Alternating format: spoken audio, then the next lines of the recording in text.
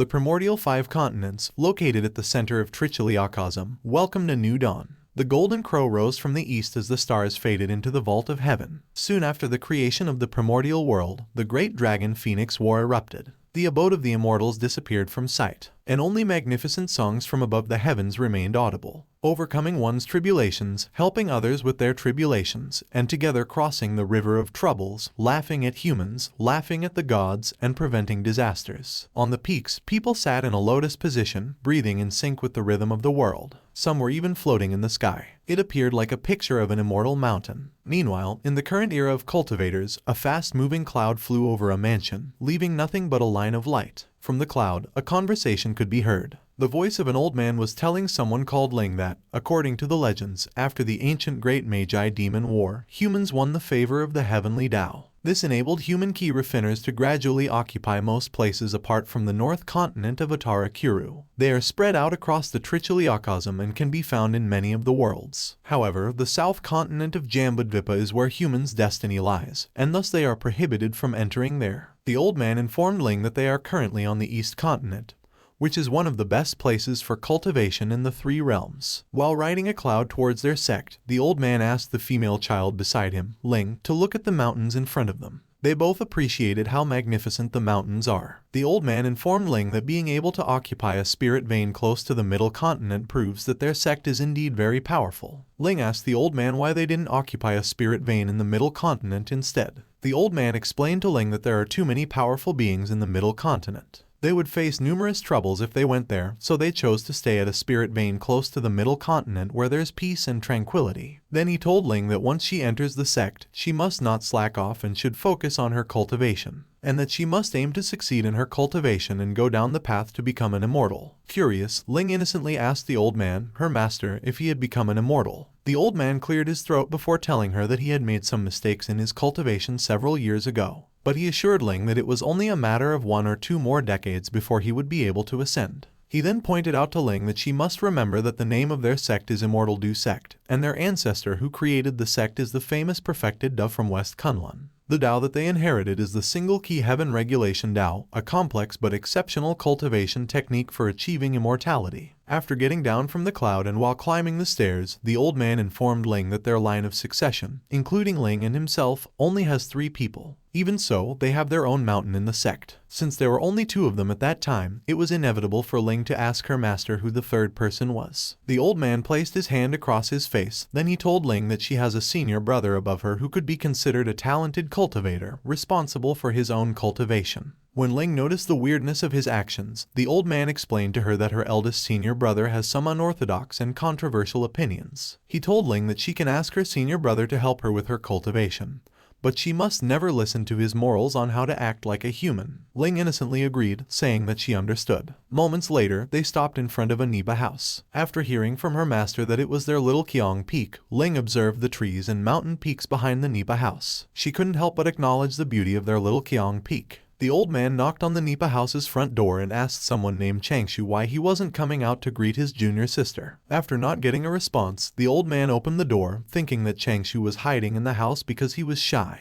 But when he saw that Changshou was not inside, he found it weird because he was sure that he had detected Changshou's aura inside the house. He scanned the house and found a paper effigy on the bed. The old man realized that the aura he detected was coming from Changshou's paper effigy. Suddenly, the old man detected a smell that he was familiar with. He immediately grabbed Ling's hand. The old man recognized that the smell he detected was produced by Changshou's dazed immortal powder. He desperately ran out of the house, dragging Ling behind him. But the old man realized too late. Ling had already inhaled a dose of Changshou's dazed immortal powder. Ling was already feeling very sleepy. For some reason, the old man ran towards a lake, still dragging Ling behind him. The old man was in such a hurry and, due to the dazed immortal powder he had inhaled, he inevitably stumbled over a big stone. The old man barely managed to use his hands to stop himself from completely falling over, but Ling was not as lucky. She simply closed her eyes as she helplessly got dragged to her knees. She subconsciously sacrificed her elbows so that her face wouldn't smash into the rocks, and as she slowly opened her left eye, Ling suddenly heard a splash in the lake. When she looked closely, she saw a man emerge from the water. Ling's attention was drawn to the man, and she didn't move, she just stared at his back. The man stood up, simultaneously flipping his long hair and revealing his lean physique. Then he turned around and looked at Ling.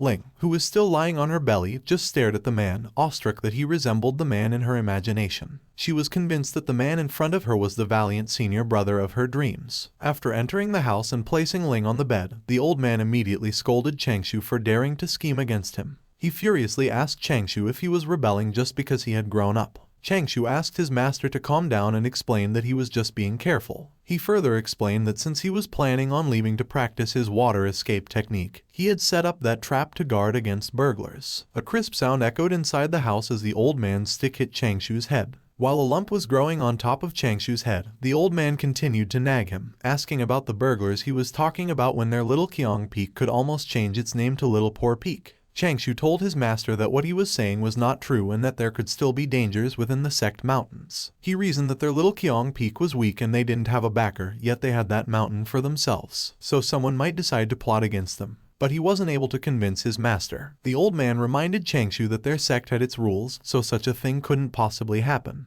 While the old man and Changshou continued their argument, Ling, who was supposed to be asleep, focused her thoughts on Changshou. She was somewhat disappointed that her senior brother was called Changshou. She thought it was just an ordinary Taoist name. But her disappointment vanished after hearing her senior brother's warm and gentle voice, which reminded her of her mother. Then she got frustrated, realizing that she couldn't open her eyes and couldn't move her body at all. The old man threw his token towards Changshou and advised him to focus on his cultivation instead of spending all his time thinking up all those weird things. As soon as Changshou received his token, the old man instructed him to wait for Ling to wake up and bring her to the main peak for registration, to collect her identity token, and to receive her monthly allowance. The old man was so irritated that he couldn't help but say that Changshou was going to anger him to death one day. The way he walked out of the house showed how annoyed he was. While stepping out of the house, he wondered why he was always thinking of nonsensical things when he should be cultivating. When Changshou told his master to take it easy, his master stumbled once again. Changshou awkwardly scratched his cheek as he realized that the dazed Immortal powder's effect hadn't yet worn off. Finally, Ling managed to open her eyes. She stared at Changshou's back, admiring his tall stature. After assessing his master's condition, Changshou said that his master's cultivation base was damaged and his soul was not powerful enough. Changshou was afraid that his master wouldn't survive the heavenly tribulation during his immortal ascension. Ling was clueless about what Changshou was talking about. When she saw Changshou walking towards her, she quickly closed her eyes. While he walked towards Ling, Changshou introduced himself to her and then informed her that he was going to alleviate the effects of the dazed Immortal powder. Thinking that Ling might be listening, Changshou asked her not to perceive him as a pervert. Changshou sat down on the bed. Then he assured Ling that he was a morally upright man. Suddenly, Changshou asked himself why he had bothered saying those things to Ling. She had just started cultivating, and Changshou thought that she wouldn't be able to withstand the powder's effects. Meanwhile, Ling was pondering the words pervert and morally upright. She was under the impression that the language of cultivators was difficult to understand.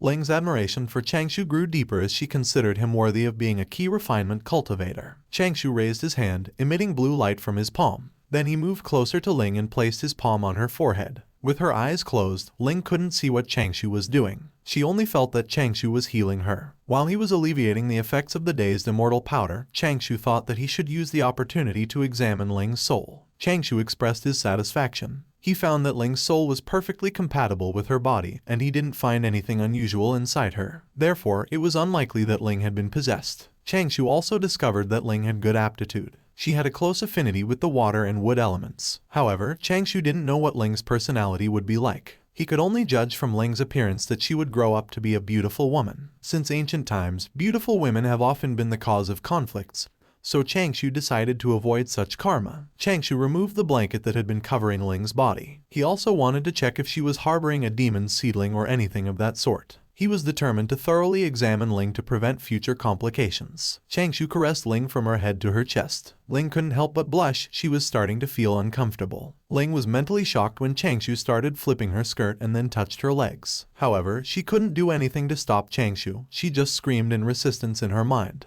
After thoroughly checking, Changshou didn't find any problems with Ling. He was able to make sure that she's not possessed, there are no demon seedlings planted on her, and she is not under the influence of any goo poison or curse either. But he was convinced that Ling has a talent for cultivation. Changshou wiped the sweat on his forehead and released a sigh of relief. Ling passed his entrance check. After checking, Changshou has to prepare Ling's training courses in advance. He hoped that Ling isn't someone who likes to cause trouble so that he won't incur any unnecessary karma. Changshou stared at Ling's face and then he said that he can somehow understand why there were so many people who were obsessed with Lolitas in his previous life. He thinks that no one can stand Ling's cuteness. While she was thinking about what the words lowly, cute, and previous life mean, Ling subconsciously opened her eyes. Seeing that Ling's eyes were open, Changshou felt awkward. The house became silent for a moment. Changshou's face darkened. He asked Ling if she heard all of the things he just said. Ling panicked. She was terrified by how Changshou stared at her. Changshou asked Ling once again. Ling initially said she didn't, but she immediately took it back and admitted that she did hear what Changshou said. Ling sat down while nervously calling Changshou her senior brother. Changshou just looked at Ling for a moment. He told Ling to look at him, then he moved closer to her so they'd be face to face. Changshou ordered Ling not to tell anyone about the thing he just said. Ling, who was already pale, stutteringly said yes. Changshou pinched the skin between his brows and pondered for a while. He was thinking that his biggest slip-up would be the words previous life. He had been extremely cautious for the past 100 years. He never thought that his secret would be exposed just like that.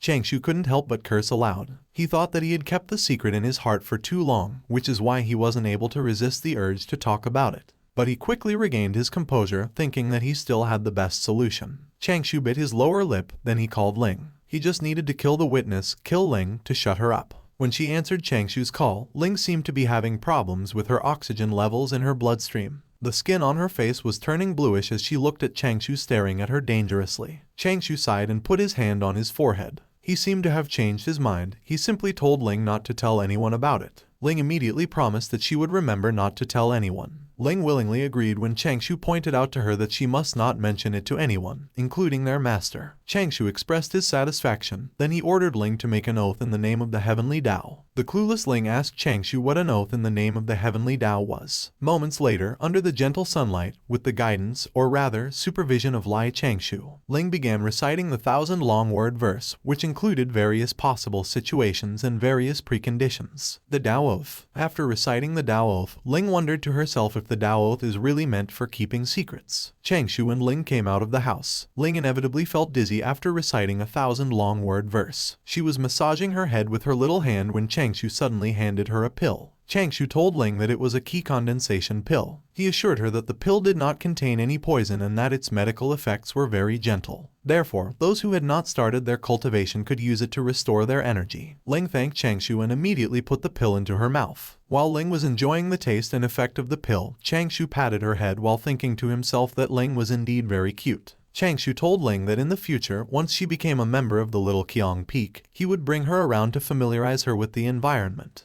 Ling excitedly agreed. Changshou was telling Ling that after the effects of the medical scent wore off, he suddenly stopped and cleared his throat. Changshou changed his words and told Ling that after their master finished his cultivation, he would teach her an entry-level cultivation method. He also mentioned that if she had any queries regarding that, she should feel free to find him. After conveying what he wanted to say to Ling, Changshou asked her to follow him and invited her to take a look at the spiritual fish in the lake. The lake wasn't far from their house, so they quickly arrived there. Changshou put his hands behind him as he and Ling watched the small and big fishes swim towards them. The fishes looked like goldfish, being orange with beautiful fins, but they had barbels. Changshou said that the fishes were all good stuff and were also important assets of their Little Qiang Peak. Looking at the fishes, Ling couldn't help but appreciate their beauty. Changshou promised Ling that once she cultivated her first breath of qi, he would prepare a spiritual fish buffet for her. Then Changshou informed Ling that the species of spiritual fish were called snakeheads. He mentioned that they were not just delicious, but could also be served pan-fried, steamed, roasted, or fried. They could even improve the quality of the spiritual energy that cultivators produce for the first time. After hearing Changshou's words, Ling looked bothered. She asked Changshou if they were going to eat the fish. Changshou answered Ling's question with another question,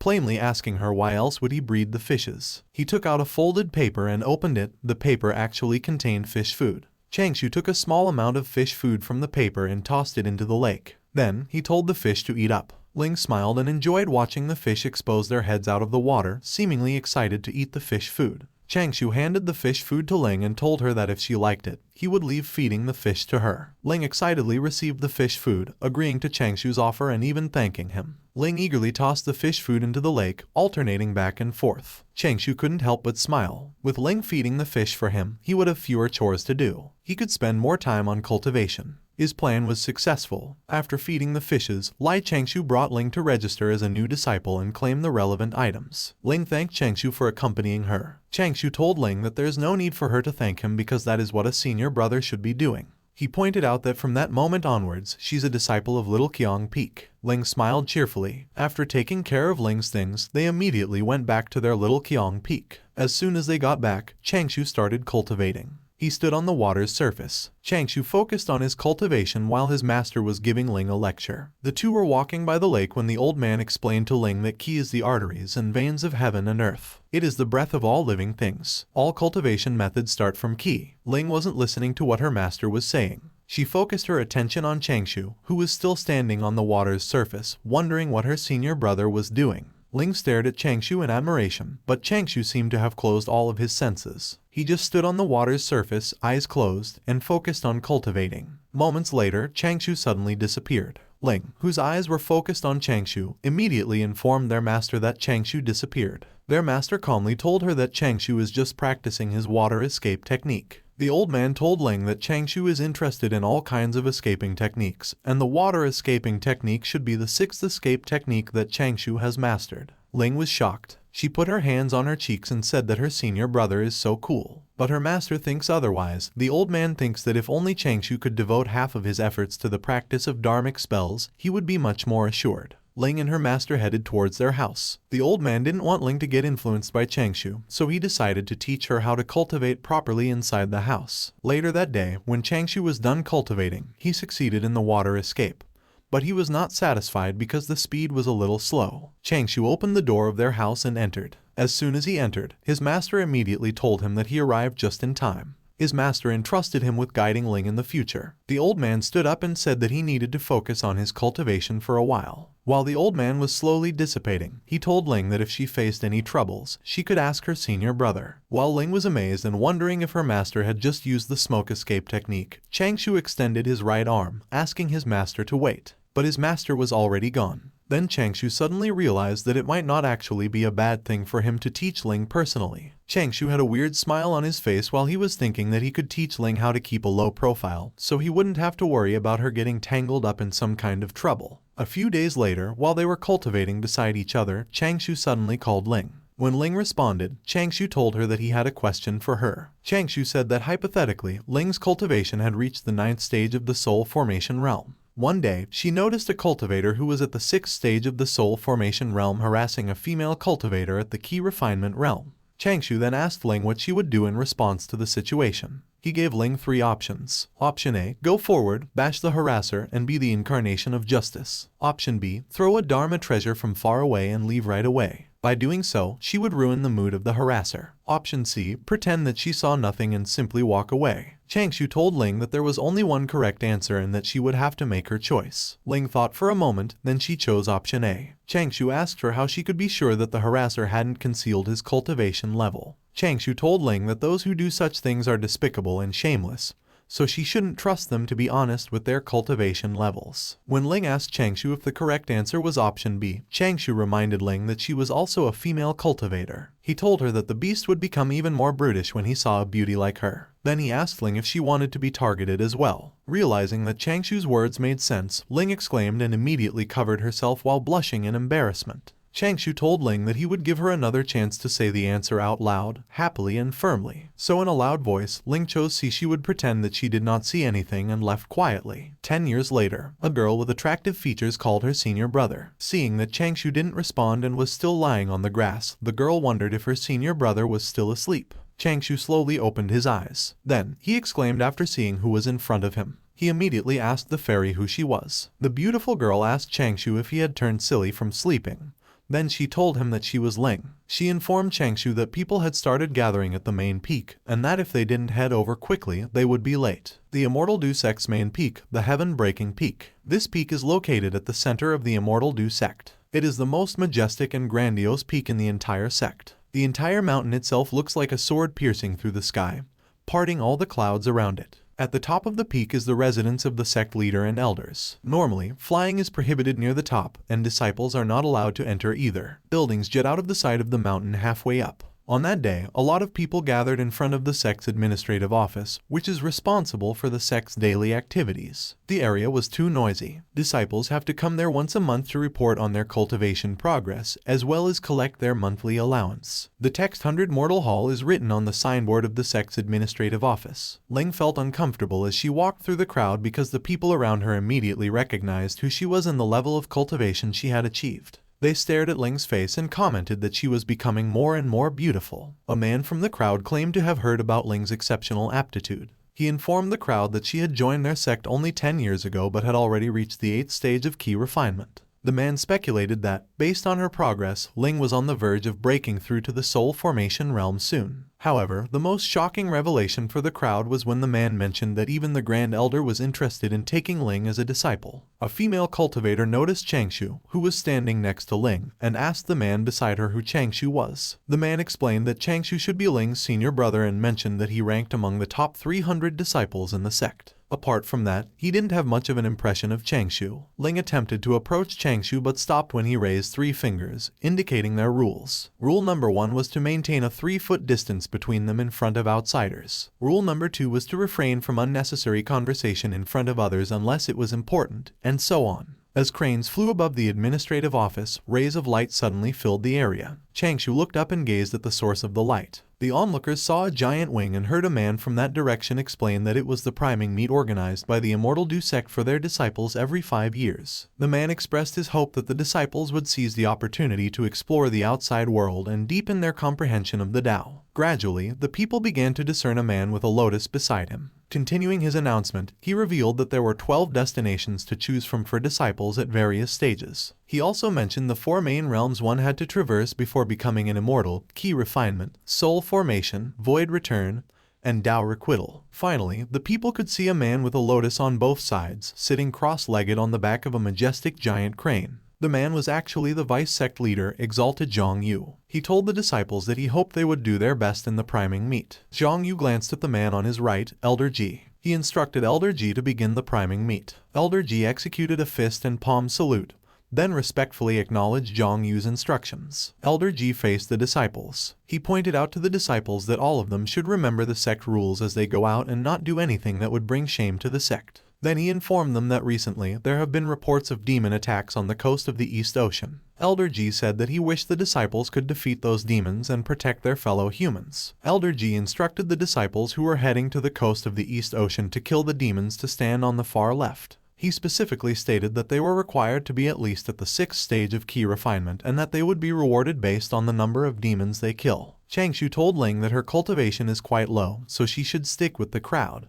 Elder Ji continued, saying that those who were heading towards the southeast region of the middle continent to kill demons should go to the right side to wait, and that they should be at least at the 8th stage of key refinement. While Elder Ji continued arranging the disciples, Ling asked Changshou where he was going. Changshou didn't reply and just smiled. Almost all of the disciples had already left, but Changshou still stayed in front of the administrative office. Elder Ji instructed those disciples who were heading to Lin Yun Island in the East Ocean to wait inside the hall. He said that they must be at the 9th stage of soul formation. Disciples behind Changshou quickly flew inside the hall, leaving nothing but a line of light. Those who entered the hall were mostly at the 2nd and 3rd stages of the void return realm. Ling wondered why Changshou hadn't moved yet. Ling and Changshou exclaimed when the disciples behind them suddenly said that Youqin Xuanya had arrived. The disciples praised Youqin Xuanya, saying that she was beautiful. They focused their attention on the man and the woman who were walking side by side towards the front of the administrative office. The woman, who was in a red and white outfit and was wearing bracers, is the woman whom the crowd had just praised, Youqin Xuanya. Youqin Xuanya exuded a cold and antisocial aura. The disciples realized that the man walking beside Youqin Xuanya is actually their senior brother, Youqin. Since the disciples were getting noisy, Elder Ji ordered them to be quiet. Then he continued giving instructions, stating that those disciples who were headed to the Chaos Treasure Forest in the southeast region of the continent should go into the hall and wait. He informed the disciples that the place is perilous, and disciples often get hurt inside, so a disciple must be at least at the 9th stage of soul formation to enter. Both Youqin and Youqin Xuanya walked towards the hall. When Ling noticed that Changshou was about to go to the hall, she asked him why he was suddenly going to the North Continent. Changshou simply told Ling that he was going to collect herbs. But when Ling asked him if the herbs at their home weren't enough, Changshou just scratched his cheek. Ling glanced at Youqin Xuanya while asking Changshou why he was going to such a dangerous place. Before Changshou could answer, Elder Ji called Ling and told her to quickly head to her waiting area, and not to delay the auspicious time to set off. Ling acknowledged Elder Ji's words and then sighed. While she was heading towards her waiting area, Ling asked Changshou to take care of himself, then she called him a stupid senior brother. Changshou smiled at Ling and said that he would. Seeing that they were about to set off, Changshou got excited, thinking about getting his hands on the immortal emancipating herb. Moments later, inside the hall, Changshou found himself in an awkward situation. The people around him looked at him with intrigued expressions, wondering who he was. Even as Changshou observed, a male cultivator whispered to a female cultivator that Changshou was only at the 9th stage of soul formation. Lost as to what to do or say, Changshou suddenly heard someone behind him call him Lai Changshou, the junior from Little Qiong Peak. When Changshou turned his head, he saw a woman who tapped his shoulder and asked him what he was doing there, and why he was going to Chaos Treasure Forest right after entering the 9th stage of soul formation. The woman turned out to be Juju from Heaven Breaking Peak. She informed Changshou that if he wanted to go out, he should head to the East Ocean to fight the prawn demons. Changshou cupped his fist, addressing Juju as Ant Master Ju, and explained that he needed to search for a certain herb that could only be found in the North Continent. However, before Changshou could finish speaking, Juju cut him off, remarking that if he died, his master would come crying to her, and the thought alone annoyed her. Juju tossed a token to Changshou, mentioning that she was on good terms with his master and thus would give the token to him. Juju informed Changshou that he could obtain whatever herb he needed from the repository, so there was no need for him to venture outside. She said that he just had to request it and they would charge it to her monthly account. Changshou wondered how the identity token of a sect elder could be given away so casually. In response, Changshou returned the token, expressing that if he had a choice, he would not want to take the risk either. However, it was something he had to do. According to the sect's rules, Juju could not reject disciples' requests to go out and train. Changshou requested that Juju grant his request. Juju, visibly frustrated, took the token back from Changshou's hand. She then called for Youqin and Youqin Xuanya, who were suddenly summoned by her. Youqin Xuanya respectfully responded to Juju's call, while Youqin simply smiled awkwardly. Juju asked both Youqin Xuanya and Youqin to take care of Changshou if they had the means to do so. Both Youqin Xuanya and Youqin acknowledged Juju's order. An ice queen and a sunny man, Changshou thinks that Youqin Xuanya and Youqin are quite compatible. Later that day, when everyone had gathered, they went out of the hall. Under the clear sky, Juju asked everyone to relax. She said that there's no need to be nervous because they won't be under as many rules once they leave the sect. When a male and a female cultivator arrived, Juju introduced them as Wang Kai and Liu Yanner. Juju said that the two will be traveling with them. While Wang Kai and Liu Yanner were greeting Juju, they wondered why Lai Changshou was there. They couldn't believe that he actually dares to go to the Chaos Treasure Forest with his level of cultivation.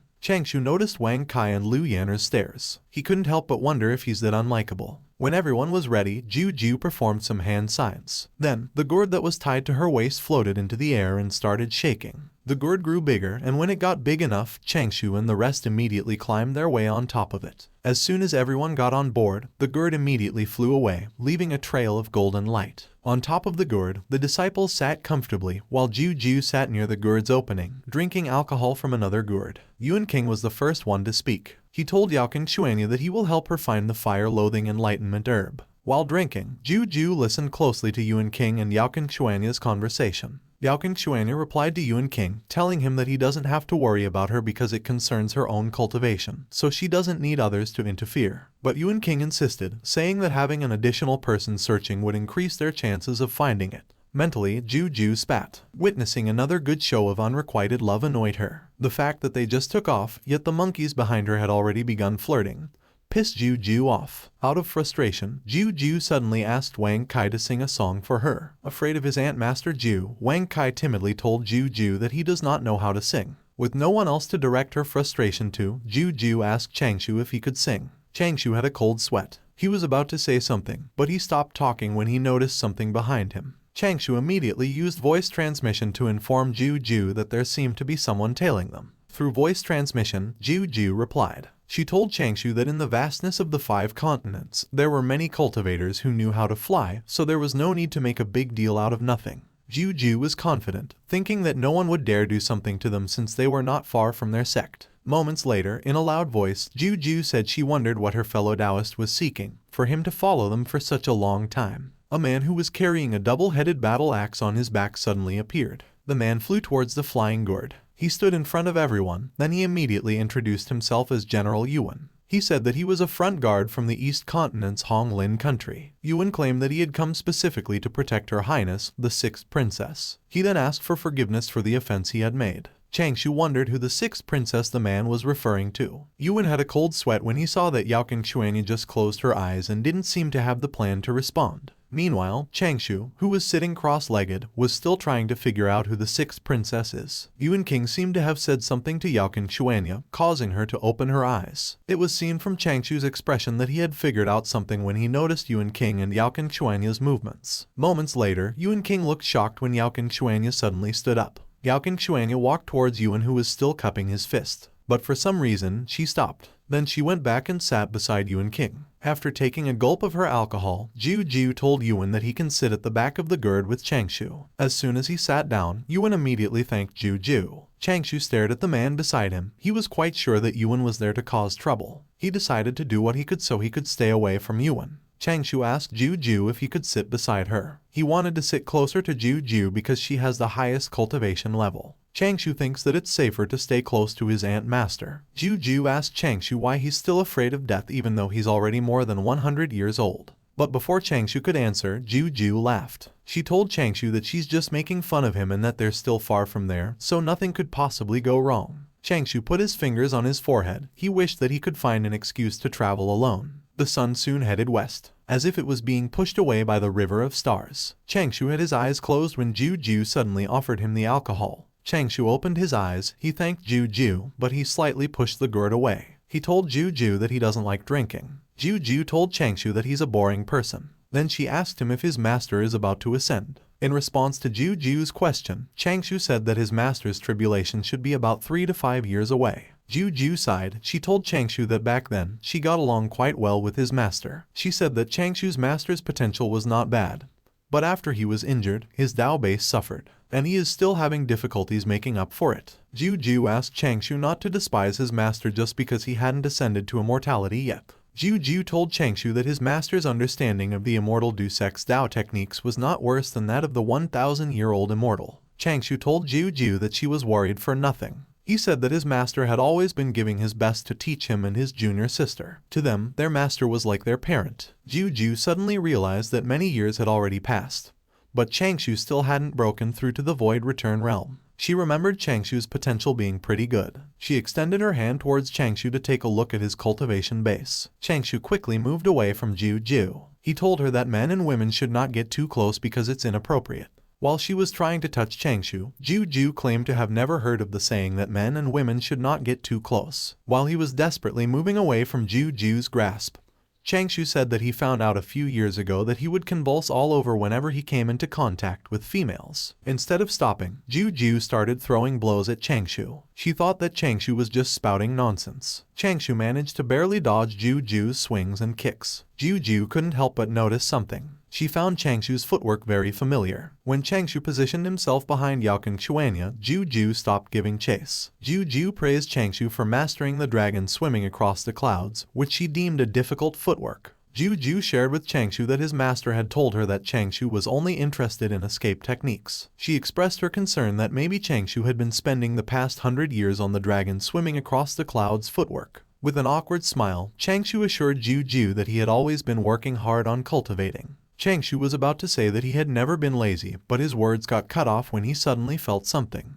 When he looked down, Changshou felt like he was struck by lightning. He was surprised to see Youqin Xuanya poke his thigh. Changshou cursed. He didn't think that Youqin Xuanya, who was supposed to be a nice queen, would do something like that. He then remembered that he had told Ju that he would convulse all over whenever he came into contact with females. Changshou suddenly collapsed, tears flowed from his eyes, and his mouth started foaming. He had set down that flag for himself, so he had to reap what he sowed. Later that night, when Changshou had recovered from an illness he didn't really have, Youqin Xuanya approached him. She admitted that she had overstepped the boundaries, and then she said that she hoped Changshou could forgive her. In a somewhat guilty tone, Changshou told Youqin Xuanya that it's fine. Ju called Changshou. She told him that his illness might be a mental demon caused by being cooped up on the mountain with only his master for so long. Ju pondered how she could help Changshou deal with his mental demons so that he could cultivate normally again. Wondering if fighting poison with poison could solve Changshou's problem, Juju thought of using the beauty of women. 2 days later, when they were almost at their destination, Liu Yanner suddenly asked Juju why there are entry points in the North Continent even though it's one of the 4 continents. She wondered if it's because the miasma there has formed a natural array. Without being asked, Youqin said that to cultivators in the Void Return realm, the miasma in the North Continent is not hard to resist. He said that the most troublesome things there are the poisonous insects, herbs, and beasts born out of miasma, which are extremely hard to deal with. Juju told Youqin that he didn't answer the question. She pointed out that Liu Yanner was asking about why there are entry points. Yuan took the liberty to answer. He said that it's because of the demons. He explained that humans have gathered in the South Continent, leaving the North Continent to the Magi race. In ancient times, the saints chopped off the 4 legs of a connate black turtle and used them to hold up the crumbling sky.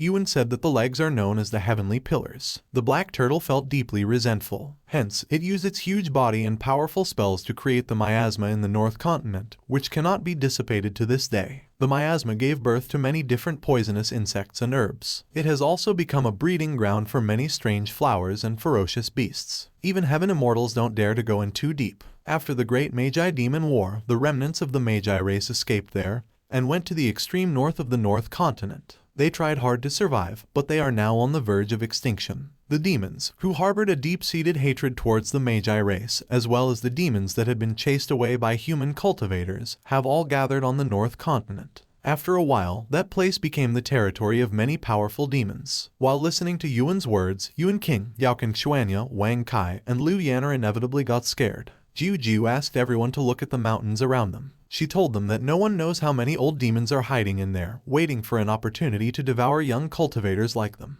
Changshou smiled awkwardly. He knew that the reason Juju was not holding back and scaring them was to increase their vigilance. Juju then said that the town underneath them is one of the entry points to the North Continent. She told everyone that they should take that chance to buy some miasma-repelling talismans and detoxifying pills. As soon as they landed, Wang Kai and Liu Yanner paired up to go look around. Youqin accompanied Youqin Xuanya, saying that he knows a few types of detoxifying pills that are quite effective. Changshou was left alone, leaning on a wall. Juju offered Changshou a pouch. She said that she knew that Changshou's master didn't have much to give him. She told Changshou to take the pouch and go buy something. She said that a grown man like Changshou should learn to fend for himself. Changshou gratefully took the pouch. Later that day, when he was roaming around the town, he was confused when Youqin Xuanya suddenly called him. Youqin Xuanya put 2 bottles of pills and some talismans on Changshou's palm, saying that those things are for him. Changshou stared at the things on his palm. He couldn't help but ask Youqin Xuanya why she was suddenly giving him things. Youqin Xuanya asked Changshou to consider it as an apology gift. She said that what happened before was her mistake. When Youqin Xuanya walked away, Changshou sighed mentally. Youqin Xuanya's actions made him think that she doesn't really live up to her name, the Ice Goddess. After buying what they needed, they immediately grouped up and headed towards the Chaos Treasure Mountain. If one were to travel about 150 kilometers toward the north from the town, they would arrive at the boundaries of the miasma clouds. That was the region where the disciples of the Immortal Du sect would be training. Before starting the trial, Juju briefed everyone. She said that according to the rules, the training will last for 20 days. The timer starts from the moment they enter the Chaos Treasure Forest. If they come out on their own before the 20 days are up, it will count as them failing the test. And there will be a punishment when they return to the sect. Juju told everyone that the punishment is actually just a deduction of their monthly allowance or something. She pointed out that they should leave immediately once they run into danger, saying that their survival is still the most important thing. Juju said that she'll wait for all of them outside. Since that expedition was meant to push them beyond their limit, she cannot follow behind and protect them all the time. Changshou glanced at Yuan. Then Juju looked at Yuan. She told him to wait outside too. Yuan asked Juju to let him follow the disciples, saying that he came on orders to protect the 6th princess. While Yuan was talking, Changshou stared at him and observed him. Changshou feels like Yuan is a little fishy. Yuan smiled and scratched his head when Juju told him that their purpose there was to train the disciples. And if he was going to protect her all the time, there would be no meaning to their coming there. Juju let Yuan choose whether he was going to stay there or she would tie him up. Suddenly, Youqin joined the conversation. He asked Yuan to follow Juju's instructions and wait outside. He assured Yuan that he would protect Youqin Xuanya with his life. Changshou, who had been observing Yuan, became certain that there was something fishy going on with Yuan and Youqin. Juju cleared her throat, then she told everyone that she would give them 2 reminders. The first is to help each other out when they get inside and to avoid moving on their own. She then asked Youqin and Youqin Xuanya, who had the highest cultivations, to look out for the others. The second is to not push their luck. As she walked past Changshou, she specifically said that they should not risk their lives to look for herbs. She stopped in front of Youqin Xuanya, then she said that normally, valuable herbs would be guarded by ferocious beasts. Those ferocious beasts are not stupid, and cultivators like them are the greatest nourishment they can get. Juju pinched Youqin Xuanya's cheek while telling her that the beasts specially crave fine, tender, premium-grade meat like hers. Youqin Xuanya couldn't help but ask Juju to maintain her dignity when Juju didn't stop pinching her cheek. Juju enjoyed how smooth Youqin Xuanya's cheek was, then she told Youqin Xuanya that she really envied her. Juju said that she also wishes she had someone following behind her, calling her junior sister Juju all day. Juju gave Youqin Xuanya a pendant and told her that it was a communication jade. She instructed her to just break it in case she needed any help or ran into any trouble. Juju said she would rush over to help as soon as Youqin Xuanya broke the pendant. But using the communication jade meant an automatic failure, so when she got back, the sect would deduct her monthly allowance, which is not a big deal. After saying everything she had to say, Juju let the disciples go, then she told them to be careful and not to die in the Chaos Treasure Forest. Everyone started walking towards the chaotic treasure forest except Changshou. He first put a miasma-repelling talisman on his robe, then another on the inner shirt, one on the pants, and one more behind the collar. While Changshou was putting another miasma-repelling talisman on his robe, Juju clenched her fists as she had already lost her temper. She kicked Changshou's back. She got angry because Changshou was being so careful, and she thought that his purpose of coming there would be for naught because of it.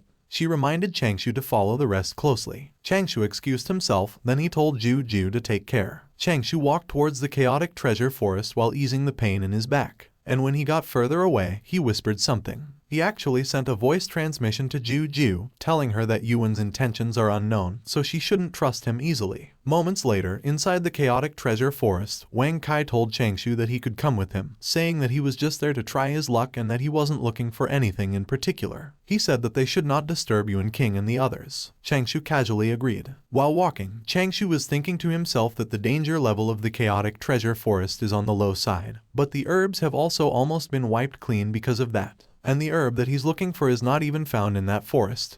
He still needs to go deeper. Changshou opened his left fist, revealing a small map. He decided that the first thing he needed to do was to find a reason to leave the group behind. He then smiled while clenching his left fist. The Immortal Dusek disciples wandered around the chaotic treasure forest. They bravely walked through the dense trees and thick miasma. Suddenly, Changshou told everyone to be careful because there was something on their right side. Moments later, a winged big black cat appeared out of nowhere. Youqin reacted quickly. He told the winged big black cat that it was courting death. Then he immediately jumped towards it, simultaneously drawing his sword. The winged big black cat seemed to have accepted Youqin's challenge. It bared its fangs and flew towards Youqin. Youqin shouted as he swung his sword towards the winged big black cat's neck. He was so skilled in using his sword that he was able to easily decapitate the winged big black cat. Liu Yanner and Youqin Xuanya stared at Youqin. To easily kill such a huge beast, they couldn't help but praise Youqin's strength. Youqin Xuanya turned quickly when she noticed that something was behind them. A second winged big black cat was already close behind them, its paws reaching out towards Youqin Xuanya and Liu Yanner. Wang Kai immediately ran towards the fast-approaching winged big black cat. He asked everyone to let him fight against it. A green aura gathered on his fist as he jumped up. Wang Kai jumped so high that he was able to position himself above the winged big black cat. With the green aura spiraling on his fist, Wang Kai punched down towards the winged big black cat. But before his punch could hit the beast, a red light had already hit it. Wang Kai was at a loss as to what was happening. Youqin Xuanya actually swung her sword, producing a red light blade. As soon as she uttered the word burn, the beast's eyes widened. The beast growled in pain as its body started to bulge abnormally. Liu Yanner, Wang Kai, and Youqin were all dumbfounded. The winged big black cat burned from the inside. But despite its condition, the beast still desperately tried to claw Youqin Xuanya. In the end, its efforts were futile. Youqin Xuanya simply sent another red light blade to finish it off. Changshou, who was just observing everything from behind, recognized the move Youqin Xuanya used. He knows that the spell is called the Nine Lotus Flame spell. He was surprised that Youqin Xuanya actually successfully cultivated that spell. While Liu Yanner was admiring Youqin Xuanya, Wang Kai told everyone that they should keep moving. After some time of walking, the Immortal Dusek disciples stopped when they came across a fork in the road. Youqin Xuanya moved to the left side of the fork. She told everyone that the sect records say that the fire-loathing enlightenment herbs grow in that direction. Youqin Xuanya said that she'll be heading that way. Then she asked her senior brothers and sisters to take care and not to go too deep.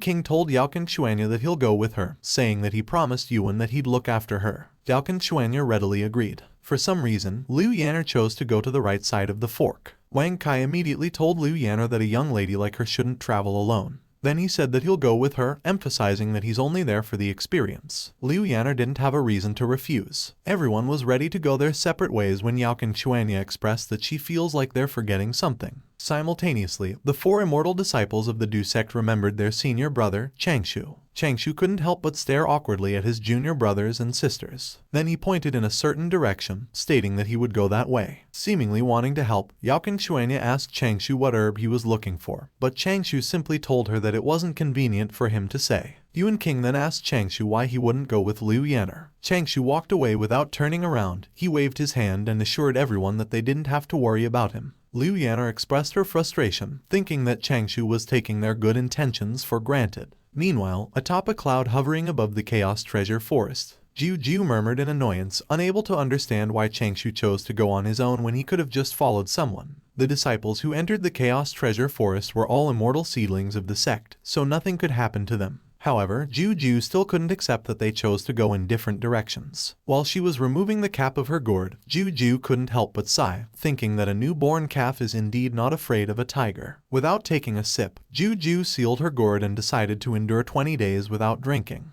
Then she glanced at Yuan, getting the idea of having him follow Youqin Xuanya to lessen the pressure on her. Out of nowhere, a memory flashed in her mind. She remembered that Changshou had warned her about Yuan's unknown intentions, so she shouldn't trust him easily. Jiu wondered why she suddenly thought of Changshou's warning, but she just shrugged it off, thinking that it should be fine because she could easily defeat General Yuan. Jiu called Yuan. Jiu told Yuan to follow her, saying that they'd keep an eye on the disciples. Meanwhile, inside the Chaos Treasure Forest, Youqin Xuanya easily sliced a huge bee in half. Jiu observed Youqin Xuanya and King fighting against a group of huge bees. After witnessing their skills, she could say that they were indeed disciples of the heaven-breaking peak. She thought that there was no need to worry about them. Jiu was bothered. Nothing significant had happened so far, so she couldn't make sense of why she was having an ominous feeling. After making sure that Youqin Xuanya and King were not in danger, Jiu and Yuan went to observe Liu Yanner and Wang Kai. After looking at the scroll that he had been holding, Wang Kai pointed in a certain direction and then told Liu Yanner that they would go there because it was safer. Jiu smiled. She was satisfied to see Liu Yanner and Wang Kai acting cautiously. She became certain that nothing bad could happen to them, so she decided to go and observe Changshou, the only person she hadn't checked yet. But when she scanned the area where Changshou went, he was already gone. Jiu looked around. She wondered if Changshou had already been torn apart by the poisonous beasts,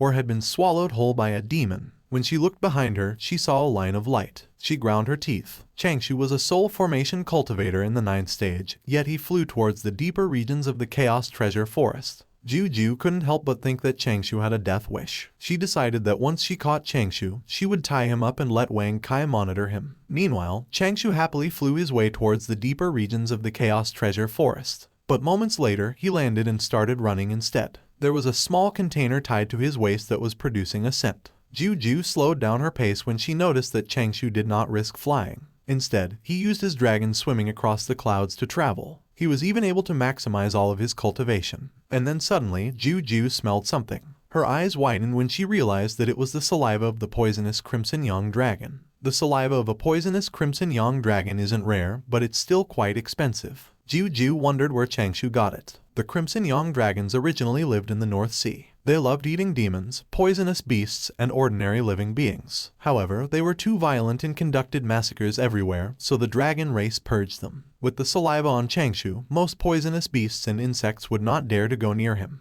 Jiu finally understood why Changshou dared to go deeper. Considering how well prepared and determined Changshou was, Jiu inevitably wondered what herb Changshou was looking for. Yuan suggested to Jiu that she should just directly ask Changshou. Jiu said that there's no need for her to do that because Changshou would become a good-for-nothing even after ascending to immortality if he knew that he's training under the protection of an immortal. Jiu told Yuan that they should go and take a look at how his princess was doing. She pointed out to him that he should not tell others that she's biased with her work. Yuan didn't follow Jiu immediately. He stood still for a moment, and then an insect flew out from him. Yuan snickered while looking in Changshou's direction. The insect flew towards and followed behind Changshou. Suddenly, Changshou stopped running. He then turned around and scanned the area behind him. Changshou was alarmed because he felt like there was someone watching him. At first, he wondered if it was just Juju, but he immediately realized that it shouldn't be Juju since he could feel a malicious intent. Changshou stopped guessing who was observing him. He decided to run away first. He executed some hand signs while muttering something.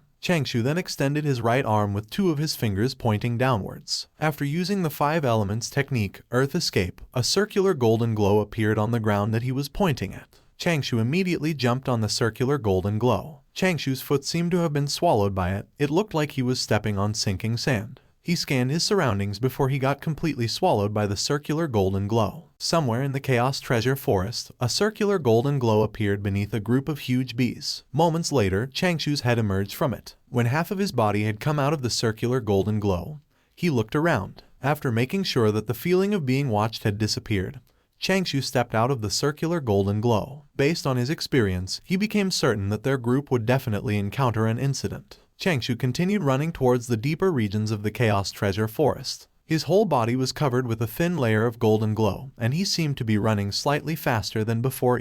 Changshou was actually using a soul movement 1000-mile talisman, which is considered an average talisman used to increase the speed of the user. It is normally used by cultivators in the beginning phases of the key refinement realm. While running, Changshou thought about various things, such as how he found General Yuan, who suddenly appeared suspicious. There was also the seemingly warm and kind Youqin and Youqin Xuanya, who appeared cold on the surface but lacked even the smallest bit of shrewdness. As a royal princess from the secular world, Changshou believed that there must be a story behind her. Deep in his thoughts, Changshou increased his speed. He believed that the person behind everything must have thought that there were no flaws in their plan. However, instead of going to the Immortal sect and directly stopping Youqin Xuanya from leaving, Yuan chose to suddenly appear out of nowhere. Changshou believed that it was illogical. However, he shrugged it off, thinking that it had nothing to do with him. Changshou thought to himself that if he had a choice, he wouldn't come to such a dangerous place and ruin his plan to live on the mountain until he died of old age. But he had to do it for his master. Therefore, he needed to stay focused because he didn't have time to be gloomy. Out loud, Changshou declared that he would avoid karma, avoid trouble, and would never get involved in others' business. 2 days later, the insect had found Changshou. Changshou glanced behind him and once again felt that he was being watched. Changshou secretly used an investigation-type treasure, the spider web of the 3-headed spider. The spider can transmit images back to the user. Changshou closed his eyes so that he could focus on the images transmitted by the spider. Through the treasure, he saw a man following him.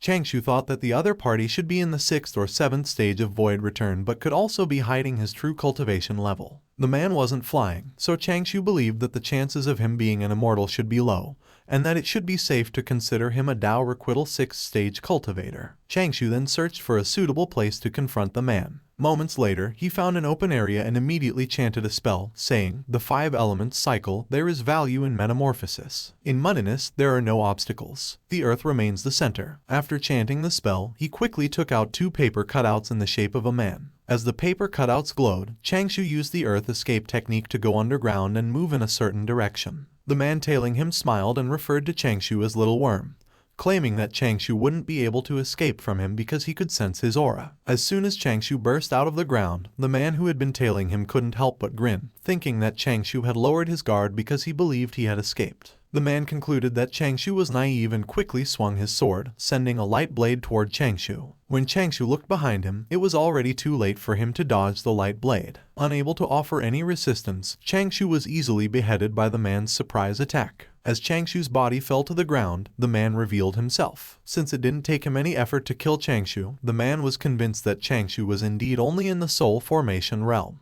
However, for some reason, Changshou's hand was still moving, and the man didn't notice it. While he was sheathing his sword, the man confidently approached Changshou's decapitated body. Suddenly, his ankle was grabbed by the hand of Changshou's decapitated body. The man was shocked. He immediately cut off the hand that grabbed his ankle and quickly moved away. Just as he was able to gain some distance, Changshou's decapitated body exploded, revealing a paper cutout. The man realized that it was just a trap. While he was moving further away, the man ordered Changshou to come out. While he was looking around and provoking Changshou, the man's ankle got grabbed by a hand that came out from the ground below him. That time, the man reacted too late. The hand exploded, revealing Changshou's self-made incapacitating agent, Dazed Immortal Powder. The man immediately noticed that something was wrong with the powder, but he had already inhaled a bit of it. He couldn't help but curse. He felt that his body was getting heavy and he couldn't channel his ki. The man's body was refusing to listen to him. The man even lost the capability to hold his blade. Suddenly, the man's eyes widened while staring at something in front of him.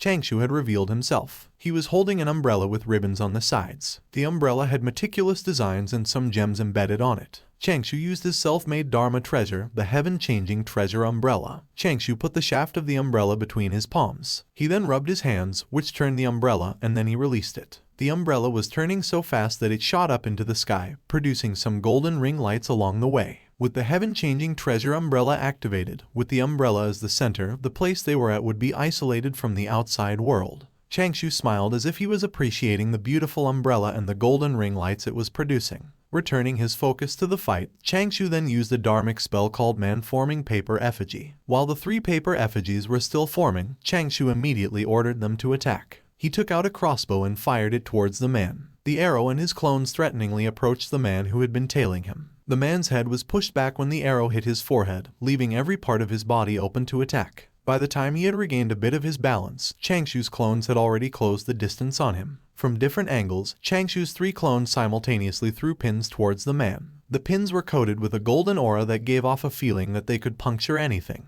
The man was defenselessly punctured between his brows, in his chest, and on his abdomen. Changshou used the technique of sealing the 3 spirits and suppressing the 7 bodies technique. A golden light radiated from the area where Changshou and the man were fighting. The light seemed to be coming from the fire that Changshou's clones were blowing towards the man. While his clones were taking care of the man, Changshou performed a hand sign and then started chanting a spell. He used a dharmic spell, a spirit banishing incantation. The man who was getting burned by Changshou's clones slowly turned into ashes. After some time, the man's body got completely burnt, leaving only his soul. Changshou quickly used a soul-conserving pearl to preserve the man's soul for a short while. The man's soul was absorbed by the soul-preserving pearl on top of Changshou's palm. When he was done, he ordered one of the paper effigies to get rid of the resentment and karma by reading the Salvation Sutra, the legendary Rebirth Curse, and the Blessing Destruction Curse. Moments later, Changshou gathered the things that belonged to the man and then put them near the man's ashes. Changshou took the man's ring. To avoid accidents, he wrapped the ring with a layer of qi and left it inside the storage pouch marked Heaven Number 4. Then he retrieved his self-made Dharma treasure, the heaven-changing treasure umbrella. He held the shaft tightly and then closed it. Changshou sighed. The fight cost him some paper effigies, which took a lot of effort to refine. But he thinks it's worth it since he got the man's soul in exchange. Changshou felt the insect that had been following behind him. He quickly used his fingers to cut it in half. After killing the insect, Changshou was done with everything he needed to do in that area, so he decided to leave immediately. He used Earth Escape to move out of the area stealthily. While he was underground, Changshou took out the soul-conserving pearl. Soul-conserving pearls can be used to look at fragments of memories stored inside the soul. Changshou wanted to take a look at the man's memories. When he was checking the man's memories, Changshou found out that the man's code name was Assassin Turtledove, a cultivator in the 2nd stage of Dao Requital, and that his employer's target was his communication pendant. The assassin was supposed to break it and attract Juju over. As long as Juju comes over, the assassin's companions would attack Wang Kai's group.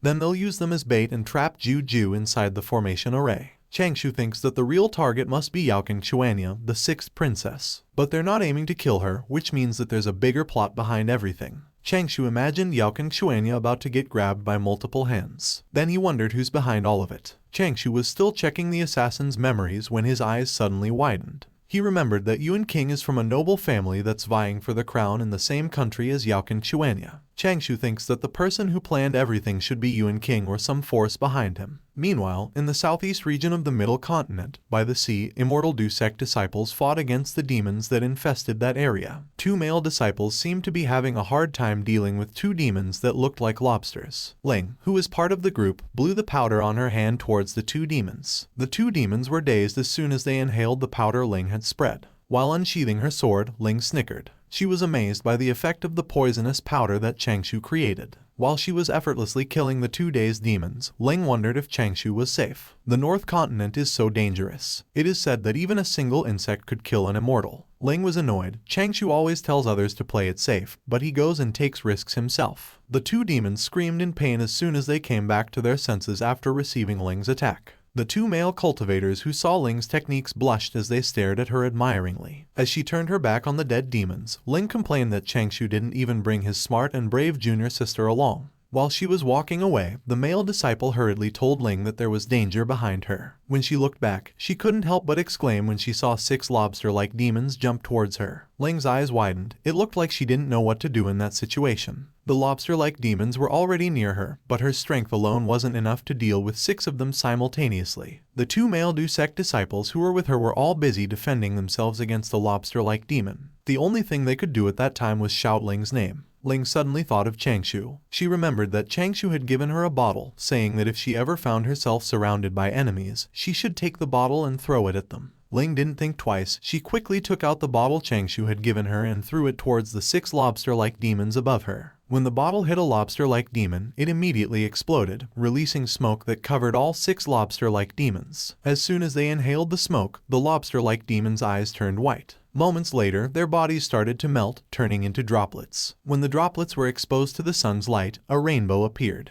Ling couldn't help but stare at the beautiful scenery above her. She just stood there and took her time looking at the rainbow. It was so pretty that she just couldn't look away. Meanwhile, in the Chaos Treasure Forest, Turtledove's companions gathered and had a discussion. One of the assassins said that something felt off. He informed the others that Turtledove's aura was gone and that the Immortal Du sect disciple had disappeared as well. He said that it was possible that Turtledove killed the disciple, took the stuff, and ran. From the group of 4 assassins, someone who seemed to be the leader said that they should just forget about it. Then he asked the rest if the array was ready. One of the assassins confirmed that the array was ready. He said that they could definitely trap the perfected immortal with it. The assassin who seemed to be the leader expressed his satisfaction. He said that they would proceed as planned, and then he ordered one of the assassins to tell their 4th young master to start luring the perfect immortal to him. He said that they would use that time to catch the other 2 disciples and throw them inside the dragon trapping array. Then Juju would have no choice but to go in after them. The assassin's leader reminded his companions that the matter concerns their country, so they must not fail to gain control over the 6th princess. Also, their 4th young master can achieve what he wants at the same time. His companions acknowledged his words and immediately went on their way to fulfill the task they were given. Half a day later, Youqin broke Youqin Xuanya's communication jade. Youqin Xuanya was sitting on the ground, holding her left arm. She seemed to have been injured by Youqin. When Youqin threw Youqin Xuanya's communication jade, she demanded an explanation for his actions. Youqin took out a box and told Youqin Xuanya that he just wants to discuss something with her. Suddenly, an assassin appeared behind Youqin, informing him that Juju took the bait. When Youqin opened the box, a worm was revealed inside. Youqin claimed it was a love goo and that he would use it so he would be the only person in Youqin Xuanya's heart. Youqin Xuanya told Youqin that he's despicable, but he ignored her insults. He approached the helpless Youqin Xuanya, holding the love goo. Meanwhile, Juju and Yuan hastily flew towards the southeast. Juju asked Yuan to follow her because Youqin Xuanya's signal came from there. Suddenly, Juju received another signal. She couldn't help but curse. The signal meant that Wang Kai and Liu Yan'er were also in trouble. She cursed once again, realizing she couldn't be in 2 places at the same time. Seeing Juju troubled, Yuan suggested that they should split up, saying that he'll go save the princess. Yuan told Juju that the other 2 are further away, and her cultivation is higher than his, so she should be able to reach there faster. Juju gritted her teeth, trying to convince herself that it should be fine since Yuan is Youqin Xuanya's guard. She didn't have time to think, so she had no choice but to reluctantly agree. She immediately flew towards Wang Kai and Liu Yan'er's direction while telling Yuan to ensure that Youqin Xuanya isn't hurt. When Juju was away, Yuan revealed a smile. Simultaneously, at the location where Wang Kai's signal was coming from,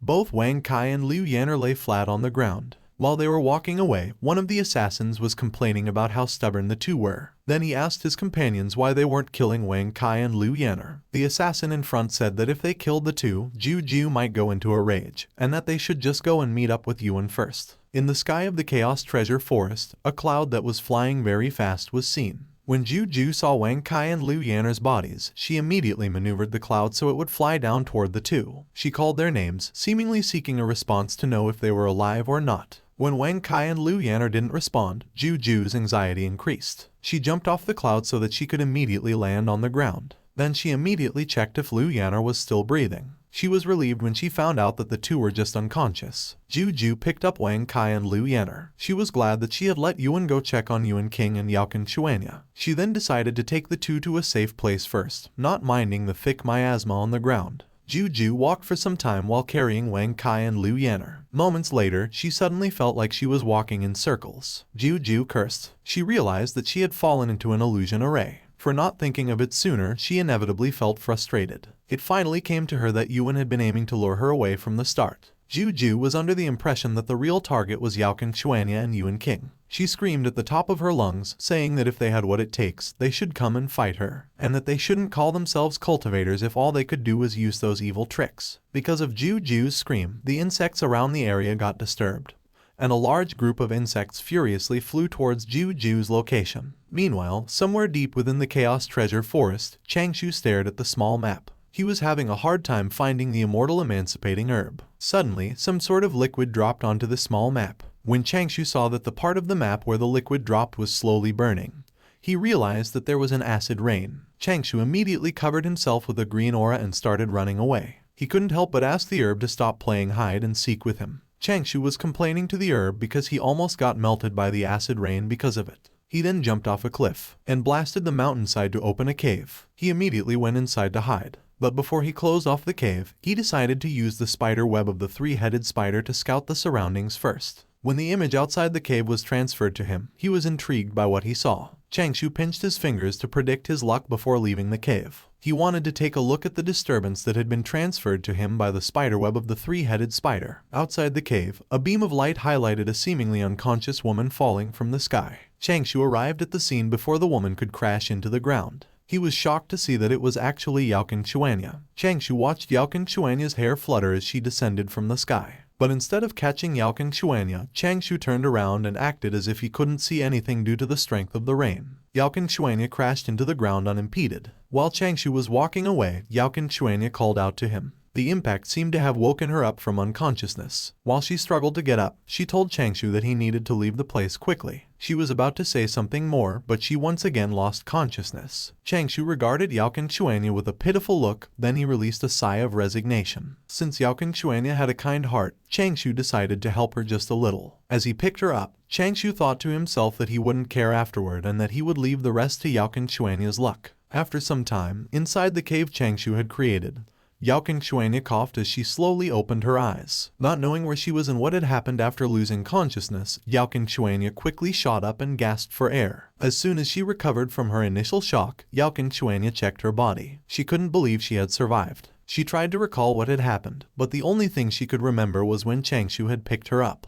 When she looked behind her, she saw a note, some talismans, and bottles. Going back a day before Youqin Xuanya regained her consciousness inside the cave, with the love goo on his fingers, Youqin moved closer to Youqin Xuanya. He told her that it saddened him that she hadn't responded to his feelings within 60 years. But with the love goo, Youqin thought that things would be different. Youqin was pinching the love goo when he told Youqin Xuanya that they could finally be together. The love goo wriggled as it was about to be used on Youqin Xuanya. While she was secretly activating a talisman, Youqin Xuanya threatened Youqin that if he dared to use the love goo on her, the Honglan Kingdom and her master would never forgive him. Youqin claimed that he already had control over that place and asked Youqin Xuanya to just be good and listen to him. The talisman that Youqin Xuanya was activating was a shifting treasure talisman. It had been given to her by her master, a life-saving treasure that would allow her to escape danger once. When the talisman was finally activated, Youqin Xuanya suddenly levitated. Youqin was alarmed, and he immediately tried to grab Youqin Xuanya. However, he was too late. His hands just passed through Youqin Xuanya's afterimage. Youqin was so angry that he ended up grinding his teeth. He then ordered the assassin behind him to find Youqin Xuanya. Now let's go back to the time when Youqin Xuanya woke up inside the cave. While she was checking the things Changshou left behind, she wondered where Changshou had gone. Miasma-repelling talismans, track-concealing talismans, detoxifying pills, essence-nurturing pills, and a note were among the things she found. Through the note, Changshou told Youqin Xuanya that they were from the same sect, so they had to help each other out. He informed Youqin Xuanya that that place was 1,000 kilometers from the Chaos Treasure Forest,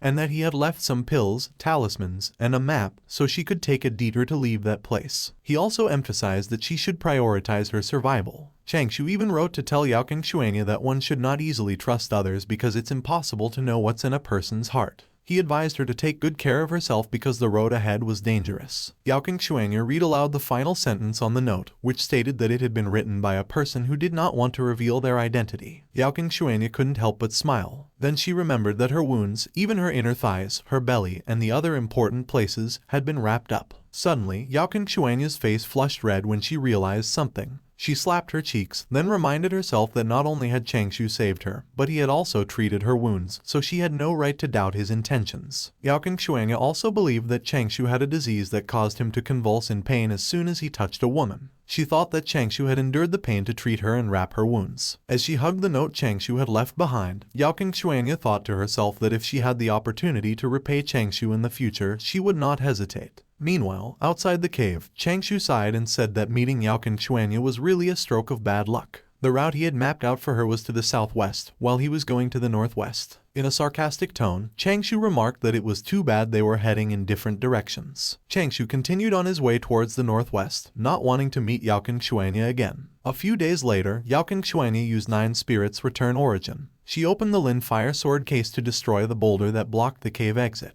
Youqin Xuanya appreciated Changshou for using a boulder to conceal the cave for her. She was determined to survive and repay her debt to Changshou. After steeling herself, Youqin Xuanya jumped out of the cave. She then took out the map Changshou had left for her and realized she was supposed to go southwest. Youqin Xuanya stood for quite some time, thinking about the southwest. She was actually directionally challenged and didn't know which way southwest was. But Youqin Xuanya just shrugged it off and decided to choose a direction based on her instincts, thinking that it shouldn't be wrong. Youqin Xuanya then rushed in the direction where Changshou had gone. Simultaneously, while he was running, Changshou's body shook. He couldn't help but wonder why he was suddenly having a bad feeling. A few hours later, at night, Changshou started a campfire right by the lake. He was almost out of Crimson Young Dragon saliva. Throughout his journey, he had gathered a bunch of different spirit herbs and caught some spirit insects. But he hadn't found a trace of the immortal emancipating herb. Changshou couldn't help but think that his master's luck was a little too shabby. While he was staring at the moon, Changshou was alarmed when he saw birds flying away desperately. He immediately sat up after noticing the collision of forces near his area. After taking a closer look, Changshou saw that there were cultivators fighting up ahead. He had just finished searching in all the possible locations, and there was suddenly a fight going on ahead of him.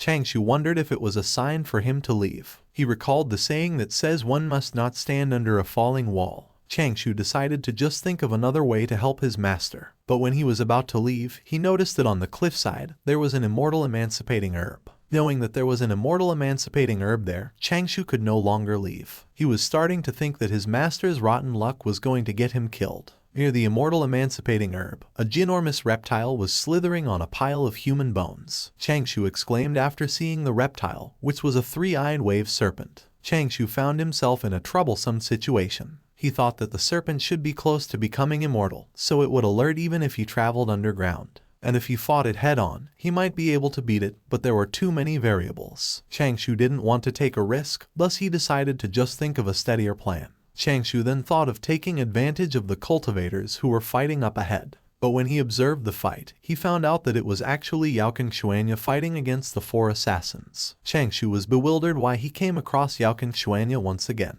He couldn't keep himself from thinking that Youqin Xuanya was a little too toxic. Changshou was so convinced that Youqin Xuanya was insidious that he wanted to change her name to Toxic Xuanya. He couldn't understand why he still ended up meeting Youqin Xuanya even after troubling himself in marking out a route for her. Changshou forced himself to calm down and started thinking of a way out of his situation. Youqin Xuanya and the assassins were fighting a distance away from the herb. Thinking about it that way, Changshou realized that he would have to thank his toxic junior sister. He then justified himself, saying that he and Youqin Xuanya were just even because he had saved her not long ago. Youqin Xuanya and the assassins continued exchanging blows until they got closer to where the 3-eyed wave serpent was. The assassins were relentless. They surrounded Youqin Xuanya and pushed forward. Changshou was thinking that Youqin Xuanya and the assassins wouldn't be enough to distract the serpent when he noticed that there were actually 2 more auras that hadn't attacked yet. As he focused his attention on the 2 auras, Changshou saw General Yuan and Yuan King. He thought that the only reason they were holding back was because they wanted to capture Youqin Xuanya alive. Changshou used the wind speech incantation. He informed Youqin Xuanya that she was facing towards the north, then he instructed her to move 8 meters towards the southwest. Youqin Xuanya was busy defending herself when she heard Changshou's message. She immediately recognized that it was Changshou,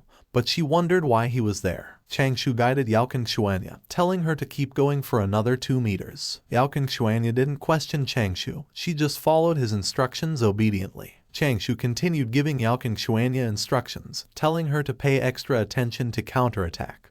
to control her expression so her enemies wouldn't become suspicious, and to move 3 meters west, then another 5 southwest. The assassins were astounded when Youqin Xuanya swiftly moved past them. One of the assassins ordered the other 3 to chase after Youqin Xuanya and not let her get away. Changshou smiled, seeing that Youqin Xuanya had successfully lured the assassins. He instructed Youqin Xuanya to move forward 4 meters to the south, then 6 meters to the east. Changshou didn't forget to warn Youqin Xuanya that there was a poisonous beast there that had already noticed them. He really couldn't just let his junior sister die, so Changshou had to keep monitoring the serpent's movements. Changshou thought of the idiom that says that the flour had not even been milled, so the donkey could not be killed to get barbecued. He wondered how horrified Youqin Xuanya's pursuers would be when they saw the serpent. Meanwhile, Yuan King seemed to be getting anxious. He ordered Yuan not to let Youqin Xuanya get away once again. Yuan assured Yuan King that he didn't have to worry, saying that they had just overlooked the possibility of Youqin Xuanya having a life-saving treasure last time. Knowing that Youqin's dharmic powers were depleting, Yuan said that once Youqin Xuanya got to the edge of the cliff, he would step out to pressure her further. He then told Yuan King that when the time came, he just had to appear beside Youqin and plead for her life. Yuan said that Youqin would definitely be touched. Yuan King thanked Yuan for his hard work. Yuan King was confident that as long as he planted the love goo, Youqin Xuanya would be his. Simultaneously, Changshou told Youqin Xuanya to advance 3 meters to the east, then move 9 meters southwest. He then said to her that she should listen carefully when he signaled. Changshou pointed out to Youqin Xuanya that she needed to jump and dodge with all her energy without hesitation. Youqin Xuanya unquestioningly acknowledged Changshou's words. The moment he saw that the 3-eyed wave serpent's attention was directed towards Youqin Xuanya and the assassins, Changshou immediately instructed Youqin Xuanya to jump. Youqin Xuanya jumped quickly, dodging a strike from one of the assassins. Without pausing, Youqin Xuanya jumped her way up the cliff, leaving the assassins behind. The assassins wanted to chase after Youqin Xuanya, but they were blocked by a sudden blast. Before they could find a way to chase after Youqin, one of the assassins exclaimed, noticing that there was something behind them. When they turned around, they subconsciously took a step back, terrified by the 3-eyed wave serpent's gaze. The serpent quickly opened its mouth and immediately attacked the assassins. A cave formed on the cliffside as the serpent's head smashed into it. The commotion had drawn General Yuan's attention. Seeing that a 3-eyed wave serpent was killing his elite troops, he stopped holding himself back. He immediately flew towards the serpent. Changshou apologized to Yuan and his troops, saying that he wasn't confident in fighting against the serpent, so he had to pass the work to them. Meanwhile, Youqin was wondering why she couldn't sense Changshou's aura when a golden light quickly approached her position. A sword coated with golden aura blocked Youqin Xuanya, momentarily stopping her from running away. Youqin Xuanya turned her head, realizing that someone was behind her. Yuan King revealed himself, asking Youqin Xuanya why she was still running away. He then told Youqin Xuanya that she already belonged to him.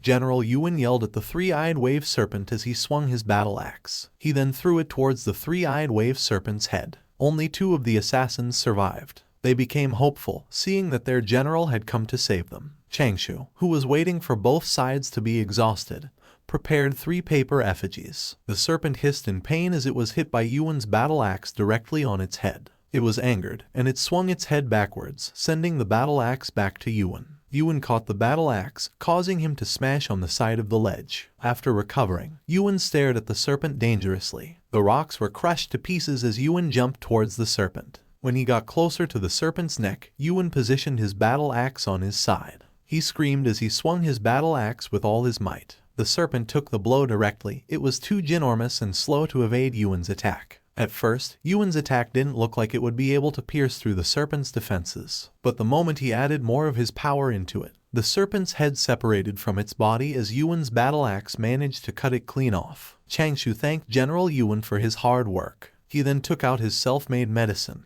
high-grade dazed immortal powder, and threw it towards the area where Yuan and the assassins were at. The high-grade dazed immortal powder immediately spread out the moment its container broke. General Yuan was alarmed, thinking that what he inhaled was poison. At the same time, the assassins who also inhaled the powder were already crawling on the ground, calling their General Yuan for help. It didn't take long for Yuan to start feeling the powder's effects. Yuan was forced to kneel down. He couldn't believe that the serpent actually had such a potent poison. He had only inhaled a little, yet even with his immortal level cultivation, he was still feeling dizzy. Out of nowhere, a bolt was shot. It easily pierced the throat of the dazed General Youqin. After tracing the trajectory of the bolt, Youqin noticed a foot coming out of a tree. Changshou revealed himself, deciding that it was time for him to finish his business. He took out his self-made Dharma treasure, heaven-changing treasure umbrella, and activated it immediately. After finishing the preparations, Changshou then aimed another bolt towards General Youqin. General Youqin couldn't do anything but stare at Changshou. Changshou took out and used the 3 paper effigies he had prepared.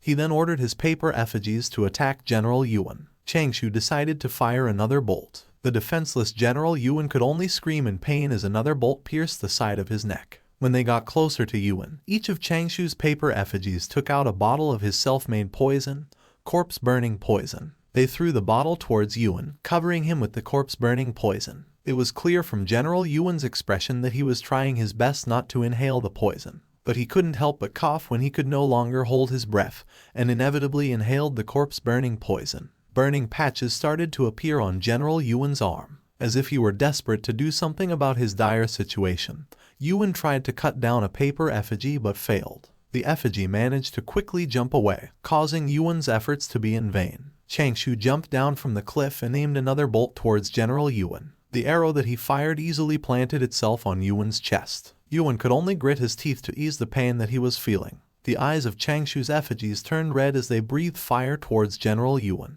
The fire burned Youqin, but it cleared up the smoke around him. When he saw who he was up against, Youqin was shocked. He couldn't believe that he had been put in a desperate situation by Changshou. Youqin then said that he was an immortal and would never fall to a little runt like Changshou. General Youqin screamed as he used his dharmic spell, Essence Soul Onslaught. Changshou was shocked. He looked like he didn't expect General Youqin to have that kind of dharmic spell. Youqin's essence soul told Changshou to die as it swung its arm and aimed a palm towards Changshou. Changshou wanted to quickly move away, but a hand grabbed his ankle, preventing him from escaping. Changshou looked down and saw one of the assassins crawling on the ground, desperately holding his ankle. Changshou panicked. He tried his best to free himself from the assassin's grip, but all he could do was stare wide-eyed at the palm of Yuan's essence soul that was already in front of him. Changshou, who was still held in place, took the essence soul's attack directly. Knowing that his palm had already smashed Changshou's upper body to pieces, Youqin didn't bother with a follow-up attack. Youqin expressed his appreciation towards Changshou's dharmic spells, but he thought that it was a pity that Changshou hadn't achieved immortality yet. General Youqin was about to say more things, but he stopped talking when he noticed something behind him.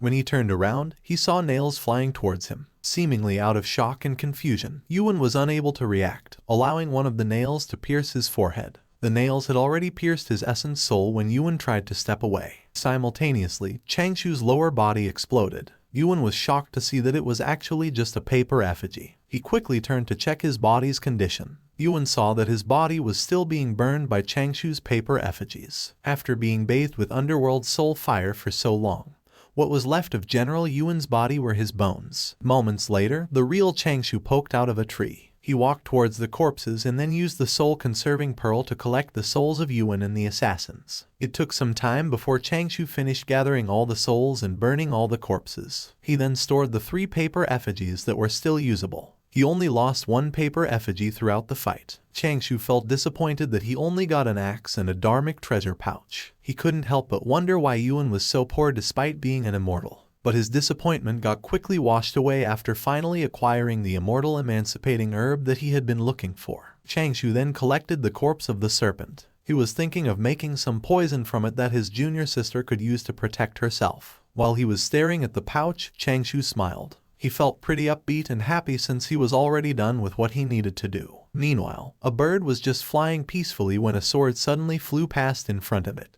The bird would have been pierced if it hadn't reacted quickly enough. The sword actually came from Youqin Xuanya, who was facing Youqin King. Youqin Xuanya sent the swords around her towards Youqin King. Youqin King, who was already covered with bruises, could only grit his teeth as he desperately defended himself from Youqin Xuanya's swords. Changshou peeked from behind a rock. He wanted to leave but decided to take a look. Changshou observed Youqin King. Seeing that the so-called rank 2 disciple of his generation was having a hard time defending himself, Changshou speculated that his cultivation must be the result of eating pills. The rocks where Youqin King stood were crushed to pieces by Youqin's swords. Youqin King took a step back to dodge the swords and be on a better foothold. Youqin King sneezed as he inhaled some of the dust around him. Youqin Xuanya was thinking that even though Youqin had done such a despicable thing, he was still an inner disciple of their sect. She decided to just bring him back and let the sect decide his punishment. She then sent more of her swords towards Youqin. Youqin exclaimed, his eyes widened. He stopped defending himself and just let the swords pierce his body. Youqin Xuanya was confused why Youqin had suddenly stopped resisting.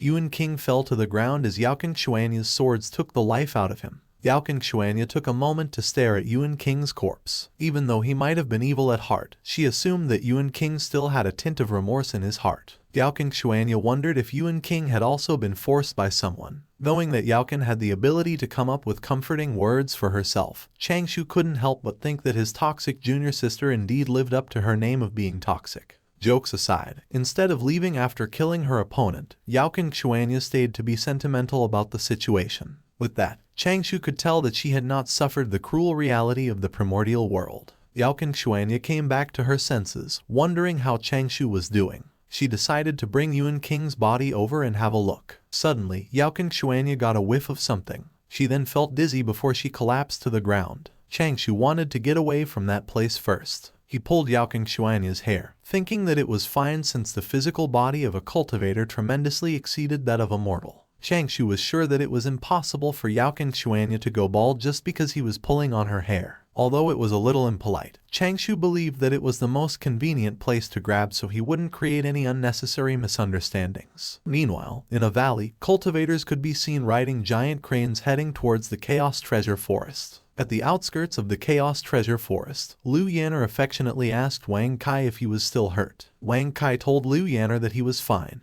He then apologized for making her worry. Ju got even more irritated watching the two disciples flirt in front of her. She wanted the array to break already. Ju then decided to calm down. As an immortal, she wanted to try to think of a way for them to get out of their predicament. Liu Yanner told Ju that she shouldn't worry too much, saying that good people are blessed by heaven and that Youqin Xuanya and Youqin might already be in town waiting for them. Ju expressed her contempt. She said that it had been such a long time, so the two's corpses might have already been eaten. Liu Yanner reminded Ju that she had said the other day that someone from their sect would be coming to help them. She was hopeful that they would be able to get out of the array soon. No one knew if the three disciples were dead or alive. Ju's head hurt as she struggled to think of what to say to Changshou's master if something had happened to Changshou. And if the two precious immortal seedlings were dead too, she would lose 100 years of wine money. Liu Yanner felt awkward. She knew that Ju was in fact very concerned about the three disciples, but she didn't know why she was getting the feeling that Ju was more concerned about her wine money. Out of nowhere, they noticed a movement from outside the array. Ju exclaimed when someone suddenly asked her if she admitted her mistake. Ju was terrified, thinking that it was her master. The person from outside the array threw two assassins in front of Ju. Liu Yanner recognized them immediately, saying that those assassins were the ones who had attacked them. Liu Yanner couldn't help but wonder if the Great Master had personally come to help them.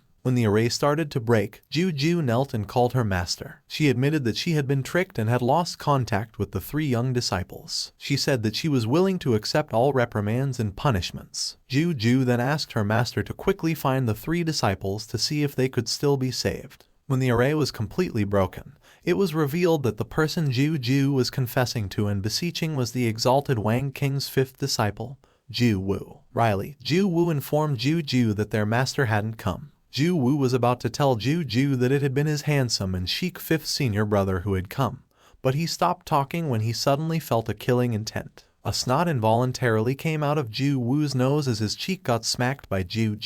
The punch was so strong that he was lifted before crashing into the ground. Ju Wu explained that he had just been making a joke to ease the tension. He felt aggrieved that Ju had treated him that way, saying that he had been the one who had raised her and changed her diaper. Ju clenched her fist while squinting at Ju Wu. She hammered Ju Wu for saying things that embarrassed her. Ju Wu could only admit his mistake so Ju would stop beating him up. Moments later, Ju Wu cleared his throat before saying that they should talk about serious matters. He then said that all of the disciples' masters had come. Youqin Xuanya's master, Heaven-Breaking Peaks Jingshan, who was in the perfected immortal realm, asked who was missing. And Youqin's master, Heaven-Breaking Peaks Lin Kai, who was also in the perfected immortal realm, inquired where the disciples had gone missing, and how long it had been already. Before Ju could answer the questions, Changshou's master, Kai Yuan, held Ju's hands. He specifically asked her what had happened to his Changshou. Ju told Kai Yuan that Changshou had been heading north the last time she had met him. Kai Yuan sighed. He then said that life and death were all predestined, and that it was all part of the risks of the priming training.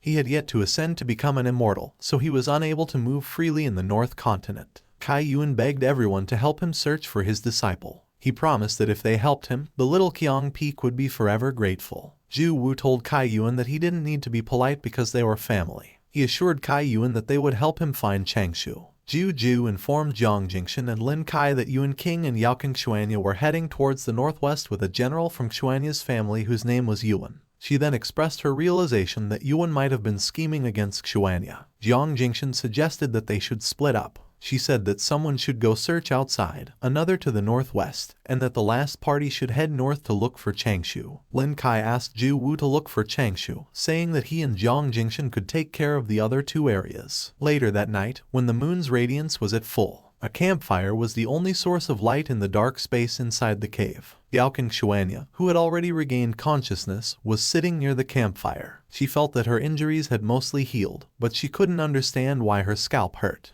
When Youqin asked if they were just going to wait there, Changshou said that they would, mentioning that he had left the sect markings in many places within a 150-kilometer radius. He then told Youqin that he had also set up an array formation that concealed their tracks outside the cave. He said that it should keep them safe for some time. Changshou explained to Youqin Xuanya that they should avoid bumping into Yuan King's accomplices that she had talked about. Based on the number of days that had passed, Changshou said that the immortals that their sect had sent to save them should have already reached the northern continent. He told Youqin Xuanya that if she was still worried, they could also make a detour and walk for around 15,000 kilometers. Changshou then warned Youqin that if they did so, there was a chance for them to run into trouble. Youqin Xuanya hurriedly said that she wasn't worried. Changshou didn't say more, he just stared at Youqin Xuanya. Moments later, Youqin Xuanya suddenly felt uneasy. She wondered why she was feeling a little empty, as if there were a cat scratching the walls of her heart. Youqin Xuanya then thought to herself that it must be because Changshou had already saved her twice. After some time, Youqin Xuanya and Changshou still waited inside the cave. When Youqin asked Changshou if there was something she could help with, Changshou told her to just not release her spirit sense randomly. To ease Youqin Xuanya's worries, Changshou said that Yuan and his goons died together with the three-eyed wave serpent. Youqin Xuanya felt down. She couldn't help but think that she had become a burden. While Youqin Xuanya was feeding the flame, Changshou suddenly called her. He almost called Xuanya toxic, but he was able to quickly correct his words. When Changshou told Youqin Xuanya that he had a favor to ask from her, Youqin Xuanya quickly told Changshou that he just needed to say it and she'd do it. She said that she would even sacrifice her life to repay Changshou's kindness for saving her life. Changshou told Youqin Xuanya that there was no need for her to be that serious. He informed Youqin Xuanya that when they returned to their sect, she would definitely be questioned by the elders. Changshou didn't want to attract too much attention, so he asked Youqin Xuanya to try to refrain from putting his name forward while describing events. Changshou then said that his cultivation level was not high, and that the only thing he was good at was the earth escape technique. He told Youqin Xuanya that he would be laughed at if it got out. Changshou was confused when he noticed that Youqin Xuanya was staring at him, her eyes full of admiration. Youqin Xuanya was under the impression that Changshou helped others without thinking about the rewards, that he neither sought fame nor glory and was wholeheartedly pursuing immortality. She admired Changshou's temperament and attitude, thinking that it was something that she could only hope to ever achieve. Youqin Xuanya told Changshou that she fully understood and that she would do what he said. Changshou was skeptical if Youqin Xuanya really did understand. He couldn't shrug off the feeling that she got something wrong, but Changshou still thanked her. Changshou suddenly felt something. He then informed Youqin Xuanya that the masters had arrived. Lights converged at the entrance of the cave. Ju immediately called Changshou and Youqin Xuanya. Ju was about to ask Changshou something, but she stopped talking when Kai Yuan screamed Changshou's complete name. Changshou thought to himself that his master was about to start hitting him again. But his heart felt so warm because he could tell that his master was very worried about him. Kai Yuan scolded Changshou for coming to the dangerous North Continent. He said that if Ling hadn't woken him up, he would not have even known where he should go to find Changshou's corpse. Kai Yuan questioned Changshou what he was thinking and what gave a brat like him, who was in the soul formation realm, the courage to come there. He then asked Changshou if he had tried to drag others down with him. Youqin Xuanya finally couldn't keep herself from intervening. She told Kai Yuan that what happened was actually the complete opposite, that it was Changshou who had helped her several times. Changshou supported Youqin Xuanya's statement, saying that he hadn't hindered anyone. He then informed Kai Yuan that he had broken through into the Void Return Realm because of that priming trip. Kai Yuan called Changshou as he became emotional. Changshou looked at his master, his eyes full of anticipation. But instead of praising Changshou, Kai Yuan told him that it had already been 100 years since he had started cultivating. Yet he had just broken through. He then pointed out to Changshou that Youqin Xuanya was his junior sister but had already reached the 4th stage of the Void Return Realm. Lin Kai ignored Changshou and Kai Yuan. He directly asked Youqin Xuanya if she knew where Youqin King was. Youqin Xuanya told Lin Kai that Youqin King was dead, and then admitted that she was the one who killed him. She asked Lin Kai to give her a punishment. For some reason, Lin Kai questioned Youqin Xuanya if she had killed Youqin King personally. Before Youqin Xuanya could answer, Ju stepped in. She asked Lin Kai to hear out the entire story from Xuanya first. Lin Kai agreed, realizing that he had been a little rash. Seeing that Lin Kai had cleared his head, Ju asked Youqin Xuanya to tell them the entire story without missing any details. Youqin Xuanya acknowledged Ju's words. It was already morning when Youqin Xuanya finished telling the masters everything that had happened. Lin Kai sighed. He took the blame for accepting a disciple like Youqin King. He said that he would accept the punishment when they returned to the sect. Changshou couldn't believe that Youqin Xuanya had actually spoken for the entire night. He thought to himself that Youqin Xuanya should have just told them the entire story of the creation. Suddenly, Ju Wu called Changshou. He asked Changshou why he had not collected the spider webs of the 3-headed spiders, even though those were rare items. Changshou informed Ju Wu that those spider webs were hard to collect after they had been used. He then said that he had a few nests of 3-headed spiders as pets in the Little Qiang Peak. To show his respect, Changshou offered to give Ju Wu a nest when they returned to the sect. Changshou was shocked when Kai Yuan suddenly yelled at him. Kai Yuan scolded Changshou for being stingy. He told him that if his uncle master hadn't come over to save him, something could have happened to him. Kai Yuan ordered Changshou to keep just one nest and give the rest to Ju Wu. Changshou didn't have a choice but to acknowledge his master's order. Soon after, the group returned to their sect. A few days later, Changshou finally arrived at their Little Qiang Peak. He was relieved to be home again. He immediately looked for Ling. He was about to knock on the door when he noticed that it was actually open. Since Ling wasn't answering his call, Changshou just entered the house. When he saw Ling, Changshou said that there was no need for her to pretend that she had been sleeping because he knew that she had been awake. Ling weakly told Changshou that she had just learned how to produce the dazed immortal powder, so she felt a little lightheaded. She claimed that she had felt weak and that her body had no energy. Changshou didn't insist. He simply told Ling that they would talk the next day, stating that what he was going to tell her was not that big of a deal. Ling was shocked. She quickly told Changshou that she would come out immediately. She ran out of her room, calling Changshou a stupid senior brother. Changshou informed Ling that they had had an accident and then asked her if she knew who Youqin King was. Ling said that she knew that Youqin King was ranked 2nd in their generation and was said to be a very gentle person. Changshou warned Ling to always remember that men only put on an act of being gentle. He then informed her that Youqin King had plotted against Youqin Xuanya, so he had been killed by Xuanya. Changshou suddenly remembered something. He asked Ling to let him refill her pills and poisonous powders. Ling didn't respond immediately. She froze and started having a cold sweat. Ling grew nervous, wondering if she had wasted too much of the poisonous powder and pills that Changshou had given her. Later that day, inside the house, Changshou couldn't help but question Ling about how she had used up more than 80% of the poisonous powders, knowing that she had only fought some prawn demons. Changshou said that if those had been used in the mortal world, it could have killed an army of 100,000. He asked Ling if she had been under the impression that she was killing the great demons of the eastern seas. Ling reasoned that it had been Changshou who had told her to use them if she encountered any danger. She then said that the prawn demons had nearly killed her, so she had panicked and poured the poisonous powders out. Changshou noticed that Ling was avoiding his gaze. He was starting to believe that there must have been something else that Ling was hiding from him. Changshou demanded that Ling tell him what else had happened. Realizing that she had been seen through, Ling turned pale. Changshou warned Ling that she should tell him everything while his mood was still quite good. Ling quickly admitted her mistake. She told Changshou that 2 uncle masters who had been interested in the poisonous powder he produced had taken several bottles of the most powerful poison. She said that she really had not known how to turn them down, so she had accidentally exposed the fact that Changshou was highly skilled in producing poisons. Ling begged Changshou to have mercy, telling him that her ears were going to fall off. Changshou told Ling to just forget about it, saying that it was not really that big of a deal. He then asked her if Wan Linian, who had a limp and used a copper cane to walk, had been among the 2 elders who had taken the poisons from her. Ling confirmed that Wan Linian had indeed been one of the 2. Changshou informed Ling that the poisonous powder he had given her had been made according to the poison sutra written by Wan Linian. So if he could build connections with Wan Linian through that encounter, he might be able to obtain some guidance from him in the future. Ling got mad at Changshou for punishing her even though it had been him who had planned the entire thing.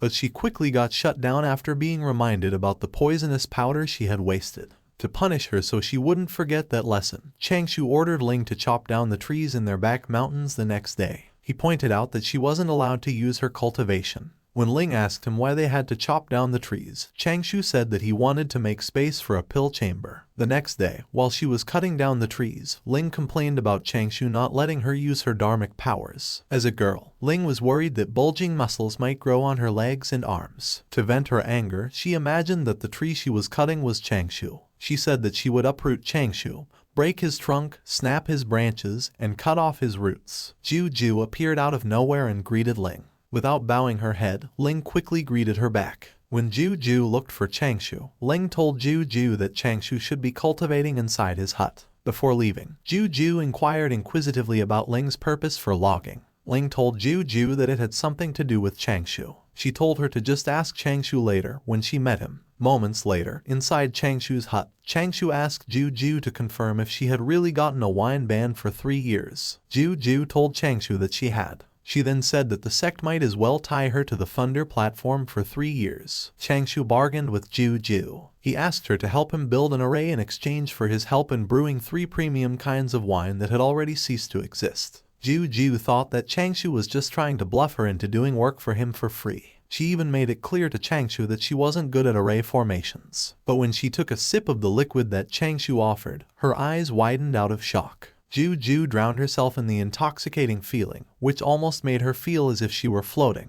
And with the mellow taste, Ju couldn't help but say that it was a good wine. Changshou tried his best to suppress a victorious smile while watching Ju, whose eyes were sparkling while she salivated. Ju strongly expressed that she had liked the liquid Changshou had given her. When Ju had asked him what the little treasure was, Changshou told her that the liquid was called the Drunken Immortal. He said that it was considered a type of medicine but could also be considered as wine.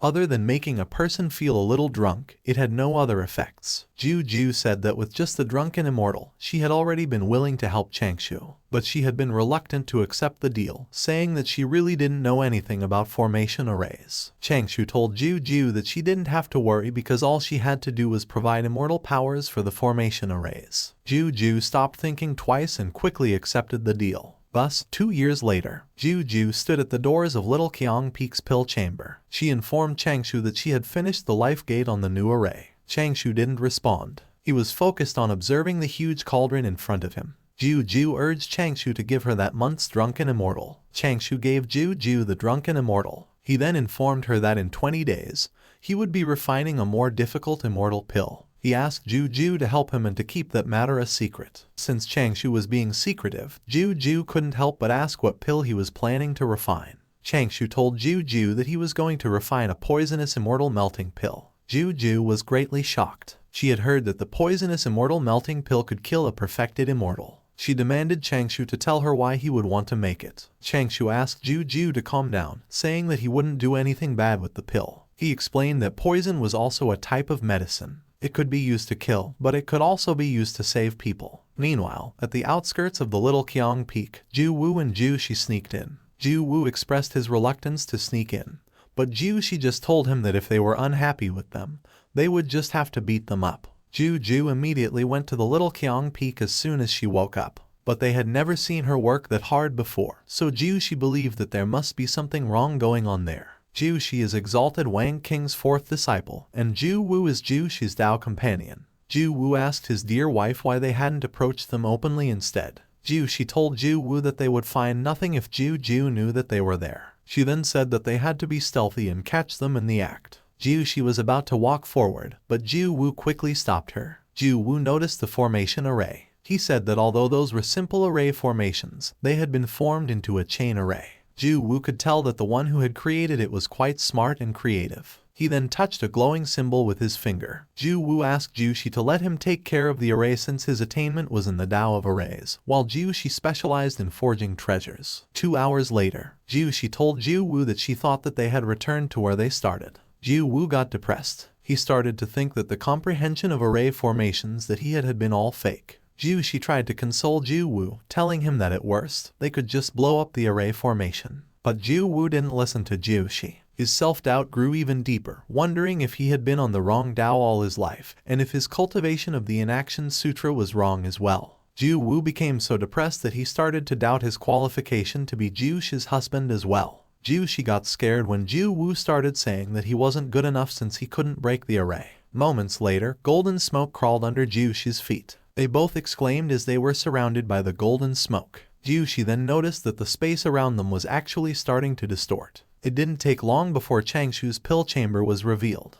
They were in disbelief, knowing that they were only 100 meters away from the entrance. Inside the pill chamber, Changshou was surprised at how well the array had worked. He decided to let Ju Wu and Ju Shi enter so they would also have peace of mind. Changshou then told Ju Ju that it was time for them to start refining. Ju Ju suddenly got confused. They were just going to refine a pill, so she couldn't understand what was with Changshou's get-up. Changshou told Ju Ju that those were necessary precautions they must take when refining poisonous pills. He explained that the Dharma suit could resist high levels of poison and that his gloves also had a poison-dispersing attribute. He also prepared some high-grade detoxification pills, spirit-replenishing pills, and many more. Ju Ju questioned herself if Changshou's preparations were too much. Changshou then told Ju Ju that he had also prepared a set for her. Ju Ju was delighted that Changshou had become so thoughtful. She immediately wore the protective equipment, asking Changshou along the way if she was wearing it right. Meanwhile, outside the pill chamber, Ju Shi said that Changshou was quite handsome and a good enough match for Ju Ju. Ju Wu was about to say something about the formation array, but he was told by Ju Shi that they could just talk when they got back, so they would not disturb Changshou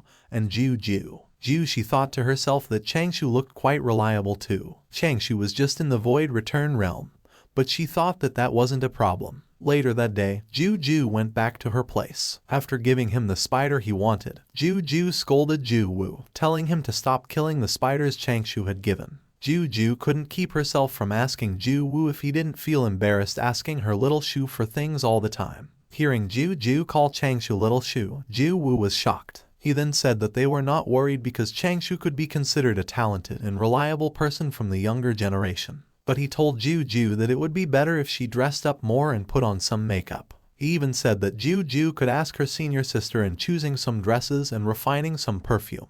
Ju Ju felt embarrassed, realizing that Ju Wu was thinking that she and Changshou were together. She yelled at Ju Wu, telling him that she was not the kind of person who would go after disciple nephews. Ju Wu was still skeptical. He questioned Ju Ju why she had been going to the Little Qiang Peak so often for the past 2 years. Ju Ju informed Ju Wu that she had only been helping set up array formations and refining some pills. She then mentioned her deal with Changshou, saying that she helped Changshou with his requests in exchange for good drinks. Ju Wu found out that the chain array had been set up by someone who hadn't ascended to immortality yet. He finally understood why they had only used simple maze and trapping arrays. Ju Wu was amazed, knowing that Changshou had used his smarts and Ju Ju's immortal power to develop something like that.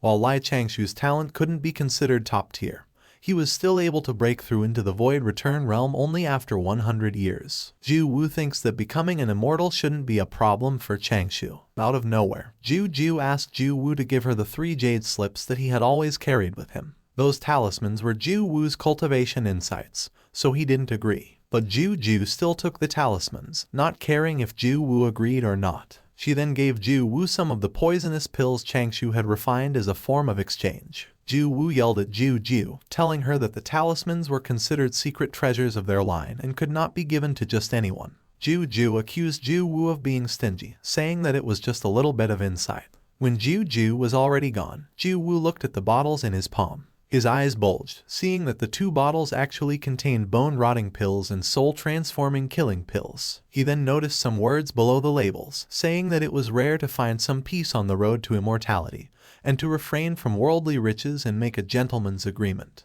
Ju Wu thought that those words should be Changshu's way of telling him that the relationship between him and Ju was just a trade and that there was nothing to worry about. He realized that the reason why Changshu had dispelled the formation arrays was because he had discovered him and Ju Shi in the array. Ju Wu thought that Ju hadn't noticed the words on the bottles, and even if she had, she wouldn't care. He strongly believed that the message was meant for him and Ju Shi. Ju Wu wondered if Changshu was also trying to tell him to act like he had not realized the abnormalities on the Little Qiang Peak. Later that day, at night, Ju Wu went to the Little Qiang Peak. He asked someone if the words peace and gentleman's agreement meant meeting at 11:45 p.m. A person who was walking out of the shadows told Ju Wu that he was right. It was actually Changshu. He immediately showed his respect and greeted Ju Wu. Moments later, Changshu asked Ju Wu to try the Ganges River's dry wine that he had brewed some time ago. Ju Wu didn't hold back. He ate and drank like it was his last. Changshu then told Ju Wu that if he had any questions, he could just ask him that night, saying that he would answer truthfully. Ju Wu went straight to the point. He asked Changshu why he hadn't been afraid of him not showing up and why he had believed that he wouldn't drag him to the punishment hall to be questioned. Changshu admitted that he wasn't sure, but he said that he knew that Ju Wu was a person of virtue and prestige, so he would not make life difficult for a disciple. Changshu then said that he was unwilling to attract too much attention and was completely loyal to the Immortal Du sect. When Changshu told Ju Wu that he would show his sincerity through his actions, Ju Wu got curious as to what Changshu was going to do. As he applied more strength to his chopsticks, Changshu asked Ju Wu to watch him. Using nothing but a pair of chopsticks, Changshu effortlessly cracked the surface of the table. He then revealed his aura, letting Ju Wu feel his cultivation level. Ju Wu was shocked. In just 100 short years, Changshu had been able to achieve that level of cultivation. He thought that with Changshu's outstanding talent, he should be at least in the top 5. After confirming Changshu's exact cultivation level, Ju Wu exclaimed, saying that Changshu was already on the 5th stage of the Void Return realm. Changshu then said he had already exposed his secrets and that he hoped Ju Wu would believe that he had no malicious thoughts. When the sun had risen, Ju Wu headed home. He was under the impression that Changshu was hiding his cultivation level to avoid bringing trouble to the Little Qiang Peak, which lacked a strong backing. Ju Wu found Changshu a thoughtful and good disciple. When Ju Wu was already away, Ling asked Changshu if he had caught up with their master and was about to become an immortal. Changshu didn't answer Ling's question. He just let her guess his cultivation level. After clearing up all the misunderstandings, Changshu continued to refine pills with Ju. Before opening the furnace, Changshu gave Ju a heads up, telling her to get ready. As soon as he removed the lid, a bright golden light quickly escaped. Moments later, the light gathered and formed into an immortal melting pill. Changshu stared at the pill while saying that plan A could be completed, and that it was about time for him to prepare plans B and C. Changshu immediately went to see his master. He stood in front of Kai Yuan's door, asking him if he had been cultivating. Kai Yuan opened the door and weakly greeted Changshu. Changshu apologized to Kai Yuan for disturbing him. He then told Kai Yuan that he had some questions about cultivation that he wanted to ask him. Changshu thought to himself that his master's heavenly tribulation was really right around the corner, seeing that he had a hard time meditating. Changshu and Kai Yuan went to a place in Little Qiang Peak with natural scenery. When they arrived, Kai Yuan asked Changshu to take good care of Little Qiang Peak and Ling if he didn't make it through the heavenly tribulation. Changshu yelled at his master, asking him why he was saying such things. He then said that he was sure that his master would definitely make it through the heavenly tribulation. Kai Yuan scolded Changshu, telling him that he was afraid of death but was turning around to teach his master. But he sighed right after, admitting the fact that Changshu's words made sense. It occurred to him that he wouldn't be able to overcome the obstacles the great Dao would give him if he didn't have confidence in himself. After regaining his confidence, Kai Yuan became proactive. He told Changshu that he could just ask anything he wanted to ask, saying that he would take that time to properly guide Changshu. Changshu asked his master to decipher a stanza. The stanza was, a soul returned to its soul, Qi gave birth to Qi, the 5 elements functioned in a cycle, the world was restored to order. Kai Yuan had a sudden realization.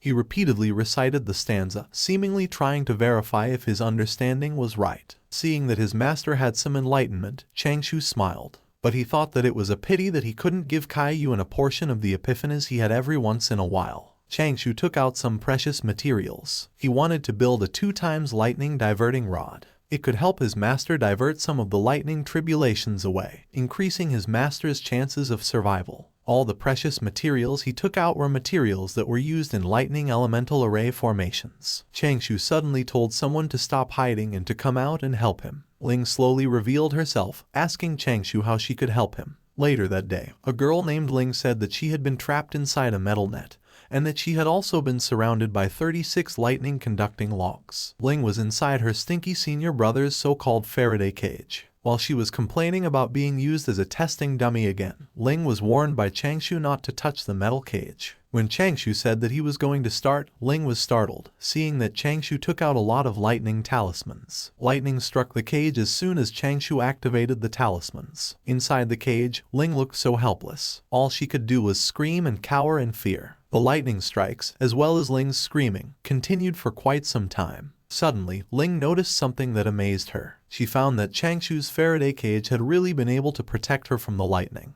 When the lightning had stopped, Changshou, who had used the earth escape technique to hide underground, informed Ling that she could already come out of the cage. As soon as she got out of the cage, Ling scolded Changshou for putting her inside when he could have put a fish instead. Changshou told Ling that he just wanted to give her a sense of participation, saying that they both needed to work hard and help their master pass his tribulation. Ling's eyes turned red when Changshou excitedly said that they would increase the intensity and try again.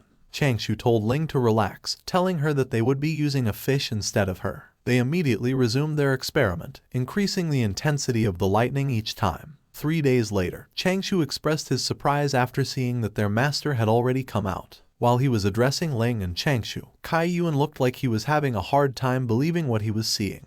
The once relaxing natural scenery had become an area full of dead trees and hollowed ground. Kaiyuan yelled at his disciples, asking them what they had been doing. He scolded Changshou, telling him that instead of cultivating, he had been teaching Ling how to cause trouble. Ling quickly reasoned for Changshou. She told Kaiyuan that Changshou had just been trying to make a treasure that could help him endure the tribulation. Kaiyuan suddenly became silent. After seeing his master's reaction, Changshou asked Kaiyuan if the reason he had stopped talking was because he had been touched by his efforts. Kaiyuan told Changshou that it wasn't because he had been touched but because he felt that his tribulation was already coming. Changshou was shocked. He hadn't expected that Kaiyuan's tribulation would come that early. While Kaiyuan's tribulation was still forming, Changshou quickly gave Kaiyuan the pill that he had specially refined for him. He informed Kaiyuan that the pill could help him block one bolt of heavenly lightning. Kaiyuan didn't accept the pill. He told Changshou that he should have used it during his tribulation transcendence. Kaiyuan thought that the pill would have just been wasted on him. Changshou reminded Kaiyuan that it was him who had taught and guided him on the path of Dao. When Changshou threatened to destroy the pill if Kaiyuan wouldn't accept it, Kaiyuan told Changshou that he didn't have to be like that, saying that he knew best what his chances were. But when Changshou told him that he had 11 more of those pills, Kaiyuan reluctantly accepted the pill. Changshou cursed. He couldn't understand why the heavenly tribulation had come without any warning. He then urged Kaiyuan to quickly get into the Faraday cage, reminding him that he could only use the pill after feeling that he couldn't hold on any longer. Moments later, the Faraday cage started getting struck by Kaiyuan's tribulation. Changshou and Ling cheered on their master, telling him that he could do it, to just be confident, and to never give up. Kaiyuan yelled, saying that if he didn't fight for survival, there was no point in existing. He declared that on that day, he would fight. Suddenly, claws poked out of the clouds. A red dragon soon revealed itself. It didn't hide its arrogance. It ordered the person in charge of the Immortal Du sect to come out immediately. As if it couldn't wait for one more second, the dragon called for the Immortal Du sect leader once again.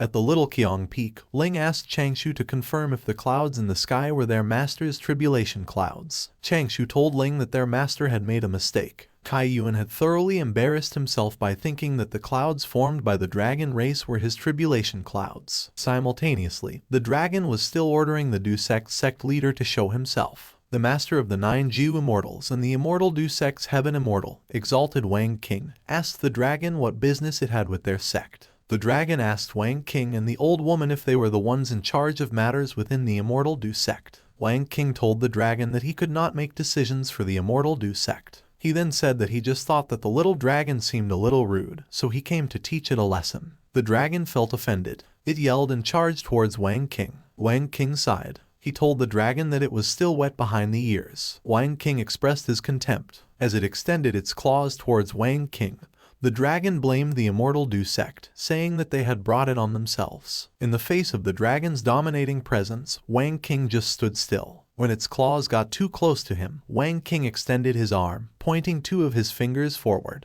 He effortlessly blocked the dragon's claws using only his fingers. The dragon's eyes widened in shock. It couldn't believe what it was seeing. But before it could even think about it, Wang King pushed its claws using his fingers. The dragon roared as its claws exploded. Blood gushed out of its limb, causing trouble when he had only just become a heaven immortal. Wang King wondered if the dragon was tired of living.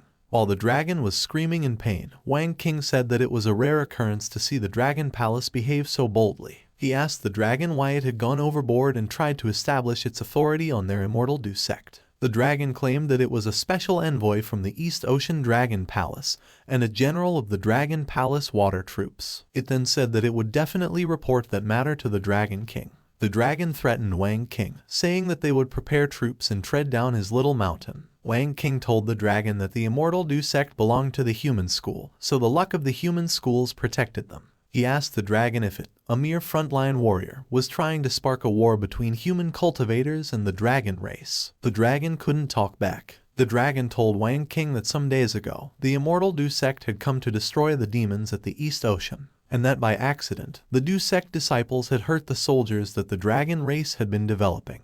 But their dragon king had decided to let that matter go. The dragon informed Wang King that 3 years from that day, they would be holding a demon sweeping meet at the East Ocean. They were inviting all immortal sects from the East Continent to attend the meet to discuss future demon sweeping matters. It then gave Wang King the invitation card, telling him that he must not miss the event. Wang King looked disappointed, seeing that the dragon had quickly flown away. Ling, who was staring at Wang King in awe, asked Changshou if Wang King was a real expert. Changshou told Ling that cultivators like Wang King could only be considered strong but were not the most powerful cultivators yet. Meanwhile, Youqin slowly and silently sneaked out of the Faraday cage. When Changshou and Ling started laughing, Youqin declared that no one was allowed to laugh. He explained that it was his first time experiencing the Transcendence Tribulation, so he had no way of knowing that it was just the cloud made by a dragon. 1 year and 9 months later, Yuqin's tribulation cloud started to form above the Little Qiang Peak. Ling thought that it should be the real thing.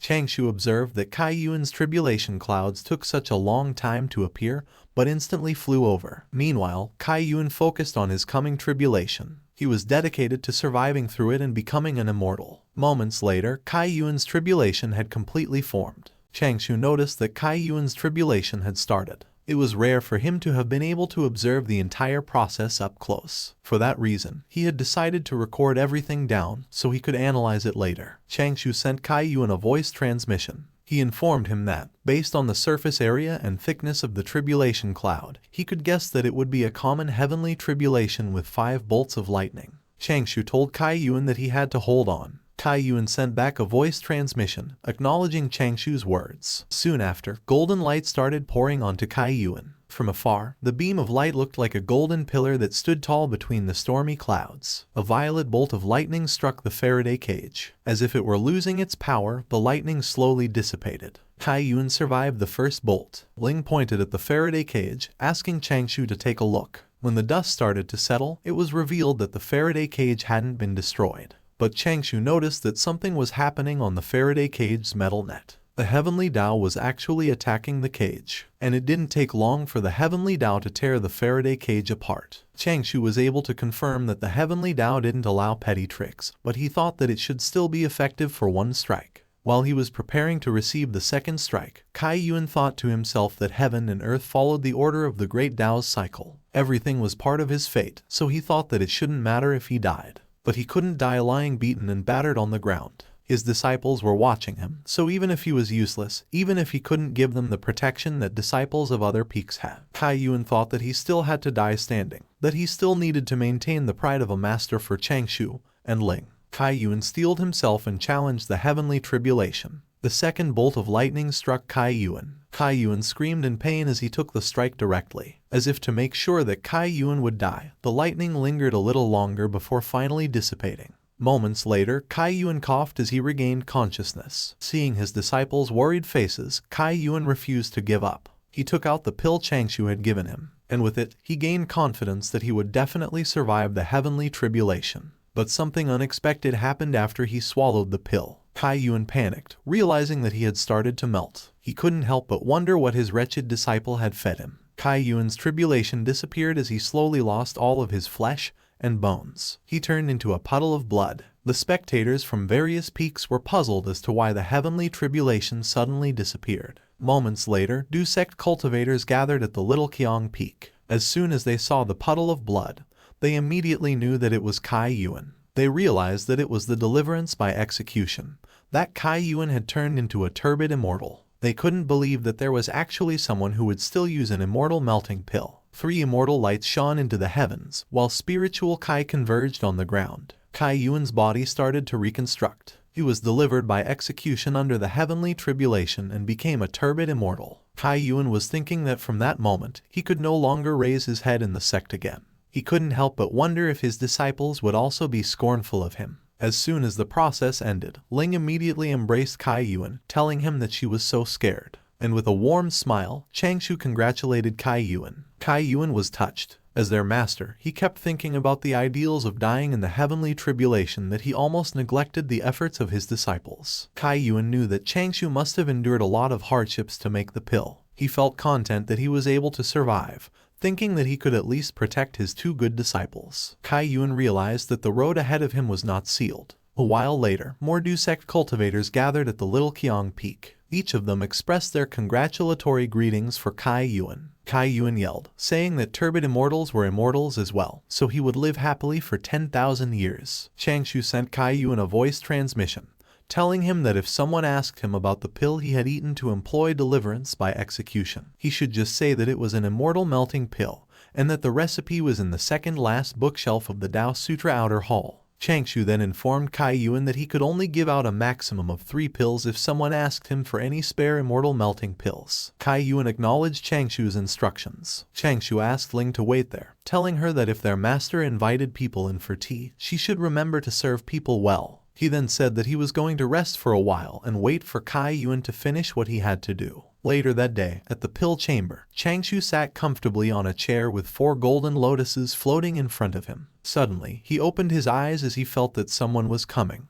He quickly performed a hand sign, dispersing the golden lotuses. Zhi Wu appeared. He scolded Changshou for slacking off while his master was attending to the guests. Changshou released a deep breath. He realized that the pill chamber was not completely safe. He decided to hide in the secret underground chamber when he cultivated in the future. Zhi Wu told Changshou that his junior sister's legs were going to break from running back and forth. Changshou reasoned that he did not like crowds, so he had no choice but to ask his junior sister to work harder. Zhi Wu didn't chase the issue. He gave Changshou a treasure, saying that he had given it to Changshou so he wouldn't say that he had only drunk Changshou's precious Ganges River dry wine without giving any benefits. While he was receiving the treasure, Changshou asked Zhi Wu what it was. But as soon as the treasure got into his hands and started releasing some texts, Changshou immediately recognized that it was the first part of Immortal Du sect's signature sutra, the Incantation Sutra. Changshou asked Zhi Wu if he was allowed to have it. Zhi Wu informed Changshou that the top 20 disciples of each generation would be allowed to comprehend the Incantation Sutra in advance. He then said that Changshou was definitely one of the top 10 disciples in the sect since he was already in the 6th stage of the Void Return realm. Zhi Wu told Changshou that he remembered that he had broken through when they last drank together. Changshou wondered what Zhi Wu was talking about when he suddenly remembered that the last time they drank together, he had suddenly gotten an epiphany. But he didn't want to undergo the heavenly tribulation yet, so he suppressed his cultivation at that time. A few months ago, while they were drinking, Changshou said that when drinking wine under the moon, the pair gives birth to 3. Zhi Wu praised Changshou, telling him that his words were pretty profound. Later that night, Zhi Wu was already drunk. He was yelling, expressing his amazement. Suddenly, he noticed that it had become windy. When he looked at Changshou, Zhi Wu's eyes widened in shock. He couldn't believe that Changshou could even break through in just a few months. Remembering what had happened, Changshou couldn't help but put his hand across his face. Zhi Wu assured Changshou that he hadn't revealed the fact that he was already at the 6th stage of the Void Return realm. He then said that he had spent a lot of effort persuading the Elder of the Reward Hall in order to get the Incantation Sutra in advance for Changshou. Zhi Wu asked Changshou if he wanted to try cultivating the Incantation Sutra. Changshou quickly said that he wanted to. But he turned down Zhi Wu's good intentions, saying that he never liked going out of the mountain. Zhi Wu was surprised. He asked Changshou how he knew that he wanted him to go out. Changshou said that the news about the East Ocean Dragon Palace's invitation for them to attend the demon sweeping meet had been spreading within the sect. so he deduced and guessed what Ju Wu wanted him to do. Ju Wu claimed that he didn't want to trouble Changshou, but he didn't have a choice since there weren't many intelligent disciples in Changshou's generation. Even the most experienced disciple, Yuan King, got into trouble and was executed. Ju Wu informed Changshou that apart from the East Ocean Dragon Palace, there were many other troublesome immortal sects going, which would most likely try to find trouble with their disciples. Ju Wu then said that people in their sect may not have known, but he knew that Changshou was stable, reliable, resourceful, and decisive. He wanted Changshou to come along, so that when the need arose, he could guide his fellow disciples. Ju Wu assured Changshou that he would be absolutely safe, saying that he would be leading the team personally, and that a few elders in the sect would go along as well. Changshou still declined. He told Ju Wu that he still wanted to remain on the mountain and cultivate in peace. As if he had given up, Ju Wu asked Changshou to just forget about it, saying that he wasn't an evil man to force him to do something he didn't want to do. Ju Wu then said that it seemed that he didn't have a choice but to rearrange the ranks of the disciples and see if they had missed anything. He told Changshou that he couldn't guarantee that he wouldn't get found out. Being left without a choice, Changshou admitted defeat and agreed to go as well. Ju Wu couldn't help but grin while expressing his satisfaction. Meanwhile, Ling, who had just finished doing the chores, scolded Changshou for not coming to help. Suddenly, she saw a giant gourd. Ling wondered if Ju had come to look for Changshou again. She was starting to think that there must have been something going on between Changshou and Ju since the longest interval between Ju's visits in the past few years had been merely 20 days. Moments later, inside the pill chamber, Changshou gave his confirmation when Ju asked him if she should just leave the thing she was holding in the storage. Simultaneously, Ling expressed her shock after seeing how huge the thing Ju had been carrying.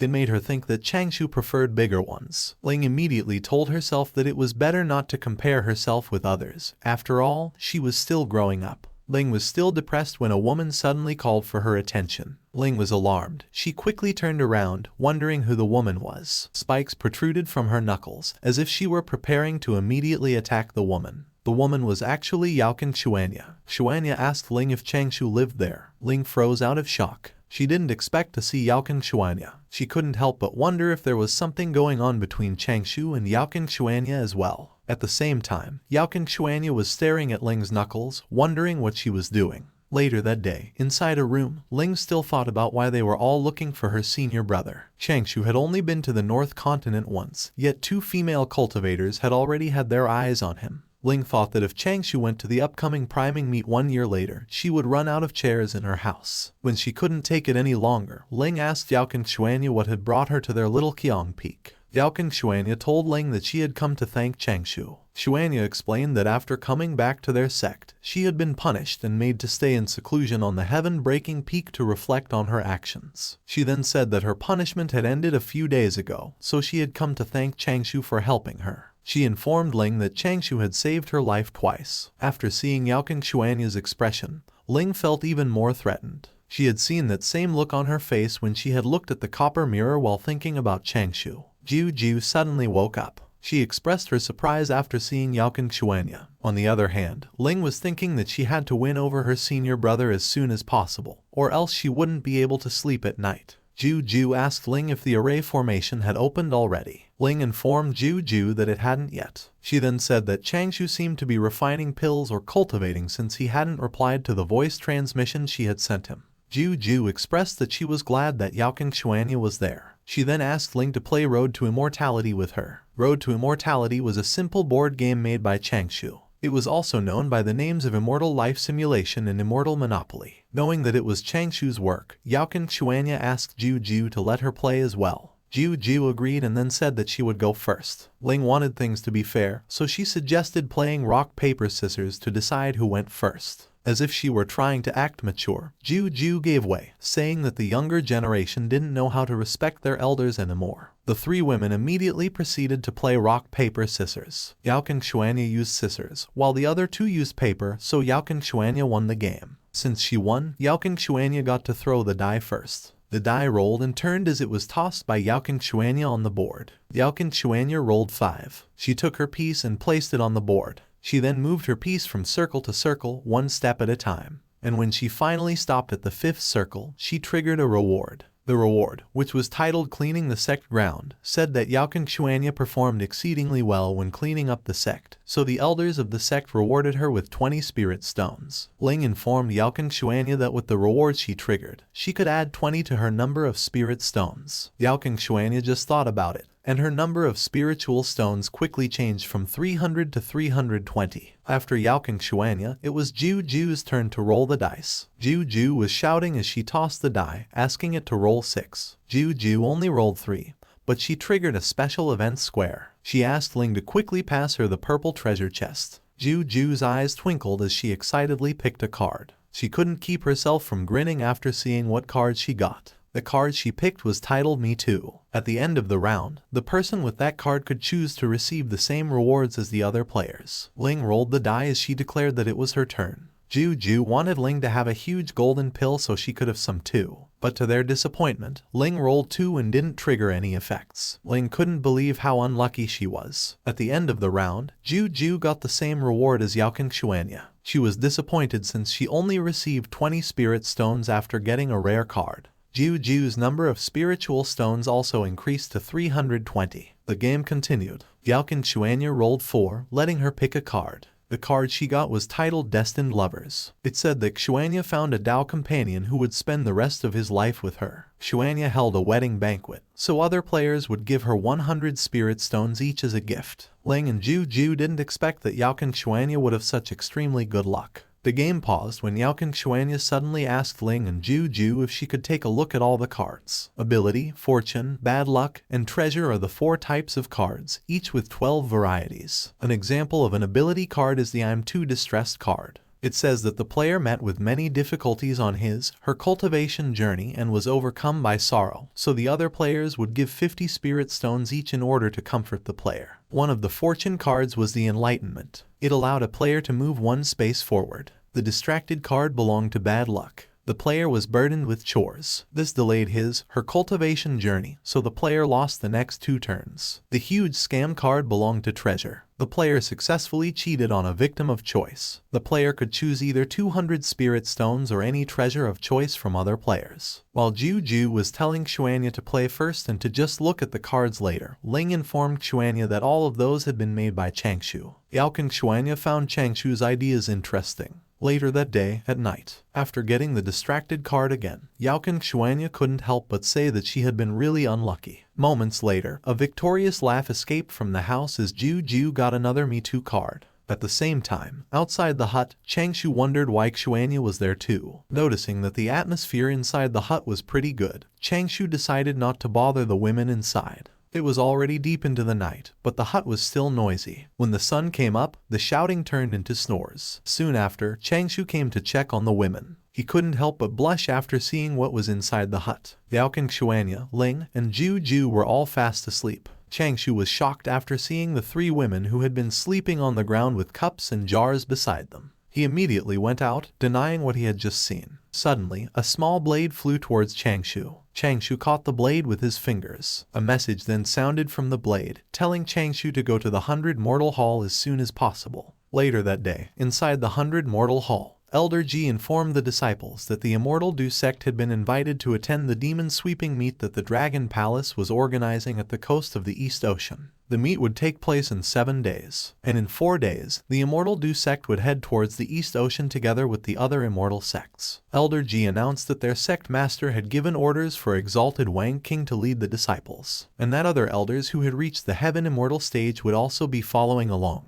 Elder Ji then said that the Dragon Palace was organizing the demon sweeping meet for 3 purposes. Firstly, they wanted to draw a clear boundary between the East Ocean and the coast of the East Ocean. Secondly, they wanted to recover their lost glory from the various immortal sects who had gone to the East Ocean to get rid of demons the last time. Thirdly, they wanted to give their dragon disciples a chance to show off their military strength. Elder Ji told the disciples that the dragon race would surely offer treasures as rewards during the demon sweeping meet. He advised the disciples to treat it as an opportunity, saying that how much they could get was up to them. Elder Ji said to those who were present that the 11 of them had the highest cultivation level in their generation, and were the most clever ones too. He reminded everyone that they could not bring shame to the Immortal Du sect. They could not throw mud onto the reputation of the immortal sects of the three schools. The disciples immediately promised Elder Ji that they would bear his teachings in their minds. Elder Ji then said that there was one more thing he needed to announce,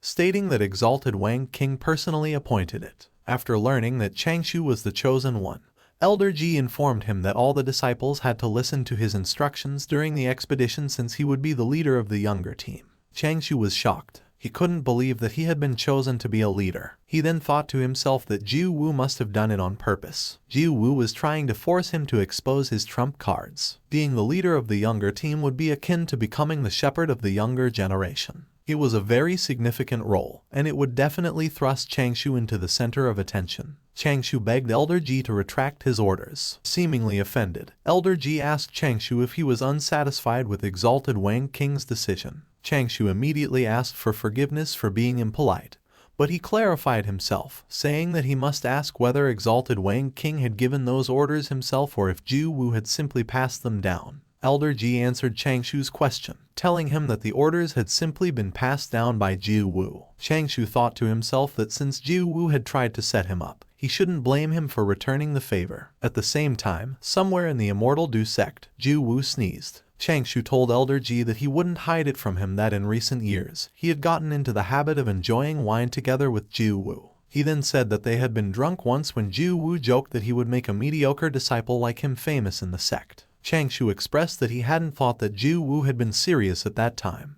Changshou said that he didn't dare put the elder on the spot and didn't dare blame Jiu Wu for his good intentions. However, he claimed that he couldn't take on such a huge responsibility. Some of the elders couldn't help but think that Jiu Wu was still childish for trying to make fun of a disciple. Elder Ji didn't make it hard for Changshou. He immediately decided to find another leader. Suddenly, Youqin Xuanya called for Elder Ji's attention. She told Elder Ji that she was willing to bear the burden. Changshou was surprised, wondering if his toxic junior sister was trying to help draw attention away from him. But to his disappointment, Youqin Xuanya requested Elder Ji to allow Changshou and her to share the responsibility, saying that it would please both sides. Changshou couldn't keep himself from cursing. He thought that Youqin Xuanya had become even more toxic. Changshou couldn't understand why she was trying to escalate the matter even further. Youqin Xuanya gave Changshou a look that seemed to tell Changshou that she had him covered. Changshou just responded with an awkward smile. He could feel that a huge headache was coming. Just when he had successfully averted the responsibility of leading the team, Youqin Xuanya kicked him back into the pit and even locked the entrance behind him. But Changshou couldn't help but wonder how Youqin Xuanya would face Jiu Wu if she had just taken the position herself. Changshou remembered that some time ago, Jiu Wu had told him that if he led the team, he could receive the recognition of the sect and get more cultivation resources. He quickly declined Jiu Wu at that time. Changshou couldn't understand what Jiu Wu was thinking. He wondered if Jiu Wu was toying with him just because he was bored. After telling the disciples what he needed to tell them, Elder Ji let them go back to their respective peaks. The disciples respectfully acknowledged Elder Ji's words. Later that day, while he was on his way back to the Little Qiang Peak, Changshou immersed himself in his thoughts. The Immortal Du sect may have looked harmonious on the outside, but Changshou knew that there were too many undercurrents hidden underneath. Changshou thought that his master's injury was caused by someone from their sect. Since the hidden injury left behind by the attacker was not trivial, they must have wanted to cripple Kai Yuan's cultivation and cut off the Little Qiang Peak's line of succession. Although his master didn't tell him, Changshou could guess that Kai Yuan had gotten his injury after going out on an expedition or during a competition in the sect. When Jiu Wu had entered the sect, he had taken Exalted Wang King as his master and had entered the strongest line of succession in the heaven-breaking peak. Changshou thought that Jiu Wu had been so sheltered that he could never see the rotten apples that would do anything for their personal gains in the sect. The Little Qiang Peak was the weakest in the sect, so Changshou had no choice but to prepare 2 escape routes. He then decided to just forget about it, thinking that what had happened had happened. He couldn't turn down the role anymore. If he pretended to be sick or said that he was suffering from Kai deviation, there was an 80% chance that the experts in the sect would step in and investigate his claims. If he acted like he was having an epiphany and insisted on going into seclusion, there was a 90% chance that someone would inspect his body. Changshou thought of beating Ling until she was half dead and then said that he had to remain behind to take care of her. But it was actually just a joke. Changshou claimed that he couldn't bear to hurt Ling, saying that Ling was his adorable junior sister whom he had watched grow up. Changshou made up his mind. He decided to just try to make the best of it.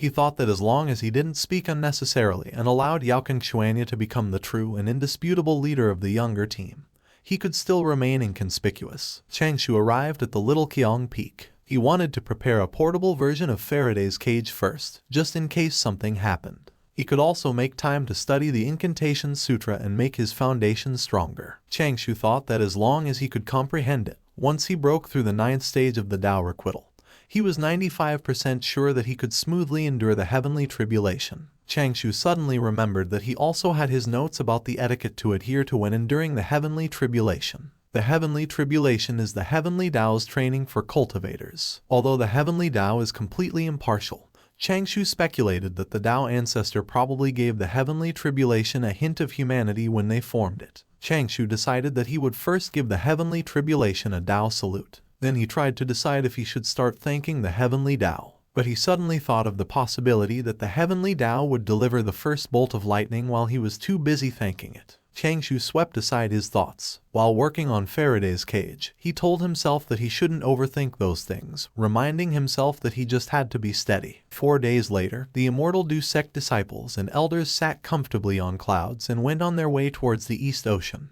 Changshou looked around him. With so many experts guarding him, he actually felt quite relaxed. Suddenly, a woman called Changshou. Youqin Xuanya asked Changshou if she could sit on the cloud that he was riding. Changshou thought to himself that Youqin Xuanya could sit, but he'd make sure to move to another spot later. While he was pointing at the spot a distance away from him, Changshou told Youqin Xuanya that if she was talking about that spot, then she'd be his guest. Youqin Xuanya didn't say a word and immediately sat on the spot Changshou pointed at. Changshou glanced at Youqin Xuanya to observe her. He noticed that Youqin Xuanya was actually wearing gloves. Changshou realized how thoughtful of a person Youqin Xuanya was. Youqin Xuanya told Changshou that since they were both in charge of leading the team, they should work together and protect the reputation of the sect. Not wanting to make their conversation longer, Changshou simply agreed. The disciples behind Changshou were eyeing him dangerously. They couldn't understand why Youqin Xuanya was trying to talk to Changshou, whom they thought was a useless person. Youqin Xuanya informed Changshou that the Heaven Immortal elders within the sect would go to the main platform, while they would go to the tribunal platform. Xuanya then told Changshou that they had to be careful, saying that things could easily go wrong during that period. Once again, Changshou simply agreed. Just so she could talk to Changshou, Youqin Xuanya asked him how his cultivation had been. But to her disappointment, Changshou just told her that he was doing well with his cultivation, and that everything was going smoothly. Youqin Xuanya ran out of topics, but she still wanted to talk to Changshou. She had spent most of her life cultivating, but she couldn't just recite a paragraph of the Dao Sutra just so she could talk to Changshou. Suddenly, Changshou told Youqin Xuanya that she should rest first, telling her that she still had a huge responsibility to deal with. Changshou planned to just be a supporting character, letting Youqin Xuanya take the attention away from him. Youqin Xuanya was blushing as she acknowledged Changshou's advice. While he was preparing some paper effigies, Changshou suddenly realized that there were quite a few people from the other immortal sects with them. Some of the disciples already wanted to go home and take a nap,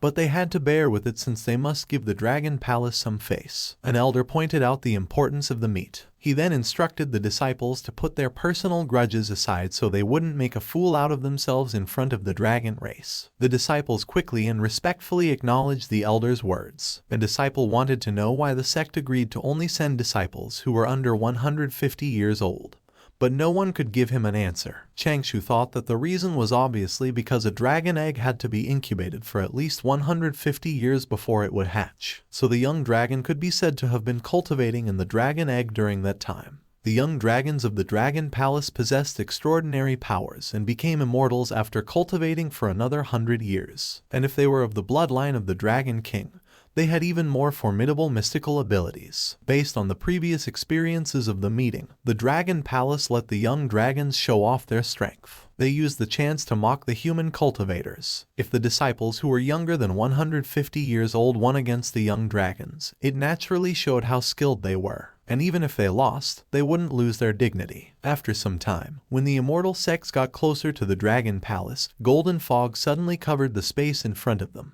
It didn't take long before their visions got completely blocked. Moments later, the golden fog slowly dispersed, revealing a glowing blue plant. Multiple awe-inspiring glowing blue plants blocked the immortal sect's way. It made them feel like they were underwater. Changshou felt the pressure coming from the plants. He couldn't help but express how powerful the formation array was. After a while, Changshou was mystified when he realized that Juju had actually been so well behaved the entire trip. Juju, who had been sitting stiffly, hoped that her master would stop staring at her and would fly a little further away from her. After seeing Juju's expression, Changshou understood that she behaved herself because Exalted Wang King was there. Out of nowhere, the human cultivators heard dragon roars coming from the glowing blue plants. It didn't take long before dragons emerged from the glowing blue plants. Then marching sounds followed as draconic soldiers appeared as well. The water flowing from the glowing blue plants started splashing, as if something big was coming out from below it. Changshou's eyes were opened as to what the dragon race was. He was starting to believe that a starving camel was still bigger than a horse. The dragon race could not become enemies with the immortal sects, but it didn't mean that they would be nice to them. Huge blue plants adorned the place. The stairs to the stage were shiny. The entire arena was filled with grandeur. The cultivators were stunned, and they said that the Dragon Palace had really gone all out, pointing out that the Dragon Palace liked to engage in those shows of power even though everyone knew the predicament their race was currently facing. As Lai Changshou walked up the stairs, he thought that based on the current performance, the dragon race, which had once been the overlords of the world, was still unwilling to remain out of the limelight. Suddenly, two turtles who had been standing at the back of a huge tortoise appeared. One of them welcomed the Heaven Immortals and Elders, requesting that they proceed to the platform at the front, while the other one welcomed the disciples of the Immortal sect and requested that they enter the venue. They announced that the tables and chairs had been prepared at the tribunal platform, and there were signs for the Immortal sects with a higher rank on the East Continent, so those who were illiterate would ask the maidservants. They said that the Immortal sects with a lower rank didn't have a sign, so they requested that they find a seat at the back. A maidservant was giggling while Lai Changshou stared at the grapes in front of him with eyes full of reluctance. Lai Changshou ate a piece, and he thought that the Dragon Palace had actually used such an extravagant way to tease people because what they served should be a type of immortal grape called the little postnatal spiritual root. He sighed as he thought that those frozen immortal grapes were indeed good stuff, and if taken in small amounts, they could even help with cultivation. But he thought that when taken in large amounts, one would fart, and it was so hard to endure that even immortals would not be able to prevent it from happening. As if right on cue, the cultivator beside Lai Changshou farted intensely. Lai Changshou covered his nose as he waved off the foul air, and while Youqin Xuanya stared intently at the piece of grapes in her hand, he told her that before she ate those grapes, she should ask the elders whether there was anything wrong with them. She shouldn't tell them that he was the one who reminded her. He instructed her to just say that she felt something was off. Youqin Xuanya seemed to not be listening to Lai Changshou because she ate the piece of grapes. Lai Changshou slumped his face into the palm of his hand as he thought they should just pretend that he hadn't said anything. Lai Changshou decided to forget it and just looked for potential dangers and escape routes first in the event of a crisis because the entire stage was built on top of an array formation, and no one knew if there were any secret killing arrays hidden within. As the foul smell wafted around Lai Changshou's nose, he thought that although water could be seen everywhere, it was more suitable to use the wind escape technique for two reasons. First, because the water escape technique was slower, and second, because there were strong winds above the ocean. His thoughts were disrupted by something. Lai Changshou looked around, and he saw a lot of cultivators farting, so he wondered if their sect had starved them or something because there were so many people eating the grapes. He even wondered where the self-restraint of Taoists was. As more cultivators farted, Lai Changshou thought that all of them were the sect's immortal seedlings, so he wondered if they really lacked that little bit of spiritual fruit. He noticed that one junior sister's smell was extra sour, so he figured that she must have taken a beautifying pill the day before. Meanwhile, Youqin Xuanya was trying her best to hold in her fart as she reported to one of the masters that the fruit and wine were problematic. Lai Changshou sighed as he questioned if it was the so-called safety he was supposed to be experiencing, and he thought that if he had to take care of that bunch of people, he might as well team up with his paper cutouts. The master announced to the disciples that they should be more alert in the future because the Dragon Palace wanted to see them make a joke out of themselves by serving them those fruits and wine, and what he said was extremely surprising to Juju. Juju looked extremely worried. She had taken 3 jars of wine, and one of them was already completely empty. Juju quickly approached Lai Changshou, which surprised him. Juju quickly apologized to Lai Changshou, saying that he would make it up to him when they returned. Lai Changshou looked alarmed as he asked Juju what she wanted. Juju had called upon the wind. Lai Changshou was surprised when Ju sat behind him, and with a mischievous expression on her face, she apologized to Lai Changshou in her mind, thinking that she would make it up to him after they returned. The wind blew Lai Changshou's clothes upward, after which Ju released her fart, which surprised both Lai Changshou and the maidservant. Ju felt relieved while the maidservant tried to hold in her laugh in front of Lai Changshou. Lai Changshou sighed as he said that it should be fine if they set up 2 noise isolation array formations there. He added that the Dragon Palace should not have any opinions on that because, after all, each sect would be discussing strategies later anyway, and the master who heard it thought that it was a good idea. Afterwards, the Immortal Du sect elders opened an isolation array using the excuse of discussing their battle strategy. And while covering his nose, he quickly told the disciples that he had isolated the area so they should take care of their problems quickly. And with that, they were able to deal with the dragon race's little trick. Meanwhile, on the Little Qiang Peak, someone was in a good mood and was singing. It was Kai Yuan, and as he continued to sing, he opened the door and announced that he was home. Notes were lying around the room, and as Kai Yuan was about to enter it, he suddenly realized that he had been cultivating in seclusion for the past decade, so he should go enjoy some fresh air now that he had temporarily guarded the inheritance left behind. The letters were from Lai Changshou, congratulating Kai Yuan on his ascension to immortality. He informed his master that he had been sent to the East Ocean and would only return after 7 to 8 days. So meanwhile, he requested that he not go to the area at the back at the moment because there were a couple newly constructed array formations there. Kai Yuan was not able to read any of those letters because he didn't push through with entering the room. Instead, he carelessly walked away from home, saying that it was also beneficial to relax a bit instead of cultivating at home all day. On the other hand, Lai Changshou was using the wind speech incantation, a skill that would transmit pieces of information to him whenever the breeze blew past. It didn't consume soul power, but all sorts of information could be transmitted through it. Hence, Lai Changshou constantly filtered through them, and he thought that the wind speech incantation was useful. But it was a little sad that he had basically become a human surveillance system. Lai Changshou could hear the other cultivators talking about the heavenly tribulation last time. And as one cultivator commented that it was so scary, another one said that if they had met a bottleneck before they reached the final stage of the Dao Requital realm, they wouldn't have needed to face the heavenly tribulation at all. But another one commented that they would have just died of old age. One cultivator said that in the 3,000 Chicolisms, 90% of the human race didn't have qualifications to cultivate.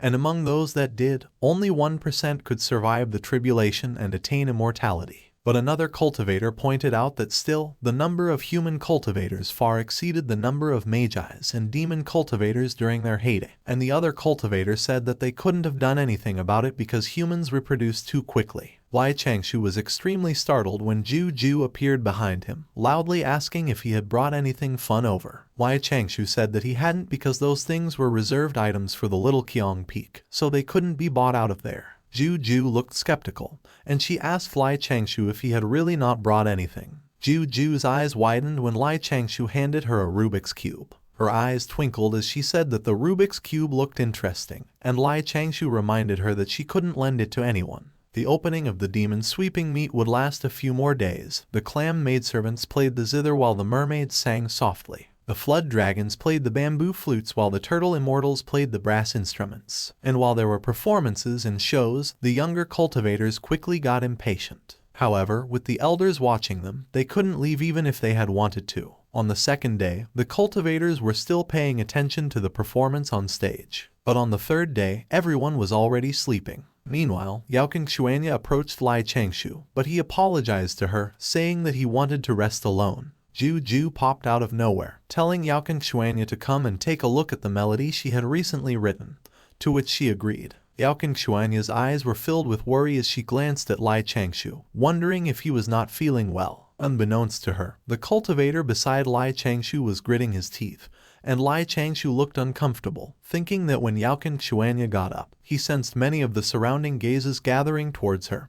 He sighed and thought that she was a little too outstanding. Imagining Youqin Xuanya with chubby cheeks, Lai Changshou thought that if anyone had wanted to take Youqin Xuanya as a wife, they would have felt more at ease after feeding her fat. More than 230 years ago, the second prince of the East Ocean Dragon Palace, Aoi, had already gained consciousness in the dragon egg and could move about in the egg for 6 hours every day. This phenomenon was known as egg shift, a specialized term used by the dragon race, and from then on, various teachers would utilize those 6 hours to continuously teach Aoi etiquette, the arts, music, immortal techniques, and so on. A guard told Aoi that the dragon race was the strongest race, and that they were natural-born experts, and the primordial world's true owners. A clam maidservant told Aoi that the dragon race guarded the 4 seas and that they were noble and sacrificed their lives for the stability of the world. Under the impression that the dragon race was the strongest, Aoi hatched, and he also believed that the dragon race was the strongest under the heavens until one day when one of the dragon tribe members let the truth slip under a drunken stupor. The guy said that after the destruction of the ancient primordial world, the dragon race had been deemed responsible. So currently, they could only stay within the 4 seas and continuously use the bodies of the dragon race's experts to repair the unstable ocean eye because that was the only way they could wash away their sins. The guy continued to say that the ocean eye was the entrance to the heaven-earth polluted springs, the place where all negative karma gathered, and as he wondered how many more lives they must lose before they could be free again, unbeknownst to him, Aoi was hiding behind the wall, surprised that he heard that the dragon race had fallen to such a level. Aoi left the room full of determination,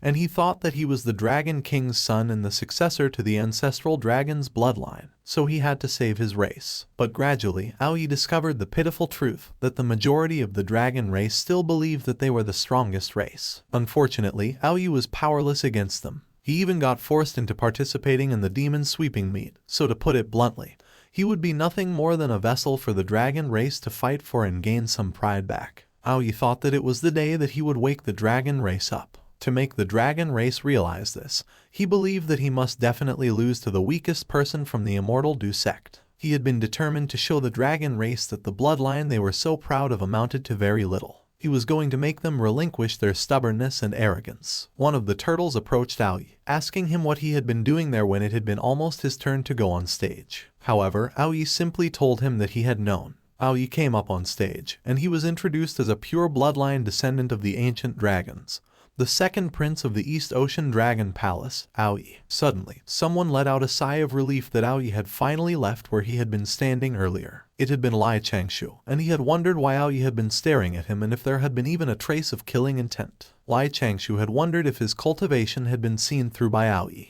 Changshou had thought that it shouldn't have been the case because the concealment technique he had developed had even worked on his uncle masters. So, he had deduced that it could have been that Aoi lacked confidence and had wanted to challenge him because he had had the weakest cultivation there. The turtle on stage had suddenly silenced everyone, and he had announced that they would then let Aoi choose a suitable sparring partner from the immortal sects. Changshou had yawned as he had thought that, knowing the dragon race, they should care about pride. Thus, they wouldn't have been so shameless as to go after the weakest disciple. Aoi had pointed at someone. To Changshou's surprise, Aoi had already been hovering in front of him and pointing at him. Aoi had told Changshou to come up and spar with him, which had rendered Changshou speechless. Aoi pointed at Changshou and asked him to spar with him. Changshou thought that there were at least 7,000 to 8,000 cultivators present, so he wondered why Aoi had chosen him. All eyes were on him, and he felt uncomfortable with it. He wanted them to stop looking at him. Changshou was annoyed, and he thought about stuffing Aoi full of poisonous pills. Youqin Xuanya was watching, and she was surprised when Changshou greeted Aoi and told him that his cultivation level was still low. He couldn't even be ranked among the top 100 of his sect. It was better for him not to show himself and embarrass himself. Youqin Xuanya decided to make a move. She stood in front of Changshou,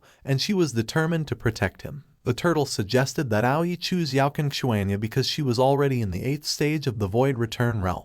But Aoi insisted that he wanted Changshou, questioning whether the Immortal Du sect did not regard the words of his East Ocean Dragon Palace highly. Changshou cursed in his mind because Aoi was really forcing him at the moment. The elders said that it couldn't be helped, so they told Changshou to go up there and do his best. They told him not to worry because they would keep watch to ensure the dragon race didn't try anything funny. He should just showcase what he had learned. There was no need for him to go for the win. Ju appeared, and Changshou was surprised when she told him that he had forgotten to take his evil vanquishing Rui sword with him. Changshou calmed her down and told her that he would be heading to the stage to exchange pointers with Aoi, not for a life or death battle. There was no need for deadly Dharma treasures like that. A few moments later, Changshou and Aoi stood on the stage. Aoi stared intensely at Changshou, thinking that he should come and defeat him head-on. On the other hand, Changshou looked nervous, wondering what Aoyi was planning to do because he was gazing at him intensely. He wondered if Aoyi was really planning on killing him because he was not an immortal seedling.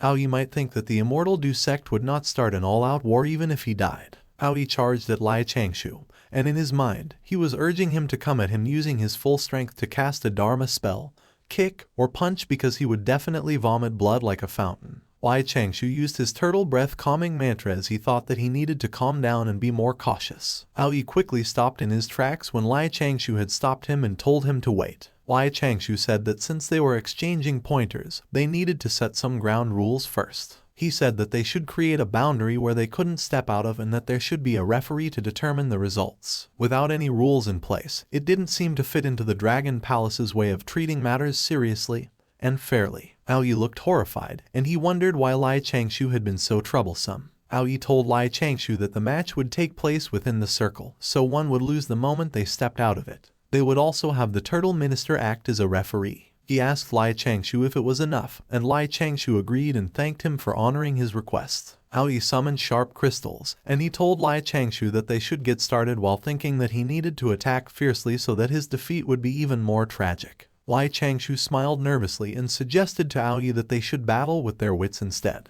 Aoyi told him that he had been so noisy, and he announced that he was coming at him. Most of the sharp crystals were thrown, and they pierced the stage. Aoyi continued to attack Changshou, and Changshou avoided the sharp crystals with his move, Dragon Swimming Across the Clouds. As Aoyi continued to attack, he wondered why Changshou hadn't been fighting back at all. Aoyi delivered a punch, and Changshou was able to dodge it. Changshou had been showing his flexibility as he dodged Aoyi's attack. Aoyi thought that he would intentionally expose some flaws for Changshou to attack, and with a smile on his face, he taunted Changshou to hit him. In his mind, Aoyi was telling Changshou that there had been no need to be scared because he would make sure he had a glorious victory, so he urged him again to quickly hit him. Aoyi was surprised that Changshou had run even further away, and he thought that he should just hit him. Aoyi effortlessly maneuvered his body in the air so he could back away from Changshou. Changshou summoned burning talismans around him while Aoyi was still suspended in the air. Changshou had activated the fire talismans, and they burned strongly. He ordered the talismans to go. The talismans had fused their power and created a beast-looking fire aura that was coming towards Aoyi. Aoyi had summoned his sharp crystals again.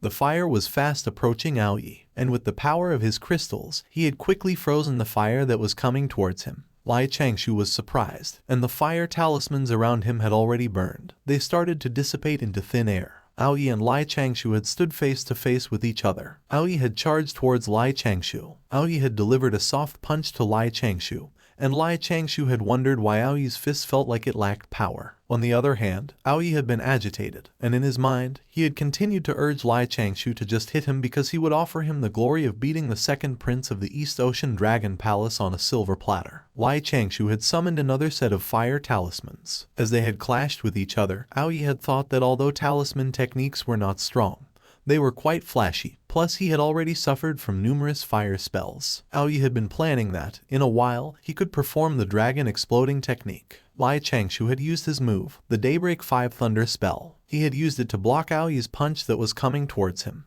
Aoyi had been surprised when he had sensed a hint of danger coming from Changshou, while on the other hand, Changshou had figured out that there was really no strength behind Aoyi's attacks at all. Changshou's move had dissipated after it had clashed with Aoyi's punch. As he had dodged Aoyi's punch, Changshou had smiled, and he had thought that what he had done should be enough. His foot had suddenly slipped, and Changshou had fallen down with a dramatic scream. Changshou stepped out of the line. He acted devastated when he realized that he had lost, and Aoyi was surprised at what had happened. Changshou started coughing up blood. He admitted that his capabilities were insufficient, so he would head back and cultivate more. Aoyi couldn't believe it when he heard Changshou admit defeat. He couldn't understand why he had done that. He wondered if Changshou didn't wish to win and if he wasn't going to fight for the pride of the human race. While he was busy questioning how Changshou could admit defeat like that, the Turtle Minister was already congratulating him for winning. Aoyi was completely enraged, and as the Turtle Minister announced his second battle, Aoyi told him to shut up. He screamed at the powerful talisman technique he had just witnessed and started regurgitating liquid fire. Aoi created a blood fountain in his body as he thought about his perfect plan, the most important step of the plan to wake up the dragon race. He was mad at Changshou for daring to admit defeat when he had even volunteered to get hit. Aoi dramatically screamed in pain as blood continued to squirt out of his body, and as a final act, he fell down on the floor and lay in his pool of blood while a fountain of blood was still squirting through his mouth. Changshou looked horrified, and he thought that the acting skills of Aoi were so bad that no one would believe him. But contrary to what Changshou had just said, the turtle minister and the guards quickly came over to Aoi, with worry and panic written all over their faces. Changshou was further horrified when the three of them glared at him. But suddenly, someone came to the rescue. It was Ju, and as she stood in front of him, she asked him if he was injured. He responded that his aura was only a little unstable and there was no need to worry because even if Aoi's attacks had been quite powerful, he was fine. Changshou wondered how Aoi's injuries were because he thought that his talisman techniques shouldn't have been able to break through the immortal armor he was wearing. As Changshou told Ju to take a look at what those platters of seafood were doing, Ju told him that there were so many experts in the Dragon Palace that they should be able to tell what had happened, so he shouldn't worry about it. Meanwhile, at the arena, the turtle minister was checking Aoi's pulse. The turtle minister sighed with relief as he declared that Aoi was alright. He said that Aoi's circulation of dharmic power had only been disturbed for a bit, so he had simply lost consciousness as a result, but he would regain consciousness soon. Upon hearing what the turtle minister had said, one of the guards wondered what they would do about the results of the battle, and the other guard proudly said that Aoi had, of course, been the winner. An elder from the Immortal Du sect approached one of the guards and agreed that the winner had naturally been the winner. He offered a Kai-regulating pill made using a secret pill formula from their Immortal Du sect, and as he said that they should consider it a token from them, the guard thanked him. The first match went to the Dragon Palace. However, Aoi, who was still unconscious and was being carried out by the guards, was completely unaware of his achievement. Ju told Changshou that he could have won if he had just simply stood there for a while longer, saying that she hated that iron couldn't turn into steel. Changshou defended himself, saying that his Kai was running out and he had been at his limit too. One of the cultivators was enraged and said that Aoi had obviously been seeking trouble and had intentionally chosen Changshou. Another one chimed in and told Changshou to wait and see because he would let the dragons who participated later know how powerful the human race could be. Youqin Xuanya looked menacing as she agreed with the other cultivators and said that the Dragon Palace had gone too far. Changshou was alarmed when he saw Youqin Xuanya's expression, and in his mind, he had requested that she restrain herself. The two cultivators who had reacted earlier lost their battles, and it was Youqin Xuanya's turn to come up on stage, and she was releasing an intense aura. Changshou advised Youqin Xuanya to exercise restraint and not overexert herself because, after all,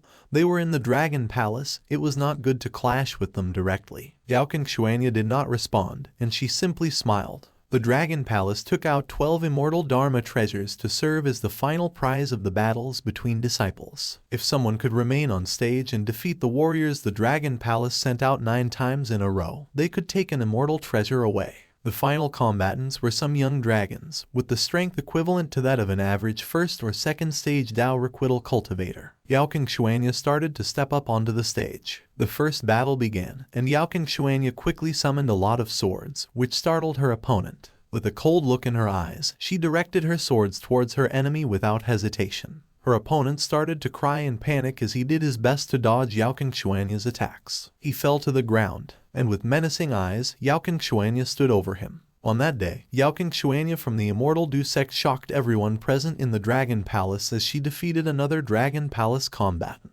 With a sword in one hand and fire in another, she seized 4 immortal treasures, defeating several dozens of cultivators and injuring 4 Dao Requital youngsters from the dragon race. She calmly stood there as her whirlwind of fire threw her enemy into the air, and with that, her reputation rose sky high on the East continent. Youqin Xuanya looked exhausted while collecting the treasures and putting them inside her bag. The other cultivators who watched her looked scared as they said that she was too strong because she had actually won 4 treasures. Changshou was nervous when Youqin Xuanya approached him and wondered why she was there. Youqin Xuanya placed the bag on his table and told him that it was for him. Changshou panicked as he quickly refused her while thanking her. He wondered why she was giving that hot potato to him. Youqin Xuanya started to lose consciousness, and Changshou extended his arms to catch her. The atmosphere turned romantic as the two of them met eye to eye. Suddenly, Youqin Xuanya snapped out of it, and she slammed her hand on the table to prevent herself from falling. Even though she winced, she told Changshou that she was fine. Worry filled Changshou's eyes as he gazed at Youqin Xuanya. Changshou didn't protest anymore. He simply gave Youqin Xuanya his respects as she walked away.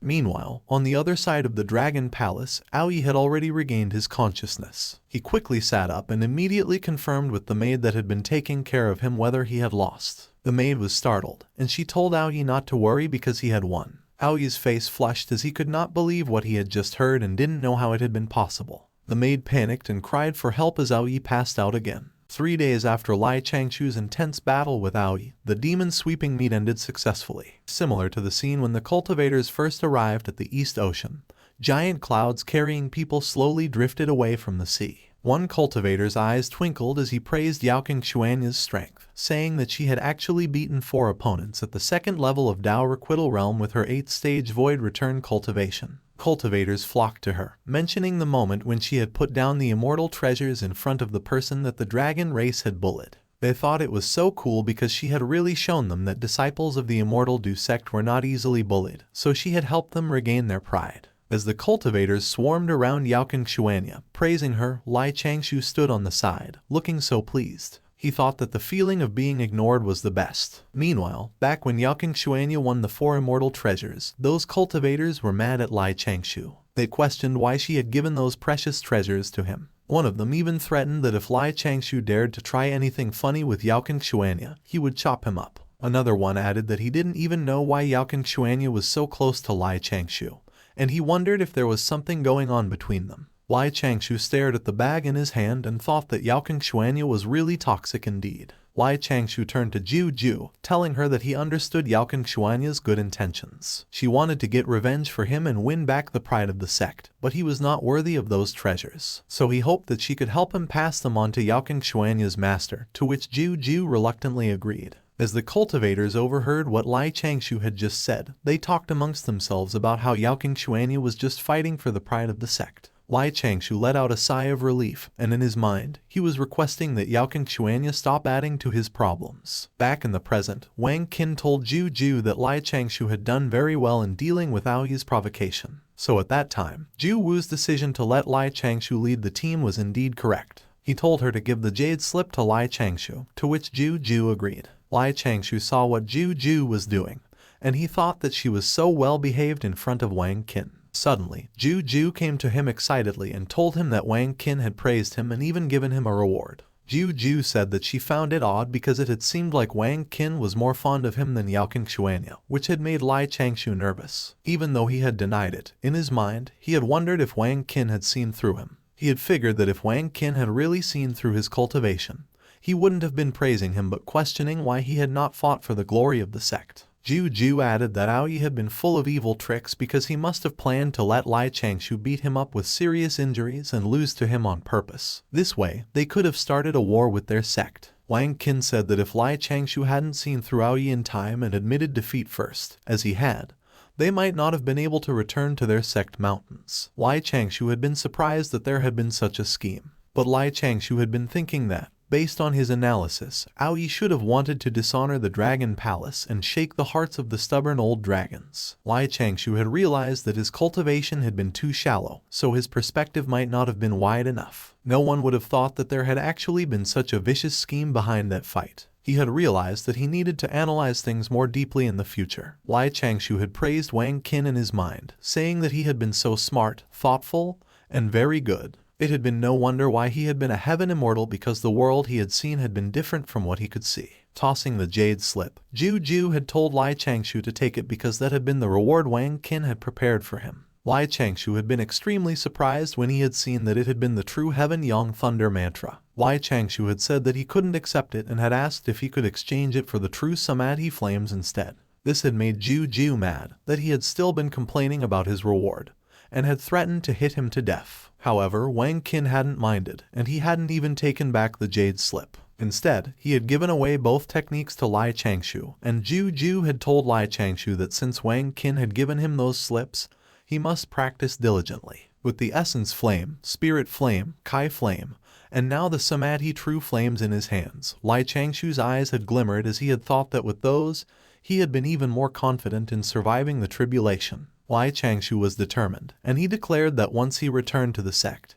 he had to enter secluded cultivation and quickly learn that technique. On the other hand, at the Dragon Palace, the dragon race celebrated, saying that their Dragon Palace had merely used a few treasures, but they had gotten the chance to watch those stupid human cultivators fight with each other, and they raised a toast for their wise Dragon King. But while they celebrated, someone was annoyed because they were still living inside their own fantasies. It was Aoi, and he was determined, thinking that he couldn't give up, so he had to do something big again. Kai Yuan looked horrified as he wondered if he was really at the little Qiang peak that he was familiar with. There were 3 paths up ahead of him, but he didn't know which one was the way out, and he said that he had been walking around the place for a few days but still couldn't find the way out. So he wondered which expert had set that up at the little Qiang peak and what schemes they had. Suddenly, Kai Yuan noticed something. It was a sign hanging on the tree branch, asking if he was lost. Kai Yuan inspected the sign, and he wondered why the handwriting on the sign looked so familiar. He wondered if he had perhaps transmigrated into another world. As Kai Yuan followed the signs, another one asked him what had brought him to the little Qiang peak, and he angrily blurted out that he lived there. Kai Yuan followed sign after sign, and as another sign asked him if he had broken into the little Qiang peak without permission, he got angry again, saying that he didn't even need to barge in there because he was the leader of the little Qiang peak. He came across another sign requesting that he not destroy the grasses and trees there because that path led him to the clearing where he could stay.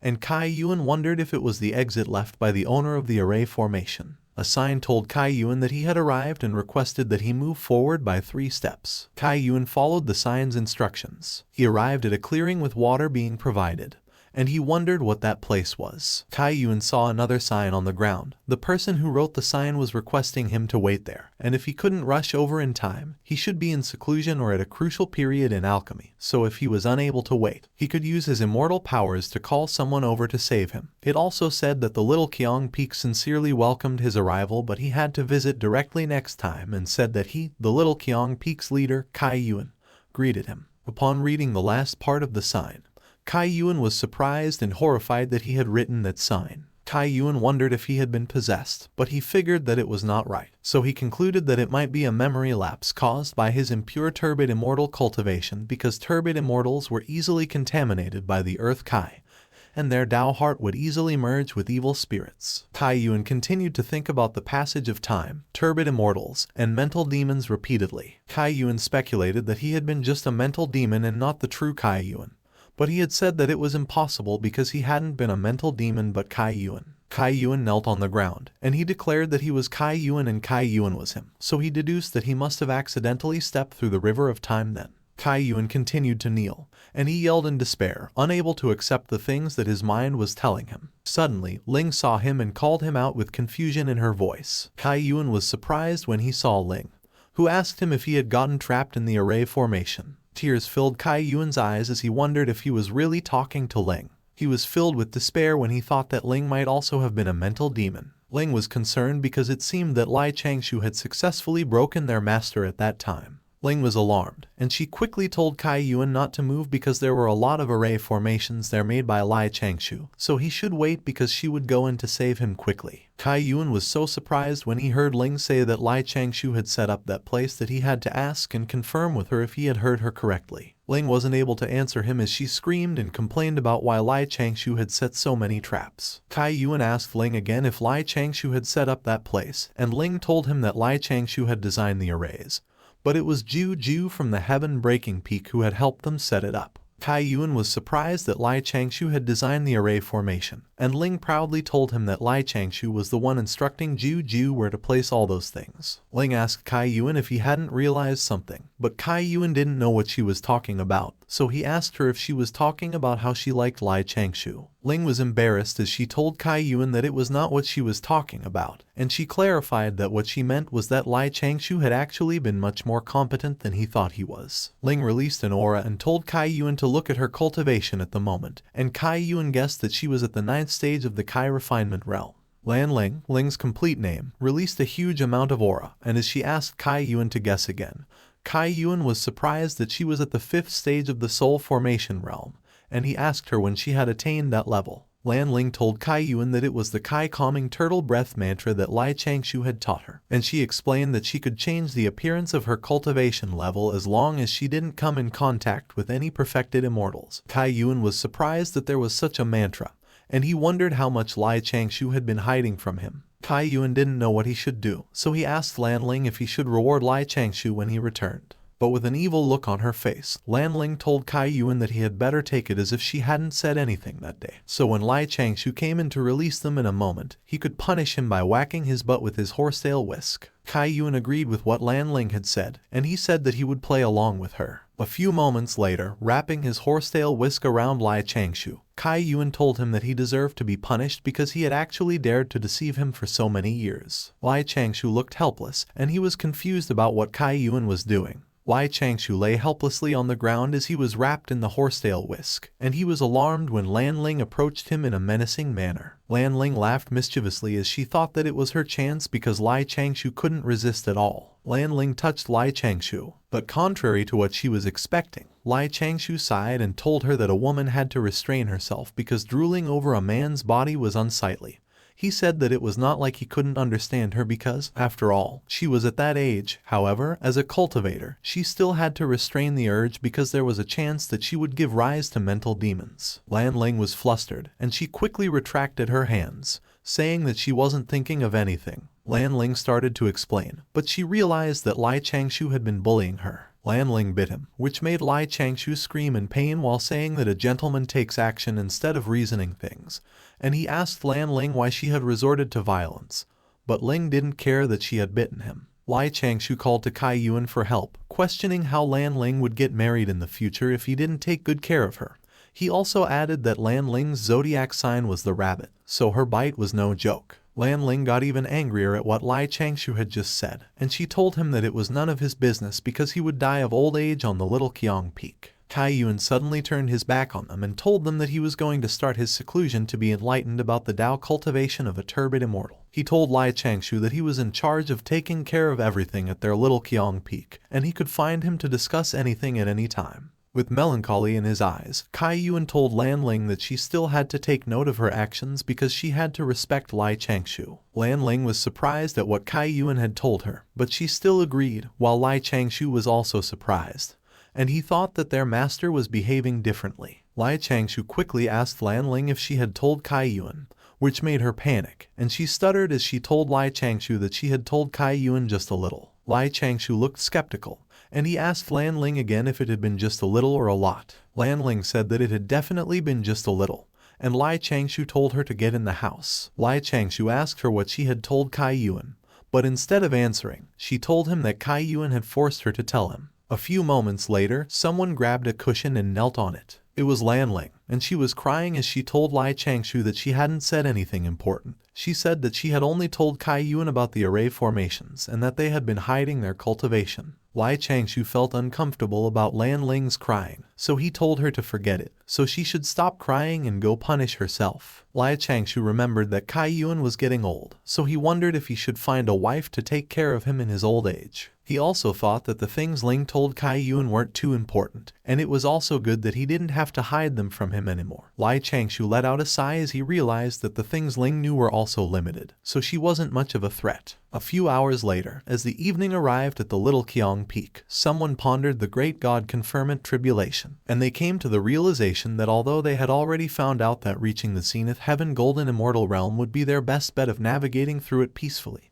it would take a long time. With the slips in front of the person, they said that as one of the immortal sects of the three schools, the Immortal Du sect was very likely involved in the Great God Conferment Tribulation. The person was Lai Changshou, and he said that the Great God Conferment Tribulation was not just about the new king overthrowing the tyrant human emperor. He discerned that the three realms should be involved in that, and the real targets of the Great Tribulation were the disciples from the three schools. He said that the Middle Continent was becoming more and more prosperous, but when the time came, it would be miserably destroyed by the Great Tribulation, and the East Continent's immortal sect probably couldn't escape from the tribulation either. He realized that it was something that he couldn't avoid as well, so the simplest way would be to go through the tribulation early. The Great God Conferment Tribulation was merely the process of the heavenly court expanding its power, and Lai Changshou was thinking about the best way to survive that disaster. The nominal cause of it was the Jade Emperor, Hao Tian, who had complained to the ancestor that the disciples of the three schools were rude and did not follow the orders of the heavenly courts, so his title as the ruler of the three realms existed in name only. Lai Changshou said that based on the god conferment results, the disciples of the three schools had become gods in the heavenly courts, and the saints no longer took the initiative to manifest themselves in the world. This laid the foundation for the heavenly courts to manage the three realms. So as long as Lai Changshou got into the heavenly court in advance and became an elder during the inception of the court, he could avoid the troubles of the tribulation. He just had to become an official and register his name in the Immortal registry, so there was no need to aim for a higher position either. Once the tribulation started, he would already have become a senior member of the heavenly court, so the tribulation would have no reason to target him. Lai Changshou closed the book he was reading and said that it was redundant to kill a god of the heavenly court just to turn them into a god of the court again. So once the tribulation ended, many talented disciples of the three sects would have been turned into gods. During that time, as a no-name senior member, he could just retire and enjoy his life. Lai Changshou said that he could obtain the identity of an elder of the heavenly courts and return to the mountains to continue cultivating steadily. It was just perfect. He said that there was still plenty of time to get his name into the Immortal registry before the Jade Emperor complained to the Dao ancestor and triggered the tribulation. So he should also try to get Kaiyuan to become an earth god because it could help him later on too. Lai Changshou said that he would have to see whether Kaiyuan was willing or not because, although an earth god had little authority, it was still a righteous god after all. He proudly planned that maybe he could even find a wife for Kaiyuan in court. 3 months later, Lai Changshou had obtained a basic understanding of the true Samadhi Flame's cultivation technique. He thought that with only the Kai Flame's power, it was not even as good as 1/3 of the cold nether fire. But once he combined the Kai Flame, Essence Flame, and Spirit Flame into one as the true Samadhi Flames, its power was much stronger than the cold nether fire. He thought that the gist was to use his own Kai essence and spirit to cultivate 3 fire seedlings and integrate them into the true Samadhi flames. He believed that those flames could often survive within the Dao body, burning evil spirits and removing impurities, which could all be used to protect himself. But as he was cultivating, he was startled when he felt that someone was coming. Lai Changshou sat in his laid-back chair nonchalantly as someone who rode a cloud arrived. It was Zhu Wu, and as Lai Changshou greeted him, Zhu Wu quickly told Lai Changshou that he had heard that he had reaped great benefits on his journey to the East Ocean 3 months ago, and he had also dealt with Ao Yi properly when he provoked him, so he was glad that he had not recommended him for nothing. Lai Changshou said that on that trip, he had been able to obtain a fire and a thunder spell, and he told Zhu Wu that he had prepared a feast inside to thank him. Zhu Wu hesitated, and he said that he felt like something was up because Lai Changshou was usually quite stingy with the spirit meat and wine when he came to visit. Zhu Wu realized that Lai Changshou had gone to the East Ocean after being coaxed and deceived by him, so he nervously asked Lai Changshou if he had poisoned the food. Lai Changshou laughed and told Zhu Wu that he was only a disciple of the little Qiang Peak while he was a perfected immortal, and the sectarian officers that the elders thought highly of. So even if he had the thoughts to plot against him, he didn't have the guts at all. Moreover, he had obtained huge benefits on the journey to the East Ocean. Lai Changshou presented the photo-taking balls and said that after improving them, he had turned them into sound recording balls as well. As Lai Changshou offered one to Zhu Wu, saying that they would each have 1 ball and the entire feast that day would be recorded in them to reassure him.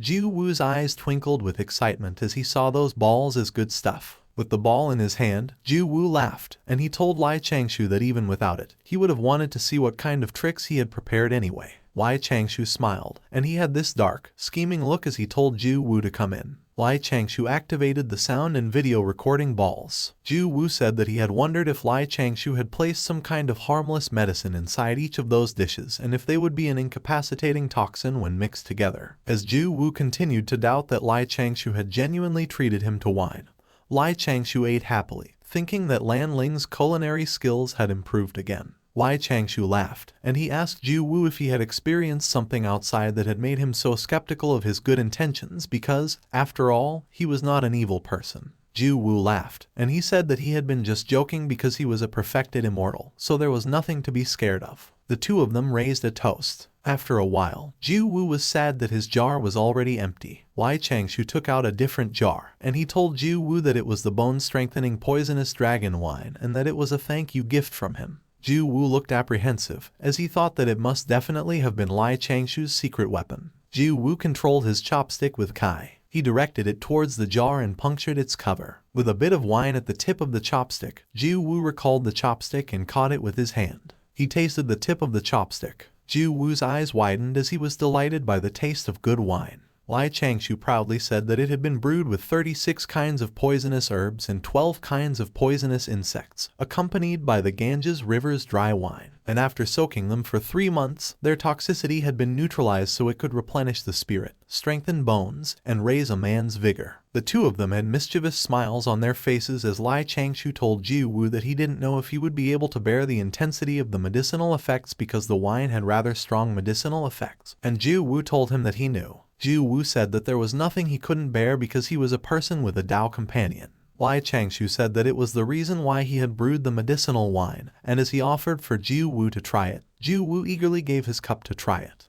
Lai Changshu reminded Ju Wu to not drink too much in one go, but Ju Wu told him that there was nothing he should be afraid of because he was a perfected immortal, and he said that coincidentally, She came out of seclusion recently, so he had nothing to be scared of. Lai Changshu had this dark, scheming look on his face again as he told Ju Wu that it was just perfect. Lai Changshu had told Ju Wu that he actually asked him over because he needed his help with the 9-color glazed array in the array formation that he had given him. He said that he had analyzed it with Ju for half a month but was still unable to set it up. So, he wanted to ask for his guidance, and Ju Wu gladly told him that they should go as he would take a look. A few moments later, the two of them were already at the array. Ju Wu instructed Lai Changshu to move the copper mirror in front of the formation, rearrange the 13 copper mirrors near him into a big dipper, and that should be it. Lai Changshu confirmed that he understood. Lai Changshu grabbed one of the copper mirrors and asked Ju Wu if he was doing it right. Lai Changshu shone a light towards Ju Wu using the copper mirror, and Ju Wu couldn't help but scream in pain as he got blinded by the light. Ju Wu calmly closed his eyes as he asked Lai Changshu if it was how he planned to plot against him. He asked Lai Changshu if he really thought that he wouldn't notice that his master plan was to trap him in that array. But as he turned to look at Lai Changshu,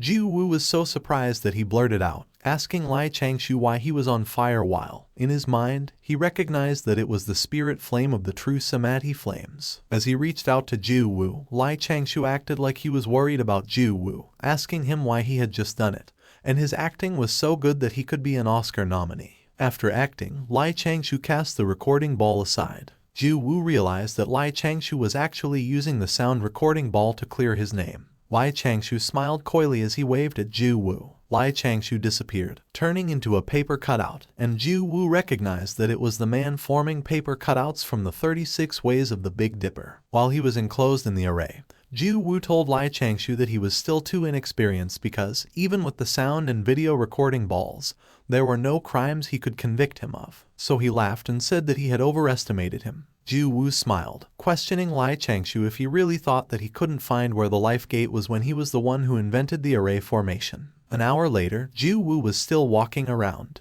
2 hours later, Ju Wu was already out of breath and sweating. Ju Wu was frustrated that he had encountered a chain array again, and he thought that since he had been the one who had invented the trapping array formation, he had recklessly entered Lai Changshu's trap, forgetting that he loved to set up chain arrays the most. Suddenly, Ju Wu was alarmed when he felt that it had suddenly become so hot. Ju Wu closed his legs together when he realized that the Yongkai in his body had been rising recklessly because of the medicinal wine, and he couldn't help but ask why it had been so strong. Ju Wu tightly hugged Jushi, asking her why he had felt so hot, and she told him to be good and just hold her tight. Ju Wu imagined it, and his eyes bulged out as he reminded himself that he needed to bear with it because he was a half-step heaven immortal, so he could resist that bit of medicinal effect. He just had to remember that Jushi was waiting for him at home. Ju Wu shook his head because he realized that he shouldn't have thought of Jushi since it only made him feel worse. Ju Wu was extremely red, and while he thought that he couldn't make a fool out of himself because Lai Changshu's sound and video recording balls were still recording, he cursed in his mind because he knew that he couldn't bear it anymore. Ju Wu yelled that it was a matter of a male's dignity, so he couldn't bear it. Ju Wu knelt on the ground and called Lai Changshu. As his soul left his body, Ju Wu admitted defeat, and he promised that in the future he wouldn't dare to plot against him anymore. Lai Changshou smiled with contentment, and he thought that what he did should have been enough, so he decided that he should spare Ju Wu. A wooden sign appeared on the ground, and Ju Wu immediately noticed it, wondering what it was. Ju Wu recognized that it was a heavenly Dao Oath and Remembrance Oath Sutra. It said that from that point onward, he wouldn't be allowed to do anything against Lai Changshou. He wouldn't reveal any information about him to anybody, including but not limited to his Dharma artifacts, tools, and cultivation. And if he broke the code, the heavenly thunder would strike off his manhood.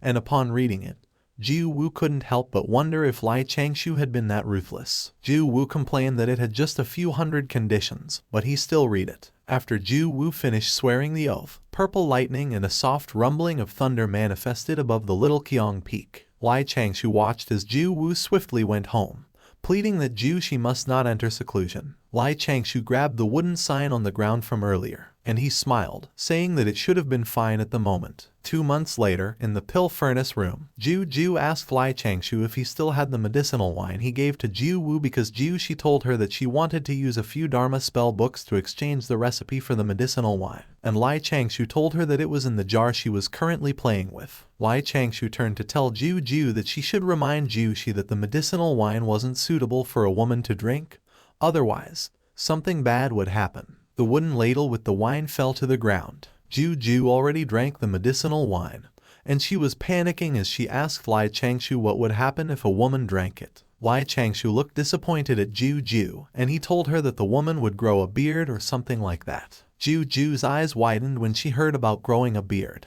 She laughed that it was just growing a beard, and she told him that he had scared her for making a mountain out of a molehill because she had thought that her yin and yang would be out of balance, turning her into a manly woman, which made Lai Changshou laugh awkwardly, thinking that he couldn't win against her logic. Lai Changshou told Ju that after he had finished refining the furnace of pills, he would probably be in seclusion for half a year to 1 year to cultivate the true samadhi flames. Ju's eyes twinkled when Lai Changshou said that he had prepared a year's worth of a few kinds of wine for her, and she immediately told him that he could peacefully enter seclusion because of it. The wine ran like rivers, and the wine fragrance formed clouds, and Ju was drooling as she thought that there were so many treasures that all belonged to her while she was looking at the jars of wine in front of her. Lai Changshou reminded Ju that it wouldn't be good for her if she drank too much of those, so she should drink in moderation and restrain herself a little. Ju turned serious, and she told Lai Changshou that although the true samadhi flames could be cultivated at the void return realm, what was needed in the beginning was to burn his essence, Kai, and spirit to condense the fire seedlings, so he shouldn't force himself. She reminded him not to cultivate the Dharma spell if he hadn't accumulated enough because he would end up losing his essence, Kai, and spirit, which would be horrible, and Lai Changshou thanked Ju for the reminder. Ju said that she had been stuck in bottlenecks before, but after a few years, she would manage to break through for no reason, and after the breakthrough, she would be entering seclusion for a few years or even decades. And she told Lai Changshou that what she was saying was that he shouldn't be in a hurry. Lai Changshou confirmed that he understood Ju, and he asked her if she mainly cultivated the Inaction Sutra. Ju confirmed that Lai Changshou was right because when someone ascends to an immortal, they can also cultivate the Inaction Sutra, and if they have good potential, they can also cultivate in the void return realm. Ju suddenly remembered that she had heard Ju Wu say that Kai Yuan had started to achieve enlightenment on the Inaction Sutra. Lai Changshou confirmed that it was correct, and he said that 2 months ago, Kai Yuan had obtained a sutra sent by the sectarian officer within the sect. He had realized and told Ju that, given her carefree attitude, she was most suitable to cultivate the Inaction Sutra. Ju had told Lai Changshou that he was like an old man because he was saying the same thing as Wang Qin, and Lai Changshou had told her that previously. Ju Wu had given him volume 1 of the Inaction Sutra, so he had gained some insights, which Ju had understood. Suddenly, Ju's eyes became bleary as she called Lai Changshou. Lai Changshou was surprised when Ju suddenly leaned towards him and told him that he was actually pretty good looking. Ju smiled brightly while her face was beet red, and she wondered why she hadn't realized it in the past. Lai Changshou blushed, and he was not able to say anything. A few moments later, Lai Changshou was still speechless, but the look in his eyes had already been replaced with concern. Ju was sleeping soundly on the table in front of him. Lai Changshou smiled as he stared at Ju's peaceful sleeping face, and he thought that Ju could also be described as a beauty with a clear mind and an innocent heart. He sighed and said that, unfortunately, Ju had been too lively whenever she was awake. 2 days later, at the lake on Little Qiang Peak, Lanling asked Changshou if he wasn't going to cultivate inside the pill chamber at that time. As he struggled to control the fire in the palm of his hand, Changshou told her that the reaction of the 3 fires from the Samadhi true flames could damage the building. He said that he would build a small boat and enter seclusion in the middle of the lake. Changshou handed bottles to Lanling as he told her that she could use those to protect herself and cultivate while he was gone. And Lanling was in awe as he thanked Changshou for it. Lanling was in a daze as Changshou instructed her that she must take the left bottle 3 times a day, while she must scatter about 5 grams of the left bottle every time because it could affect her mentality. However, Changshou noticed that she was in a daze, so he asked if she was listening to him and told her to stop staring at him, to which Lanling agreed in a listless manner. Sadness filled Lanling's eyes as she asked Changshou if he didn't need to hide the true Samadhi flames. Changshou flicked her on the forehead, asking her what she was worried about and reminding her about the lessons he had taught her in the past few years. Changshou lectured Lanling that the true Samadhi flames were bestowed upon him by Wang Qin, so if he hid it and didn't use it, it would be more suspicious instead. He also added that it would only be considered a trump card if others couldn't imagine, guess, or think of it from information exposed based on his daily life. He said that it wasn't just about the power of the technique, which Lanling confirmed she understood, but in her mind, she was thinking that she would never be able to keep up with Changshou's logic. Changshou instructed Lanling to place the 2 bottles of pills in front of Kai Yuan's house because those were pills he made for him to assist his cultivation, and they had a cleansing effect. Lanling suddenly looked excited when she asked Changshou if Kai Yuan would be able to cleanse the turbid Kai from his body. Changshou sighed as he said that it was impossible, and he added that he was also helpless about that at the moment. While Changshou was walking away, telling Lanling that he would be going and reminding her to cultivate diligently, Lanling opened the bottle, and she wondered what kind of powerful medicine Changshou was giving Kai Yuan. The smell of the medicine wafted around Lanling. She walked back to the house, wobbled, and said that she was already getting dizzy just from the residual Kai and pill fragrance alone. 2 days later, Lanling meditated diligently. Suddenly, something disturbed her meditation, and she wondered what it had been. A few moments later, a boat with a room on it appeared. Lanling looked annoyed as she questioned whether what she was seeing was a small boat. In front of her was a gigantic boat with buildings on it, and Lanling couldn't help but question whether Changshou had misunderstood the size. She also added that the foolish Changshou had actually lost the concept of size, thanks to Ju. Aoi screamed in pain. He was tied down to a pillar with chains, and he tried to break free from it with brute force. Giving up, he ordered the people who had tied him up to release him because he wanted to see his father. A few moments later, a cult was shattered. An old man who seemed to be Aoi's father was mad at him for daring to do something. But Aoi was full of determination as he told his father that he wanted to become a disciple of the Immortal Du sect and cultivate like the saints of the 3 schools. A lady who seemed to be Aoi's mother pleaded with his father to forgive him because he must still be in shock from the demon sweeping meat. His mother asked Aoi if the skills from their race were not enough for him to learn and the treasures from their race were not enough for him to play with. She asked him why he had to do such absurd things and even say those absurd words before so many elders of their race. She asked him if he knew that if he wanted to join the saints, they didn't take in disciples from the dragon race except for the Jai school. She added that the Chan school's master had taken an illegitimate dragon as his disciple in the past, and he had used his treasures to strip away the last destiny from the dragon race and placed it on his disciple. In his mind, Aoi questioned everything his mother had said about blaming the human sects for not accepting dragonkin, and the Chan school's master, Huang Long, for stealing the last destiny of the dragon race. Aoi calmly closed his eyes as he continued to question in his mind whether his mother really thought that he was still a child who could be fooled by those lies. One of the 12 golden immortals of the Chan school, perfected Huang Long, had the bloodline of the ancestral dragon, and back then, he had been seriously injured and landed in the Kunlun Mountains. He had been cared for by the 3 pure ones who had yet to become saints and had become an ornamental dragon of the 3 pure ones. Before the ancient saint had appeared, the dragon race had treated that as a disgrace, so they had severed all ties with perfected Huang Long, even removing his name from the dragon registry. After the 3 pure ones were raised into saints, the dragon race couldn't bear the embarrassment of putting perfected Huang Long's name back on the registry, so they began to call him the black sheep of the dragon race, mocking him as being a pet kept by the saints and not acknowledging him as a perfected lord.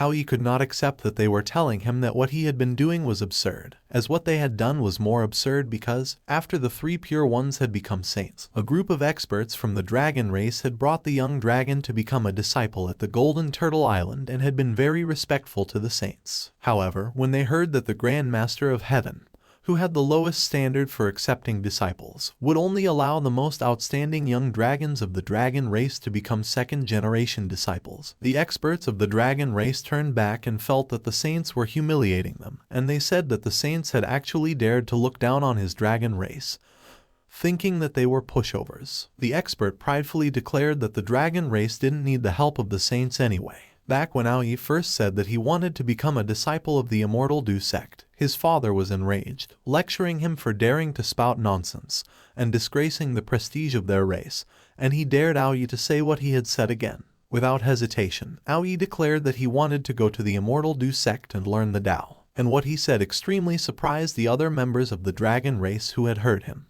His father immediately ordered the guards to take Aoi away and chain him up. While he was chained to a pillar, Aoi thought that he had to endure it because only if he, the second prince of the Dragon King, a descendant of the ancestral dragon, could become a disciple of the Immortal Dao sect, which had a rank in the middle of the immortal sects of the 3 schools, could he break through the pointless arrogance of the dragon race and tear apart their twisted self-esteem. Determination filled his eyes as he thought that it was the only hope for the dragon race. 3 months later in the East Dragon Palace, Aoi's mother cried, saying that Aoi had definitely been a good child, so he must have been bewitched by someone. She questioned how they could all have been harsh on him and ordered them to go find a scapegoat and release her son. Aoi's father panicked as he told his wife not to cry anymore because he also didn't want to punish their child.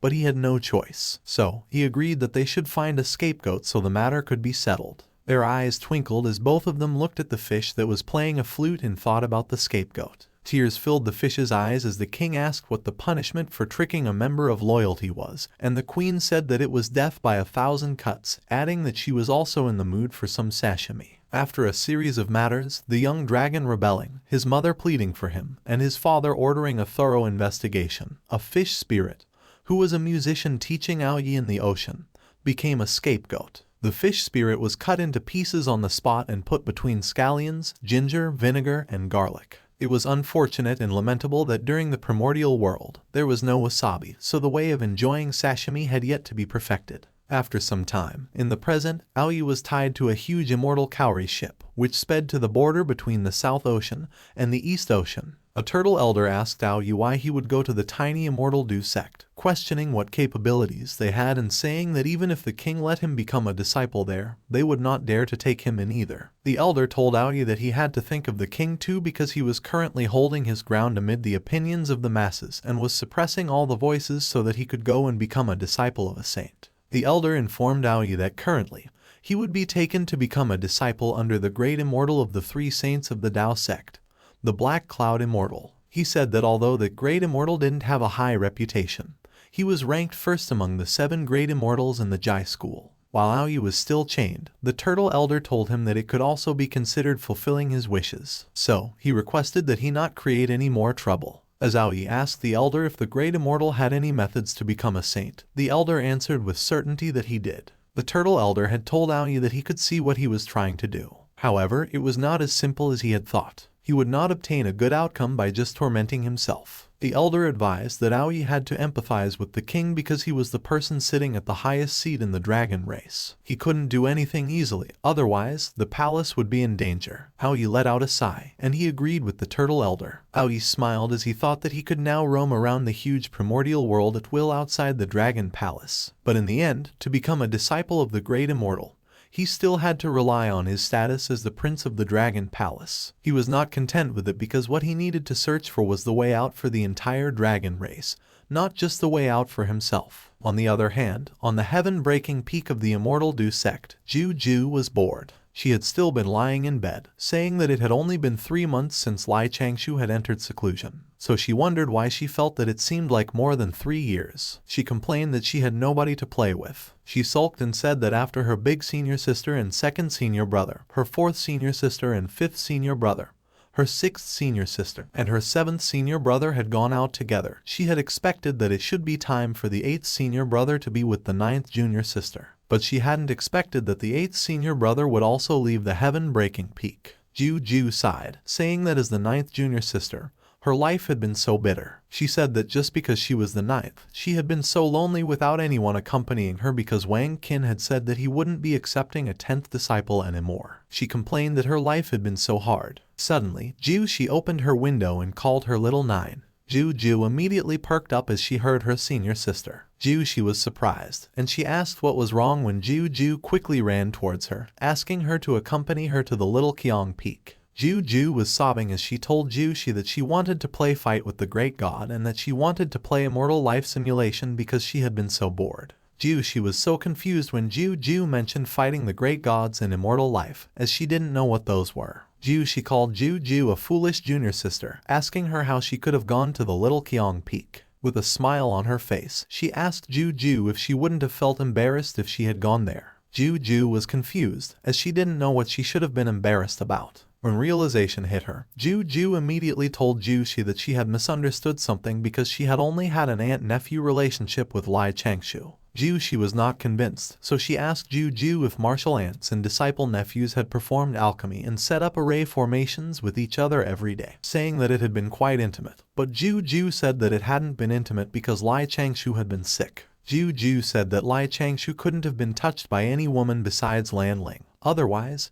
he would have twitched all over. She figured that he had watched Lan Ling grow up, so he had been fine with her. But he had also been fine with her if it had been just touching fists or high fives. She said that there had been something fishy in that illness. So she asked Ju how the illness had come about and to tell her in detail. So Ju told her that it had begun when she had brought Changshou to the North Continent the last time. A few moments later, she was laughing out loud. Tears were forming at the corners of her eyes as she continued to laugh at how Ju had actually been fooled by such a simple lie. Ju was enraged because Changshou had actually dared to deceive her. She calmed her down and told her that a man who had not been frivolous was a treasure rarely seen in the world, so she shouldn't miss the opportunity. Ju blushed as she asked Jushi what she was talking about and asked how she could have been with Changshou. She acted surprised, saying that she was going back to seclusion. But Jushi reminded her that she was going to be a guard at the priming meet after a few days, and Ju got disoriented when she realized that,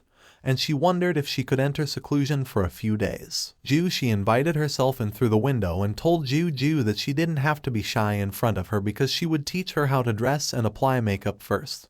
But Ju strongly refused, saying she didn't want to. She smiled gently as she convinced Ju to let her have a look at her current figure. Ju tried to protest, telling Jushi not to touch her and said that it was annoying.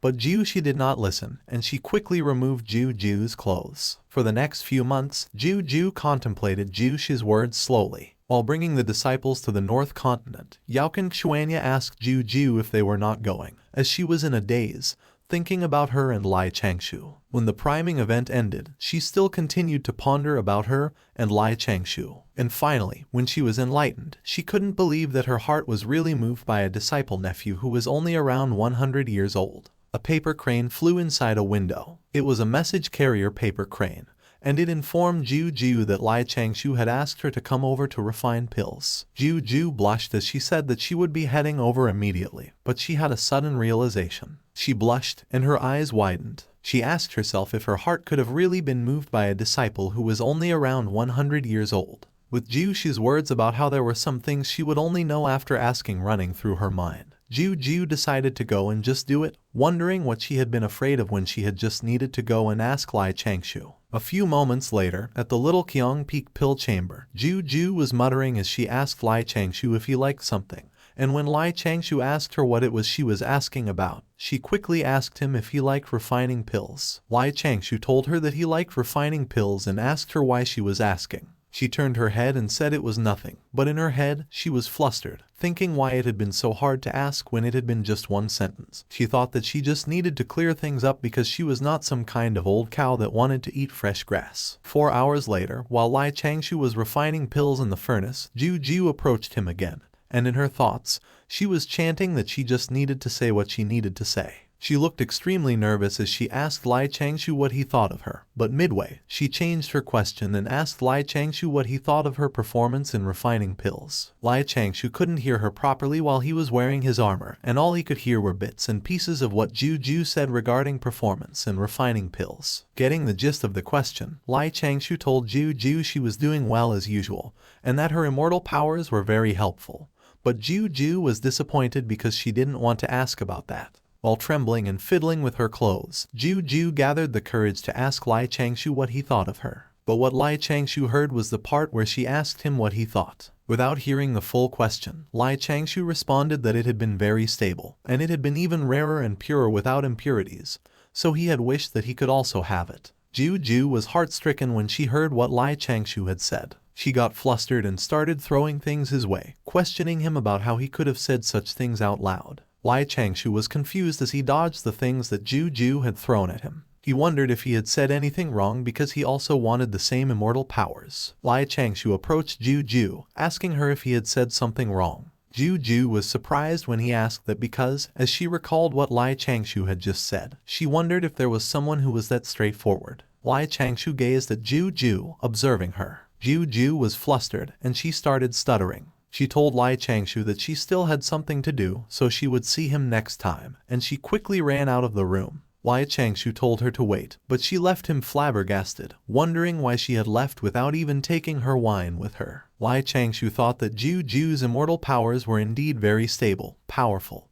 and pure, otherwise she would not have been able to set up the pill formation array on her first try, and that would have saved him 8 sets of materials. He wished that he could have immortal powers like her and thought that it was okay because he would be going through the tribulation transcendence soon. Lai Changshou started worrying that Ju must have misunderstood something, but he chose to just forget it because he had to concentrate so he wouldn't ruin the pills. Meanwhile, Ju soared through the mountain ranges while she drank wine from her bottle. She was questioning herself about what she had been talking about because Lai Changshou was her disciple nephew. With flashing speed, she dove through the forest. She lay on her back in the grass as she thought about what Lai Changshou had said about being very pure. Ju said that she knew that she was not very girly, so she wouldn't seriously believe his sweet talk. Suddenly, she started imagining feminine items. She realized that she still had the stuff she had given her. Ju stared at her bag intently. She threw the bag away, saying that she couldn't possibly wear it, and for a disciple nephew no less. Looking at the bag that was already far away from her, she asked herself if there was no harm in trying. She blushed as she said that it was fine as long as no one saw her. A few moments later, Ju was back at her place. She was holding a dress out in front of her and was complaining that it was so revealing.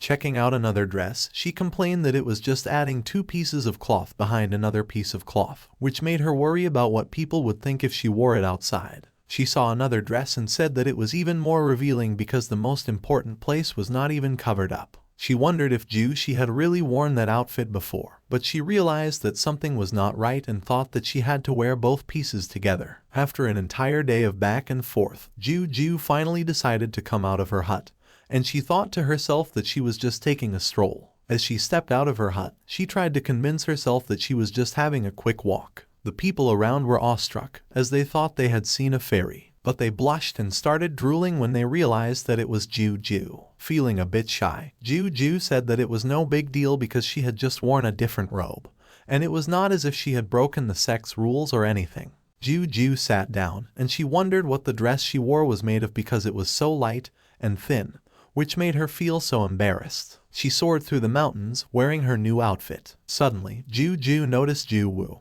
who read a book on ways to replenish Yongkai and complained that he exercised too much lately. And he said that it was a good thing that she finally decided to enter secluded cultivation because he could finally catch a break. Ju flew behind Ju. She cleared her throat to catch his attention. Ju froze in place and expressed both worry and confusion as he wondered since when they had a female immortal like that. And he pointed out that she even took the initiative to greet him, so he wondered if she didn't know that he already had a Dao companion. As Ju flew past Ju, she sulked as he didn't recognize her. After thinking about it, Ju wondered why the woman who just greeted him looked so familiar. He was extremely surprised when he realized that it was Ju. Meanwhile, Lai Changshou was seriously teaching Lan Ling about how the state of mind was significant, and the Dao manifested in it. He told her that the Kai returned to the sea and condensed in the primordial soul. He pointed out that in the sentence they read, the hardest thing to understand was that the Kai returns to the sea because the Kai there does not refer to one's cultivated Dharma power,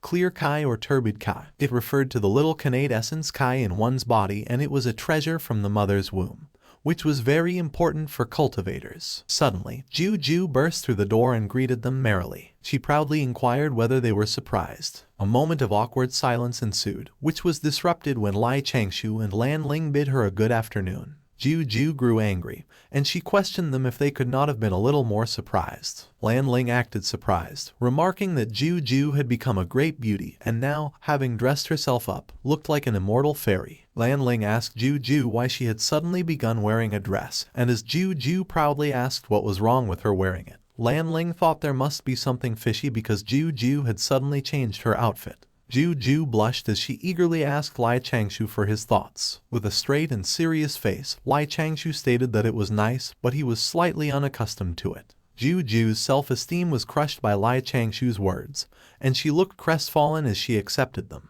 Lan Ling giggled, thinking that Changshou was just as she expected, and mused that it was really difficult to approach a person like him who refused to get involved in any karma. Lan Ling asked Juju if it was her first time dressing up like that, and while suppressing her tears, Juju confirmed that it was true, saying that she just wanted to change her dressing style, which made Lan Ling sigh, thinking that Juju was too pitiful, and that it was unfortunate that such a tactic would never work on a wooden statue like Changshou, so she would help her out a bit. Lan Ling told Juju that when she was dressed like that, having light makeup was more suitable. Lan Ling took hold of Juju's hand, telling her to come with her because she would help her, to which Juju agreed. Changshou, still seated on his chair, breathed a sigh of relief. Half an hour later, Juju returned with light makeup. She posed in front of Changshou, and she asked him how she looked. Gazing at her bosom, Changshou blushed, and he told her she was not bad and that she was among the top 3 most beautiful women he had seen. Juju blushed, looking ecstatic as she asked him if he was serious. Juju's eyes twinkled as she asked Changshou if he was serious, and he told her that it was true, and he asked her if she misunderstood her own charms. Changshou told her that she usually didn't wear makeup, yet she was already a person that many male disciples in the sect admired. Proud of herself, Juju said that she didn't care much about those because, after all, she cultivated the Dao to seek longevity. Juju told Changshou that they should not talk about those things and asked him if he would continue with his lesson. She said that if he was not going to continue, they would play Fight the Great God. Changshou was hesitant as he told Juju that he hadn't finished his lesson. But someone suddenly chimed in that Juju rarely came there, and Juju, caught off guard, agreed. It was Lan Ling, and they both told Changshou that they should play Fight the Great God, which made Changshou wonder how Juju rarely came there when she came around 8 times a month. Defeated, Changshou agreed since the two of them were insisting on it, and he would just find a chance to give Lan Ling another lesson later on. Juju expressed her happiness by raising her hands in the air, but her clothes suddenly ripped. Juju quickly covered her melons, and while blushing, she told them to wait for her as she would go change first. Lan Ling, thinking about a washboard, thought that Changshou was not interested in that. A few moments later, they started to play Fight the Great God. As they continued to play, Juju kept staring at Changshou while she thought about what he said about her being in the top 3 most beautiful. Juju thought that Changshou was so bold that he even dared to say such things out loud. Juju was surprised when Lan Ling yelled at her, telling her that it was her turn while, in her mind, she told her to stop staring at Changshou. Juju panicked because she was not paying attention at all, so at the moment, she didn't know what to play. Noticing her distress, Changshou told Juju that Lan Ling was the great god that round. They were the little gods, and Lan Ling played 12 spirit stones a few moments ago. Juju looked mortified as she told Changshou that she knew that. As the night came, someone was telling Lan Ling to make her move, and they asked her if she could defeat them that day, to which Lan Ling laughed and replied that they should just see. The night passed, and morning came. The hut on the Little Qiang Peak was silent now. While Lan Ling and Juju slept on the table, Changshou stepped out of the hut and thought about how those two had been a little extreme because they both fell asleep while playing.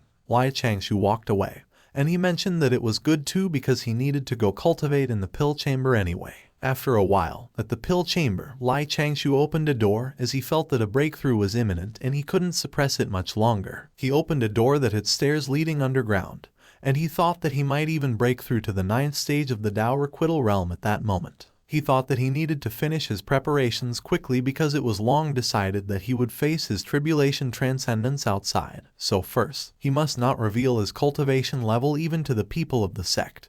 And second, it was better if others didn't witness his heavenly tribulation. Changshou walked down the stairs as he contemplated that if he wanted to successfully slip away from the sect, he would have to invest some effort. Changshou placed his hand over a glowing crystal ball. He sat on a cushion and thought that subsequent to breaking through the 9th stage of Dao Requital, he might directly break through again and face the heavenly tribulation. Changshou emitted a tremendous amount of golden aura, and he commenced condensing his Kai into one in between the palms of his hands. He kept his eyes closed and concentrated, thinking that he must make some preparations so he could leave the sect grounds. The next day dawned brightly. Someone woke up Lan Ling, who was still sleeping on the table. It was Ju, and while Lan Ling was still in a daze, she told her that she broke through her bottleneck, so she asked Lan Ling to tell Changshou that she was going into seclusion. Lan Ling was so surprised that Ju was able to break through while sleeping. And as Ju waved goodbye to Lan Ling, she boasted about her awesomeness and reminded her to let Changshou know that she would help him with alchemy once she came out of seclusion. A few moments later, a voice transmission from Changshou calling for Lan Ling startled her, and he told her that he heard everything Ju said. Changshou informed Lan Ling that he would roughly enter seclusion for 3 months, and after that, he might go out and would only return after 3 to 5 years. Lan Ling looked downhearted as she wondered if Changshou was going out to go through his tribulation transcendence, and she thought about how he would only return after 3 to 5 years when he had never left her side for that long ever since she came to the Little Qiang Peak. Changshou asked Lan Ling if she needed any pills, and while pouring tea for herself, Lan Ling told him that there was nothing she needed, so he just had to take good care of himself. Changshou said that he would wake up Kai Yuan before he left and tell him not to enter seclusion in the next few years, so she should remember not to run all around the place and that she had to always remember what he had previously taught her at all times, to not be careless and get bullied, to which Lan Ling responded that she got it and asked him if he couldn't say those reminders after he came out of seclusion. 3 months later, Changshou had already completed all his preparations, and the only thing left was to exit the sect. The Immortal Du sect had strict rules for disciples who had yet to achieve immortality. It was a countermeasure against disciples going outside and getting hurt, dying, or even inviting trouble for the sect, and without permission,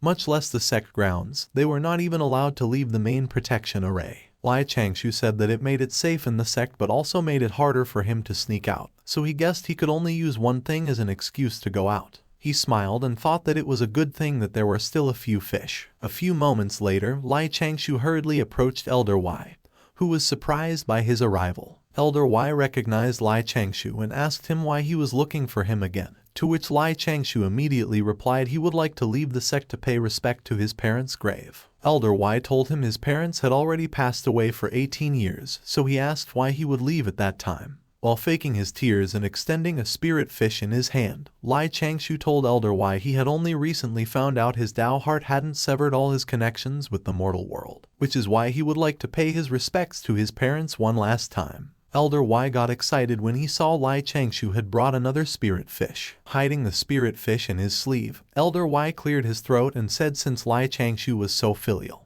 he couldn't deny his request either, plus it was also part of the sect's rules that he was allowed to leave and mourn his parents' deaths. Elder Y told Changshou he was a good seedling for immortal cultivation, so he must remember he couldn't create trouble, go against the sect's rules, or be reluctant to part with the flourishing mortal world and let the mortal world blind his Dao heart. Changshou told Elder Y he had another request, and it was that he wanted to seize the chance to train for a few years on the South Continent. So he asked Elder Y if he could tell the officers they didn't need to bring him to his hometown. Elder Y agreed and told Changshou he might leave, reminding him to be careful, which Changshou thanked him for. Changshou smiled as he thought the first crucial step in his secret transcendence plan was a success. At the gate, Changshou presented his pass, and the Immortal on gate duty confirmed with him if he left the mountain. Changshou smiled as he confirmed with the Immortal and told him that he went back to pay respects to his parents' graves. The Immortal let him pass, reminding him to take care out there and be more alert, which Changshou thanked him for. Changwu faced the mountain range, and he decided that he would go back to his hometown first. A few moments later, using his earth, water, and air escape techniques, Changshou arrived at the location of his parents' graves, given to him by the sect. After cleaning the grave and burning some offerings, Changshou mourned for 7 days while thinking that even though his parents already passed for a long time, as the people who gave birth to him and took care of him as a child, he ultimately still had karma with them. After contemplating a little further, Changshou severed the last bit of attachment he had for the mortal world. With solemn eyes, he bid farewell and said he would be going. Changshou walked away from the grave, and one strand of golden aura snapped. From then on, there was one less karma tied to Changshou. A few moments later, Changshou sat at the edge of a cliff, and he was ecstatic, saying that it was the best place because it was out of the way and not eye-catching. As he took out a specially made human skin mask, Changshou laughed, as he didn't think he would be so used to putting on makeup. Changshou wore the specially made human skin mask, and as he changed his outfit, he finally looked like an old man. He smiled with contentment as he decided to add an illusion spell and 2 bedazzling spells. At the same time, on an immortal island resembling a giant turtle, there was a clear pond somewhere on the island. Aoi, in his dragon form, swam in the pond, excited that the Zenith Heaven Golden Immortal was going to talk about the Dao again. And he laughed when he said that he bet they didn't expect he already mastered traveling through all waterways at the age of 6. As he dove into the water, he said he had to travel to the southern continent to cover his tracks with the turbid mortal Kai, slowly moving along its coast before reaching the east continent. Aoi sped up, and he said that if the immortal Du sect didn't dare to take him in, he would travel to the middle continent to search for a bigger sect that was willing. Aoi popped up to the surface, and he saw a gigantic mountain ahead of him. His eyes glimmered with excitement. On the other hand, in an inconspicuous village on the coastline of the East Ocean and the eastern area of the South Continent, a small hut was built. Inside, an old woman offered some hot water to the Taoist as she thanked him for the talismans because she had been able to fall asleep easier with them, and the Taoist told her that it was just a small matter. The Taoist was Changshou in disguise, and he thought that he could only rely on writing some basic talismans to earn the favor of the locals and hide for a bit first because it would give him an alibi for traveling on the East Sea and prevent others from mistaking him for an evil person. He wondered why there had suddenly been so many powerful cultivators searching the East Sea. Waves crashed on the cliff where a village was situated. Changshou, who had been in disguise as an old man, bid his farewell to the village, saying that he, a humble Taoist, would be taking his leave, blessing everyone with a healthy life. He told them that as long as they humans didn't do immoral things, the heavens would protect them. The villagers thanked Changshou as he gave them talismans, and he thought that giving them those talismans should have been enough to end his karma with them for sheltering him. As the villagers thanked Changshou, they asked him to stay for a few more days, but Changshou politely declined, saying that he would be leaving very soon. Changshou thought that those talismans couldn't have been randomly given either, and if they were used for something good, so be it. But the thought of someone using them for something bad made Changshou sigh, as he couldn't tell how the villagers would use the talismans because the human heart was very unpredictable. Therefore, the most suitable method was for Changshou to give out some sleeping aid talismans that had been drawn wrongly, so they did not have much effect except to calm the mind. In that way, he wouldn't get karma. Changshou suddenly noticed something in the sky. Changshou cleared his throat and told the villagers that he had distributed all his talismans, so he wouldn't be seeing them off. The villagers agreed and thanked him again. Changshou wondered what had been in the sky earlier. He looked up at the sky and saw a green streak of light in the sky. Changshou thought that it was indeed the dragon race, and they seemed to be searching for something. As the tail of a dragon showed up again in the sky,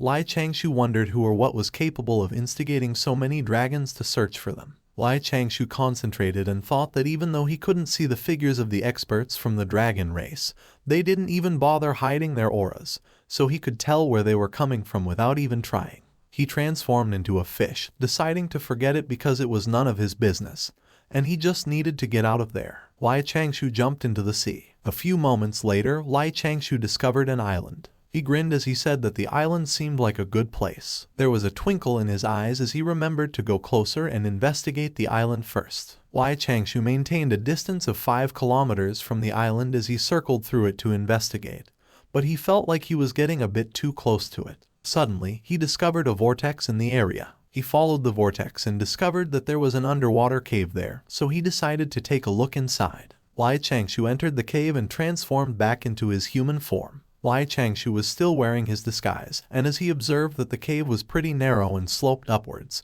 He was elated as he found the cave to be a good and excellent place. Changshou closed his eyes and used his spiritual sense. He sensed that the cave was connected to a small pond on the island, and he noted that the place was not bad as it had a few escape routes too, so he decided to do what he had to do in that place. After the dragon Prince Aoi escaped his escort, the dragon palace sent numerous immortal flood dragon soldiers in search of him, and they spread out in the area. Meanwhile, Aoi, who had been hiding, said that the soldiers could only dream of capturing him. Using the dragon bloodline arts, Coiled Dragon, which completely sealed one's aura, Aoi said that for the dragon race, he could hide for as long as it took. Suddenly, Aoi sensed something dangerous approaching. It was Changshou in disguise as an old man who was using his spiritual sense, and Aoi sensed that the old man's aura wasn't strong, so if he came any closer, he could only have killed him to hide his traces. Changshou took a step forward, and Aoi quickly prepared himself. Aoi transformed into his dragon form,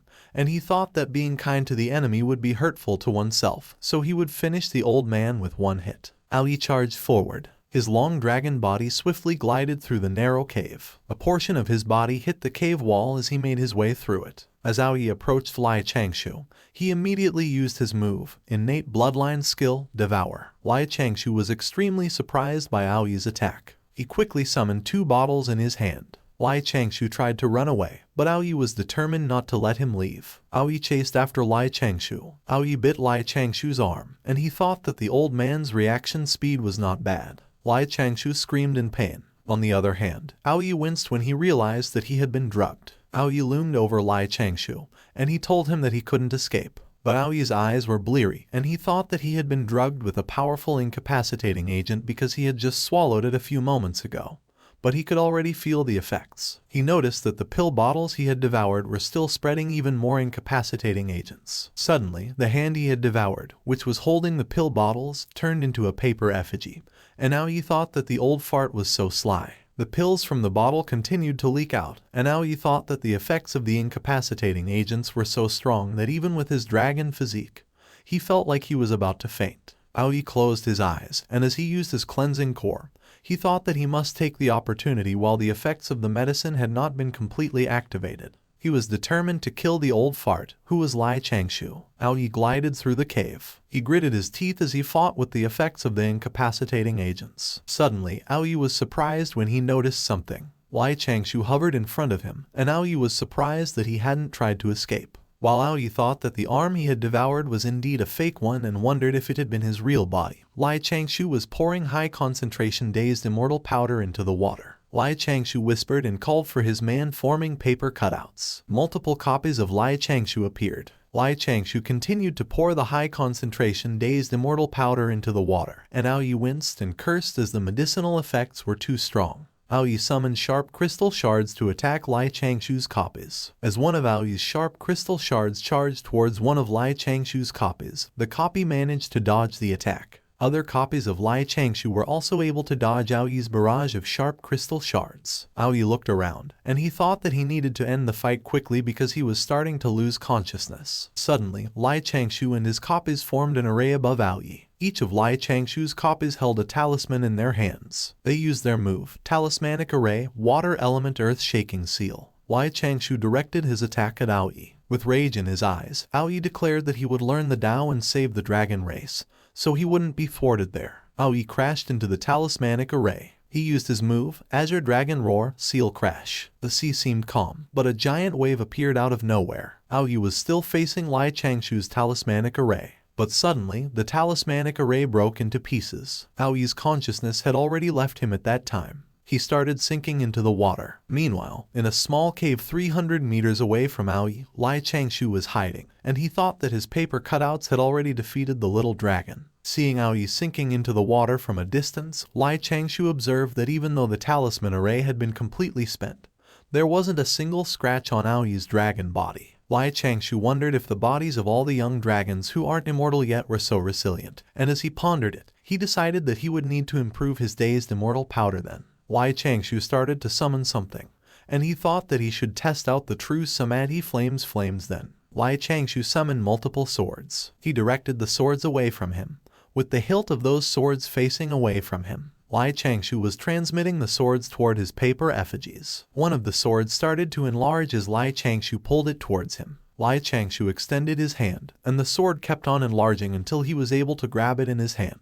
He charged forward, and he thought that the dragon had attacked with killing intent earlier, so killing the dragon could also be considered just an end to that karma. Lai Changshou thought that he should end the karma at that moment, retreat to the South Ocean for his tribulation transcendence, and return to the mountains. With his paper effigies also wielding swords, they charged towards the unconscious Aoi, who was still sinking into the water. Lai Changshou used his move, True Samadhi Flames. Aoi was still unconscious and continued to sink. Lai Changshou used his move, 6-point sword array, and directed it towards Aoi. Lai Changshou let out a battle cry to signal the attack. Lai Changshou and his paper effigies directed their attacks toward Aoi. Lai Changshou's attack was getting closer, but Aoi was still unconscious. As Lai Changshou's attack made contact with Aoi, a bright purple light shone through and filled the area. A purple triangular badge seemed to be blocking Lai Changshou's sword attack. Lai Changshou recognized that it was a dragon race secret technique, and he was surprised that the dragon in front of him was actually a member of royalty, which led him to figure out that it turns out he was the person the dragon race experts were searching for. Lai Changshou sighed deeply and said that according to the rules of the dragon race, if he saw the purple scale flashing and stopped, not only would he not be hunted down and killed, he would receive a thank you gift from the Dragon Palace. But while this had been the tradition since ancient times and its validity had been proven, it was just another heap of trouble. Lai Changshou pondered that, on the other hand, if he killed the dragon after seeing the scale, he would be hunted to the ends of the world. Suddenly, another light shone brightly, and it blinded Lai Changshou. Aoi started to glow purple, and Lai Changshou's effigies were frozen in place as they observed the phenomenon. Aoi's dragon form came undone, revealing his humanoid form. Lai Changshou cursed as he immediately recognized Aoi, and he couldn't help but ask why Aoi had been the dragon he encountered. Lai Changshou pondered the thought that the person the dragon race had been searching for was Aoi, who liked to fake defeats, and he wondered if he might be right that Aoi was trying to rebel against his race. Horror filled Lai Changshou's face when he realized that when he had lost against Aoi, he had ruined his plans, and so the situation was somehow his fault. Lai Changshou figured that the rumors about Aoi wanting to join a saint sect were real, and he had somehow found a way to escape all the way there. But everything had been too much of a coincidence. Lai Changshou was analyzing that, based on the location of the palace, Aoi's trajectory should have been going towards the east or south of the continent. Lai Changshou's eyes widened when the sudden realization hit him. He was astounded and couldn't believe that Aoi had planned on heading to the Immortal Du sect. Lai Changshou said that if Aoi reached the Immortal Du sect, the sect would most likely first placate Aoi and find the Dragon Palace to ask about the matter, but it might end up making quite a mess. Lai Changshou was still in denial, but he said that the Immortal Du sect was still his sect, so he was worried that the unpredictable prince of the dragon race would really show up. Lai Changshou figured that the entire place of the Immortal Du sect would be thrown into a mess, and just thinking of the possibility made his head hurt. He said that he was currently at a huge loss because he had already used up so much of his precious powder, but couldn't even get anything in return. Instead, there might be even more trouble in the future. Lai Changshou ordered his paper effigies to go and clear up any traces, to which they agreed. Lai Changshou was on a small raft somewhere in the East Sea. He sighed as he looked back at Aoi, and he said that he would let the raft slowly float north by itself. He would head south to find a good place to transcend. Lai Changshou doused Aoi with 20 bottles of Dazed Immortal, so he shouldn't wake up for another 10 days. He also thoroughly washed Aoi's entire body dozens of times, so that no more than half of his aura outside of himself remained, and in the far future, that event would be known as dragon washing. 4 hours ago, a bucket of water was splashed on Aoi's face. With an evil look in their eyes, Lai Changshou and his effigies thought that Aoi should allow them to properly cleanse him of any traces. Lai Changshou was using an ultra-strength soap. It could get rid of all filth and any kind of smell from any surface, and an ultra-iron brush, it could scrape any substance off any surface. While Aoi was asleep, Lai Changshou soaked both his insides and outsides with soap and thoroughly scraped all traces of him. He tenderized the unconscious Aoi to get rid of any residual Kai. Aoi remained unconscious as Lai Changshou continued to tenderize his body. Lai Changshou remembered that there was still the arm that had been swallowed, and he still had to extract it. He grabbed Aoi's chin, and he instructed him to open wide. Without any hesitation, Lai Changshou shoved his hand into Aoi's mouth. The sound of Aoi's muffled groans could be heard, and 3 days later, the dragon race found the unconscious prince. Back at the Dragon Palace, Aoi's maidservant observed that Aoi had been weird ever since he came back,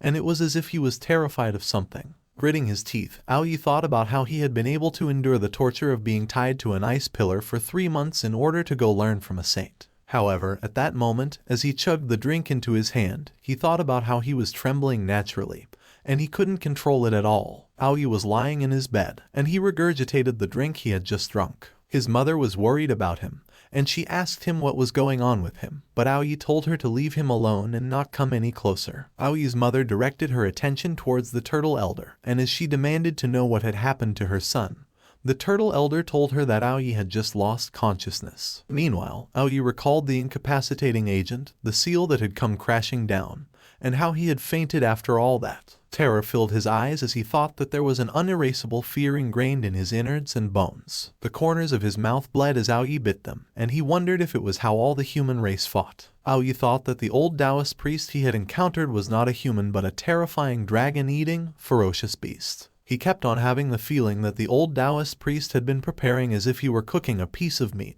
thinking that the highest quality ingredients did not need a complicated preparation process. Aoyi thought that it was even the preparation method where not even a single part of his body went to waste, and that food preparation segment was repeated several dozen times and more. Imagining himself being cooked, Aoyi continued to think that the old Taoist priest was using all sorts of methods to cook so that the flavor of the dragon meat would be perfect. While imagining the humans announcing that dragon meat was on the menu and exclaiming how delicious it was, Aoyi wondered if it was what humans did to the dragons when they beat them. Extreme fear was written all over Aoyi's face as he wondered if it was the reason why the dragon race wasn't willing to start an all-out war with the humans because there was no way the dragon race could win. Meanwhile, one of the dragons said that the culprit merely force-fed Aoyi with some kind of incapacitating agent, and he didn't actually harm his life. The dragon wondered why the person didn't come to the dragon palace to get his reward, and the other dragon responded that perhaps the person was afraid that they would go back on their promise.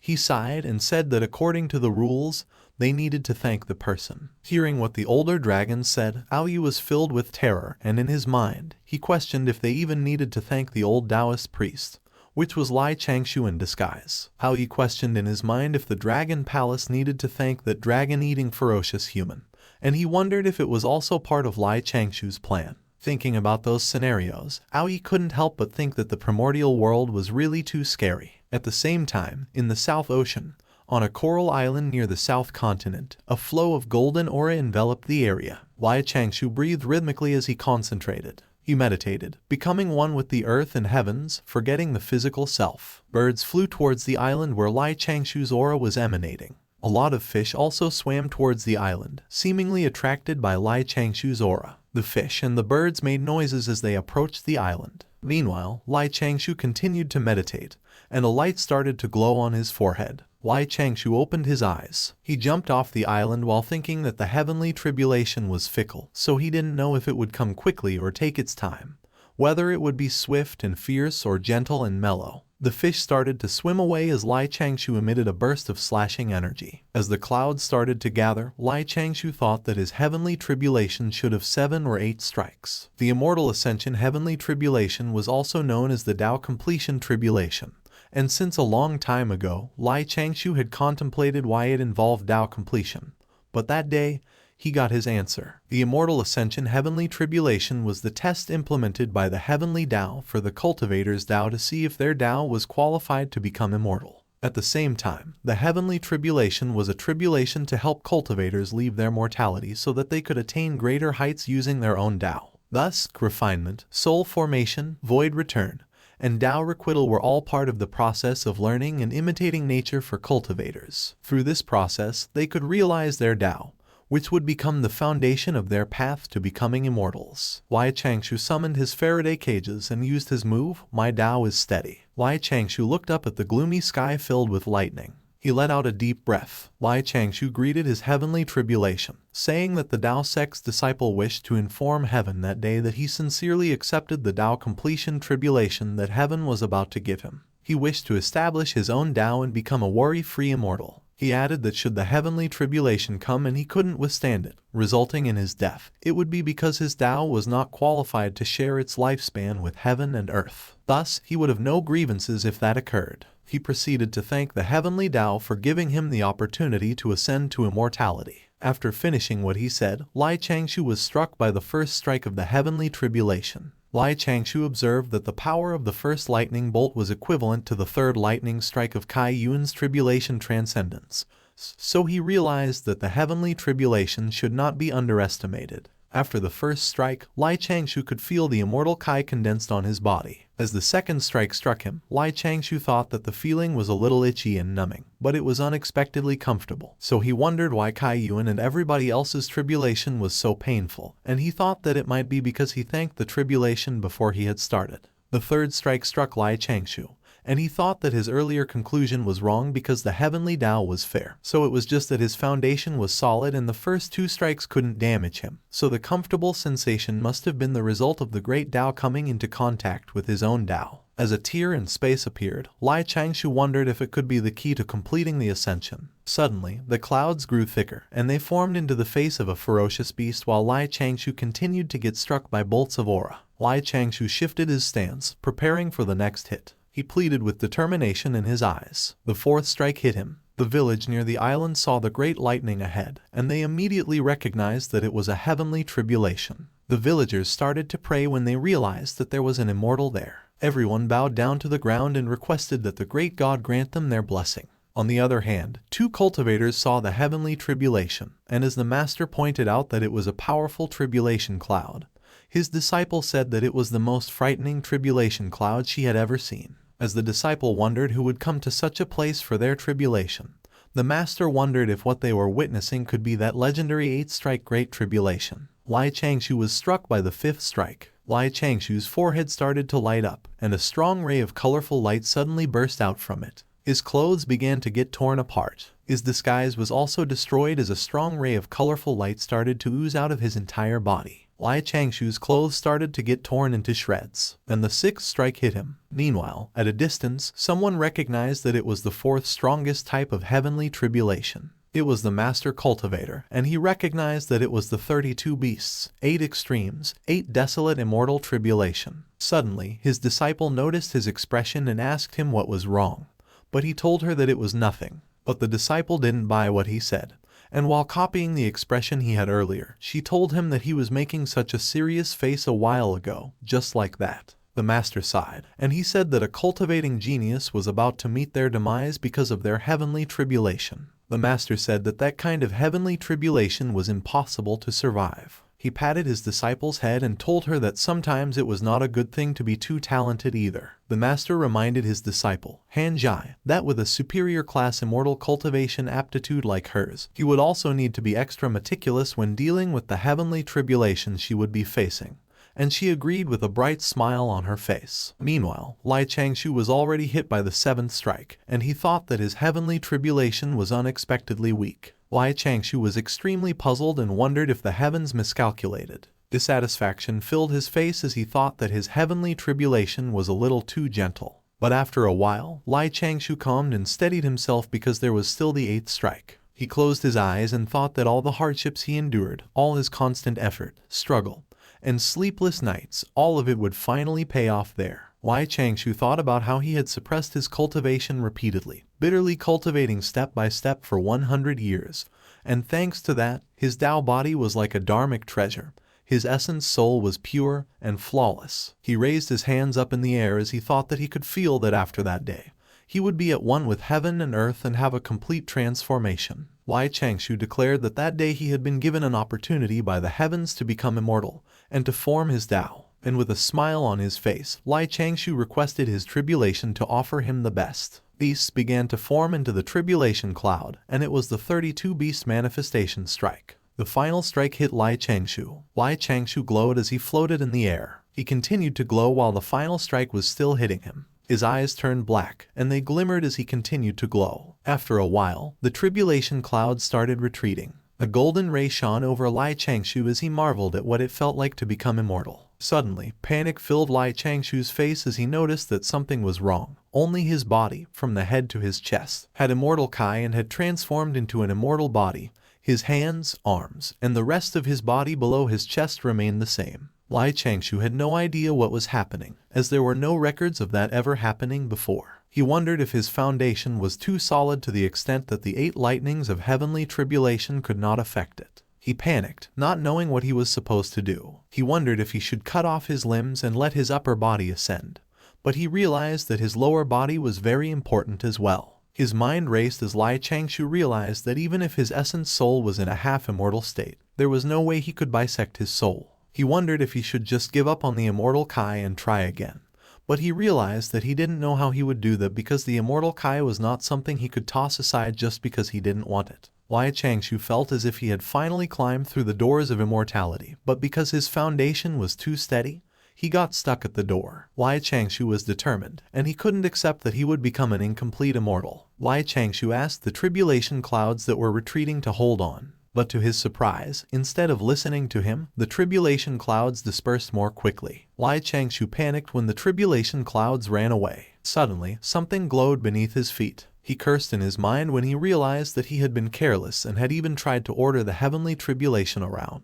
Extreme pressure suddenly pushed Changshou into the ground. The pressure was so strong that he started coughing up blood. Changshou wondered if it was the heavenly Dao. Changshou wondered what he should do. He cursed as he thought that if he were normal, the heavenly Dao would have just struck him as a punishment. But if it found out that he was an abnormality that didn't belong in that world, he was finished. Changshou knew that he needed to do something fast. He told the heavenly tribulation that he, the disciple of the Dao sect, had made a mistake in haste and declared that he had no intention of challenging the heavens. With a stoic expression, like an experienced veteran, Changshou requested the Grand Master Heavenly Dao to wait for a moment. But inside Changshou's mind, he panicked like crazy, wondering what he was talking about, making the heavenly Dao wait for him, and he said that he might as well have just asked for a heavenly execution strike to smite him to smithereens. Changshou panicked as he asked the Grand Master of the heavenly Dao to please hold on a moment because, as a transmigrator, he became an anomaly in that world.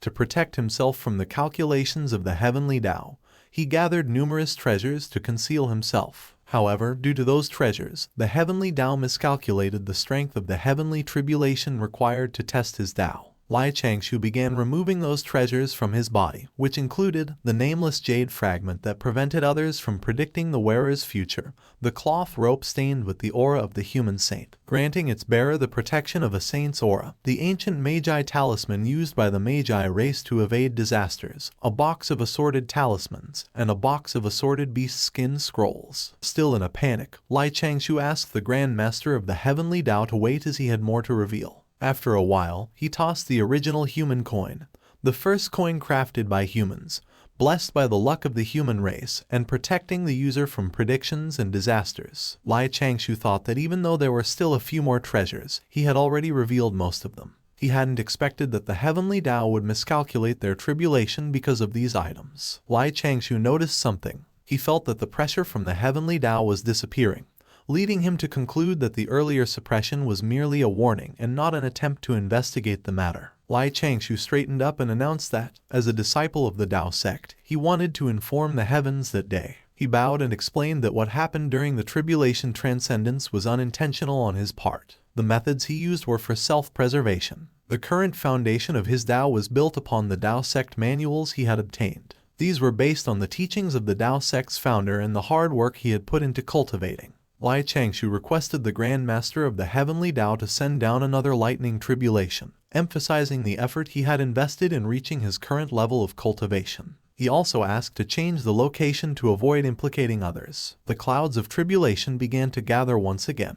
Changshou felt nervous, thinking that this would likely be the first time someone had to endure 2 heavenly tribulations. However, he smiled, knowing he had prepared a few backup locations for such a situation. As he dived into the water, he thought that a rabbit's den always has more than one hole, so he went off to the next location. Changshou swam quickly underwater. He gasped as he emerged from the surface. He froze in place as he saw something in the sky, and he was in awe. There appeared a manifestation of the Celestial Maiden. The manifestation of the Jade Emperor appeared. The heavenly gates appeared, and lastly, there were dragons and phoenixes. The tribulation cloud grew thicker, and it started producing lightning. Changshou was still in the water when he noticed that the strikes were coming towards him. The strikes gathered together into a single area, creating a strong and powerful wave. Changshou started to sweat, and he said that he might have miscalculated. Lai Changshou had a hard time, and he said that the heavenly Dao really expected a lot from him because it actually sent down something like that.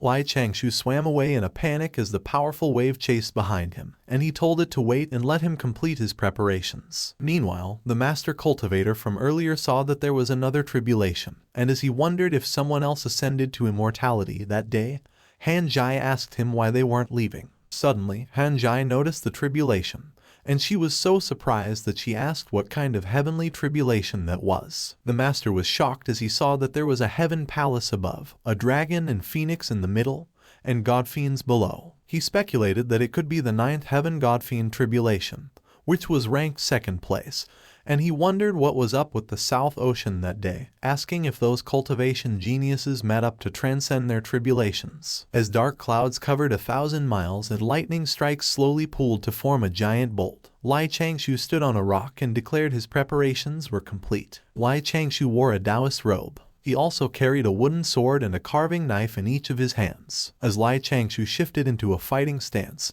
he also surrounded himself with lightning redirection talismans. Determination filled his eyes as he called upon and requested the heavenly Tao. The giant bolt struck the ground, causing the rocks to break into smaller pieces. Lai Changshou used the wooden sword to protect himself from one of the strikes, and the wooden sword broke into pieces. As he threw the broken sword behind him, he summoned his Faraday cages, and with his carving knife, he used his move, Ancient Scriptures, the Farmer God's Wisdom. As the lightning struck the Faraday cages, Lai Changshou finished writing the spell in front of him with the carving knife, and he thanked the heavenly Tao for giving him an opportunity to ascend. Lai Changshou coughed up blood. He winced in pain as he wiped the blood from the corners of his mouth, and he questioned if it was the real heavenly tribulation because it was strong. Lai Changshou jumped off the ground. With eyes full of determination, Lai Changshou charged at the heavenly tribulation, intending to dive straight into the eye of the storm. On the other hand, Han Jai asked her master why they stopped again, and her master told her that something was off. Worry filled her master's face as he said that the heavenly might had not disappeared at all, so there was something else other than the heavenly tribulation. Han Jai suggested that they just go over to take a look, but her master told her that there was no rush because, in theory, the person under the heavenly tribulation would not survive. A few moments later, as the 2nd heavenly tribulation's 8th strike occurred, Han Jai's master could not believe that the person ascending was still able to hold on. Her master told Han Jai that they should head over to have a look. Meanwhile, amidst the sea of black clouds, a gigantic ball of purple lightning slowly descended, dyeing the world a bright purple color. Its intensity was comparable to a second sun in the sky, and as it descended, it parted the ocean far below it, creating gigantic waves. Han Jai was in awe at how incredible it was. Suddenly, the wind got stronger, and Han Jai winced as it affected her. Han Jai's master came over to protect her and told her that the person survived the heavenly tribulation, and what she was experiencing was the spiritual energy rushing to form his immortal body. Excitement filled her master's eyes as he told Han Jai that they should go because, looking at the amount of spiritual energy, the person must be a reincarnation of some mighty figure, and they would directly ascend to become a heaven immortal. Her master told her that they should quickly head over and befriend Lai Changshou because if they convinced him to join their sect, it would be wonderful.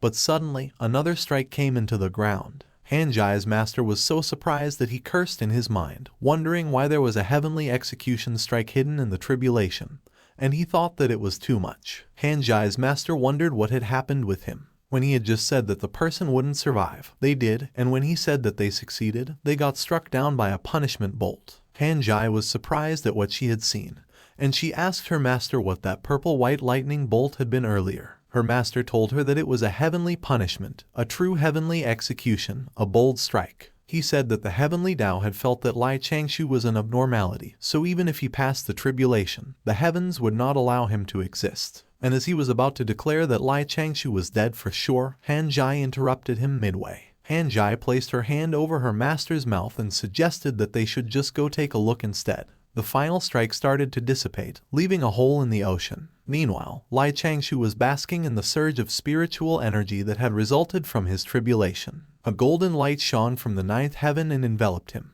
Heavenly fairies manifested together with immortal music, and as they danced, they scattered flower petals around. The Tao formed immortals riding on cranes, bowing to him with the Taoist salute. Even though he was still in pain, it was evident from Lai Changshou's expression that he was thankful to the Grand Master Heavenly Tao. Golden light rained down from the sky, coagulating into a golden pillar that poured immortal energy into Changshou, who was at its center. Changshou absorbed the energy into his being. A few moments later, Hanjai and her master arrived at the scene, and her master immediately called out to Changshou as their fellow Taoists. Both of them bowed as they introduced themselves to Changshou as the cultivators from the Golden Turtle Island, and they said they had come specifically to congratulate him. Hanjai's master opened his eyes and looked ahead. The golden pillar of light, including Changshou, had already disappeared, only leaving a hole in the sea. Hanjai was enraged as she questioned why Changshou had run and if they looked like bad people. Meanwhile, her master was predicting the heavenly secrets, and he found out that Changshou was evading predictions. So, he should be a reincarnation of some mighty future without a doubt, otherwise, they would not have been so cautious. As he continued to perform his predictions, he found out that he couldn't even find a single trace of Changshou.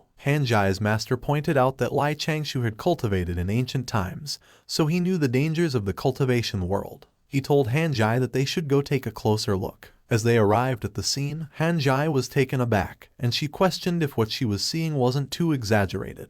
As Hanjai saw the depth of the hole in the sea that had been left behind, she asked her master if all heavenly tribulations were that powerful, and her master told her not to worry because her heavenly tribulation wouldn't be as powerful. As they hovered over the whirlpool that had been formed in the sea, her master told her that her tribulation would at most have 10% of the power they had seen. Hanjai sulked as she thought she was relieved by what her master had said, but at the same time, she was a little frustrated that it would only be 10%.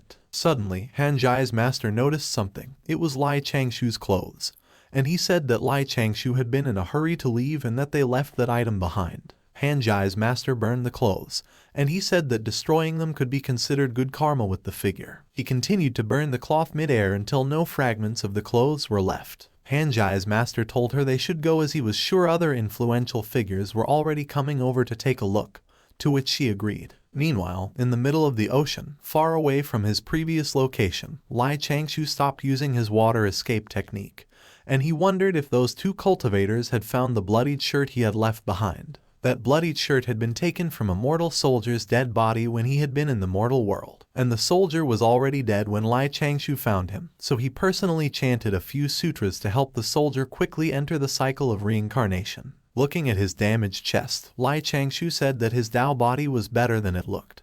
But the problem lay with his newly promoted immortal core, and he wouldn't be able to use his dharmic powers anymore unless he repaired it. Changshou wondered why there had been a 10th bolt of lightning. He sighed in defeat and sulked, thinking he must have been the unluckiest cultivator since ancient times. Changshou coughed up blood, and he thought that he merely had hidden his presence a little, but the heavenly Dao had dealt out such a drastic punishment. Holding onto his chest, Changshou thought that he needed to repair his essence soul, otherwise, he would forget about advancing in the future. He also obtained a lot of insights about the great Dao from the tribulation, so he needed to digest that quickly or else its effects would diminish. Suddenly, Changshou looked surprised as he noticed something. A gigantic anglerfish was in front of him. Changshou was filled with horror and confusion as he wondered what the heck he was facing. Changshou was alarmed as the anglerfish started to charge towards him, but he laughed and said that he found the perfect place to recuperate. The anglerfish snapped its mouth shut, and it started to swim away. Meanwhile, Changshou was in its mouth, and he said that it was a little smelly, but otherwise, the place wasn't bad. Changshou sat down and started to meditate. Once Changshou entered cultivation, he quickly entered a state of enlightenment, and he activated the door of perception and the abstruse realm of immortals. At the same time, Changshou was repairing his essence soul, and he slowly pieced and mended his core together, fragment by fragment. While Changshou immersed himself in cultivation, he did not forget to leave a trace of spiritual energy to control the movement of the giant monster fish. A few months later, the fish was caught by some villagers, and as they wondered if it could really be eaten because it was a little weird looking, they were also worried that it was some kind of monster. One of the villagers unsheathed their sword and said that they should cut it up first. The man cut the fish open in one swift motion. The man, who was the chief, ordered the other villagers to lift the fish up so they could take a look at the insides, to which the villagers agreed. They grabbed the fish meat and started to count so they could lift it simultaneously. As they lifted the fish meat, it started to glow. A bright, golden light shone over the villagers. They complained about how bright the light was while they protected their eyes from it. Changshou was the source of the bright light, and as the villagers saw him, they immediately referred to him as a sea god. While still meditating, Changshou wondered if the villagers were talking about him. They quickly placed Changshou on a wooden platform and carried him, announcing and welcoming him as the sea god. 2 months later, in one of the houses in the village, Changshou woke up. He heard that someone was coming and felt the spiritual fluctuation of a female. Thus, he immediately thanked her and addressed her as Miss before she entered the room. However, as the person opened the door, Changshou was both confused and horrified when he saw a muscular guy. So, he corrected himself and addressed him as Sir while thanking the person for saving his life. Meanwhile, in his mind, Changshou wondered if he had sensed it wrong because he could have sworn that it was a female's aura that he had sensed. As Changshou got a clear picture of the person's face, he complained about why the face and the body didn't match at all. Meanwhile, the muscular female smiled brightly at him, pointing out that he was awake, and she addressed him as Mr. Immortal. Changshou was so flabbergasted that he didn't know whether to call the person Sir or Miss. The muscular girl placed a basin of water, and as she asked Changshou if he wanted to wash up first, Changshou was busy observing the girl. He thought that she might have been a blacksmith. Suddenly, Changshou realized that the girl had called him an immortal, and it was not right. He understood that the villagers were calling him a sea god, so the girl should also call him that. Changshou told the girl that he would wash up, but he could do it himself since she had been taking care of him for the past few days. Thus, she should take a rest too. The girl smiled brightly as she thanked Changshou, still addressing him as Mr. Immortal. She said that she would go tell the rest of the village that he was awake. The girl rushed out the door, announcing to everyone that Changshou was awake. Changshou was surprised to see a blacksmith girl who ran as fast as the wind. Changshou decided to try out his new abilities first. As he turned his immortal sense on, he was amazed. The immortal sense was definitely way better than the spiritual sense because he could even see the smallest details. He also added that the spiritual sense could only extend to 100 kilometers, but his immortal sense could reach even further than that. As Changshou continued to observe his surroundings, he was so surprised by what he saw that he said that every place had its way of raising people, and that the world was big and there was nothing that was impossible. He wondered if the villagers had been fed some kind of medicine because they were all so muscular. Changshou said that he might have been thinking too much because the villagers there might have just liked to pursue the beauty of muscles. As he placed some gold on the table, he thanked them for their care, but he decided to look for a secluded island to try out his immortal powers. Changshou used his earth escape technique to get out of the house. A few moments later, the girl was crying as she tried to explain that she really hadn't lost Changshou, and she hadn't sold him for money either. But the other villagers berated her, Xinglingly, telling her that they had let her take care of the sea god but she had actually lost him. They also questioned why she had left the house when she could have just shouted from the window instead. They even corrected her that Changshou was a sea god and not an immortal, telling her to grow up and stop believing in those fairy tales her old man had told her. As the villagers panicked to quickly bring the money to the chief's house in fear that they might anger the sea god, someone applied their aura to a tree. It was Changshou who used the wood escape technique while he thought that Xinglingli's name, which meant bear, was fitting. He observed that the village was a little strange as there were over 1,000 villagers, but they relied on fishing and hunting to find food. He thought that almost everyone there was immortal, yet even a little girl like Xinglingli could have that kind of physique. Changshou thought that when things were out of the ordinary, there must either be demons or a treasure behind them, so he decided to investigate more after finding a place to hide first. Meanwhile, at the border of the South Ocean and the East Ocean, the corner of the island resembled a large turtle. A man talked, and he convinced his fellow Taoists that he was speaking the truth, that on his way into the island, he came across a man who survived the 9 heavens godfiend tribulation and how he said that he couldn't, but the man did.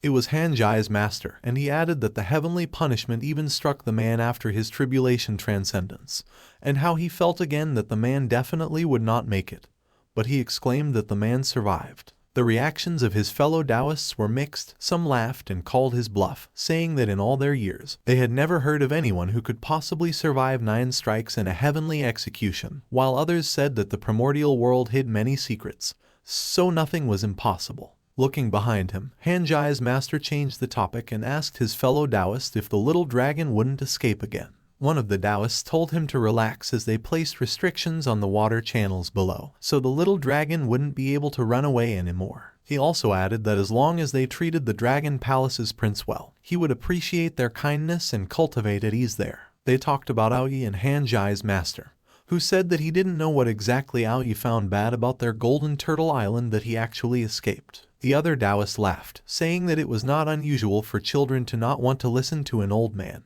Meanwhile, Aoi pretended to be asleep and listened to them. He thought that he was only staying to cultivate the Jai school's Tao and find hope for the dragon race. 5 months later, in a cave at the edge of an island, Changshou hid there, and he said that all his injuries had recovered. His escape techniques had also improved. And furthermore, his true samadhi flames now also had immortal flames mixed in.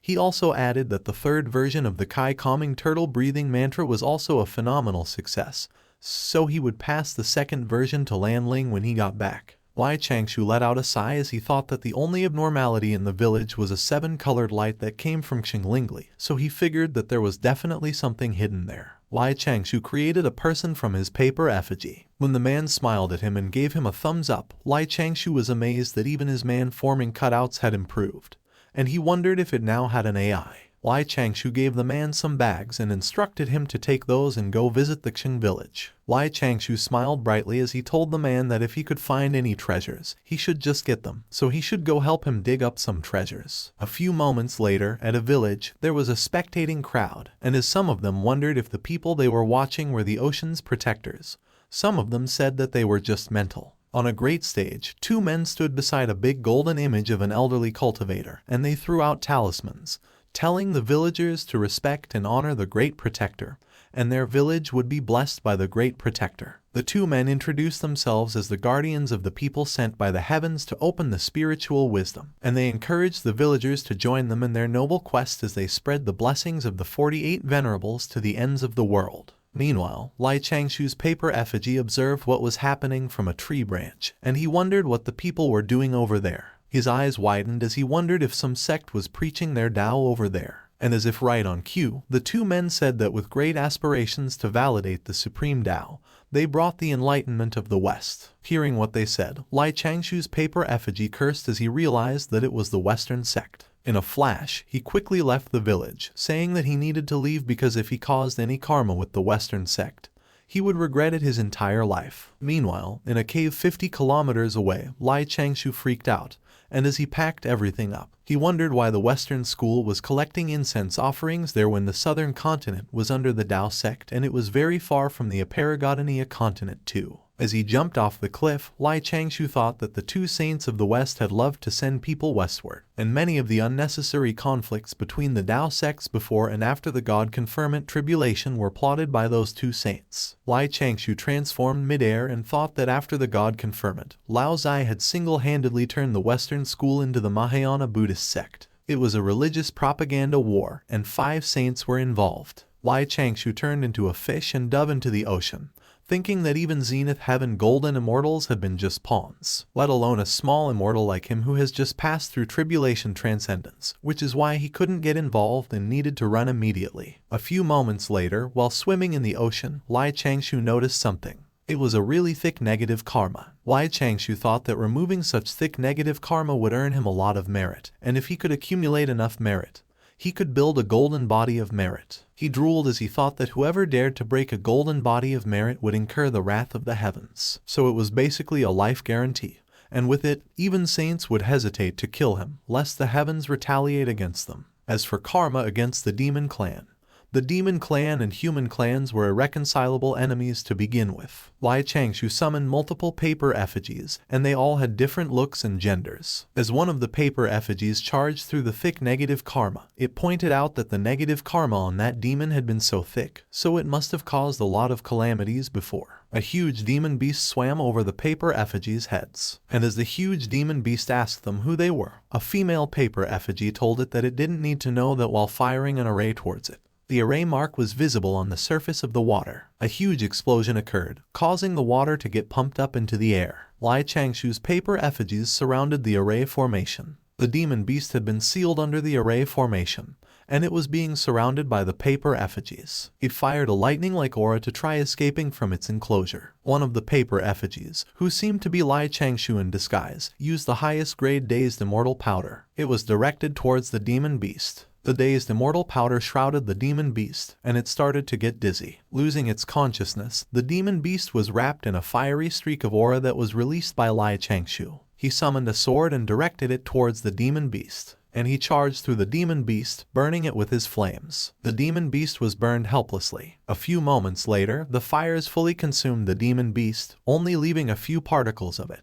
Changshou used the Salvation Sutra, Rebirth Mantra, and Reincarnation Blessing spell. A bright green orb was produced. As he observed the green orb in the palm of his hand, Changshou said that the new and improved true samadhi flames were fierce, completely burning the demon's corpse in less than 10 minutes. But it was too eye-catching, and if someone asked him how his true samadhi flames had gotten so strong, he wouldn't be able to give a good answer. He closed his eyes and said that the next thing he would do was check the remnant memories. Screams for help could be heard as the demon beast wreaked havoc in a village. Villagers lay on the ground, asking for help, while some of them ran away. The demon beast showed no mercy as it fired water from its mouth towards the villagers. And as he looked at it, Changshou pointed out that it was vicious. He proudly smiled and announced that he was just doing a good deed. With the orb of the demon beast in his hand, Changshou wondered if, by continuing to earn merit like that, he could accumulate enough to form the golden body of merit. He began to calculate and did the math. A few moments later,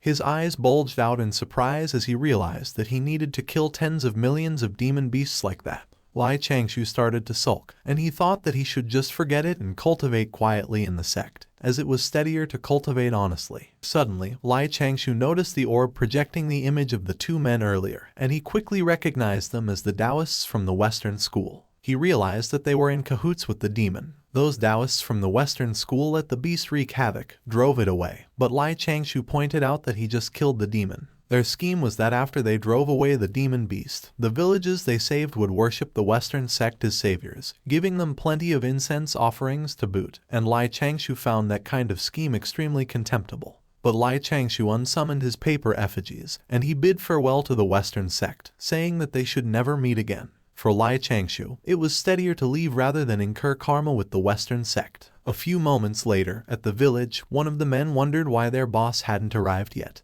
and he figured out that he might have overslept or lost his way. Suddenly, the two men were startled when the people watching them complained that it was so boring, and as they wondered if those two men were still going to dance around, they figured it was just a waste of time and they should just leave. The two men looked at each other, and they thought it was time for them to use their plan B. One of them announced that if they believed in their god, they would be protected by them and be invulnerable. He said they would need a volunteer to demonstrate it to his companion, Wang Kai. The muscular men got excited, as they liked demonstrations. Wang Kai and his companion were horrified at what they saw, and as his companion wondered what those people ate to grow that muscular, Wang Kai wondered if he would get smacked to death. Suddenly, Xinglingli popped out from behind the menacing men. Wang Kai's companion quickly pointed at her, asking her to give the demonstration a try, to which she reluctantly agreed. Xinglingli excused herself, walked past the men, and as her muscular body was revealed, Wang Kai's companion's eyes popped out of their sockets. Xinglingli confirmed with Wang Kai if he was sure that she could hit him, and he reluctantly said yes. Terror was evident in Wang Kai's eyes as Xinglingli prepared her fist. Blood spurted out of his nose, and Wang Kai was thrown up in the air as Xinglingli punched him, and everyone was amazed, including Xinglingli. Xinglingli's punch was so strong that its force passed through the roof of their stage and soared through the sky. Wang Kai trembled while hanging on the roof, and his companion was extremely horrified at what he saw. A few hours later, the sun had already set, and Wang Kai was asking someone to stop hitting and surrender. Their master arrived, and he comforted Wang Kai, telling him that it was fine as they would never return to that place again, so they should go and find a place for him to recuperate first.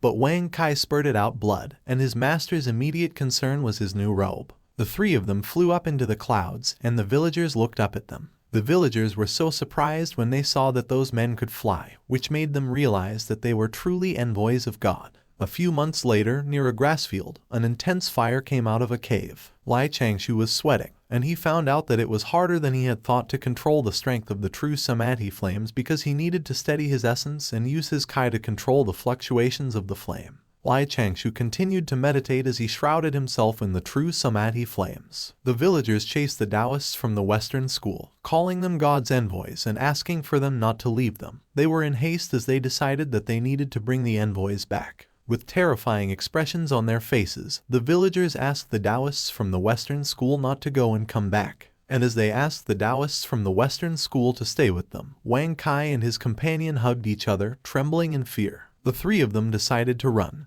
and they soared through the skies as the villagers chased and waved at them, asking them to wait, while Wang Kai was already out of it, asking to be saved. His companion wondered why the villagers chased them when they hadn't even sold them any fake items, so their master asked them if they deceived another young maiden from the village. As the villagers pleaded for the god envoys not to leave, the three Taoists from the Western school flew so far away that they were only visible as a twinkle in the sky. A few moments later, the villagers were in despair as they wondered if their village was so despised by the gods that the gods' envoys left them. They said that they were just a bunch of fragile mortals that also needed the protection of the gods. Suddenly, one of the villagers told them to cheer up and reminded them that they still had the sea god. As the villagers chanted for their sea god, one of the villagers asked his wife why she stopped him from telling the other villagers that Changshou was not a sea god but an immortal. The wife said that there was no point in spoiling their fun. She said that they were just letting them feel safer in their hearts, and the immortal wouldn't care anyway. She said that she originally wanted Xinglingli to become the disciple of Changshou and learn to cultivate too. But no one would have thought that Changshou ran away the moment he woke up. The man asked his wife why they couldn't teach Xinglingli to cultivate since she had already taught him how to do so.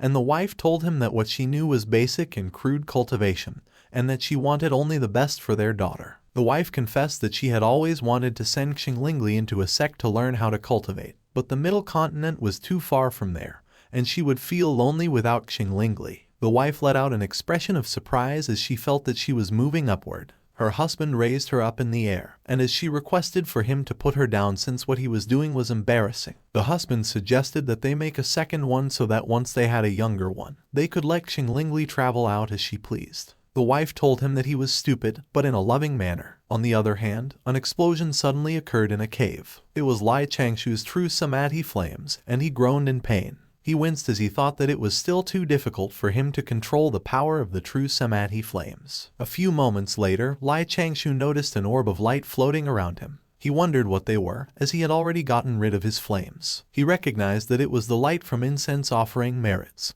So Changshou wondered why anyone would offer incense merits to him and if someone were worshipping him. Changshou examined the orb of light, and he quickly recognized the people who were worshipping him. It was the people from the Xing village, and they were begging the sea god to protect their village from disaster. They chanted, expressed their loyalty and support, and tossed the Western sect clay statue aside. Changshou was astonished that those muscular women and men were asking him for protection, and they even made a statue of him and worshipped it. Moreover, he was so surprised that he couldn't help but curse when he realized that the heavenly Tao had actually accepted it, and he wondered if it wasn't considered coercion as they were really forcing him to be a sea god. Worry filled Changshou as he realized that what was worse was that the Western sect would think he was competing with them for incense offerings. So he decided that he had to rush back to the Immortal Du sect and return to the Grand Pure One's territory, as he just wanted to live a peaceful life. Meanwhile, someone extended their hand, calling out to their senior brother. It was Lanling, and as she realized that it was a dream, she sulked, calling Changshou a stupid senior brother and questioning why he had left for so long.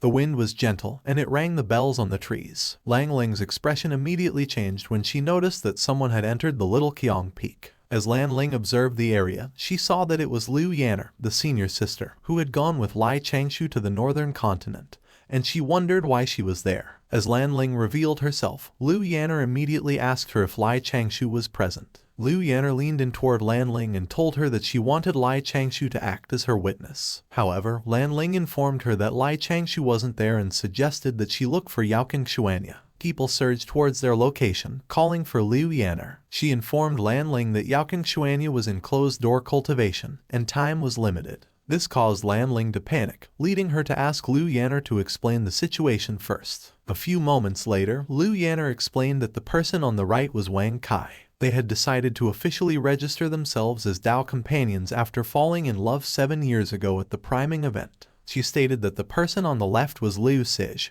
who belonged to Du Lin Peak like her. He had been attached to her since a young age. She mentioned that he had opposed their marriage and was now challenging Wang Kai to a duel. Liu Yanner looked extremely concerned as she explained that she wanted Changshou to serve as the witness and explained to Liu Sij that she and Wang Kai had fallen in love at first sight. She felt that Liu Sij needed to let go of her, otherwise, he might even develop a mental demon. Hearing this explanation, Lanling wondered why everyone was rushing to Lai Changshou in times of trouble and if they truly believed that Lai Changshou was that free. A few moments later, Liu Sij slammed his hands on the table, strongly opposing the situation. He expressed that he didn't care if Liu Yanner and Wang Kai had fallen in love at first sight because he wasn't deserving of her. However, Liu Yanner told him to stop, as she had always treated him as her junior brother and nothing more. Liu Sij disagreed and insisted that Liu Yanner had stated that she had feelings for him. He recalled times when he had confessed his love to her and she had accepted. Liu Sij had previously asked Liu Yanner if she would marry him in the future, to which Liu Yanner nonchalantly replied fine. And remembering that, Liu Sij was heartbroken, claiming that Liu Yanner had clearly promised him. Liu Sij attempted to embrace Liu Yanner, but Wang Kai swiftly pulled her away. As the two men locked eyes, Lanling interjected, urging them to consider their image and reminding them that they were at Little Qiong Peak, not at their homes. Then, with a bright smile on her face, Lanling told them that since they were there, she proposed that they settle things based on their rules. She told them that Lai Changshou loved brewing wine, so she wondered if they were interested in trying it. The two men blazed with determination and declared that they would show each other who was more worthy of Liu Yanner. Some time later, the two of them were knocked down on the floor. While Wang Kai was talking about how the sky, the earth, and even he were spinning, Liu Sij was blabbering about how much he loved Liu Yanner and how he would do anything for her. Liu Yanner looked disappointed as the two of them didn't even finish a pot, but they were already knocked out. She asked Lanling if she gave them wine or anesthetics, but Lanling wasn't able to answer as she was busy marveling at how awesome Lai Changshou was when she saw the power of the diluted dazed immortal powder. A few moments later, Liu Sij and Wang Kai were still unconscious. As the two of them rode on a cloud, Liu Yanner said that she would take those two away first, and that she would come to visit Lai Changshou another time. Liu Yanner's head was already aching, thinking about how those two men would start fighting again once they woke up. Liu Yanner was surprised when Lanling suddenly told her that she might have a way to help her. Lanling told her that she could pretend to be pregnant with Wang Kai's child, but of course, she should also tell Wang Kai about the plan and find someone to act as a witness. Lanling was already brewing an image in her mind about how Liu Yanner would tell Wang Kai that he had been rough the other night, so she might already be pregnant in front of Liu Sij, who would run away crying, expressing his hate for Liu Yanner. Liu Yanner grabbed Lanling's hand and said that that was it. Lanling felt awkward as Liu Yanner leaned towards her and thanked her for her great idea. Lanling sulked as she thought that Lai Changshou was leaving such troublesome matters to her, so she would bite him again when he came back. She thought, what was wrong with bringing her to sever ties with the mortal world? She would even kowtow in front of his parents' grave with him. She decided that in the future, when she visited her parents, she would drag him to kowtow with her, even if he didn't want to. Meanwhile, Lai Changshou, who was meditating, suddenly sneezed. Lai Changshou wondered if those muscleheads were worshipping him as the sea god again. He sighed, saying that because of the urgent matter of repairing his essence soul, he exposed his real face to them. He must be more careful in the future. Lai Changshou was about to use his immortal sense, and he said that those villagers should have already forgotten about him. He didn't give them any blessings or respond to them, so they should have given up. But to his surprise, a huge statue of him loomed over the village, and there were over 100 statues of him at that moment. He even wondered when he received so many incense merits that it was even more merit than killing a vicious demon beast. Lai Changshou turned pale as he wondered how those things happened. At the same time, 3 men urgently call out to their village chief, boss, and city lord. They report that they have discovered the secret behind the inhuman strength of Xiong village. According to them, the villagers worship a sea god who blesses them with powerful bodies.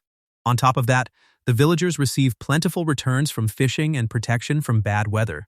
The 3 men reach the same conclusion almost immediately. If their own village, gang, and city also worship the sea god, they might receive the same blessings. Meanwhile, Li Changshou is left worried and confused by what he has discovered.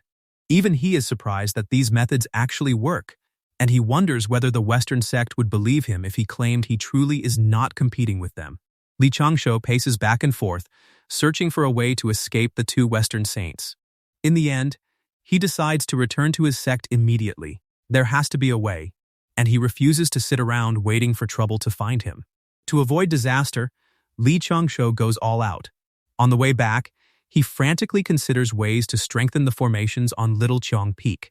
He also plans to pay respect to the Grand Pure One more often and seek his blessings, because if he wants to escape a saint, he needs the protection of a saint.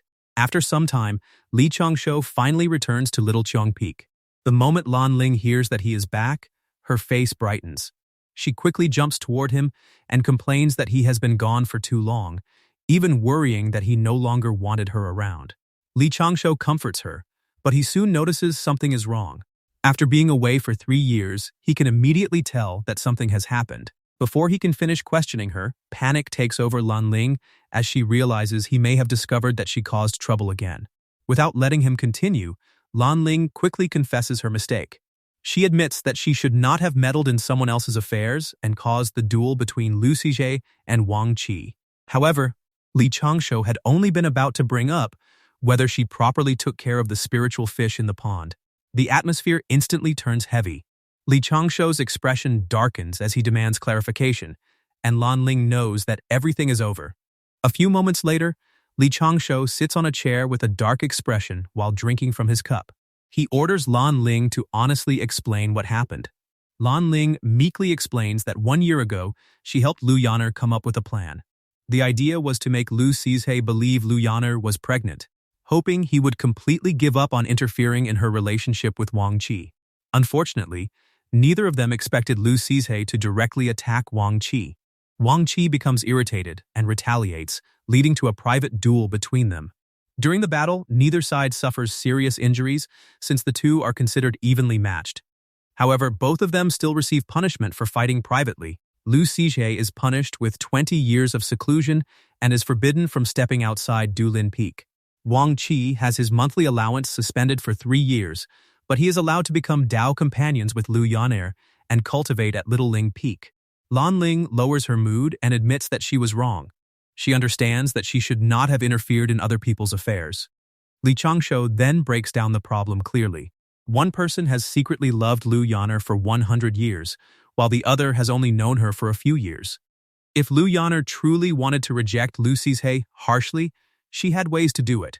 After all, she is already 156 years old. The real issue is that she was hesitant. By interfering, Lan Ling stepped into Lu Yaner's undecided fate, cut off one of her possible paths, and sealed her destiny in one direction. Because of that, she affected the karma of all 3 people. Li Changshou is disappointed that in only a few years, Lan Ling has thrown away so much of what he taught her. With a stern expression, Li Changshou orders her to copy the Steadiness Sutra 300 times and apologize to Lu Yaner. After that, she must enter secluded cultivation and reflect on her actions. She can only come out once Lu Xizhe's punishment ends. Lan Ling becomes miserable, believing that everything is truly over and that all of Li Changshou's favorable impressions of her have already disappeared. A few moments later, Lan Ling approaches Li Changshou again and quietly reveals that there is one more thing he needs to know. She has heard a rumor about how Qi Yuan received his injuries back then. The moment Li Changshou hears this, he is extremely surprised. Li Changshou becomes intrigued when Lan Ling reveals that Qi Yuan's injuries were not an accident, but the result of someone deliberately trying to harm him. Back then, Qi Yuan was also competing with another man over his senior sister. The young Qi Yuan makes a paper crane and pours all his feelings into it. While blushing, he wonders whether his senior sister will like it.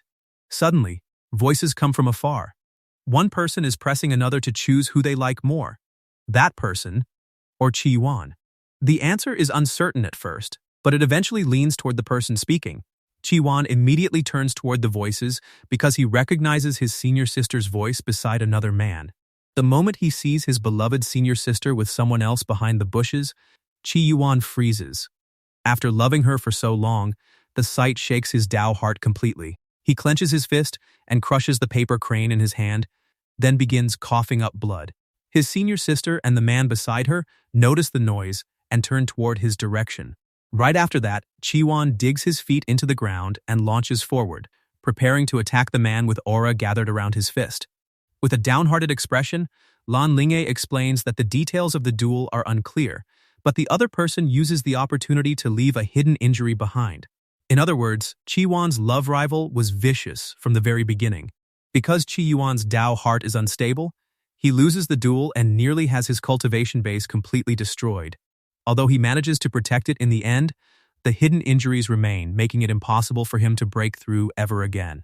Despite using such cruel means against another disciple, the opponent is only punished with 100 years of reflection. Not long after that, he even ascends to immortality. Afterward, Qiyuan's senior sister leaves the sect. Rumors claim that she went to find their master, but just like the master, she also disappears. Because the incident surrounding Qiyuan becomes too controversial, the sect chooses to suppress the matter. 900 years later, nearly everyone has already forgotten it. Qiyuan eventually becomes the only person left on Little Cheong Peak, and by the present day, he lives as a turbid immortal. A few moments later, inside the pill chamber, Li Changshou analyzes everything Lan Ling revealed. If her account is true, then the disciples of Ren School might be far more unruly than expected. He considers whether the Immortal Du sect has been set up. Another possibility also comes to mind. Someone may have gotten Elder Moon, the divine matchmaker who uses red threads to consummate the destiny of marriage, to randomly tie the Ren School's disciples together with a messy bunch of red threads. But soon, Li Changshou reaches the most important point. If Qiyuan truly has such a deadly enemy, then as Qiyuan's disciple, he also needs to prepare for that threat. Based on the time that has passed, Li Changshou estimates that the opponent should now be a late-stage perfected immortal, so they must treat him as one. That means he needs poisons powerful enough to directly kill a perfected immortal. At the same time, Li Changshou also needs to help Qiyuan refine turbid qi cleansing pills. Unfortunately, the biggest problem is still money. He is simply too poor. Suddenly, Li Changshou becomes alarmed after realizing that he has accidentally unleashed the full power of his true samadhi flames. A massive explosion erupts, blasting him backward. Li Changshou coughs while lying on the ground, surrounded by black smoke. As the smoke starts to clear, the gigantic cauldron appears in front of him with a huge hole blown through it. At that moment, he can't help but curse. He is already poor enough, but after destroying the cauldron, he is now on the verge of being completely broke. Meanwhile, in a place filled with beautifully blooming cherry blossoms, an old man admires the scenery and sighs over how difficult it is to be a god in the heavenly courts. Suddenly, one of his disciples calls for him. The door behind him opens, and a little girl appears to inform him that the great Taoist master has arrived. The old man is immediately stunned, unable to understand why the great Taoist master has suddenly come to visit. The little girl runs after the old man, urging him to wait for her. However, the old man is in a hurry, explaining that the great Taoist master is an incredibly important figure, so they cannot keep him waiting. After all, his Tao is unfathomable, and he is the only disciple of the Grand Pure One. The old man then elaborates that because the great Taoist master is the only disciple of the strongest saint, every disciple of the Tao school has to address him as senior brother. He quickly opens the door and apologizes for making the great Taoist master wait. However, the great Taoist master reassures him that it is fine since he has just arrived as well. This man is great Taoist master Xuandu, the eldest senior brother of the three Taoist sects. He greets the old man as Elder Moon and checks how he has been. Elder Moon reports that he has been well, then checks whether Xuandu has come regarding the matter he entrusted to him. Meanwhile, the little girl is surprised to see her master suddenly become so subservient. Xuandu acknowledges the trouble he has caused Elder Moon and checks the progress over the last 1,000 years. Elder Moon leads the way and reports that, according to Xuandu's orders, he has stepped in to help the Ren sect's couples whenever fate sprouts between them. Over the last 1,000 years, 362 immortal couples have been consummated. Xuandu considers the result not bad, then checks how many babies have been born. Elder Moon reluctantly explains that he can only influence the marriage fate of couples. If Xuandu wants information about newborns, he needs to visit the life and death registry. Elder Moon then presents a room and reveals that every star inside represents a marriage fate. Xuandu is amused and requests a look at the latest marriage fates. Elder Moon points to one of the stars and explains that among the sea of stars, this one is currently the brightest. Its source is in the Immortal Du sect. He further reveals that the clay doll of the boy on the right has sprouted red strings of fate with the clay dolls of 3 other girls. This immediately amuses Xuandu, who requests Elder Moon to help the boy tie the knot with all 3 of them. Elder Moon then summons the postnatal merit numinous treasure, the acacia tree, and prepares to carry out Xuandu's request immediately. On the other hand, Li Changshou suddenly feels alarmed. He is in the middle of fixing the pill furnace when shivers run down his spine. For some reason, he imagines kissing Youqin Xuanya, leaving him confused over why such strange thoughts are appearing out of nowhere. At the same time, Elder Moon activates mental spell-planting desires. Every spell is directed at Li Changshou's clay doll. Li Changshou immediately declares that only his Dao is true and drives the temptations away. At that exact moment, Li Changshou's clay doll deflects every spell aimed at it. The thought of kissing Youqin Xuanya begins to fade from Li Changshou's mind. He considers that it might still make sense if he suddenly thought of Juju or Lan Ling. But there is no reason for him to think about Youqin Xuanya. In fact, he should be focused on avoiding her instead. Meanwhile, Elder Moon activates another move, mental spell dreams of an imperial harem. However, Li Changshou's clay doll dodges those spells just as quickly. On Li Changshou's side, his mind is suddenly flooded with images of Juju in a school uniform greeting him good morning and praising his looks. Lan Ling also in a school uniform checking whether her sailor uniform looks nice. And finally, Youqin Xuanya in a mecha suit glaring at him, addressing him as Commander Li, and warning that she will shoot if he keeps staring. Li Changshou is disturbed and cannot understand what is happening. He reminds himself that he is immortal, that his body and spirit are one, and that he possesses the steadiest Dao body. Still, he cannot believe this is happening. For a moment, he wonders if this is a mental demon from his tribulation, but he quickly dismisses the idea because it still does not make sense. Li Changshou then uses the heart-calming sutra, the serenity breathing technique, and quiet as a steady lake. He reminds himself that he has already seen all kinds of things in his previous life, and momentary pleasure is meaningless. Before wasting time on useless thoughts, he needs to make sure he survives all the troubles ahead. Meanwhile, Xuandu watches as Elder Moon continues attacking Li Changshou's clay doll, only for the doll to keep dodging everything. Elder Moon grows frustrated, unable to believe that he still cannot land a single hit. Xuandu laughs and offers to help. Then, Xuandu reaches out to grab Li Changshou's clay doll. Just as Xuandu reaches for Li Changshou's clay doll, Li Changshou releases his ultimate trump card for extinguishing desires. The clay doll escapes Xuandu's grasp by sacrificing one arm, while the real Li Changshou opens the scroll of aged beauties and declares that if his feelings are genuine, he should not be tempted by physical beauty. The moment the old lady from the scroll comes out, Li Changshou finally feels relieved, because every messy thought in his mind gets completely suppressed. Meanwhile, Xuandu holds the clay doll's severed arm and awkwardly consults Elder Moon on whether it can be reattached. Still grieving, Elder Moon confirms that it is possible, but it will take a lot of effort. Xuandu places the arm in Elder Moon's hand and leaves the matter to him again, promising to bring over some pills refined by his master later. Then, while pointing at Li Changshou's clay doll, which is openly taunting him, Xuandu suppresses his annoyance and urges Elder Moon to give that guy some extra care. Elder Moon immediately brightens up and accepts the request.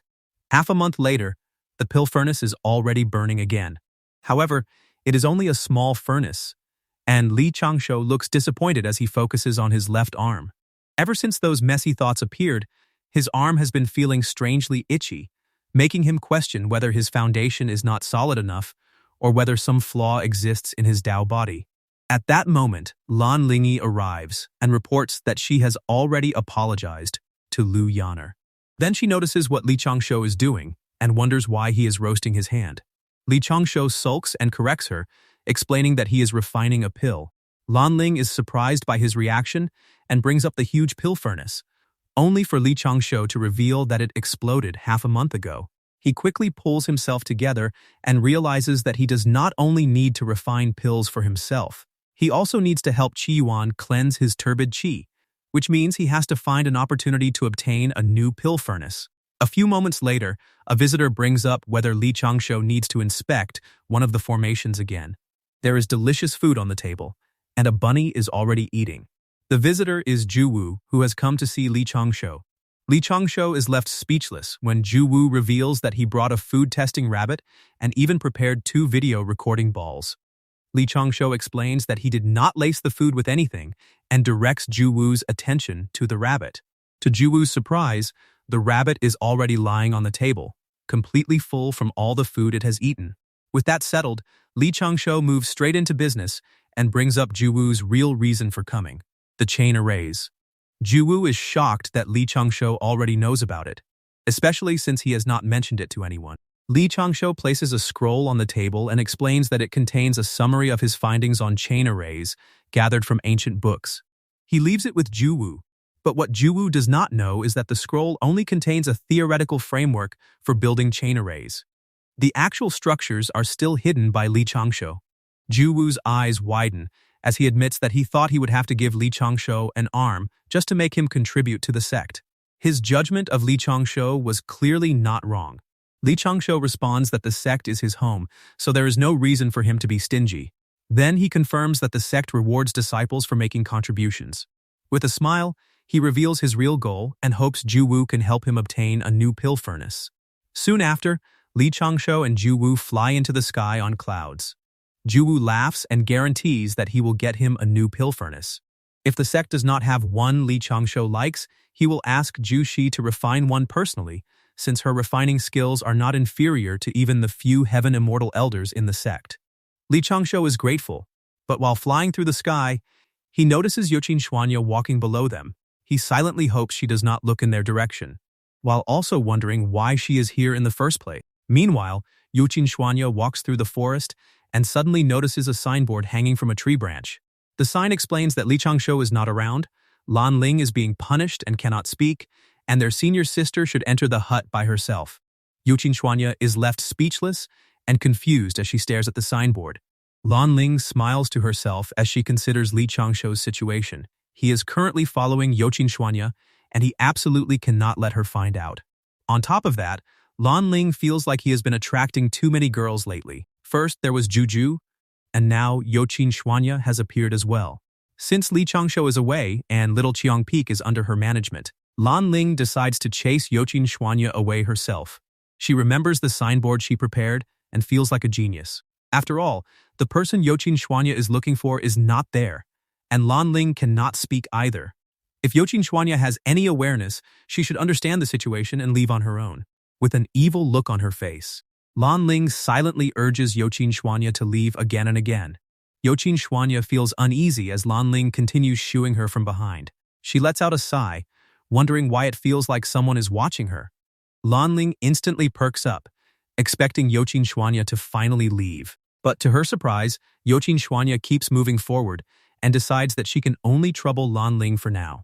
Lan Ling is completely baffled, wondering if Youqin Xuanya is toxic because she has absolutely no awareness of the situation. Meanwhile, Li Changshou is checking the pill furnaces while trying to confirm which one Ju Wu will give him as a reward. After examining one of them, he finds it quite decent. It is not as good as his old furnace, but since it is brand new, its effects should be equal or even better. Once he inspects the inscriptions, he can tell they are even higher grade than the one he blew up. Just as Li Changshou points at the furnace and prepares to choose it, Ju Wu cuts him off. Ju Wu calls out to senior brother Lu and accuses him of being stingy for only showing these furnaces. Since Li Changshou made a major contribution and the reward comes directly from the sect, Ju Wu decides to be shameless on his behalf and secure something better for him. Lu Feixian, the immortal in charge of the day-to-day matters of Pill Tripod Peak, calmly responds that Ju Wu should have mentioned that earlier. With that, he leads them toward the next room. Before they can move, however, a cane suddenly strikes the floor, and someone arrives looking for Li Changshou. Lu Feixian and Ju Wu immediately greet the old man as their uncle master. The old man then confirms whether the Li Changshou beside them is the disciple from Little Qiang Peak. Li Changshou also greets him, but the old man goes straight into testing him by bringing up the fox heart pill. Li Changshou nervously explains that the pill is formed with 3 portions of blood from the heart of a spirit fox, 1 portion of muddy grass, 2 portions of honey black soul-breaking herb, 1 portion of hongyu grass, a small portion of water, and a small amount of non-soothing powder, all condensed with cold fire for 12 hours. But right after answering, Li Changshou suddenly looks terrified. The old man is staring at him with an eerie smile, and the sight feels more than a little scary. The old man continues examining him and changes the formula. If 2 portions of withered orchid powder are added, and the refinement lasts 24 hours instead, Li Changshou answers that the result becomes the dark fox heart pill. The old man's smile grows even more disturbing as he changes the formula again. This time, the honey black soul-breaking herb is removed. 3 portions of Danyang lotus powder and 2 portions of snow sand are added, and the mixture is refined for 48 hours with white fire. Li Changshou confidently concludes that the result would be a completely useless pill. That answer immediately startles Lu Feixian, who feels that Li Changshou cannot just throw out random claims in front of this elder. But Li Changshou explains that the medicinal properties would be neutralized. White fire is gentle and neutral by nature, so it would cause the herb's effects to offset each other. A pill may still form, but it would have no actual effect. Juwu also panics and quickly tries to cover for him. Li Changshou is still young and inexperienced, so he hopes the elder will not take offense at his bluntness. The elder's expression turns menacing as he presses Li Changshou on whether he is calling his pill useless. Then he raises his hand and calls Li Changshou over. With that same frightening smile, the elder taps Li Changshou on the shoulder several times and confirms that he is absolutely correct. The pill is completely useless. Lu Feixian is left in awe by what he has just witnessed. This elder is Wan Linyan, one of the sect's elders and the presiding heaven immortal of Pill Tripod Peak. He is known for refining poisons, so his real combat strength cannot be measured by cultivation alone. There are even rumors that his poisons can instantly melt perfected immortals. Yet the Wan Linyan feared by everyone is now acting unusually enthusiastic toward Li Changshou. Lu Feixian becomes so curious that he secretly probes Juwu about Li Changshou's background. He has never seen Wan Linyan behave like this before. Juwu can only respond awkwardly that Lu Feixian should not come to him for answers, because he is not allowed to reveal anything either. At that moment, Wan Linyan fixes Juwu with a piercing gaze and calls him over. Juwu is instantly startled and responds at once. Wan Linyan grabs Li Changshou's arm and declares that he will be borrowing him for a few days. Juwu reluctantly agrees, while Wan Linyan keeps his menacing smile and drags Li Changshou away. Li Changshou looks horrified. He had already planned for this encounter when he gave the poisonous powders to Lan Ling, but even so, Wan Linyan's reaction feels far more exaggerated than expected. With a professional smile, Li Changshou informs Wan Linyan that he has already stayed there for over a week and does not want to disturb his work any longer, so he plans to take his leave. However, Wan Linyan immediately grabs him by the shoulder and stops him. He insists that Li Changshou should stay a little longer and help him formulate the dark jade pill. But Li Changshou has already achieved his goal, so all he wants now is to return home. With a sinister smile, Wan Linyan makes it clear that Li Changshou is not bothering him at all. On the contrary, there are still more experiments he wants Li Changshou to help with. This leaves Li Changshou completely dismayed, silently begging Wan Linyan to spare him. Half a month later, Li Changshou finally opens the door and returns home with a tired sigh. Although the experience has been exhausting, the harvest is amazing. Not only has he obtained Wan Linyan's Poison Sutra, but he has also received a large number of pills. Standing before a gigantic pill furnace, Li Changshou admits that the biggest reward is still the brand new furnace. However, he owes Juwu for it, so he needs to find a way to repay that favor and sever the karma between them. Suddenly, Li Changshou feels an unbearable itch between his thighs. Alarmed by the strange sensation, he realizes that he needs to enter closed-door seclusion immediately and polish his Dao body. Sometime earlier, in Elder Moon's residence in the Heavenly Courts, a man desperately calls out for Elder Moon. Elder Moon tries to make him stop clinging to him, but the man refuses to let go and pleads for help, since Elder Moon is the one in charge of marriage. Elder Moon sighs in defeat and finally agrees. He then tosses Li Changshou's clay doll to his disciples, explaining that only one final step remains to fix it. After that, he orders the two of them to complete the task. The man excitedly confirms that Elder Moon will help him, and Elder Moon agrees. One disciple reassures Elder Moon that they will definitely finish the task, while the other points out that the little clay figure's arms are broken. The two disciples quickly begin repairing the clay doll. After a while, however, they fall into panic because they have attached the doll's hand in the wrong direction, and there is even some excess clay left over. One disciple worries that Elder Moon will punish them again. Meanwhile, the other disciple comes up with an idea. Since no one will notice it, they can hide the excess clay between the doll's thighs. This becomes the real reason Li Changshou feels that strange itch.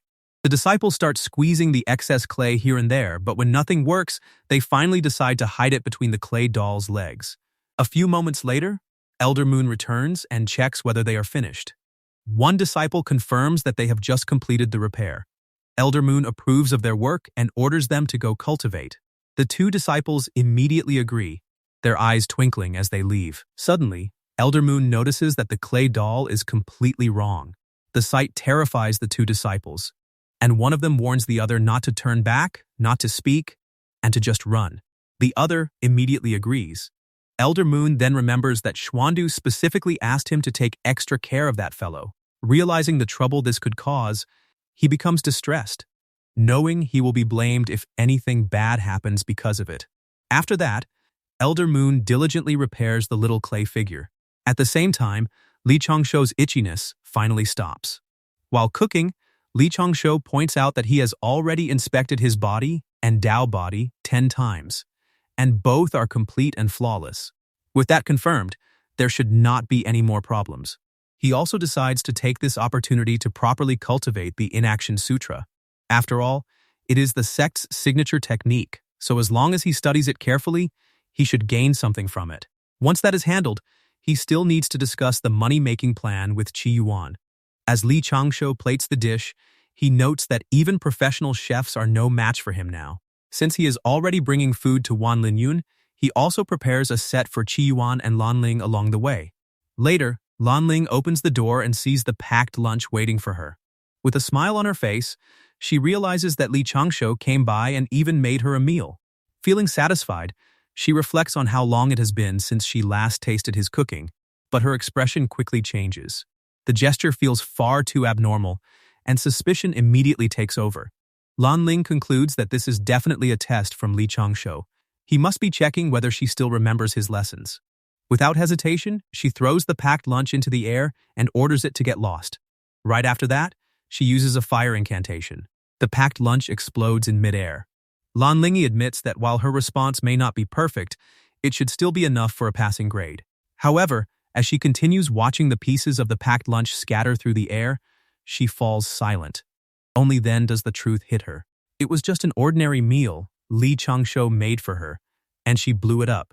Li Changshou smiles and presents Wan Linyun with spiritual fish he personally prepared, offering it as thanks for his guidance and inviting him to try it. Wan Linyun admits that he no longer needs food, but since Li Changshou went out of his way to prepare it, he agrees to taste it. Li Changshou then offers him some wine as well, but Wan Linyun's expression turns sinister again. After noticing several herbs mixed into the wine, Wan Linyun immediately becomes interested in studying potions together. In fact, he even suggests exploring how to make poisonous wine, treating it like an exciting new field of research. At this point, everything Wan Linyun brings up somehow leads back to poison. Li Changshou has a hard time keeping up with him, let alone calming him down. After a while, Li Changshou sighs and realizes that he should avoid visiting Pill Tripod Peak too often. Then, after clearing his throat, he quickly corrects himself, claiming that this is only to avoid attracting attention. Even though he clearly looks unwilling, Li Changshou still decides to schedule his next visit there in 2 years. Fanatics really are scary. When Li Changshou returns home, he finds Lanling reaching toward the new pill furnace, amazed by how cool it looks. Li Changshou immediately panics and warns her not to touch it because it can bite. Unfortunately, his warning comes too late. Lanling gets electrocuted and screams in pain, confused about why the new pill furnace has a lightning array. Li Changshou explains that he installed it as a safety measure to stop robbers. A few moments later, Li Changshou tends to Lanling's injury and reminds her to be careful, because next time, it might not be just a small shock.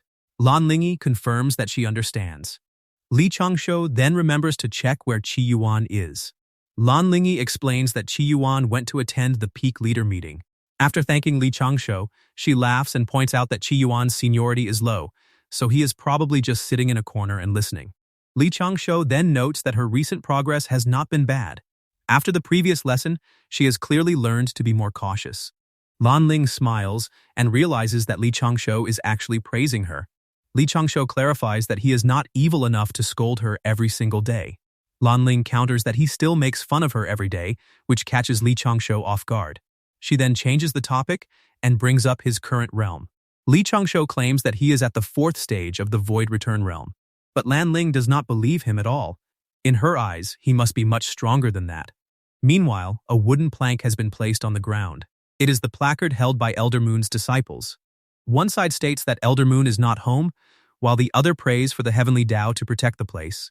One disciple worries that hiding the matter of the clay figure from Elder Moon might cause more trouble later. The other quickly shuts him up, warning that Elder Moon might turn them back into their original forms if they keep making things worse. He decides that they should forget about the clay doll for now, since Elder Moon probably has some way to fix it.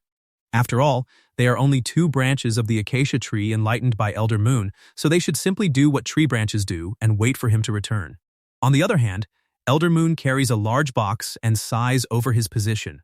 As the god of marriage, he has no real power, so he cannot afford to offend any of the greater gods in the court. Because of that, he can only put all his effort into doing his job properly. Ordinary requests to check marriage destinies are still manageable. But if Elder Moon directly uses his powers to manipulate fate, the heavenly Dao will punish him. Elder Moon looks distressed as he considers the pressure on him. With the heavenly Dao constantly monitoring his actions, he has to avoid choosing factions or making mistakes. Otherwise, he might simply be smitten to death. As he opens a door, Elder Moon reflects on the current situation. The heavenly courts are weak right now, while the Dao sect is strong. Because of that, he must be careful not to offend the gods, but he also cannot offend the Dao sect. All he can do is hope the matter with the clay doll ends peacefully. When Elder Moon approaches the immortal official, he inwardly laments that he is only a random god who cannot even dare to shift the blame onto Xuandu. The immortal official smiles and assures Elder Moon that he can handle it. Visiting the dream of a small cultivator who has only cultivated for more than 100 years should be a simple matter. Elder Moon then presents the box as a small gift of appreciation, since he has to trouble the immortal official with this task. A few moments later, the two stand before a gigantic device. The immortal official introduces it as the Starry Dream Astrometer, a tool capable of entering a cultivator's dreams whenever they enter a sleep-like state. According to him, it can even work on golden immortals. The immortal official adds that this should be easy, since the target is only a young disciple of the Dao sect. With that, he begins the search. However, the immortal official is immediately startled when he cannot find Li Changshou. He questions whether Elder Moon's information is accurate and whether he has Li Changshou's birth characters. Elder Moon confirms that he does and hands over the piece of paper. An hour later, the immortal official finally locates Li Changshou. He acknowledges that Li Changshou truly lives up to his identity as a Ren sect disciple, since he even has methods to hide from the heavenly Dao's calculations. He points to a star in the sky and explains that once it lights up, Li Changshou has entered a resting or relaxed state. After that, they can send a request to enter his dreams.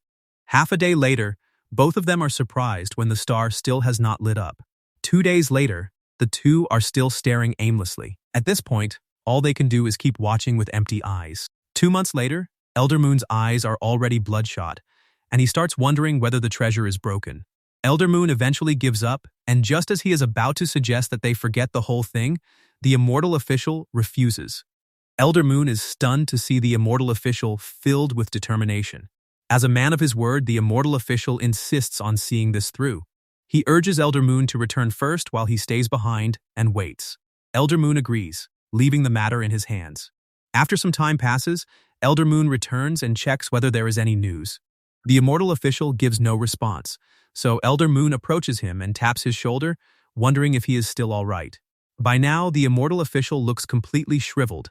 Even he starts doubting whether his treasure is broken, but he still refuses to give up. He insists on waiting and promises to inform Elder Moon the moment there is news. Elder Moon feels reluctant, but in the end, he can only agree. Half a year later, Elder Moon comes back again and is shocked to find the immortal official passed out. He quickly rushes over in concern, and the immortal official weakly confirms that he is fine, just a little tired. Then the immortal official grabs Elder Moon's hand and calls his name with tears in his eyes. After waiting for half a year without Li Changshou resting even once, he suggests changing their approach. Instead of waiting for Li Changshou to sleep, they should send a dream to someone else and have that person make Li Changshou go to sleep. A few moments later, Li Changshou is reading a book while speaking with someone, only to become surprised when that person reveals that a god visited them in a dream. The person is Lan Ling. While describing the enraged immortal official, she confirms that a god in golden armor appeared and demanded that she make Li Changshou sleep already. According to the message, Elder Moon wants to meet Li Changshou through his dreams, so Li Changshou needs to sleep first. This immediately makes Li Changshou focus on Elder Moon and the matter of dreams. The situation has now become more complicated. He has not done anything, yet they have come looking for him on their own, which falls completely outside his calculations. He even wonders whether this connects to the strange thoughts he had a few months ago. Li Changshou smiles and instructs Lan Ling to pass a message back to the Immortal official and Elder Moon. He will not be resting for now. Instead, she should ask the god what is really going on and inform them that he is busy refining pills, so he cannot sleep at the moment. A few moments later, the Immortal official is furious that Li Changshou actually rejected him. In his anger, he wants to rush over and drag Li Changshou up there himself, but Elder Moon quickly stops him. They have to consider the bigger picture and come up with a new plan. The Immortal official remains annoyed, so Elder Moon tries to calm him down. Since Lan Ling is polite and willing to communicate, they can simply use her to pass messages instead. Elder Moon then politely requests the Immortal official's help in sending another dream message to Lan Ling, and the Immortal official reluctantly agrees. Soon, a star shines brightly, and Lan Ling enters the dream again. When she wakes up, she realizes the god has returned. She quickly informs Li Changshou that the god has passed along another message, and Li Changshou is pleased with the result. He then has Lan Ling sit on a cushion and instructs her to stay there and sleep, using her to help him find out why the gods want to speak with him. Lan Ling agrees, though she cannot help wondering if she is being treated like a human dharma treasure. As Lan Ling closes her eyes and enters the dream again, Li Changshou pokes her cheeks. He is genuinely impressed. The heavenly courts are worthy of being established by the heavenly Dao, and the ability to enter another person's dreams must be connected to the power of a heavenly treasure. After considering the situation, Li Changshou starts sorting through the possibilities. Elder Moon may not be the mastermind. The god conferment is still far away, so Elder Moon's influence should currently be insignificant. With that level of status, Elder Moon definitely would not dare to do anything too risky on his own. Li Changshou then considers the heavenly court. At this point, the disciples of the Dao sect still have to address the Jade Emperor as Uncle Master. However, the Jade Emperor still has to show respect toward the direct disciples of the saints, especially the Ren School, which has the Grand Pure One behind it, since the Grand Pure One should be inside the heavenly courts at the moment. The Jade Emperor would never dare plot against a Ren School disciple like Li Changshou. Next, Li Changshou considers the Western sect, but their influence over the heavenly court only expands after the god conferment begins, so that possibility does not fit either. That leaves either the Chan school or the Jai school. Even though they do not see eye to eye, they have not completely broken relations yet. More importantly, neither side has any real conflict with the Ren school. In that case, the trouble may be coming from within the Ren school itself. Maybe someone feels that the Ren school has too few disciples and wants Elder Moon to interfere. That would also explain the unnatural number of couples in the sect. Li Changshou briefly suspects the founder of the Immortal Du sect, but quickly rejects the idea. As an in-name disciple of the saint, the karma caused by such actions would be far too much for the founder to bear. Then Li Changshou remembers one key detail. The saint of the Ren school only has one direct disciple. If anyone can instruct Elder Moon and dare to shoulder that karma, it can only be the great Taoist master, Xuandu. With that, Li Changshou concludes that Xuandu is most likely behind it. His head begins to throb as the most likely scenario becomes clear. Xuandu probably asked Elder Moon to interfere with his marriage fate, and that interference has caused certain problems. Otherwise, there is no reason for Youqin Xuanya to suddenly develop affection for him. Meanwhile, Youqin Xuanya sneezes. Li Changshou suspects that he may have somehow caught Xuandu's attention, so he decides he needs to be even more careful from now on. At that moment, Lan Ling suddenly wakes up. She quickly explains that Elder Moon accidentally broke Li Changshou's marriage fate clay doll some time ago due to carelessness. So Elder Moon wants to personally meet him and check his situation. With that, Li Changshou realizes those irrelevant thoughts he has been having are indeed connected to Elder Moon. The broken marriage doll makes Lan Ling worry that Li Changshou might not be able to get married in the future. Li Changshou admits that even he does not know the answer yet, but he should be able to figure it out once he meets Elder Moon. Then another thought comes to mind. Since Elder Moon is the god of marriage, he definitely has many connections among the gods of the heavenly court. If Li Changshou can build a relationship with him, it will be much easier to bring Qi Yuan and Lan Ling into the heavenly court in the future. With that in mind, Li Changshou instructs Lan Ling to guard him while he takes a nap, and Lan Ling agrees. A few moments later, Li Changshou enters the dream. The space around him is vast, and it feels like he is falling. After a while, he finally lands on the ground. Elder Moon immediately greets him and introduces himself. Li Changshou returns the greeting, but he becomes confused when Elder Moon suddenly tears up. What Li Changshou does not know is that Elder Moon is simply relieved to finally bring him here, because the process was far from easy. Elder Moon drops the formalities and points out that the dream world is a little empty, so they should sit inside first. Li Changshou thanks him and follows along. After clearing his throat, Elder Moon checks whether anything has been wrong with Li Changshou's body over the past 2 years. Li Changshou explains that he occasionally feels itchiness here and there, but aside from that, there is nothing unusual. Elder Moon then urges him to stay still for a moment and reveals his treasure, the acacia tree.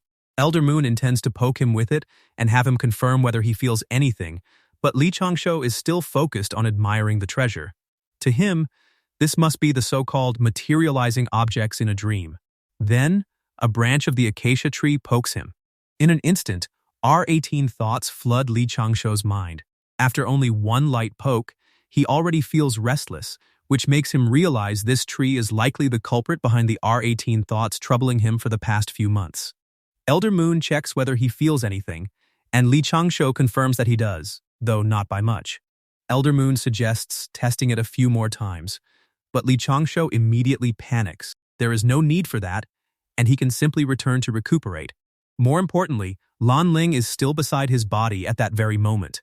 If Elder Moon pokes him several more times, something really might happen. Meanwhile, Lan Ling is guarding Li Changshou's body in the real world. She covers her eyes and screams, completely unable to understand what Li Changshou and Elder Moon are talking about inside the dream. Back in the dream world, Li Changshou sighs and acknowledges that Elder Moon went through a lot of trouble for a junior like him. Elder Moon's situation is not easy either. His cultivation is not especially high, and he has no major background. Yet the Jade Emperor appointed him as the marriage god. Li Changshou continues by pointing out that Elder Moon cannot offend those with higher positions or higher cultivation. However, love is filled with selfish motives, so Elder Moon still has to worry about the judgment of the heavenly Dao. These words make Elder Moon tear up again, because after all these years, Li Changshou feels like the only person who has truly understood his pain. Li Changshou encourages him not to worry, because where there is a will, there is a way. He brings up Qi Yuan as an example. Qi Yuan also endured countless hardships and criticism before transforming into a turbid immortal, but in the end, he still became immortal. Li Changshou then adds that Elder Moon must have struggled to satisfy everyone's wishes, including the immortal generals, court officials, and Xuandu. Elder Moon immediately agrees and reveals that Xuandu recently put him on the spot. That single response confirms Li Changshou's suspicion that Xuandu is indeed involved. Elder Moon clenches his fist and finally understands why Xuandu wants to pay closer attention to Li Changshou. His cultivation is outstanding, yet he remains humble and respectful to everyone. If Li Changshou's master really enters the heavens as he mentioned, Elder Moon decides he must help that fellow Taoist Qi Yuan for Li Changshou's sake. After a while, Li Changshou prepares to leave and avoids taking up more of Elder Moon's time. Before he can go, Elder Moon stops him and hands over a treasure ring, explaining that it contains several gifts. Elder Moon also confirms that Li Changshou's clay figurine has already been repaired and should function normally, so there is nothing left to worry about. Li Changshou thanks him for the help. However, Li Changshou then suggests that they keep everything from this day confidential by swearing a Dao oath. Elder Moon's eyes twinkle, and he agrees that this is a great idea. Li Changshou begins reciting the oath. From the moment he entered the dream, both parties must never mention the clay doll incident. Elder Moon must not interfere with his marriage fate. He may not reveal anything that happened in the dream. Then, the oath continues for another 10,000 lines, leaving Elder Moon stunned. Even Elder Moon cannot help questioning why the oath is so long. Li Changshou closes his eyes as clouds surround him. Soon after, he wakes up in the real world. Completely unaware of his own situation, he notices Lan Ling standing far away with her back turned and questions what she is doing over there. Then his expression changes when he finally realizes he is pitching a tent. Lan Ling immediately runs away, claiming that since Li Changshou is awake, she will return to cultivate first. She does not stay long enough to hear Li Changshou's distressed attempt to stop her. Li Changshou is left in tears as he tries to explain that those strange thoughts appeared only because the acacia tree poked him inside the dream. In other words, this is nothing more than a natural reaction. Li Changshou takes out the treasure ring to inspect what Elder Moon has given him. The moment he opens it, an overwhelming amount of treasure bursts out with such bright light that it shoots straight through the roof of his house. In no time, the entire place is filled with high-grade spirit stones, rare elixirs, precious herbs, and mysterious treasure boxes. Li Changshou is completely overwhelmed. This is only a simple return gift from Elder Moon. Yet the scale is already this ridiculous. At this point, he cannot help wondering whether the heavenly court is already this rich. Still, he quickly rejoices and silently thanks Elder Moon for contributing to the strengthening of Little Qiong Peak's defenses. With all these high-grade spirit stones, Li Changshou can use them as capital, purchase even more herbs, and create a continuous cycle of earning spirit stones. However, going outside with his real body is far too risky. Using his paper cutouts is obviously much safer. The only problem is range. His cutouts are only effective within 500 kilometers, while the nearest town is more than 10,000 kilometers away. In a world as vast as the primordial world, that distance is nothing short of troublesome. With a sinister look on his face, Li Changshou raises his nervous paper cutouts and decides that it is finally time to modify his man-forming paper cutout technique. 6 years later, Qi stands at a cliff with someone who wonders how long he plans to be gone. Qi answers that he should only be out for 3 days this time. Since he merely wants to take a walk outside after having some thoughts, the person agrees. A few moments later, someone moves through the forest at high speed. It is Qi. Through voice transmission, Li Changshou instructs him to leave the box somewhere hidden. Qi agrees, and after placing the box on the ground, he checks whether there is anything else he needs to do. Li Changshou explains that there is no need. There is a spirit mine nearby where Qi can wait because it is safe and not too far from the sect. He also reminds him to bring the box back when he returns. Just then, a red gemstone peeks out from the box. A bright, scattered light emerges from it, then gathers and focuses on Qi. The light warns that an immortal sense has been detected nearby, so Li Changshou requests Qi to retract his immortal sense for a while. Qi stomps his foot as he leaves, warning that Li Changshou is getting a beating when he returns. After all, not only is this disciple hiding things from him, but he is even ordering his own master around. Once the area is clear, a paper cutout emerges from the box while holding a telescope. After confirming that there is no danger nearby, it hops into the grass and forms a series of hand gestures. Smoke suddenly fills the area. The paper effigy transforms into a swordsman, but instead of carrying a sword, it carries a poison-dispersing artifact. This is the improved man-forming paper cutout technique, the result of Li Changshou's 6 years of hard work. By now, the paper effigy can already be considered an avatar. However, because Li Changshou took several shortcuts, the avatar is still only an empty shell. To make it function properly, he has no choice but to place a portion of his essence soul inside it. That means if the avatar is destroyed, his essence soul will suffer slight damage. Clearly, this technique still needs constant improvement. Even so, the swordsman declares that everything is perfect and heads straight for Linhai Town. He leaps through the trees and travels toward his destination. At Linhai Town, the streets are packed with activity. Some people are selling goods, others are buying them, and some are transporting cargo. One merchant thanks a customer and invites them to return, while a muscular man walks down the street carrying huge boxes on his shoulders. The swordsman arrives, eager to earn money. A few days later, however, the situation takes a sharp turn. The swordsman runs as fast as he can, looking horrified as a large group of people chases after him. He cannot understand what is happening. All he did was buy and sell things, yet, somehow, people are now coming after him. Going back to the time before Li Changshou is chased, he moves through the market and sells his pills in separate batches across different stalls. When one merchant doubts whether the pills are real, Li Changshou confidently claims that not only are they genuine, their effects are also top tier. With the money he earns, He immediately starts stocking up on raw materials and herbs. As he inspects the goods, he looks satisfied because the quality is actually decent. The merchant, however, is far less patient. After watching Li Changshou examine nearly everything on the stall, the man starts wondering whether this customer plans to buy anything at all. Li Changshou eventually points toward 2 herbs and chooses those stalks. The merchant is instantly annoyed, assuming this poor-looking bastard wasted all that time just to buy 2 stalks. But then, Li Changshou presents a crystal and calmly corrects the misunderstanding. Aside from those 2 herbs, he wants everything else on the stall. The merchant freezes once he recognizes the crystal as a high-grade spirit crystal, suddenly wondering whether Li Changshou is actually some rich family's young master. After a few days, Li Changshou's money has doubled. With a huge grin on his face, he celebrates finally becoming rich and no longer being poor.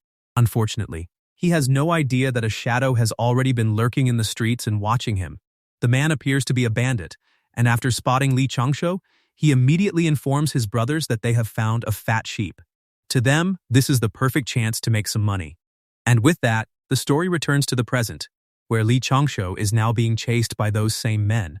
He curses the danger of the primordial world while calculating his situation. His paper cutout only has the power of the Void Return realm, and if he uses too many Dharma powers, it could run out of energy and return to its original form. Even worse, 1/3 of all his assets are currently on that paper cutout. No matter what happens, he needs to escape safely. As the chase continues, one of the bandits summons a box. With a sinister look, the man throws it straight toward Li Changshou. Li Changshou notices the incoming box just in time and ducks, narrowly avoiding the attack. The bandit then calls the box the treasure stamp and commands it to return.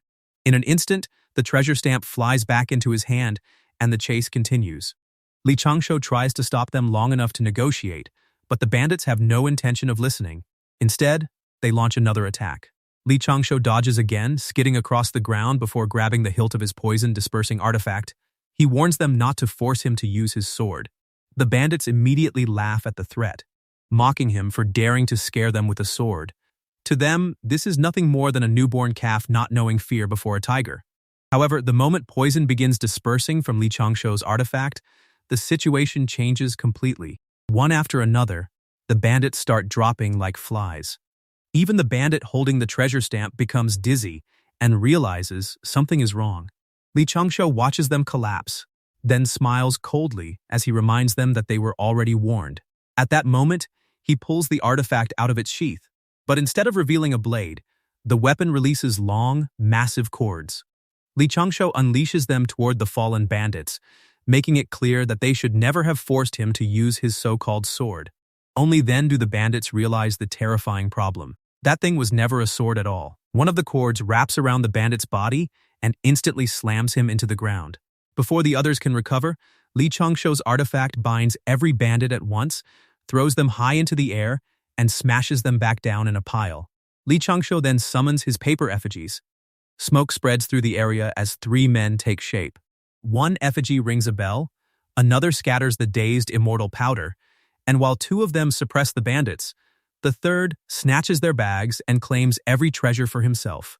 Then, one effigy releases fire from his palm. The flames consume the bandits, leaving them completely charred. After that, Li Changshou activates his self-made Dharma treasure, heaven-changing treasure umbrella, firing a huge pillar of light deep into the forest. As a pill condenses in his hand, Li Changshou reflects on how dangerous the situation became. Fortunately, the bandits underestimated him, giving him enough time to spread his poison. Still, being targeted at all means he was not careful enough, so once he returns home, his strategy needs serious revision. After running several circles and confirming that no one is following him, Li Changshou returns to Qi Wan's hiding spot. Qi Wan arrives as well and notices that the box is still there, but Li Changshou himself is nowhere to be found, even though they agreed to meet there again. Just then, Qi Wan's eyes widen as a sinister figure rises from the ground in front of him. It is Li Changshou, who greets his master with a smile and explains that he arrived early. However, Qi Wan immediately raises a hammer and demands to know who the hell he is. Li Changshou quickly tries to stop him, explaining that this is the paper cutout of his precious disciple, Li Changshou. A few moments later, Li Changshou looks completely downhearted.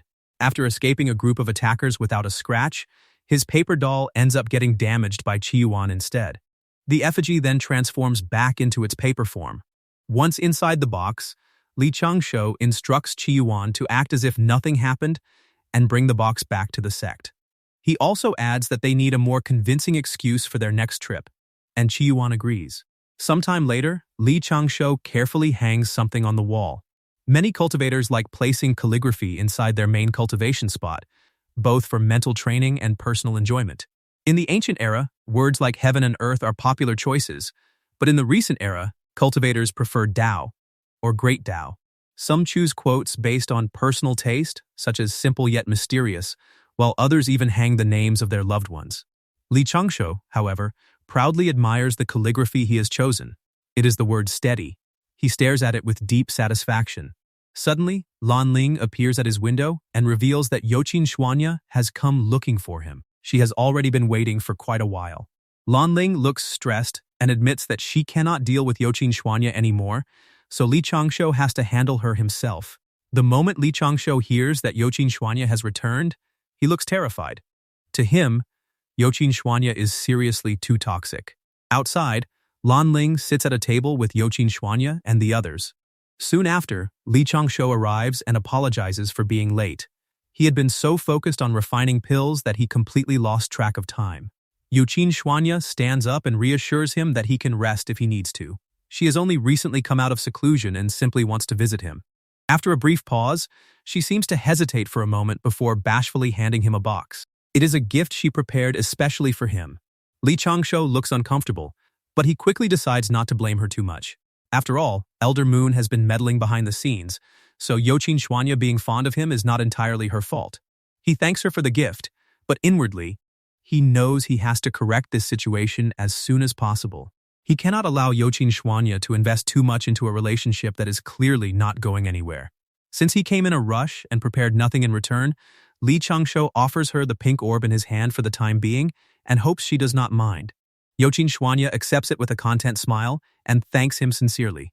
Meanwhile, Lan Ling sulks on the side while giving her a sharp side eye.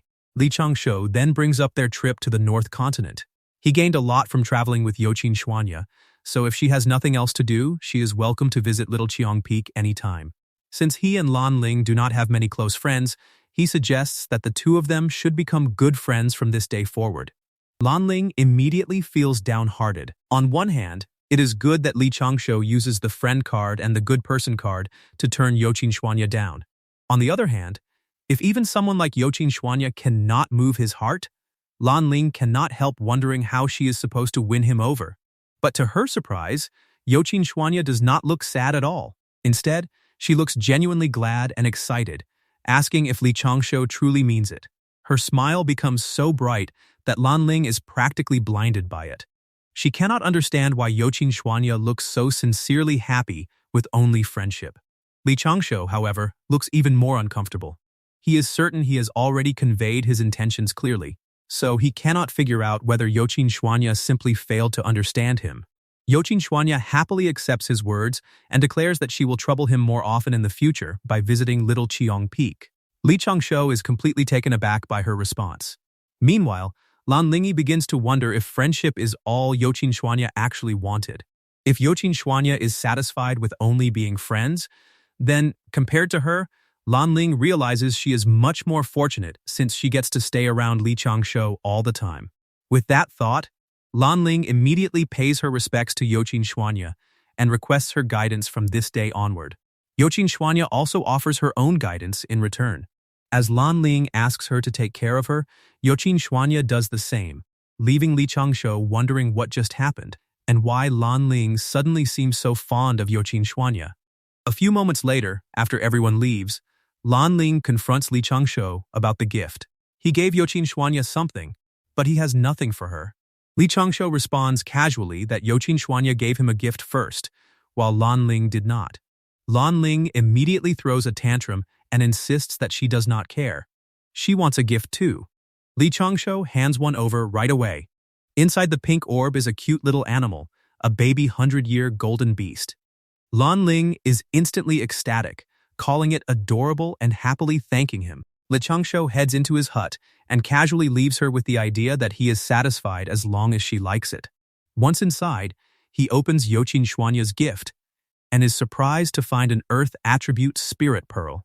Spirit pearls are naturally formed treasures that guarantee an increase in elemental affinity.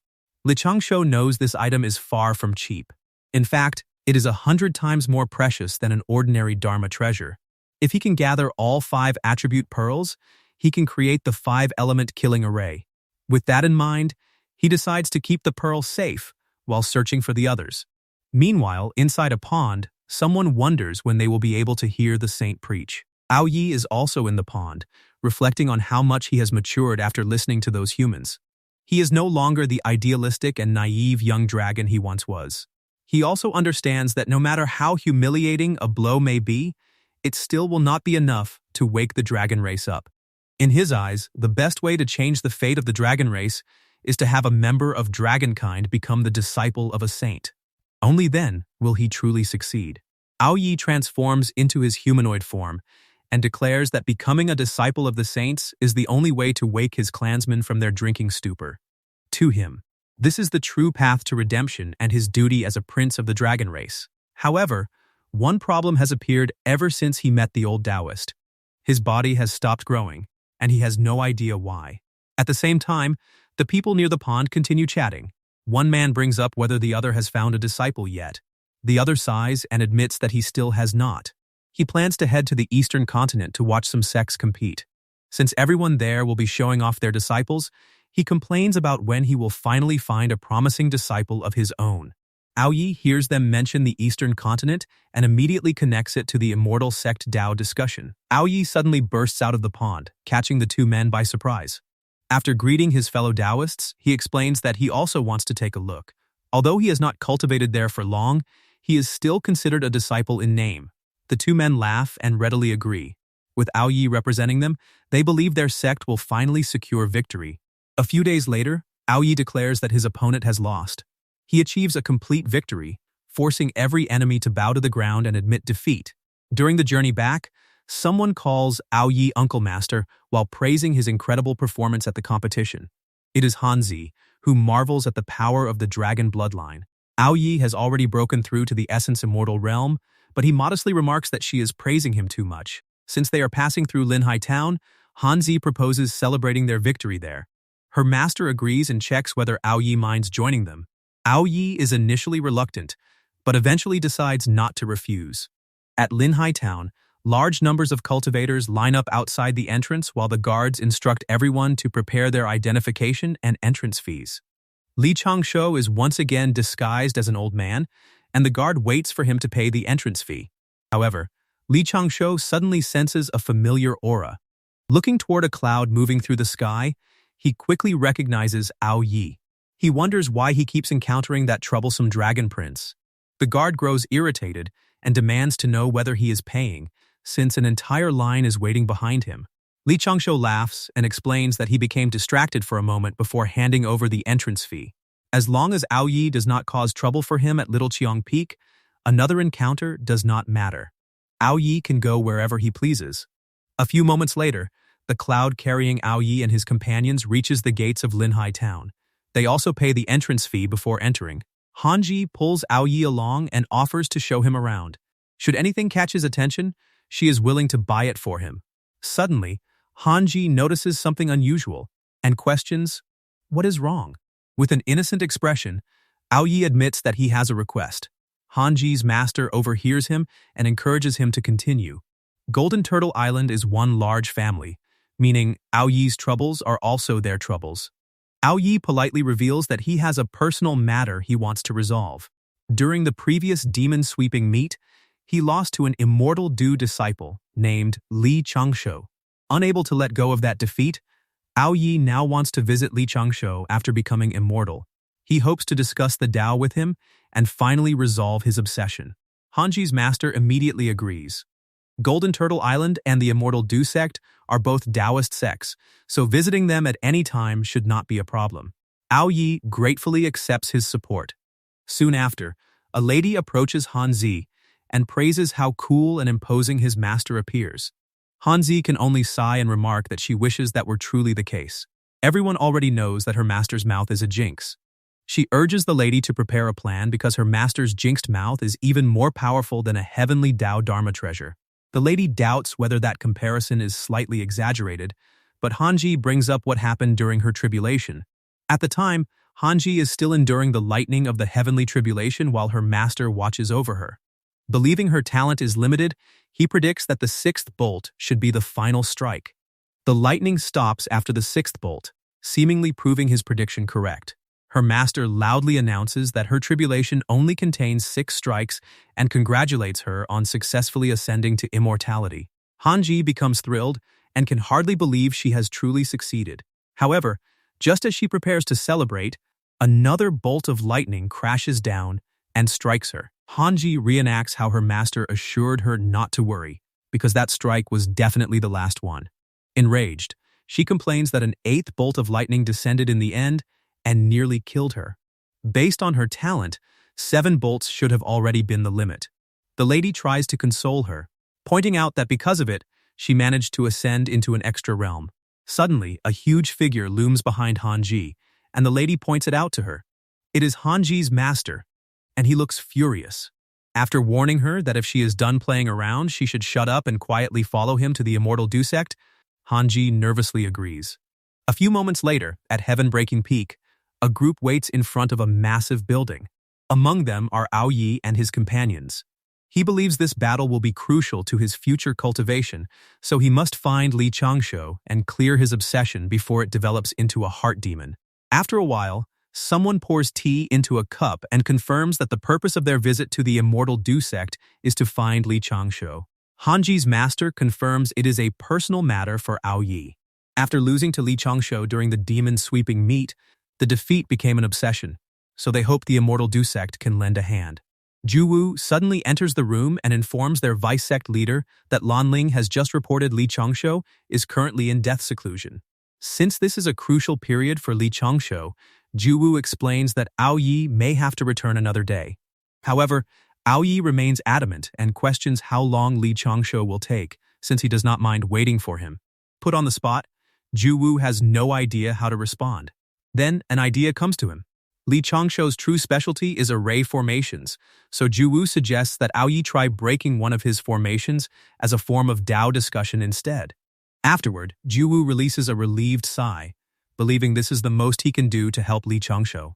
A few moments later, Aoyi arrives at Little Qiang Peak while his companions watch him from above. Hanji wonders whether Aoyi can break the formation. Her master observes that the formation array looks fairly straightforward, so Aoyi should be able to break it without any trouble. Suddenly, Aoyi notices a signboard hanging from a tree branch. The signboard checks whether he is lost. Confused about why it is there, Aoyi studies it while Juwu simply clears his throat, knowing the show is about to begin. Meanwhile, Li Changshou's effigy receives a voice transmission from Lanling, informing him that many people have gathered in front of Little Qiang Peak. Li Changshou wonders why he can sense the auras of 3 heaven immortals outside the peak. The effigy returns to its original form while the merchant happily guarantees that he will 100% not regret choosing his products.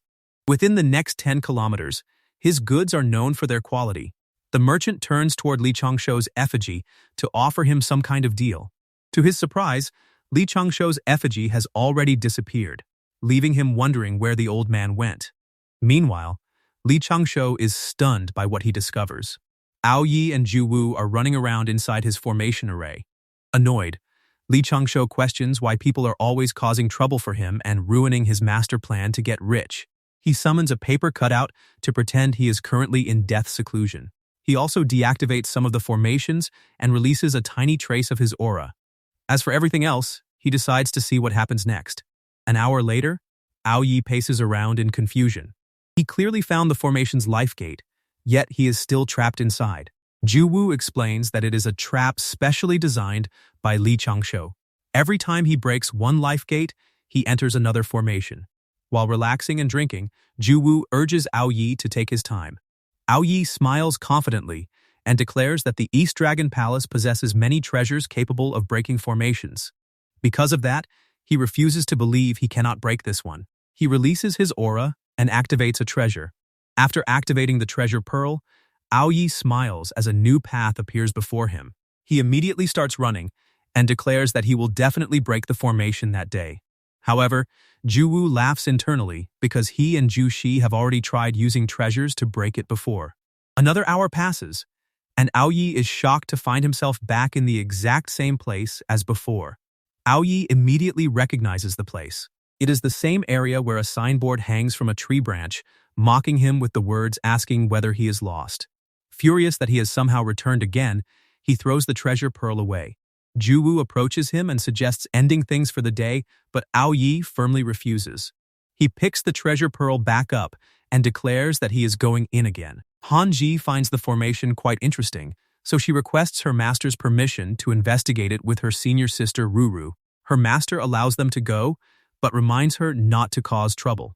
A few moments later, a lady lies on the ground and remarks that the formations are indeed only basic level 1s.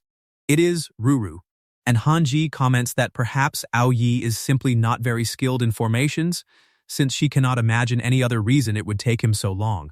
However, an hour later, Ruru becomes concerned when she and Hanji encounter another signboard. Just like before, it is asking whether they are lost. Meanwhile, Changshou develops a headache over the number of visitors arriving that day. Every one of them has come to play with the array, leaving him struggling to figure out how he will explain the situation afterward. To divert everyone's attention, Changshou decides to reveal a little more of his cultivation. Even if they investigate him later, he can pretend to be a talented immortal seedling and keep his other trump cards hidden. Looking at the pill bottles around him, Changshou considers releasing a small amount of heart-diminishing powder to help everyone forget the events of that day. Meanwhile, Aoyi remains determined to escape the array formation. He keeps running enthusiastically while Ruru complains that she is tired and proposes resting for a while. Seeing that Aoyi still refuses to give up, Hanji becomes impressed by his determination. Elsewhere, Hanji's master is surprised by Changshou's proficiency in array formations and admits that they have lost this round. The vice sect leader is equally astonished. He wonders when the sect gained such a talented disciple and admits that he seriously underestimated Changshou.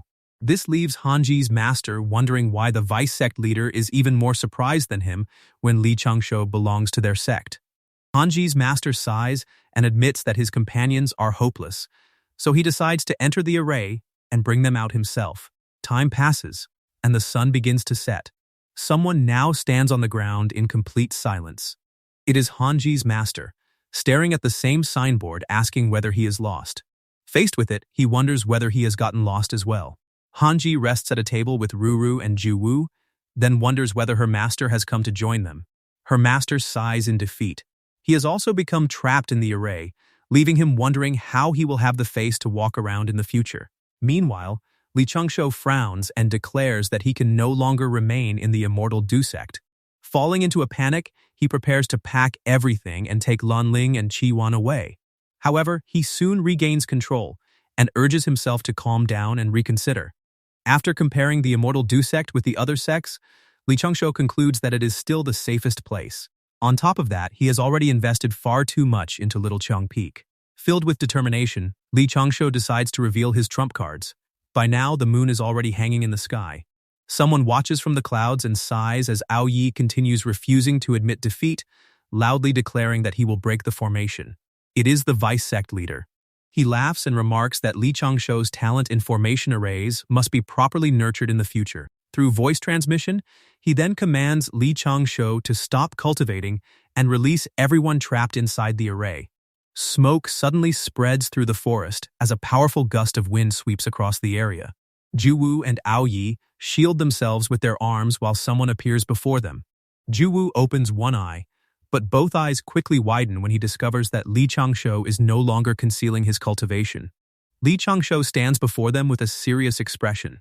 Aoyi grits his teeth. As an immortal, he has lost to someone only at the 7th stage of the Void Return realm, and his plan to reclaim his honor has once again been ruined by Changshou. A few moments later, Changshou greets his seniors. Someone taps him on the shoulder and remarks that he has finally emerged from seclusion. The person is the vice sect leader, who suggests arranging a spar between him and Aoyi, with Aoyi suppressing his cultivation to his level. Although the night is already getting late, Li Changshou accepts and agrees to follow the sect's arrangements. His response completely catches Juwu off guard. Pleased by the decision, the vice sect leader declares that they will immediately head to Heaven-Breaking Peak and hold the match there. Before Li Changshou can leave, Juwu stops him and hands over his master's purple jade seal, offering to lend it to him for the fight. However, Li Changshou respectfully declines, explaining that he has plenty of other methods for dealing with Aoyi. He then leans closer and quietly reveals his plan. Juwu is appalled by what he hears and warns that the method seems slightly inappropriate. Li Changshou merely smiles and remarks that he needs to learn how to play around the rules. A few moments later, Li Changshou and Aoyi stand across from each other in an arena at Heaven-Breaking Peak. Li Changshou points out that he is fighting on his home turf, giving him the advantage. Aoyi accepts the condition and allows him to attack whenever he is ready. Crystal shards immediately form around Aoyi and aim directly at Li Changshou. He digs his feet into the ground for greater driving force before lunging forward, making it clear that he has no intention of holding back. Li Changshou summons several paper talismans, blocking the incoming crystal shards one after another. His goal is simple. He needs to remain steady and win without exposing any of his trump cards. However, one crystal shard slips through his defense and flies straight toward him. Li Changshou immediately activates Earth Escape and sinks into the ground, narrowly avoiding the attack. Aoyi warns him not to even consider running. He charges toward the spot and reaches for his hair, attempting to stop him from escaping underground. But his hand catches nothing. At that moment, several talismans activate behind him. A wave of aura erupts from them and strikes Aoyi directly in the back. He quickly recognizes that Li Changshou's escape was only a distraction. Gritting his teeth, Aoyi gathers his crystal shards into a single orb before launching them toward the talismans floating in the air. The shards tear through every talisman and destroy them. With the traps eliminated, Aoyi challenges Li Changshou to stop hiding and face him directly. Multiple talismans fire beams of aura, forcing Aoyi to dodge them in rapid succession. Although he avoids every attack, the sheer number makes it increasingly difficult. Growing annoyed, he declares that he will incinerate all of Li Changshou's irritating paper dolls. At that moment, a dagger-wielding hand bursts from the ground. Li Changshou emerges without warning and immediately slices Aoyi's ankles. Feeling the pain, Aoyi recognizes another sneak attack. Enraged, he punches the ground where Li Changshou disappears and orders him to come out. Crystal shards follow the strike, piercing deep into the ground. While Aoyi showers the area ahead with crystal shards, Li Changshou appears behind him once again, dagger in hand. He launches another surprise attack and smiles victoriously as he slashes. The strike forces Aoyi to step away, but talismans are already positioned behind him, waiting along his escape route. With no time to react, he is struck and burned by their attacks. However, Li Changshou soon notices that his dagger fails to pierce him. Aoyi is bruised, but he remains standing and fully capable of fighting. His durability proves that he truly possesses a physique worthy of a dragon. Aoyi summons another wave of crystal shards and uses them to destroy the talismans one by one. At the same time, he recalls the high ground Li Changshou mentioned at the beginning of the battle. Since the demon sweeping meet takes place on a water lotus, Li Changshou cannot freely use his Earth Escape technique. Aoyi admits that the technique is impressive, but concludes that he only needs to catch him. Leaping into the air with aura concentrated around his fist, Aoyi prepares his next attack. His fist radiates tremendous power, and with the strength of a dragon, he slams it into the ground. The impact blasts enormous rocks across the battlefield before triggering a massive explosion. Hanji notices something among the flying debris and points it out to the others. Li Changshou is hidden among the huge rocks, having been forcibly thrown out of the ground. Gritting his teeth, Li Changshou is stunned that Aoyi, the second prince of the Dragon Palace, knows the 18 dragon-subduing palms. He wonders whether Aoyi is not afraid of being skinned by his own tribesmen. Before he can respond, Aoyi suddenly appears directly in front of him, startling him. With a menacing look, Aoyi declares that Li Changshou is finished. Gathering all his strength, Aoyi throws another powerful punch and lands it directly on Li Changshou's face. With almost no resistance, Li Changshou spins through the air like a lifeless body. Aoyi then admits that he has exhausted his spirit power. However, Li Changshou immediately calls him too naive before his body transforms into a paper effigy. Ao Yi is stunned to discover that he only struck a paper cutout. The surprise prevents him from noticing Li Changshou behind him, already preparing another sneak attack with a mace. With a smirk, Li Changshou declares that Ao Yi should have a taste of his mace. Holding his mace, Li Changshou smirks and calls out Ao Yi's name. His grin turns sinister as he prepares to let Ao Yi experience his 1,000 years of death, spiked mace version. Just as Li Changshou is about to jab Ao Yi from behind, Hanji's master notices what is happening and immediately stops the fight by admitting defeat.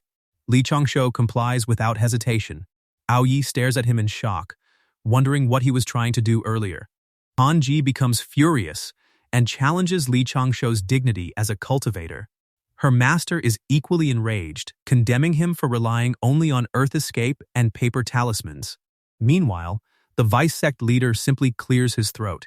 Ao Yi remains on the ground, wincing in pain as he accepts that he truly lost this time. However, Li Changshou unexpectedly offers him a hand and apologizes for using tricks, admitting that he would not have won in a direct fight. After helping Ao Yi up, Li Changshou explains that Immortal Du sect is his home, so he cannot afford to lose there. He hopes Ao Yi can understand. He then points out that Ao Yi has already cultivated into an immortal, meaning he has surpassed him through talent alone. Hearing this, Ao Yi begins to believe that the human tribe is not entirely filled with sinister people like the cold-faced old Taoist he encountered before. Li Changshou, who is actually the cold-faced old Taoist, gives him a bright smile and suggests that they consider the match a draw. Ao Yi blushes, amazed that such a kind and warm-hearted person exists. The two then shake hands. At that moment, the vice sect leader interrupts and reprimands Li Changshou for using petty tricks during a Dao discussion. He orders him to return to Little Chong Peak and reflect on his actions. However, his expression reveals the opposite. The twinkle in his eyes makes it obvious that he intends to reward Li Changshou instead. Hanji's master notices immediately, especially since the vice sect leader is making no effort to hide his emotions. Afterward, Ao Yi and the others leave for another part of Heaven-Breaking Peak to continue discussing the Dao. Once they are gone, Li Changshou sighs. Everything that happened has disrupted his plans. He never wanted to become the center of attention and only wishes to cultivate in peace. The next day, Li Changshou and Lan Ling carry several jars while he instructs her to store all the charming beauty wine properly. Confused by the sudden decision, Lan Ling wonders why he is hiding all the wine. Li Changshou explains that Ao Yi may return for a visit, so the jars need to remain hidden for now. This makes Lan Ling suspect that he has caused trouble again. Looking annoyed, Li Changshou considers the risk. Although other people know how to make those wines, he cannot leave behind any clues connecting him to the old Taoist from the East Sea. A few moments later, someone arrives at the door while angrily complaining that those people dared to bully Li Changshou while he was busy refining pills. The visitor is Wan Linyun. He comes to check whether Li Changshou is all right and offers to restore his reputation immediately. The overwhelming force of Wan Linyun's presence nearly blows Li Changshou and Lan Ling away. Li Changshou quickly calms him down and explains that no one mistreated him. Competing with Ao Yi was already an honor, so there is no reason to act rashly. Wan Linyun accepts the explanation and declares that Ao Yi received exactly what he deserved. He then praises Li Changshou's performance, reminding him that poison, formations, and earth escape are all his strengths. Because of that, there is no reason to listen to anyone criticizing him. Wan Linyun places an ornament on top of the jar Li Changshou is carrying and instructs him to keep it. Li Changshou looks surprised, seemingly recognizing the ornament. Wan Linyun reveals that it is his elder's insignia. From now on, anyone who dares to bully Little Cheong Peak will have to face him first. Li Changshou sincerely thanks Wan Linyun. A few days later, someone enters the hut with both good and bad news. It is Lan Ling. She announces that the good news is that Li Changshou's predictions are so accurate that he can correctly foresee the future. Li Changshou immediately wants to know the bad news. Lan Ling reveals that, exactly as he predicted, Ao Yi has returned to find him. The news catches Li Changshou so completely off guard that he spits out his drink. Li Changshou checks whether Ao Yi came alone, but Lan Ling reveals that he arrived with Ju Wu and a female companion. Counting on her fingers, She remembers that the woman is quite beautiful. Since little Cheong Peak cannot afford to lose face, they also need to send out a beauty to welcome her. Lan Ling immediately pushes Li Changshou outside so she can change her clothes and put on makeup. However, he protests because this is his room. A few moments later, Li Changshou comes out to meet the guests. Ao Yi immediately requests forgiveness for his previous transgression, explaining that he came here today to beg for it. However, Li Changshou dismisses the matter since he was also partially at fault. Lan Ling suddenly steps in and introduces herself as Li Changshou's junior sister. Since everyone must be tired from traveling, she invites them to rest inside their humble abode despite having little to offer. Ao Yi is instantly captivated by her beauty. In his mind, she is absolutely gorgeous, and Hanji now has some serious competition. Lan Lingyi ushers everyone inside, where she has already prepared tea. Even Hanji is captivated, finding her both beautiful and gentle. Li Changshou is the only one unaffected. In his view, Hanji can only see her that way because she does not truly know her. He knows that deep down, Lan Ling is gloating over her superior appearance. A few moments later, Li Changshou presents a scroll and checks whether Ao Yi is familiar with painting. Ao Yi awkwardly admits that he knows very little about it, but Li Changshou calmly assures him that it is fine. With an ominous look, he promises to tutor him until he falls in love with painting, then hands over several of his lowly works for review. The sudden assignment completely overwhelms Ao Yi. Looking tense, he insists that there is no need to go that far.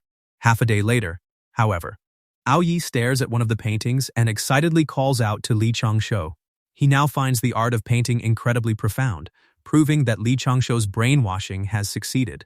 The two happily begin discussing painting while numerous scrolls pile up across the floor. As their enthusiastic discussion continues, Lan Ling tidies the scattered paintings while grumbling internally. Li Changshou constantly claims that he loves painting, yet he leaves his works lying everywhere. Her foot suddenly bumps into one of the scrolls, catching her attention. She freezes when she notices the title My Beloved written in Li Changshou's handwriting. Curiosity immediately takes over. Since he personally gave it that title, the person inside must be the girl he likes. Determined to see her, Lan Ling reaches for the scroll and opens it. Instead of a young beauty, the painting reveals an old woman. Disgust spreads across Lan Ling's face as she concludes that Li Changshou prefers his women big and old.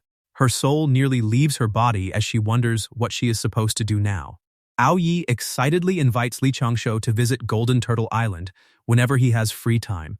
He promises to prepare a grand welcome so they can continue their discussion. Although Li Changshou looks reluctant, he agrees.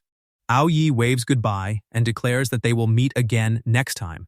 Meanwhile, Li Changshou inwardly hopes they never see each other again, so there had better not be a next time. Sometime later, inside a seaside town, a server brings food to his customer while several customers discuss the recent Dao contest between the J School and the Immortal Do Sect. According to them, the Immortal Do Sect achieves an overwhelming victory. One of them dismisses the battle between the younger disciples because a certain guy only wins through dirty tricks. However, Sage Wang Qin is genuinely impressive. His companion agrees, praising Wang Qin for defeating two J-School experts one after another. In his opinion, no one else in the world could repeat such a feat. While passing by, Li Changshou overhears their conversation. Although he successfully hides his abilities during the Dao contest, he remains certain that the J-School will return and bring him even more trouble. The relationship between the J and Chan schools is worsening every day, which also creates a strong possibility that someone is secretly planning a conspiracy. Meanwhile, Qi Yuan begins practicing the foot technique and camouflage technique taught by Li Changshou. After constant effort, he finally experiences a small breakthrough. Using the camouflage technique, Qi Yuan transforms into a cut tree trunk while guarding the box in front of him. Li Changshou soon arrives and informs Qi Yuan that they can now return home with the box. After placing the box on top of him, he remarks that Qi Yuan's skills still leave much to be desired. Qi Yuan returns to his original form and wonders whether Li Changshou has finished carrying out his money-making plan. Li Changshou confirms that the plan is already complete. However, news of the Dao contest has spread everywhere, so he needs to remain safely in seclusion until the attention dies down. Qi Yuan agrees before remembering something important. He wants to know Li Changshou's current cultivation realm. At that moment, Li Changshou transforms back into a paper effigy. He reveals that during his previous journey, he underwent the trial to become an immortal. However, he keeps the fact that he skipped several levels immediately after the trial a secret. Based on that information, Qiyuan concludes that Li Changshou must now be an essence immortal. Becoming an immortal after only 120 years of cultivation is enough to prove his extraordinary talent. A few moments later, a crane lands in the forest. Li Changshou then remembers that he still needs to explain his future plans for the three of them. So he requests that Qiyuan activate a sound barrier. As they ride the crane across the mountain ranges, Li Changshou explains that joining the heavenly court and reaching the perfect immortal realm will allow Qiyuan to extend his lifespan. Li Changshou and Lan Ling will also receive many benefits from the arrangement. However, Qiyuan interrupts because the offer sounds far too good to be true. Li Changshou urges him to listen to the entire explanation first. As long as Qiyuan does not oppose joining the heavenly court, everything else should be easy. Before Li Changshou can continue, someone calls out to him. It is Lan Ling. Li Changshou wonders whether something is wrong with her. Since Lan Ling is covering her face with a handkerchief, he suspects that the 100 poisonous bees may have stung her face. Lan Ling complains that his remark is not very nice. She then removes the handkerchief and presents her face for him to inspect. Since Li Changshou likes older women, she is determined to make herself look old. She even imitates an elder while greeting him. Lan Ling raises her head expectantly, eager to see his reaction to her new appearance. However, Li Changshou is completely petrified by the sight. His shocked reaction immediately causes Lan Ling to worry. Meanwhile, on a deserted island in the South Sea, roughly 100 li from the shore, three men bow before a red sun. They beg for forgiveness after failing their mission and plead for the red sun to spare them. Suddenly, red aura surrounds their bodies, and they immediately recognize that the great apostle has arrived. A gigantic mass of ominous red and black aura looms over them. The men bow even lower and admit that despite searching everywhere, they still failed to locate the sea god. Once again, they beg the great apostle for mercy. As compensation, they offer the blood of 1,000 mortals. The great apostle points her finger and rejects the offer. Mortal blood contains no spiritual energy, and killing mortals will only cause her to lose merit. She has already cleansed herself of her accumulated sins, so she no longer kills mortals. Without warning, a beam of aura strikes one man directly in the forehead, alarming the remaining two. The great apostle declares that instead of offering mortal blood, they should repay their failure with their own lives. One man quickly argues that the South Sea cult is only a minor religion with limited influence, which gives them an advantage in gathering devotion. The other agrees and insists that they have not suffered any major losses this time. The great apostle acknowledges that their opponent in the South Sea must be extremely cunning. Building so many statues within such a short period proves that dealing with him is probably beyond the abilities of those two. However, she currently has a more urgent matter to handle. The two men are startled when the great apostle orders them to travel to the eastern continent immediately, but they quickly accept the command. Their new mission is to investigate the Immortal Dew sect. The great apostle hovers in the air and informs the two men that the Immortal Dew sect belongs to the Ren Shud, which recently held a contest against several incompetent heavenly immortals from Golden Turtle Island. When the men question what they must do there, she orders them to investigate every match in detail and uncover any weaknesses they can exploit. The great apostle promises that if they complete the mission properly, she will not only spare them but also reward them. The two men immediately accept the order and quickly depart. However, she secretly issues another command through telepathy. If those two men display any suspicious behavior, they must be sucked dry, and every trace of their existence must be erased.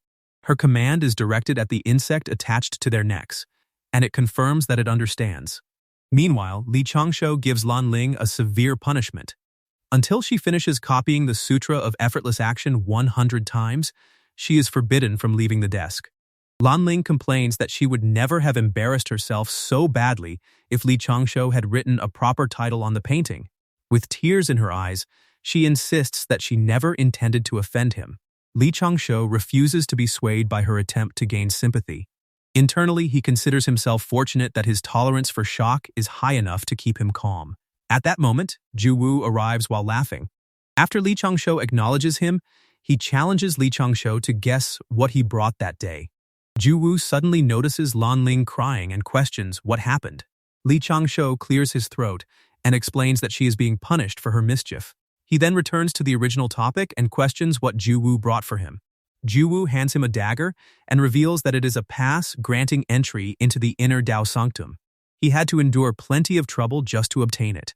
Li Changshou expresses his gratitude, but his mind immediately drifts toward Ao Yi. In his imagination, he praises him as a good person, invites him to visit the Dragon Palace next time, and thanks him for traveling 1,000 li just to hand him an easy victory. While examining the dagger, Li Changshou reflects on everything he gained. The Dragon Palace Demon Sweeping Competition grants him the True Samadhi Flames cultivation technique, while the case of the East Sea Dragon Washing nearly provides him with an entire thank you for not killing me gift package. He considers Ao Yi his true bringer of luck and practically drools while imagining him as the god of fortune during their next meeting. However, his mood immediately drops when he remembers that he is the culprit behind the case of the East Sea Dragon Washing. He causes Ao Yi to suffer public humiliation twice and nearly makes him lose his anal virginity. After considering everything, he decides to forget the idea. It is probably better if they never meet again. Elsewhere, the completely unaware Ao Yi suddenly sneezes. Hanji questions whether he is all right. Ao Yi speculates that Li Changshou may be remembering him while appreciating artwork. Hanji apologizes in advance in case she interrupted his meditation.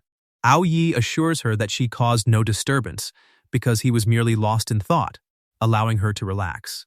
Ao Yi then smiles brightly and invites her to explore the East Sea with him that day. Hanji wonders whether the East Sea contains any places with beautiful scenery. Ao Yi mentions several locations, including the coral forest and the underwater waterfall. Meanwhile, two cultivators travel above the forest while riding a cloud. They are Juwu and Li Changshou. Juwu hands him a bag containing formation-making materials, offering them as encouragement for him to continue studying the Tao of formations. Li Changshou thanks him and questions whether he plans to accompany him into the Dao Sanctum. Juwu declines because he remains a slave to his workload.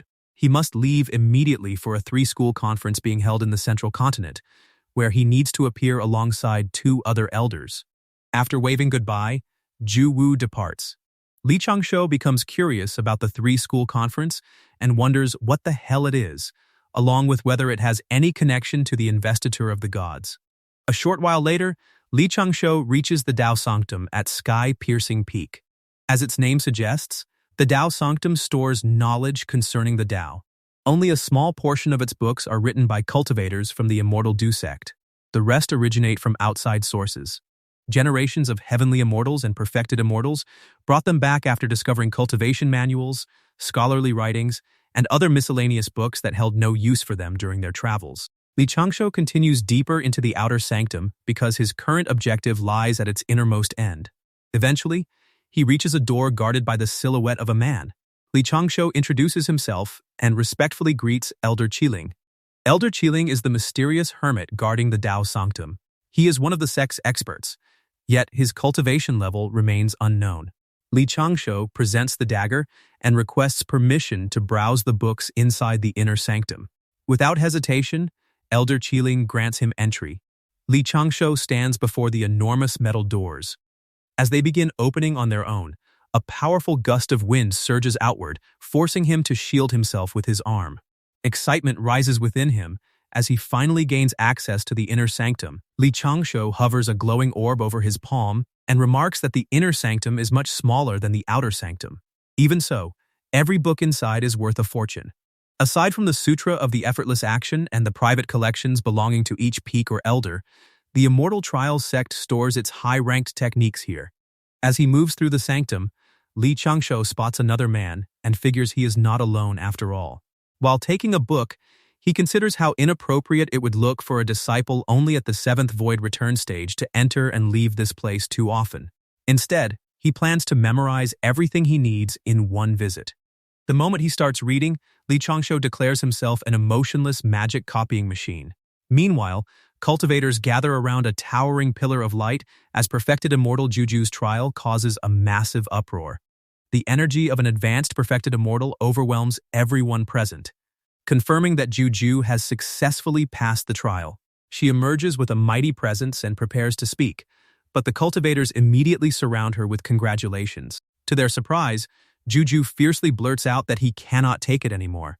Without wasting another moment, she soars through the sky and cries out that she needs wine immediately. Juju rushes home and frantically searches her closet, only to find nothing. She checks under the bed, but tears fill her eyes when that search also comes up empty. Even the cupboards hold no wine. Completely defeated, Juju slumps to the ground and remembers why she can never maintain a stockpile. Every time she stores wine, she immediately drinks all of it. An idea suddenly crosses her mind. Juwu definitely has some hidden away. However, when she reaches his residence, she discovers that Juwu is gone. Of all the possible times for him to leave, he chooses this exact moment, leaving her furious.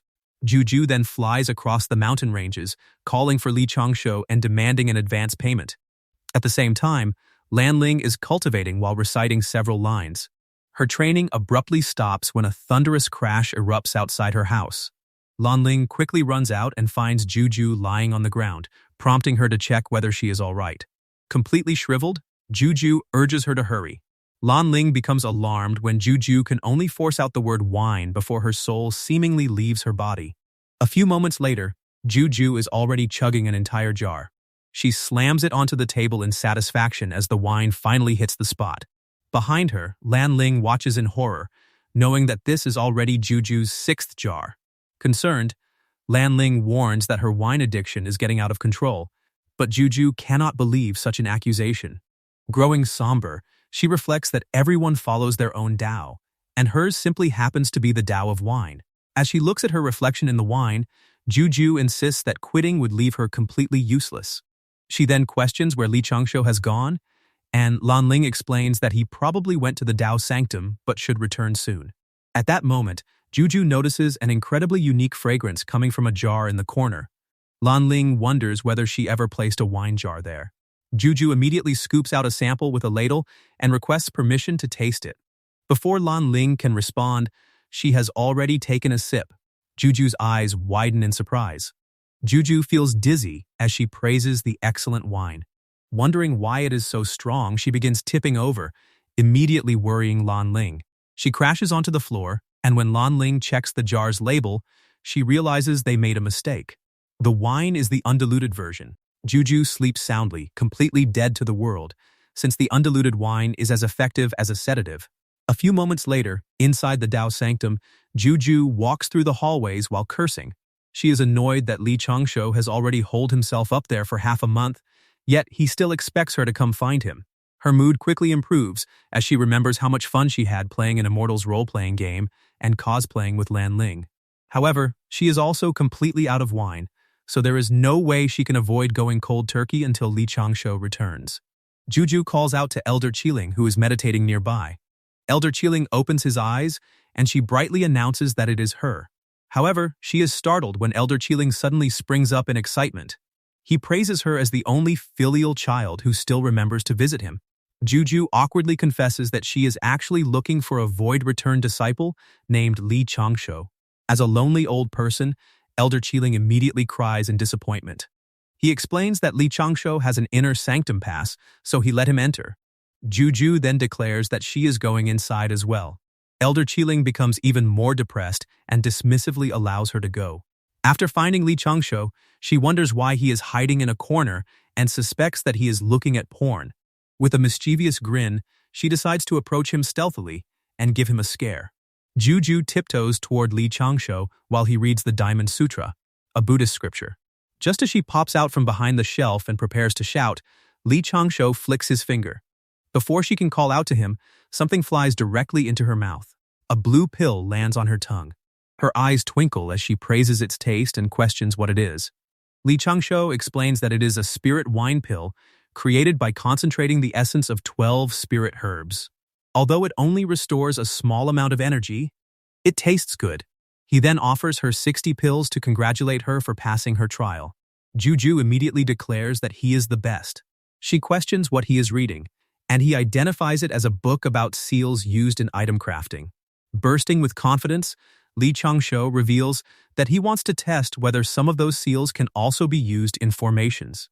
Juju can hardly believe it and questions exactly how much he plans to fortify Little Cheong Peak. Li Changshou explains that he will probably need to remain there for another month, so she should return for now. However, Juju refuses and declares that she will wait for her there. Blushing, she adds that it is only 1 month, so it will pass in the blink of an eye. Li Changshou is left slightly puzzled. Meanwhile, at the Chan School's Golden Palace sect in the northeast region of the central continent, Ju Wu is completely drunk. He curses the 3 schools conference, complaining that organizing the pre-conference Dao debate alone will take him 3 to 5 years. As far as he is concerned, restoring the relationship between the Chan, Jie, and Ren schools is complete nonsense. Ju Wu continues that the Ren school only consists of 5 or 6 sects, while their Immortal Du sect has merely been summoned to increase the school's numbers. He only wants them to let him return home. The disciple supporting him urges him to sleep early, since he has drunk too much and is already spouting nonsense. Ju Wu suddenly smacks a mosquito and wonders why one is even there. The mosquito expresses its disgust but remains grateful that it is still alive. It flies toward Hanji's master and notices an opportunity. He notices the mosquito when it lands on his neck. The mosquito immediately sucks his blood. It then transforms into the great apostle's image. She declares that he is exhausted and should go to sleep, surrender his body to her, and obey every order she gives.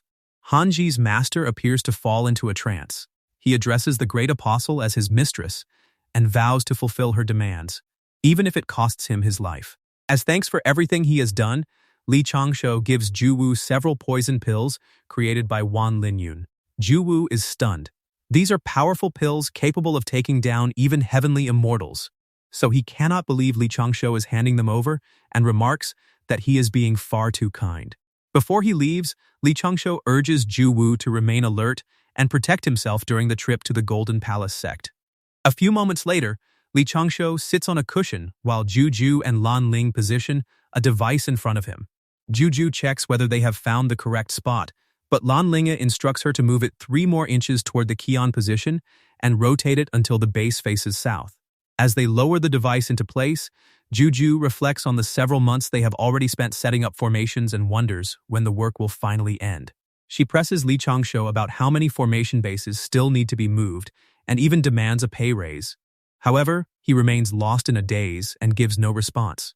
Juju calls for his attention again, but he still does not react. At that moment, Li Changshou senses that the bottle he gave Ju Wu has been opened. Since Ju Wu has resorted to using the Immortal Rotting Soul-Flaying pill, there is only one likely explanation. He is in danger. When Li Changshou regains awareness, someone is waving a hand in front of him and trying to get his attention. It is Juju. She complains that she has called him several times without receiving a response, then presses him about why he suddenly spaced out. Instead of explaining, Li Changshou grabs her arm and urgently calls to her. He claims that he has just dreamed about Ju Wu being pursued by 7 or 8 muscular thugs. Juju immediately looks disgusted. She cannot believe Ju Wu would end up being chased by muscular men. An image forms in her mind of several buff men pursuing Ju Wu and demanding that he stop running, while he flees helplessly in tears and begs them to stay away. She can only hope Li Changshou is not referring to that kind of thug. Li Changshou insists that he is serious and urges her to inform Ju Shi. Juju agrees and prepares to rouse Ju Shi from her secluded training immediately. Before leaving, she requests that Li Changshou contact her at once if he sees anything else. He confirms that he understands. Once she is gone, Lan Ling quickly presses Li Changshou about whether he truly dreamed of Ju Wu being chased by muscular thugs. Li Changshou immediately admits that the dream was a lie. Even so, the probability that Ju Wu is in danger is extremely high. As a precaution, he orders Lan Ling to return and pack her belongings, making sure to bring anything that might prove useful. A few moments later, Ju Shi activates her 10,000 Li connection thread communication charm. When Ju Wu fails to respond, her worry rapidly grows. She forces herself to calm down and remembers that she still possesses the linked heart mirror. The artifact contains a drop of blood from Ju Wu's heart, allowing its user to see through his eyes. However, the mirror also gives her no response. Ju Shi begins to panic, unable to understand why neither method is working. She soon concludes that Ju Wu is in danger and breaks down, dropping the linked heart mirror onto the floor. A massive surge of aura erupts from her as she kneels desperately on the ground. Her chi immediately begins to deviate. Suddenly, someone grabs her shoulders and urges her to regain control. It is Juju. She warns Ju Shi not to panic and reminds her that being unable to contact Ju Wu does not automatically mean something terrible has happened to him. Their best option is to seek help from their master, since he may be able to find a solution. Ju Shi agrees that she is right. The two of them hurry to find Wang Qin and explain everything. Wang Qin immediately activates his own communication charm, but instead of receiving a response, he only hears the sounds of battle. 1 hour later, the emergency bell at Piercing Sky Peak begins ringing. A powerful aura blankets the entire mountain as a green, glowing human silhouette shoots through the sect's protective barrier and races west. Watching from below, Changshou recognizes the aura as belonging to the sect leader. Only a golden immortal could possess an aura that refined and sophisticated. Just as expected, the Immortal Du sect truly does have golden immortals. Meanwhile, Ju Wu and his companion remain surrounded by enemies, while another person already lies lifeless on the ground. Ju Wu struggles to breathe and wonders whether he is going to die there. His only regret is that he did not get to spend more time with Ju Shi. At that moment, someone appears in the sky and declares that anyone who dares harm his disciple must prepare to die. Relief washes over Ju Wu as he recognizes his master, Wang Qin. Rays of aura hit the enemies. Soon after the reinforcements arrive, Ju Wu's attackers are swiftly brought down like trash. Wang Qin looks menacing as he grabs one attacker and demands to know who sent them. The attacker is terrified and immediately prepares to reveal everything, but before he can speak, he suddenly shudders, putting Wang Qin on alert. The attacker screams in agony and begs Wang Qin to save him. Wang Qin discovers that his soul is being annihilated, and the souls of the remaining attackers are erased as well. The mastermind is ruthless enough to annihilate the souls of their men and leave no loose ends. Wang Qin releases the attacker's clothes. Surrounded by an ominous aura, he declares that this is not over and orders an immediate, thorough investigation. The moment news of the assault spreads, all 3 schools are enraged, especially the sects of the Ren school, which volunteer to assist with the investigation. 2.5 months later, Changshou and Lan Ling visit Ju Wu. Changshou inquires about his injuries, and Ju Wu sighs before explaining that he is feeling much better. Without the poison pills Changshou gave him, he would not have lived long enough to see him again. Unfortunately, 2 of their fellow sect members had their souls erased during the battle, putting them beyond saving. When Changshou inquires about the investigation, Ju Wu reveals that they have found several leads. On the day of the attack, an administrative staff member informed them that a senior master of the Ren school wanted to meet the Immortal Du sect in secret and share information about the conference between the 3 schools. Instead, they were led directly into an ambush. Since the sects belonging to the Chan school are the most reluctant to let the conference happen, they deduce that those sects are the most likely culprits. Changshou grows serious, but he does not believe the situation is that simple. Ju Wu then requests 2 more poison pills for self-defense. Changshou directs him to seek out Wan Linyun personally, though he agrees to teach him the proper way to interact with Wan Linyun. Ju Wu accepts and plans to visit Wan Linyun with Ju Shi next time. Changshou then mentions a book he found in the Dao Sanctuary describing the sect's Earth Veins teleportation formation. Ju Wu confirms that it exists, but the elders do not want anyone to know about it. Hearing this, Changshou smiles. He can now safely reveal the tunnel he dug as a second escape route leading to the Earth Veins teleportation formation, making the Immortal Du sect just a tiny bit safer. After some time passes, an ominous-looking soup arrives. Changshou and Ju Wu are both surprised when Ju Shi carries it over and announces that it is time for Ju Wu's medicine. Changshou immediately claims that he suddenly remembers something urgent, then walks away after a quick farewell. Ju Wu pleads for him not to leave, while Ju Shi orders him to open his mouth for the medicine. A few moments later, Changshou and Lan Ling travel through the mountain ranges. Lan Ling inquires how serious their situation is, and Changshou explains that he still lacks enough information to reach any solid conclusion, which is why he plans to seclude himself in the alchemy room for several days and mull over the problem. If anything happens, she must immediately break the communication charm he gave her and never worry about wasting it, even if the danger turns out to be a false alarm. Lan Ling smiles and agrees, though she privately considers Changshou far too paranoid. Soon after, inside the pill chamber, someone holds a scroll while trying to approach the situation from the mastermind's perspective. It is Li Changshou, and he spreads several enormous scrolls across the ground as he considers what the attack means if it has nothing to do with the contest held on Golden Turtle Island. He begins writing while examining every possibility, including whether the assault is connected to the contest on Golden Turtle Island or whether the mastermind intends to disrupt the peace between the three schools. Standing over one of the scrolls, Li Changshou reflects on how little he knows about the enemy, including where they are, whether they hold a grudge against the Immortal Du sect, whether their hostility is directed at the Ren school as a whole, and how he will shamelessly run away if they dare attack him. Li Changshou then orders his paper effigies to prepare for battle. The preparations also include planting the seeds for Juwu's meeting with Wan Linyun and placing instructions carved into wood inside the pouch Wan Linyun will hand to Juwu. Li Changshou has also requested that Wan Linyun force Juwu to remain inside the sect, allowing him to open the pouch and follow the instructions during an emergency. 2 more pouches are also prepared.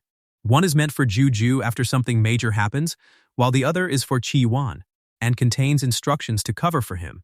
In reality, all he plans to do is escort Lanling to a safe place. 6 months later, at the main gates of the Golden Palace sect, Hanji's master stands behind 2 cultivators. One remarks that the recent assault on the Immortal Du sect is terrifying and that he cannot wait to return to Golden Turtle Island, where it is safe. The other agrees, explaining that this is exactly why they made an excuse to leave. At that moment, Hanji's master calls for the attention of his fellow Taoists as a mosquito flies out of him. 2 more mosquitoes fly in, their wings humming through the air. With an evil look on his face, Hanji's master directs the mosquitoes toward the 2 cultivators and declares that her mistress has invited both of them to join them. Near the border between the central and eastern continents, Hanji's master and 2 other cultivators enter a forest ruled by demons. A demon beast welcomes them as comrades while holding a plate filled with flowers. Surrounded by his companions, he declares that they will accomplish something great together before distributing the flowers and ordering everyone to eat them. Behind Hanji's master, the great apostle's image appears. She promises that the flower will grant him the immortality he desires.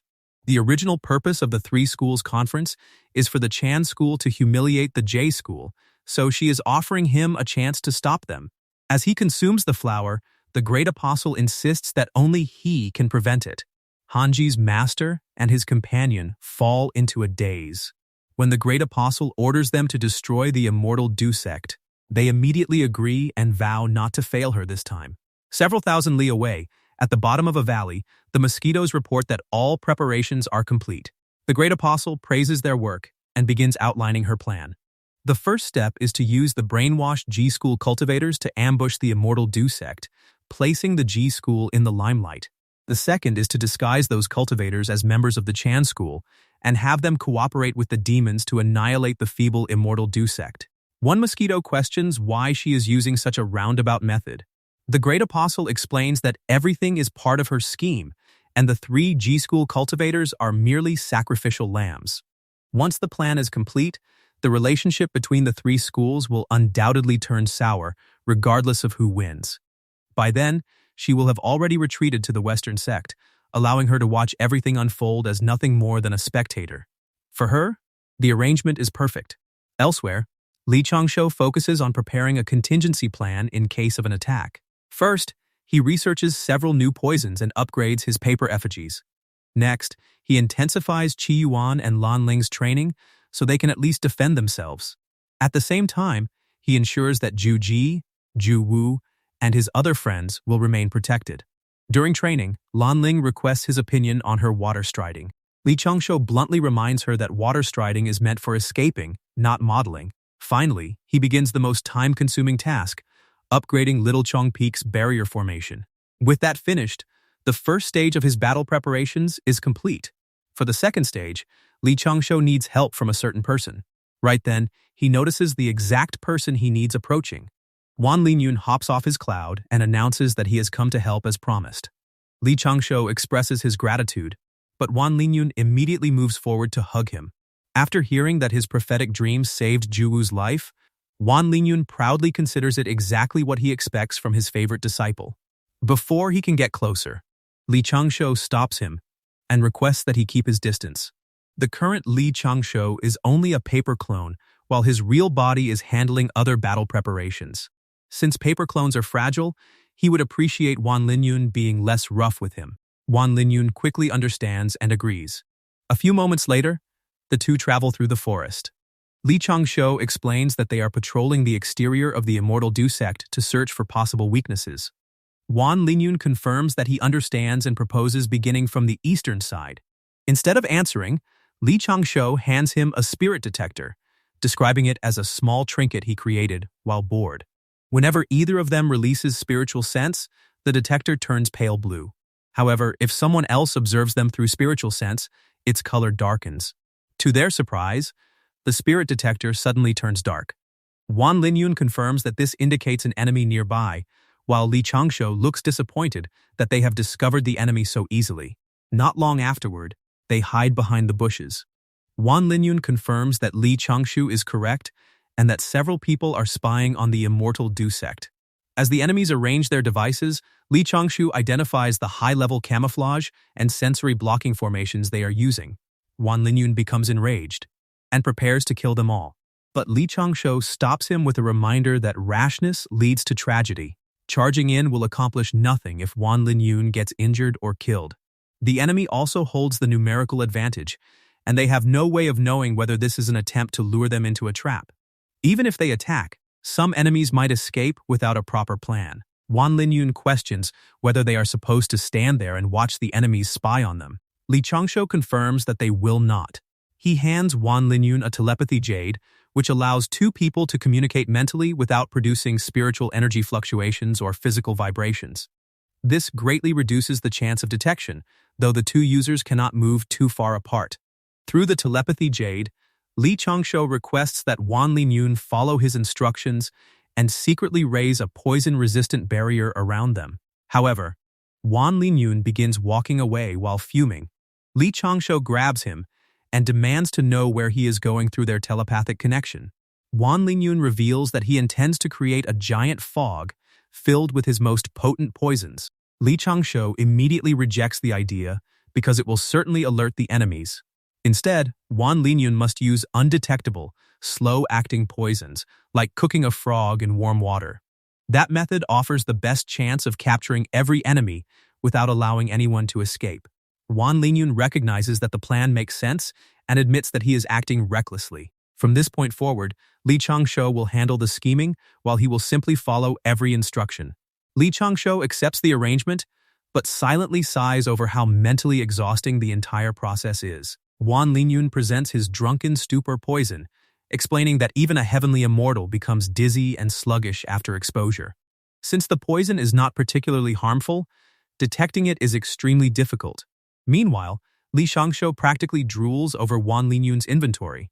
He cannot help feeling jealous because this is exactly what it means to prepare for every possible situation. He instructs Wan Linyun to remove the poison from its containers and wrap it in a layer of celestial energy. After that, he must inject it underground, spread it across the entire formation, and allow it to diffuse slowly. Wan Linyun follows the instructions and begins spreading the poison beneath the ground. Li Changshou warns that if the enemy truly intends to attack their sect, this group is probably not their entire force. To avoid alerting the others, they cannot allow even one enemy to escape. Before long, one of the enemies notices his vision suddenly turning black. Moments later, he loses consciousness. However, the demon beasts remain standing. Li Changshou instructs Wan Linyun to increase the dosage because demon bodies are far more resistant to poison than human bodies. As Wan Linyun complies, Li Changshou reminds him to remain careful. Any stray energy fluctuation could alert the enemies before the poison takes full effect. He also directs him to focus on the demon beasts hiding in the trees. Soon, they begin losing consciousness and fall to the ground. Half an hour later, every enemy lies motionless beneath the smoke created by Wan Linyun's poison. Pleased with the result, Wan Linyun laughs and eagerly prepares to attack them. However, Li Changshou immediately grabs him and orders him to wait. Some enemies might only be pretending to be unconscious. If they reveal themselves too early, they could walk directly into an enemy trap. Wan Linyun agrees with the concern and requests further instructions. Li Changshou explains that the safest option is to eliminate the enemies without giving them any chance to resist. He instructs Wan Lingyun to repeat the same process, but this time with lethal poison.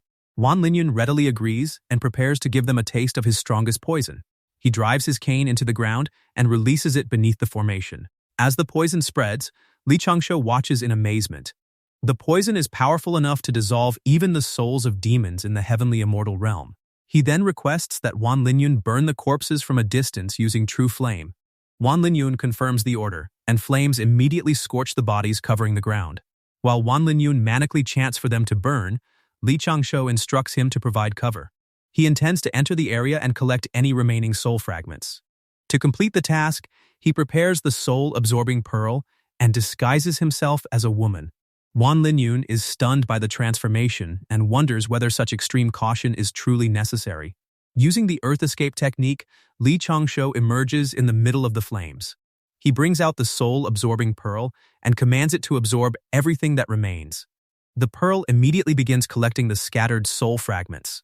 At that moment, a mosquito escapes from the flames and flies behind Li Changshou. It suddenly bites the back of his neck. The mosquito laughs, declaring that he is now one of them. However, it quickly becomes confused when Li Changshou shows no response. Without hesitation, Li Changshou slices the mosquito in half and remarks that it is unfortunate, but it still has far too much to improve. He recognizes that it is not a real mosquito. Instead, it is created through a technique that utilizes blood qi. This makes him wonder whether it is connected to the mosquito that drains the turtle Saintus dry during the investiture of the gods. It may also be the same mosquito that feeds on the 12th tier golden lotus and reduces it to the 9th tier. Elsewhere, the great apostle erupts in rage and curses her men for being useless. After spending so much time and effort gathering these pawns, 1/3 of them are wiped out in an instant. She then wonders who that woman is and why she cannot sense her soul. The possibility that an unknown master has intervened immediately enters her mind. Back at the battlefield, Li Changshou instructs Wan Lingyun to continue burning everything until the corpses and their remaining energies are completely reduced to ash. Wan Lingyun begins wondering whether he is always this cautious. Li Changshou adds one final precaution. If any soul fragments avoid being absorbed by the soul-absorbing pearl, he will chant sutras to send them directly into the afterlife. At this point, Wan Lingyun can only view his behavior as pure paranoia. Li Changshou requests that Wan Lingyun take the soul-absorbing pearl and the deceased's belongings to Sky-Piercing Peak. He wants him to present the evidence, explain what happened, and warn the sect so they can prepare for the enemy's eventual assault. However, he also insists that no one can learn about his involvement. Wan Lingyun agrees before wondering what Li Changshou plans to do after they part ways. Li Changshou reveals that he intends to research mosquito extermination, leaving Wan Lingyun completely confused. A few days later, Li Changshou studies several records while considering his options. If the culprit truly is the mosquito lady he knows, there is absolutely no way he can confront her directly. His paper clones can kill mosquitoes, but their efficiency is far too low. After searching for a while, Li Changshou suddenly discovers exactly what he needs. His answer is the spirit jade eating frog, the natural enemy of all mosquitoes. The creature also tastes great, but its inability to reproduce quickly has left it endangered. Li Changshou pushes a cabinet aside, deciding that the time has finally come to unseal his special spirit beast stimulant. A hidden hole appears behind the cabinet, containing 3 concealed bottles. The drug is something Li Changshou developed using loveworms. It produces the same aphrodisiac effect as being stabbed by the god of love's tree of desire. With a sinister look, Li Changshou approaches the 2 spirit jade eating frogs in front of him, Big Jade and Little Jade. Since they struggle to reproduce quickly and face extinction, he offers them some assistance. He pours a single drop of the special drug onto them before thanking Big Jade and Little Jade for their hard work. Elsewhere, Lan Ling sighs in disappointment. Li Changshou has barely spoken to her lately, and although she has trained for several days without rest, he does not seem to care about her at all. She soon spots Li Changshou crouching in the grass and wonders what he is doing. Instead of answering, he motions for her to remain silent. He quietly invites her to take a look for herself as long as she does not make any noise. Lan Ling is stunned by what she sees, while Li Changshou continues observing with complete seriousness. The stimulant appears extremely effective because the 2 frogs are mating with incredible energy. Spring has arrived in the animal kingdom, and the animals once again begin reproducing. Meanwhile, Li Changshou carefully observes Big Jade and Little Jade as they copulate.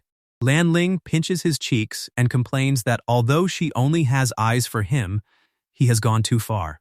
Some things should remain private, or her opinion of him might worsen. Li Changshou thanks her before requesting that she lower her opinion of him to that of a slightly above-average person. Lan Ling refuses because, in her eyes, he remains the best of the best. She then changes the subject and suggests that, as his junior sister, she might be willing to help if he has any other beasts he wishes to breed. Li Changshou immediately warns her not to even consider it. He has already placed seals on the drug bottles, meaning she cannot steal any of the stimulant. Lan Ling becomes disappointed and accuses him of being petty, claiming that senior brothers should not be so guarded against their junior sisters.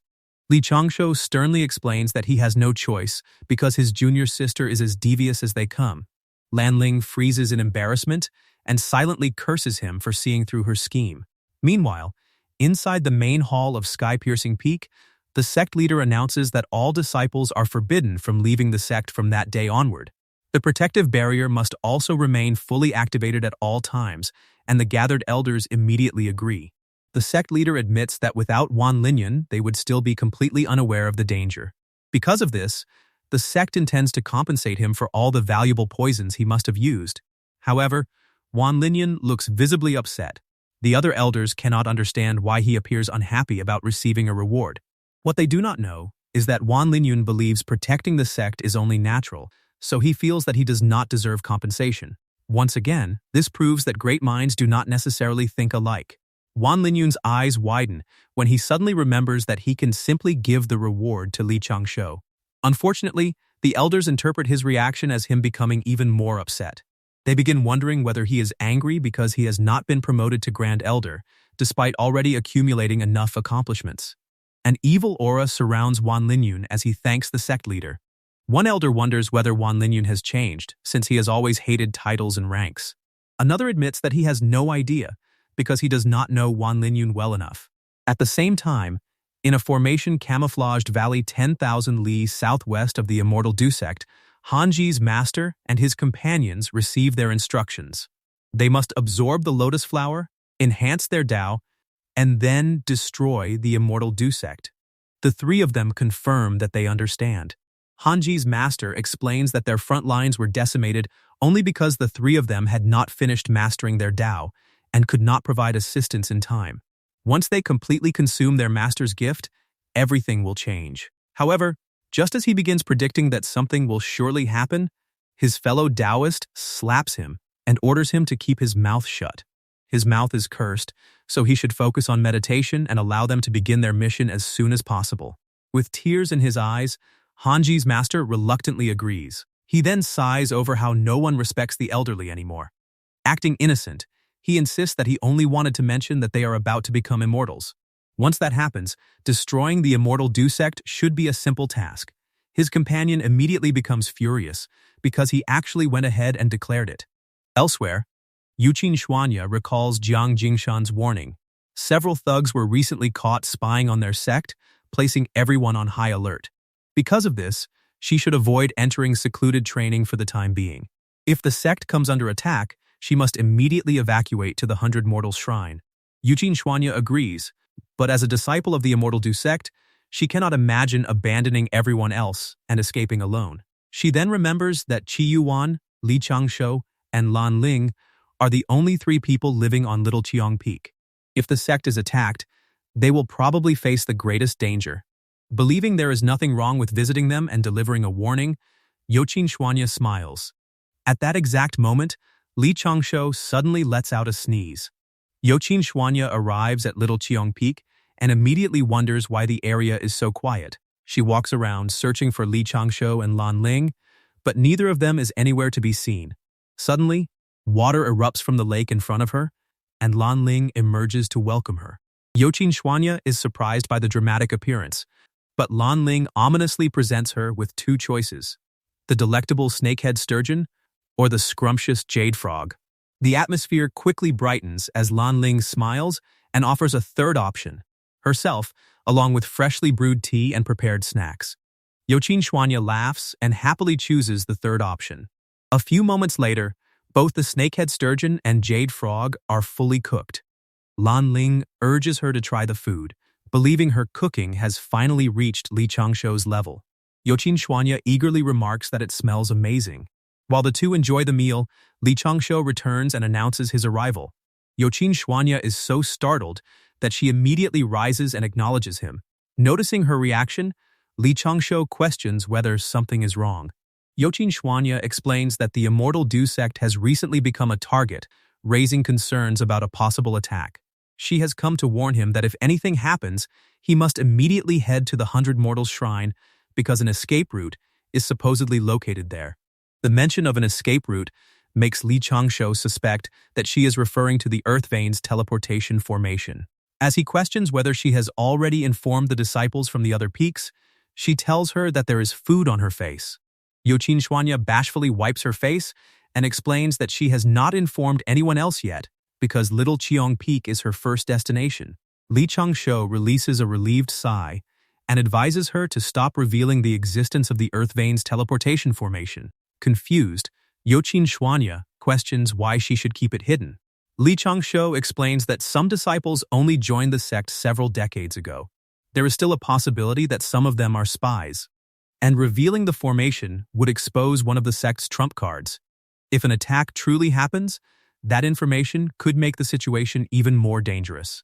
Youqin Xuanya agrees that his reasoning makes sense, but she questions how anyone can earn trust when nobody is willing to trust them first. Li Changshou counters by questioning whether she would trust a complete stranger. Even when someone appears familiar on the surface, there is no way to know what they are truly considering. They may feel grateful to the sect for accepting them, but the same cannot automatically be assumed about everyone else.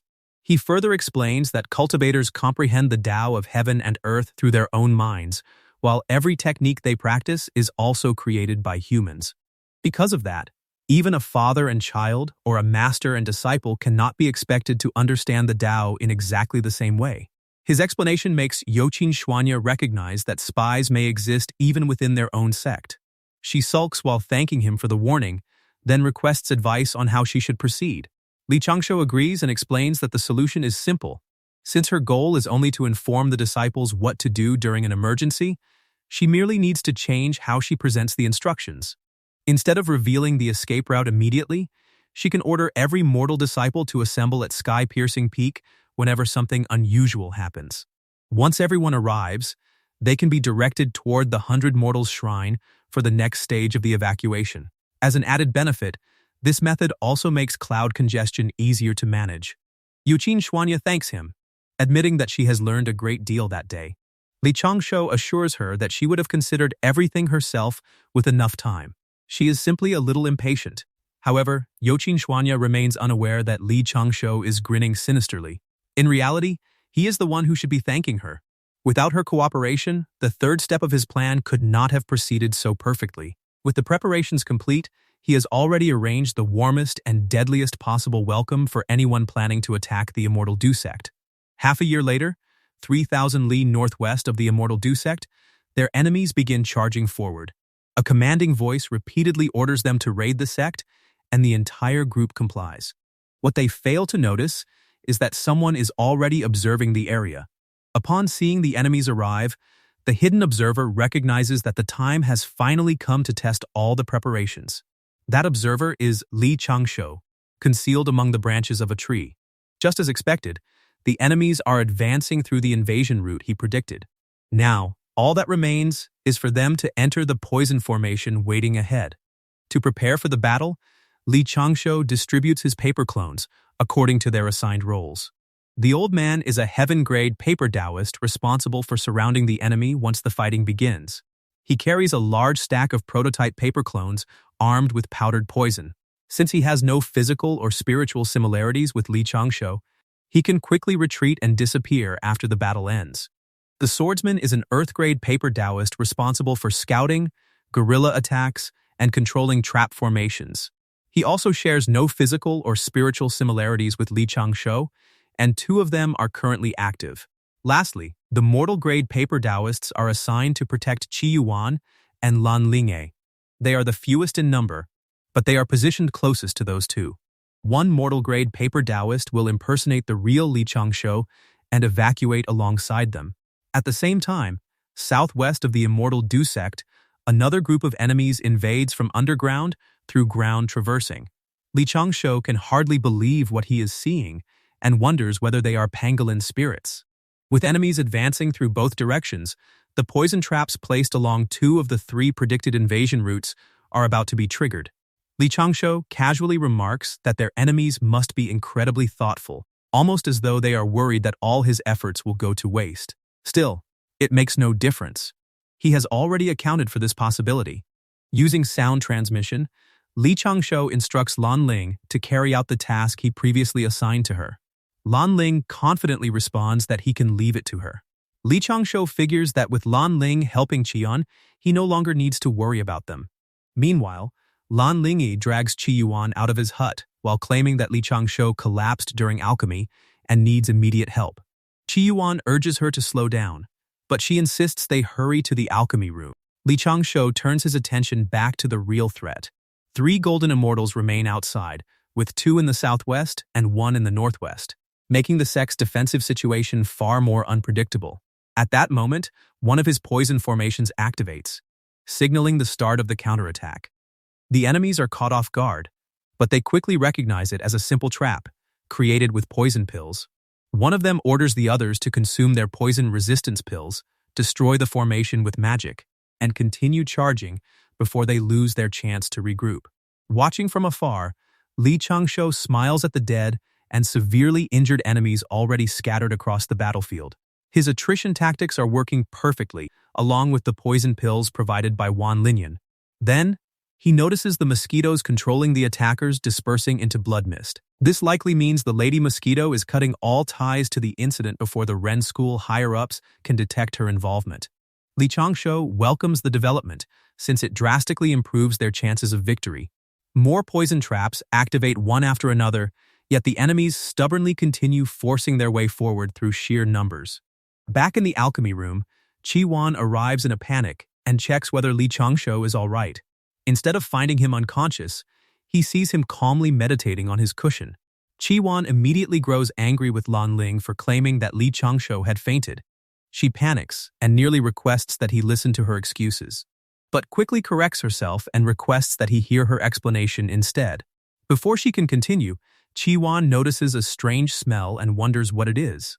A moment later, he collapses onto the floor. With the plan complete, Lan Ling checks whether she handled it properly. Li Changshou acknowledges that she has improved, then urges her to help stuff Qi Yuan into the sack he is holding. While tying it shut, Li Changshou requests that Qi Yuan not blame him, since everything he is doing comes from concern for his well-being. He then shrinks the sack and hands it to Lan Ling. She worries that Qi Yuan will scold them later for sabotaging him. Li Changshou pats her on the head and reassures her that he will explain everything afterward. For now, she must remain there until the alarm bell rings. Once it does, she is to take both Qi Yuan and him into the earth vein using ground traversing. Lan Ling agrees, but she still cannot suppress her nervousness. She presses him to reveal his true cultivation stage. Li Changshou proudly claims that he has reached the 8th stage of void return. Even if he cannot defend the entire Immortal Du sect, he can at least protect her and Qi Yuan. Outside, the enemies continue advancing.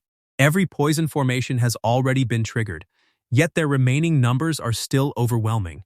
Li Changshou regrets running out of Wan Linyun's poison pills, but he has already reduced the enemy forces as much as possible. With no more traps left to rely on, he summons self-destruct paper Taoists 3 and 5. After charging them with power, Li Changshou orders them to sound the alarm and alert the elders of the Immortal Du sect. The 2 paper Taoists reach the barrier, where one of them declares that everyone should open their eyes and look carefully. Both immediately self-destruct. Through their sacrifice, Li Changshou expects the explosion to alert the sect to the approaching enemy. Sure enough, Ji Wuyo, the leader of the Immortal Du sect, senses the detonation. At first, he wonders what those 2 were doing, and whether they destroyed themselves simply to shake the barrier formation and ring his doorbell. However, after identifying the direction of the explosion, Ji Wuyo recognizes that the sect is under attack. He flies out of his abode and demands to know who dares invade the Immortal Du sect. Without delay, He orders the elders and disciples to engage the enemy and defend their home. Jiwuyo summons the elders of every peak, and they immediately gather, fully prepared to protect the sect. Every elder responds except Qi Yuan, who is currently unconscious inside a shrunken sack. 15 minutes earlier at Little Cheong Peak, Li Changshou remembers to inform Lan Ling that he is only a clone. Since he cannot control too many clones at once, he will directly manage only the most important ones. That means Lan Ling may need to carry him, an automated clone, to the teleportation formation later. Lan Ling is horrified by the idea of carrying him, but he reluctantly confirms it. To her surprise, Li Changshou suddenly collapses in front of her as he prepares to transfer his consciousness into another clone. Before losing consciousness, he entrusts Lan Ling with protecting Qi Yuan and Little Cheong Peak in his place. Lan Ling pats his head and assures him that she will defend the peak until the very end.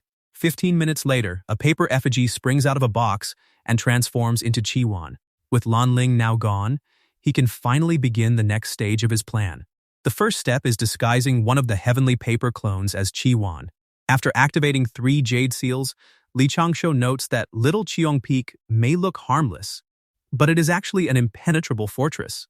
He links all his devices together and raises the defensive formation to maximum output. From the outside, Little Cheong Peak remains completely peaceful, with a signboard at the entrance displaying a message for anyone who might be lost. Back in the present, the cultivators of the Immortal Du sect take their positions and prepare for battle. Meanwhile, Youqin Xuanya leads the non-combatant disciples toward the 100 Mortals Shrine. Worried about the others, she prays for Li Changshou and everyone at Little Cheong Peak to remain safe. Elsewhere, Lan Ling struggles toward the teleportation formation while carrying the unconscious Li Changshou clone and Qi Yuan.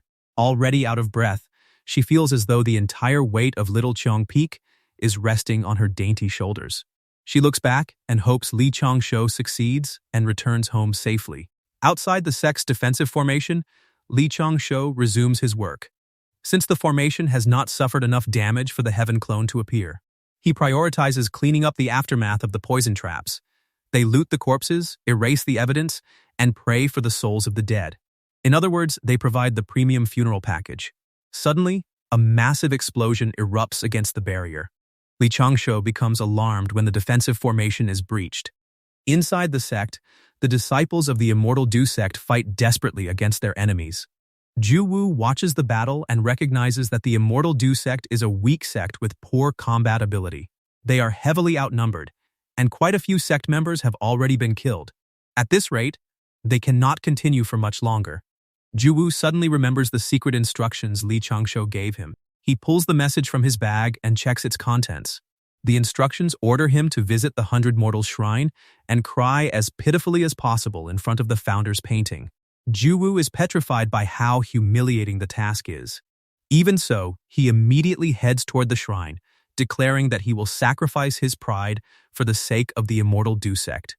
When Juwu reaches the 100 Mortals Shrine, the disciples immediately press him for news from the front. They also request permission to join the battle because they want to help defend their sect. Juwu remains silent and walks straight past them, leaving Youqin Xuanya confused. He then kneels before the founder's painting.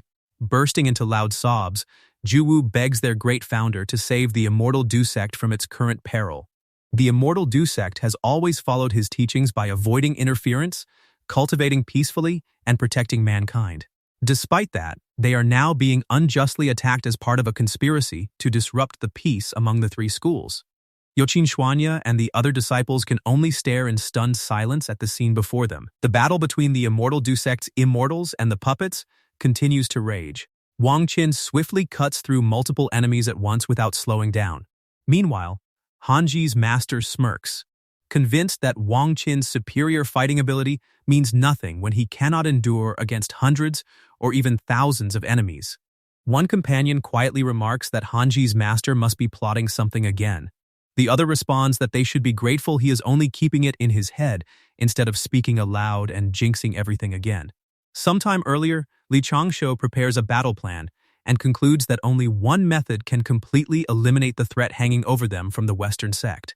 The solution is to find a powerful backer. If Juwu cries convincingly enough, Li Changshou optimistically believes he may summon the experts of the Ren school. Back in the present, Juwu abandons all technique and pours pure emotion into his cries. He pleads with their founder, explaining that the Immortal Du sect follows the Ren School's teachings by cultivating peace and protecting humanity. Yet disaster is about to fall upon them. Because of this, he begs their great saint to save the sect. However, his performance has no effect. Juwu becomes dispirited and wonders whether his crying is still insufficient despite putting his entire heart into it. Changshou is equally surprised and questions what happened to Juwu's usual slyness. Since he is completely letting him down, it is time to activate Plan B. One disciple observes that although the sect protecting array has been broken, they have not suffered any major casualties. Because of that, he cannot understand why Juwu is crying as though the entire sect has already been slaughtered.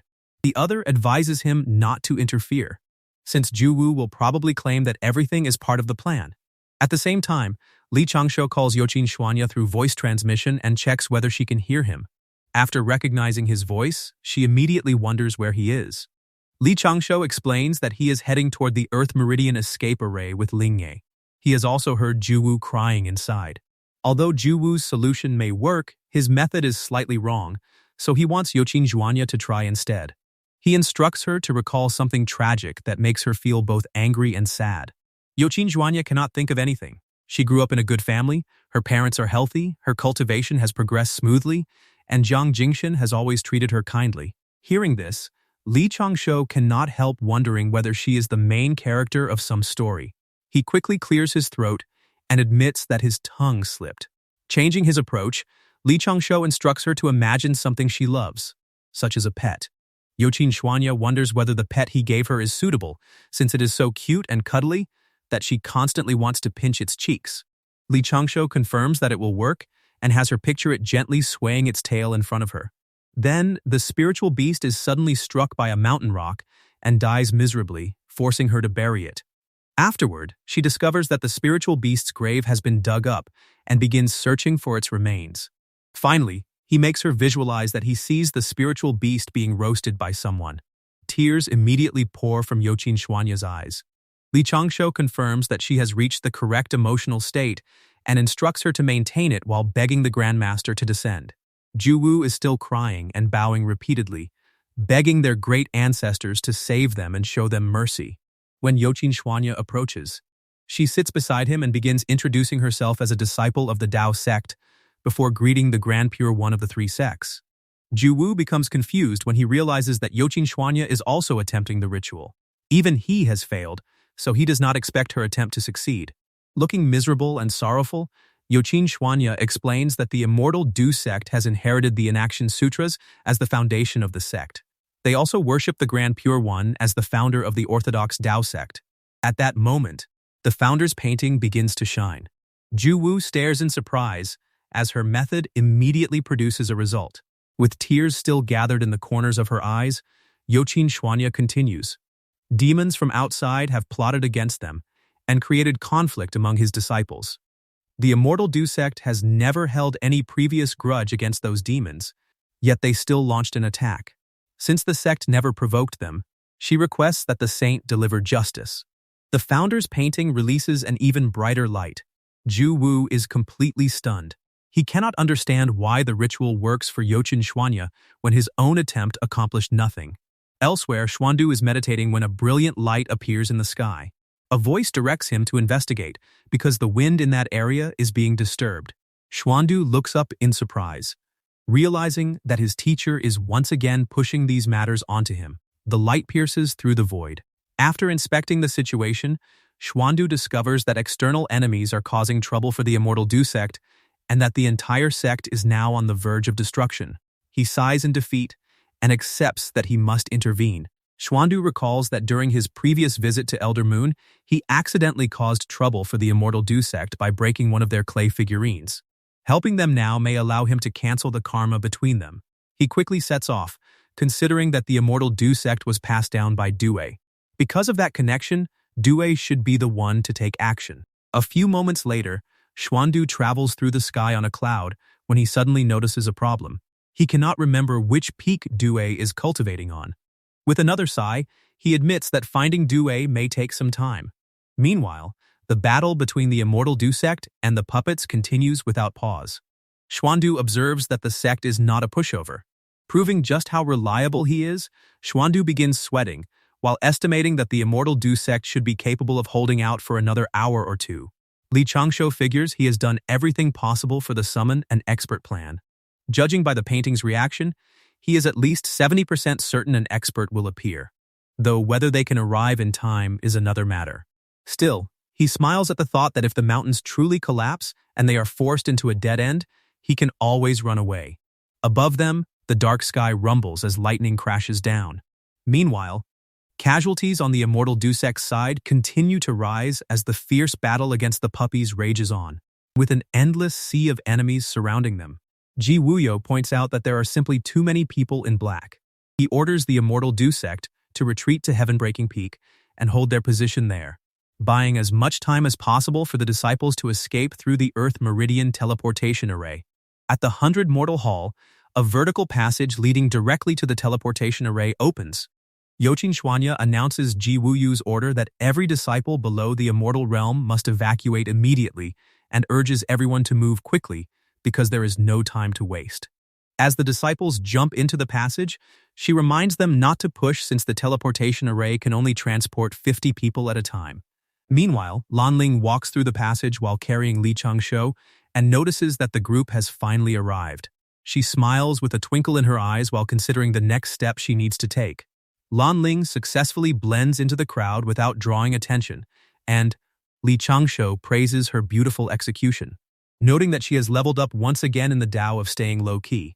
With the timing finally right, he orders his paper cutout army to attack, and everyone is already prepared. Changshou figures there is no need for mystical abilities or magical powers when killing enemies. They only need to use whatever is most effective. The paper cutout army raises its bows, and at his command, they fire. Changshou keeps one simple principle in mind. Even the most well-trained body cannot withstand a basic brick. The arrows tear through the air toward the people in black at high speed. Spotting them, the enemies initially wonder if reinforcements have arrived for their opponents. However, the arrows are surrounded by an aura. As they close in, the people in black discover that the arrows are poisoned and immediately try to dodge. Some are still struck and begin falling from the sky. One of them warns the others to watch out because poisonous attacks are coming from behind. The people in black search for whoever is attacking them and soon spot Changshou's paper cutout army aiming directly at them. One of them immediately orders the others to capture those people. Meanwhile, one member of the paper cutout army smiles, silently inviting them to come closer because he has no intention of running.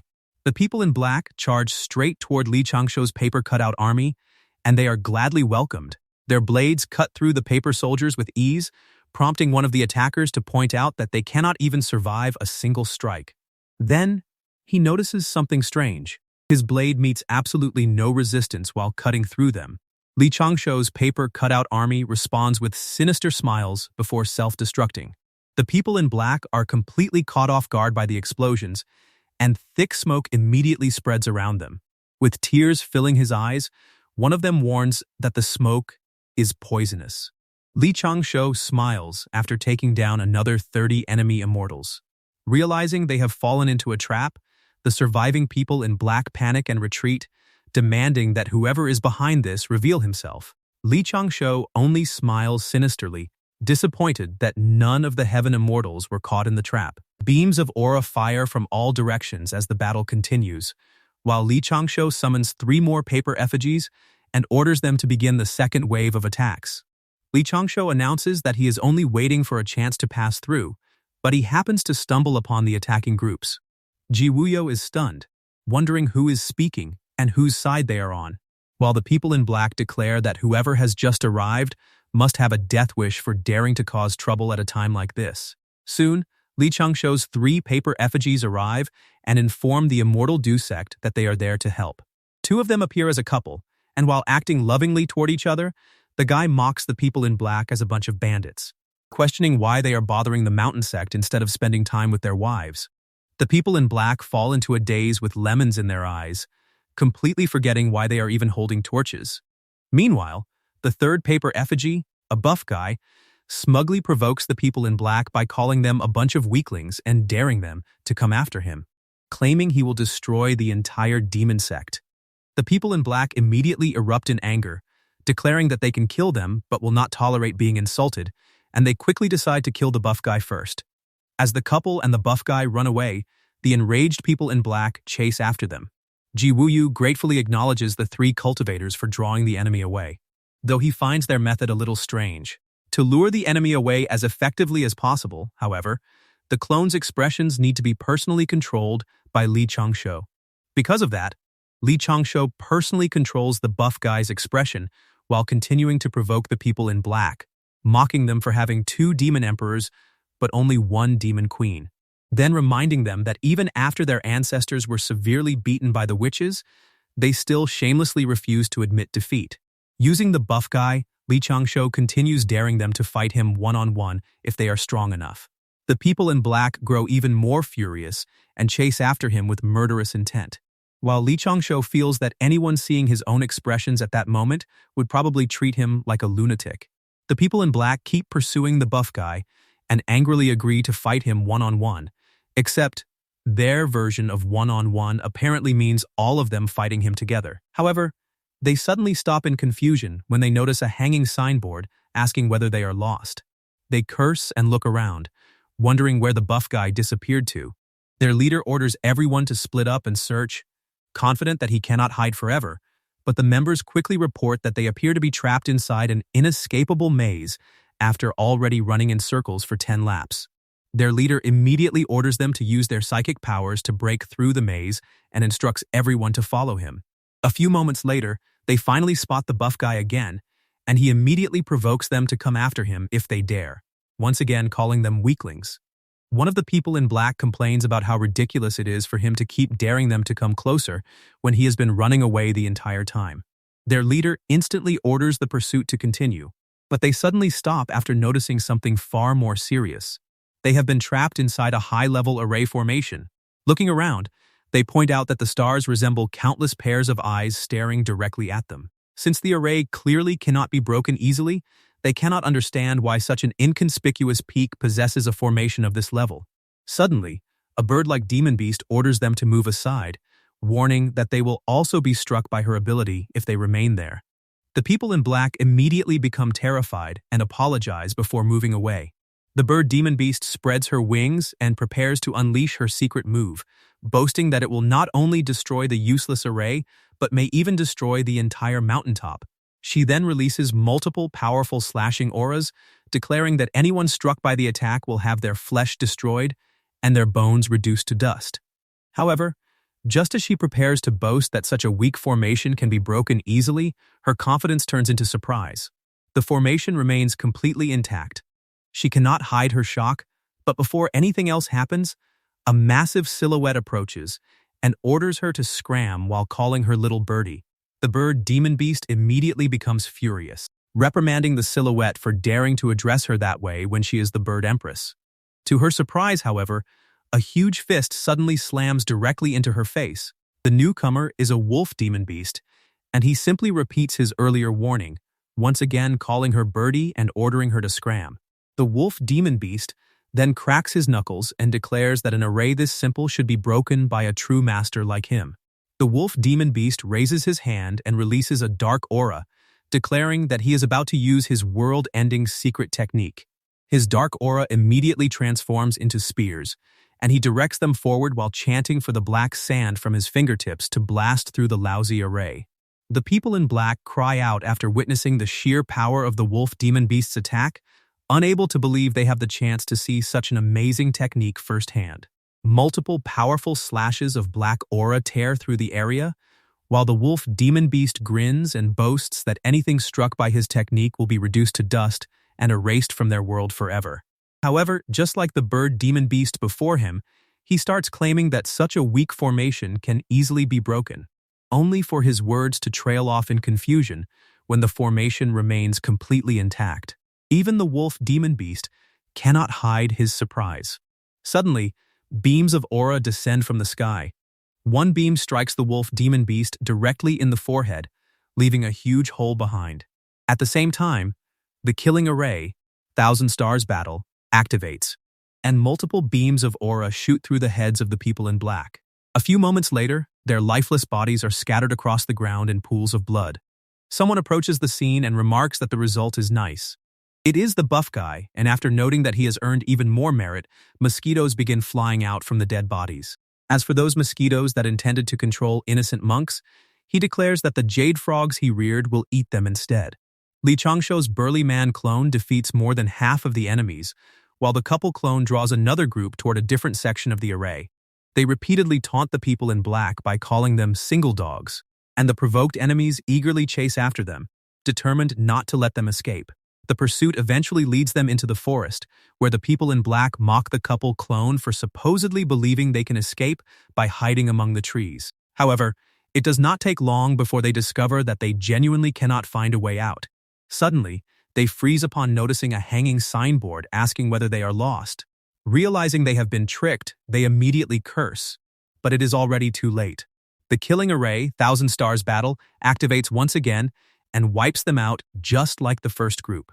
Elsewhere, the Great Apostle becomes so furious that she throws her glass onto the floor, condemning her men as useless trash and demanding to know why they still have not crushed the mere Immortal Do sect. Her servant advises her to wait a little longer, explaining that their forces are so large that defeating the sect should only be a matter of time. However, the Great Apostle reprimands her for understanding nothing, because dragging the battle out will only continue draining the Blood Lotus power inside her troops. If that happens, the Immortal Do sect may actually survive that day's battle. Suddenly, a mosquito reports that psychic power fluctuations have appeared within the Earth's veins. It appears to be a vein teleportation array, and the Immortal Do sect juniors are currently escaping toward the east. The Great Apostle smiles at the news. Since destroying the entire sect may no longer be possible, killing the juniors could still produce a good result. She immediately orders the bird goddess to finish off those juniors, referring to them as miserable bastards, and the bird goddess complies without delay. Meanwhile, the Immortal Do sect's juniors continue traveling through the forest.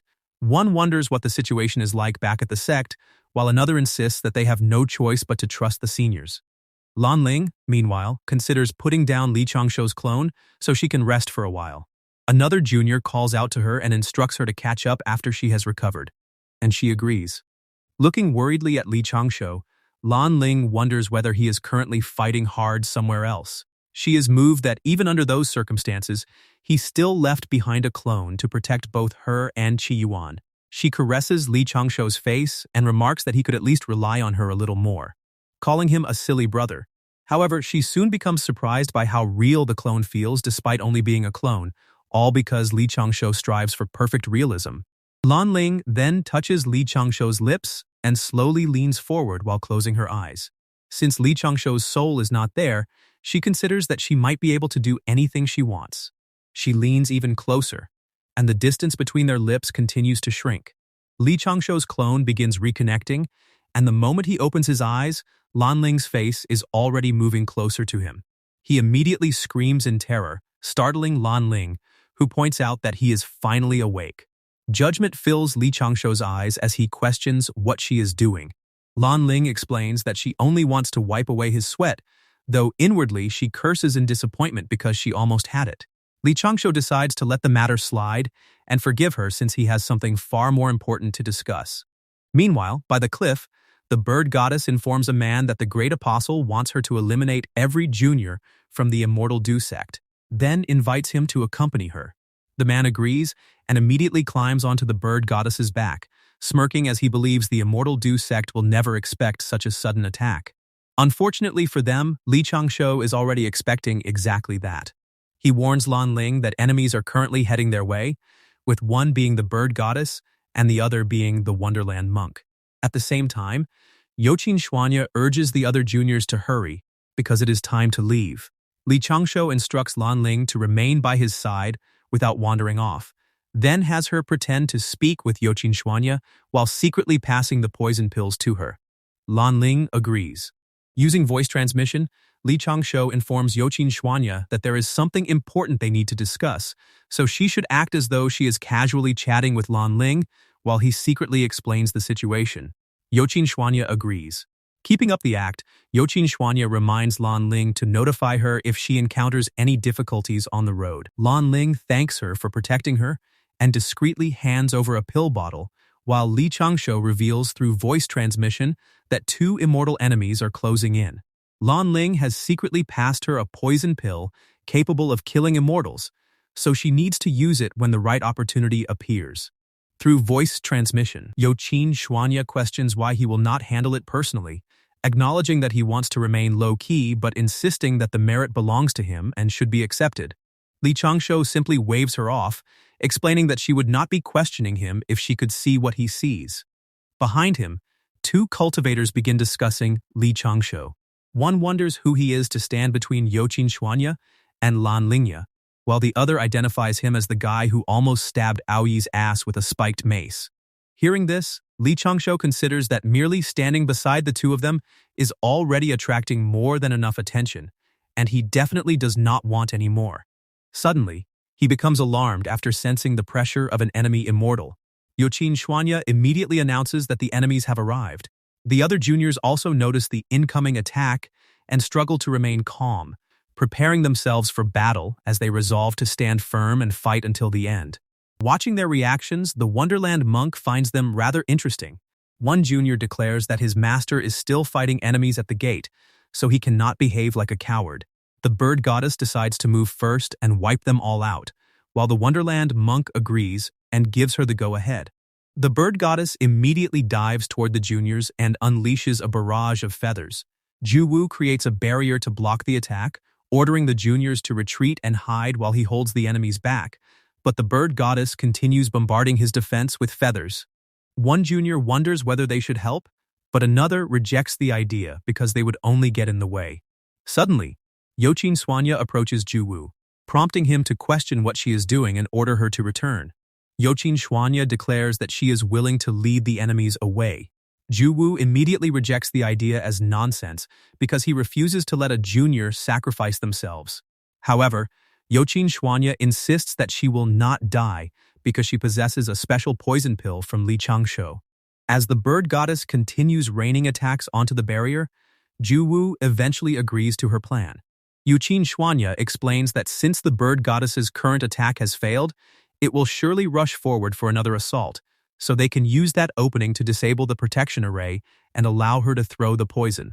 Of course, Youqin Xuanya's sudden adaptability does not come from a sudden increase in intellect. Li Changshou is guiding her through voice transmission.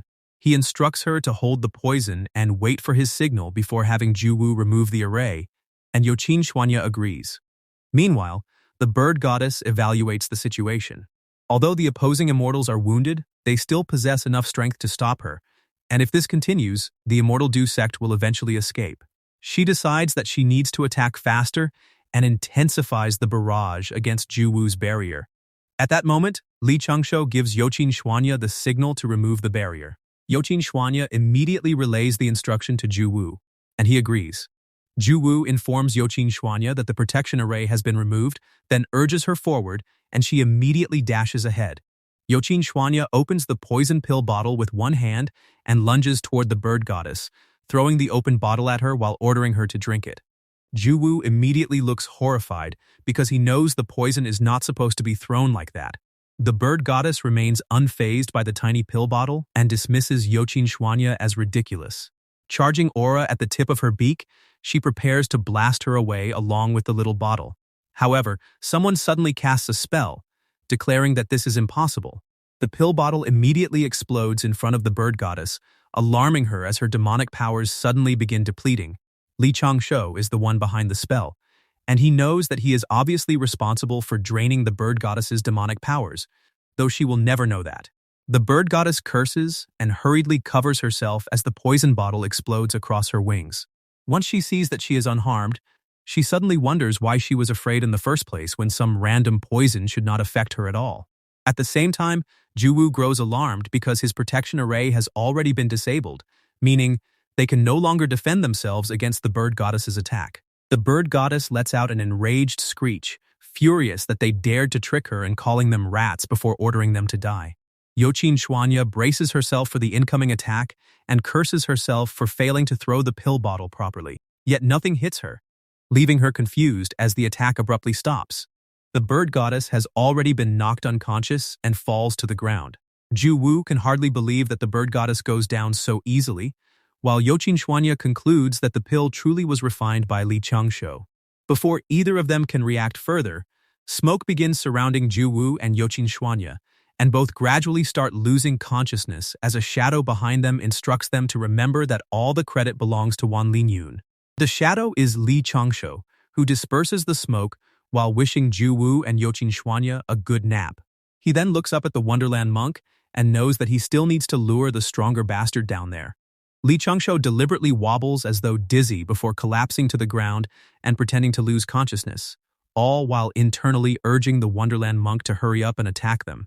However, the Wonderland monk refuses to descend. Since he has no idea what tricks they are using, he decides to finish everything with a lethal ability instead.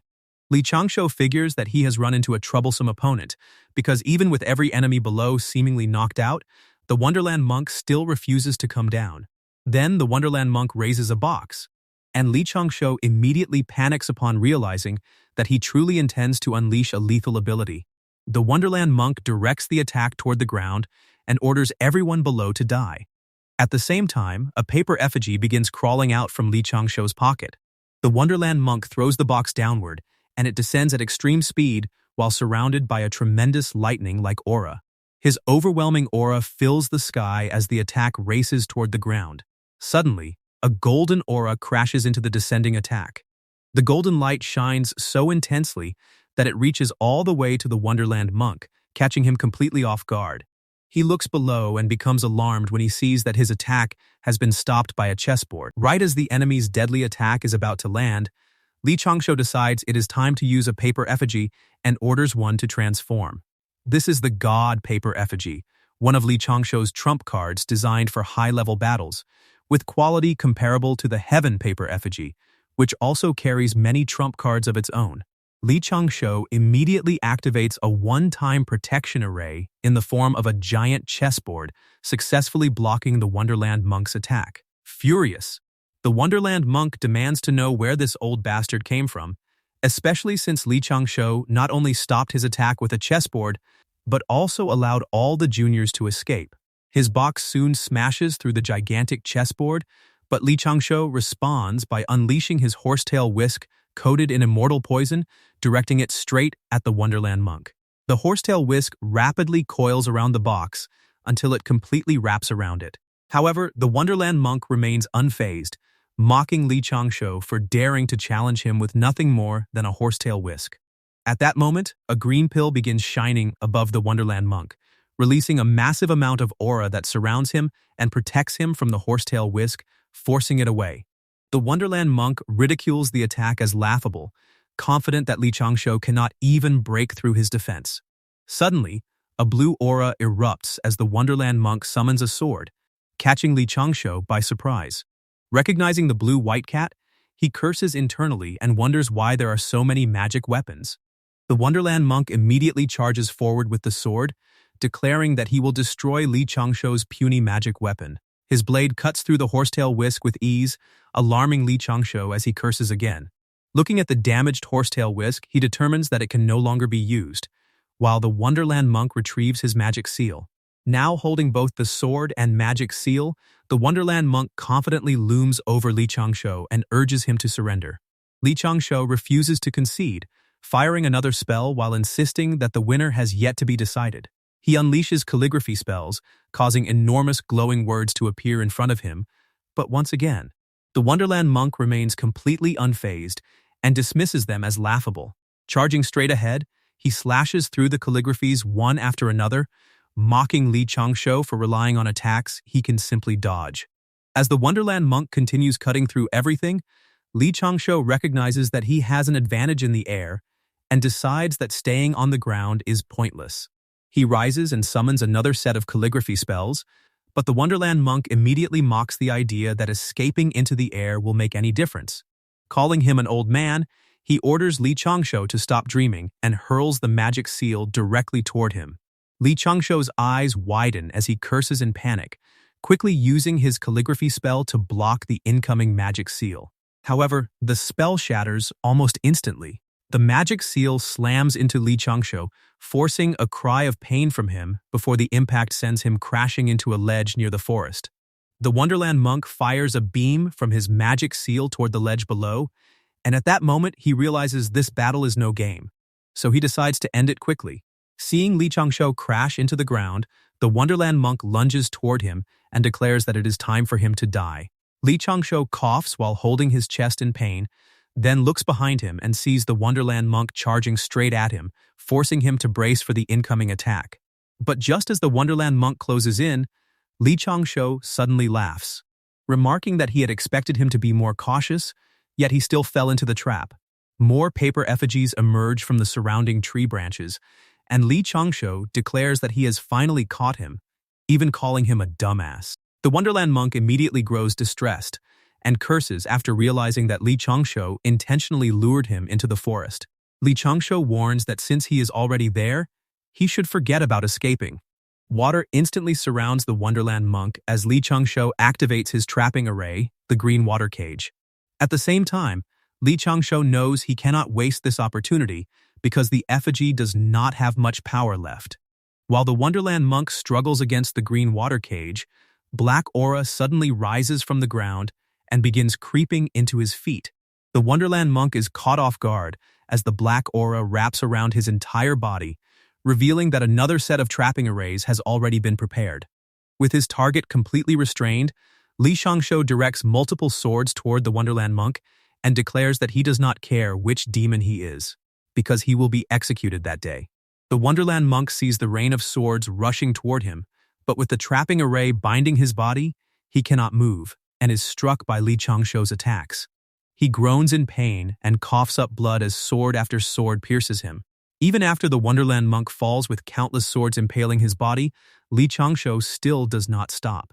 3 of his effigies emerge from the tree trunks, each carrying a fireball, and one declares that he will receive 3 sets of fireballs as the final move. As the fireballs are launched, Li Changshou orders him to leave his treasures behind and head straight into the afterlife. The Wonderland monk screams as the flames engulf and scorch him. Elsewhere, the great apostle cannot believe that she has lost, while her servant nervously wonders whether she still has a chance to turn the situation around. Instead of responding, the great apostle directs her anger toward her servant, firing rays of aura at her while ordering her to scram. Still furious, the great apostle wonders who ruined her plans and whether he could be like her, using puppets to teach others. Suddenly, golden fog begins filling her lair. The great apostle becomes alarmed as the fog surrounds her, and droplets of water soon begin falling from the cave ceiling. Moments later, a waterfall suddenly gushes down as a voice demands to know who she is. The great apostle looks around and, instead of answering, demands to know who is speaking. The figure is Xuandu. As his silhouette appears before the great apostle, he explains that even after borrowing the power of his teacher's painting, he still cannot determine who she is, meaning she must be the disciple of a saint. Xuandu addresses her as a fellow Taoist and condemns her for trying to harm his Ren school without reason, pointing out that her intentions are evil and her methods are despicable. Even so, he chooses not to harm her because of the saint backing her. However, Xuandu warns that if she dares to offend the Ren school again, even if her target is only the insignificant Immortal Du sect, the uncle master behind her might not be able to protect her. The great apostle feels the terrifying aura surrounding her, making her feel as though she has been trapped inside his palm. She then blushes while confirming that she understands his warning. Meanwhile, 10,000 miles northwest of the Immortal Du sect, 2 people ride on a cloud above the mountain ranges. One of them is Xuandu, who remarks that they have finally stopped the enemy, so the other person should return to the Immortal Du sect and calm things down. If he arrives any later, the Immortal Du sect may have already dealt with every enemy, leaving almost nothing for him to do as the founder. Xuandu is speaking to Due, who gives an awkward smile and thanks him for his help, admitting that he has caused him plenty of trouble this time because he was too careless. Wang Qin warns Hanji's master that the Immortal Du sect currently holds the advantage thanks to the help of an expert, urging him to surrender, but Hanji's master dismisses the idea and tells him to keep dreaming. Wang Qin counters that in his current state, he has no chance of winning. Meanwhile, Ji Wuyo and the other immortals stand before their opponents, warning that if they refuse to surrender, they will wipe them all out. Suddenly, Hanji's master grows alarmed as a bright light appears in the sky, followed by a voice demanding to know who dares to harm his disciples. The people of the Immortal Du sect immediately wonder who it is after sensing the powerful aura. Soon, the people of the Immortal Du sect rejoice after recognizing their founder, while the people in black tremble in fear. Due, the founder of the Immortal Du sect from Kunlun Mountain, declares that although they normally remain neutral toward worldly matters, that does not mean they will refuse to fight back. Since the enemies have disturbed the Immortal Du sect, they should repent with their lives. Due then releases a powerful beam of aura from his mouth and directs it straight toward the people in black. The attack tears through them with overwhelming force, scorching many of their enemies.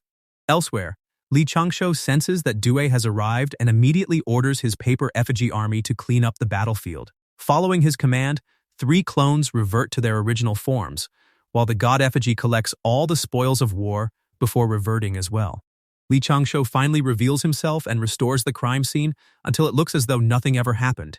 Back at the Immortal Du sect, Due has already defeated nearly all of the remaining enemies, while Hanji's master and his companions are blown away by his attack. A mosquito approaches him with the Great Apostle's order to fall back and avoid engaging the expert, and he agrees. The enemies immediately retreat, declaring that they will withdraw for now but return for their lives. The people of the Immortal Du sect are stunned that they actually won. But once the reality begins to sink in, they immediately celebrate their victory. While the other immortals dance around in celebration, Juju remembers that they still need to ensure the safety of the juniors who escaped through the Earth Vein. A few moments later, inside the Earth Vein safe zone, the juniors remain downcast as they wonder whether the Immortal Du sect has already fallen. Suddenly, the rocks above them begin to crack, terrifying everyone, and with tears in their eyes, they wonder whether the enemy has found them. Instead, they immediately rejoice when Juju appears, their eyes lighting up as she is equally relieved to find them safe. Juju comes down and immediately demands to know where their leader is and where Juwu went. The juniors explain that Youqin Xuanya and Juwu stayed outside to protect them and fight the enemy, urging her to help them quickly. Although the main battle is already over, Juju considers that some powerful enemies may still remain, so she immediately heads out to help them. A few moments later, Juju arrives at the scene and is completely stunned by what she finds. She warns them not to scare her after seeing Youqin Xuanya and Juwu lying on the ground. Looking around, she finds everyone unconscious, and her surprise only grows when she spots Lanling with her face planted into the bushes.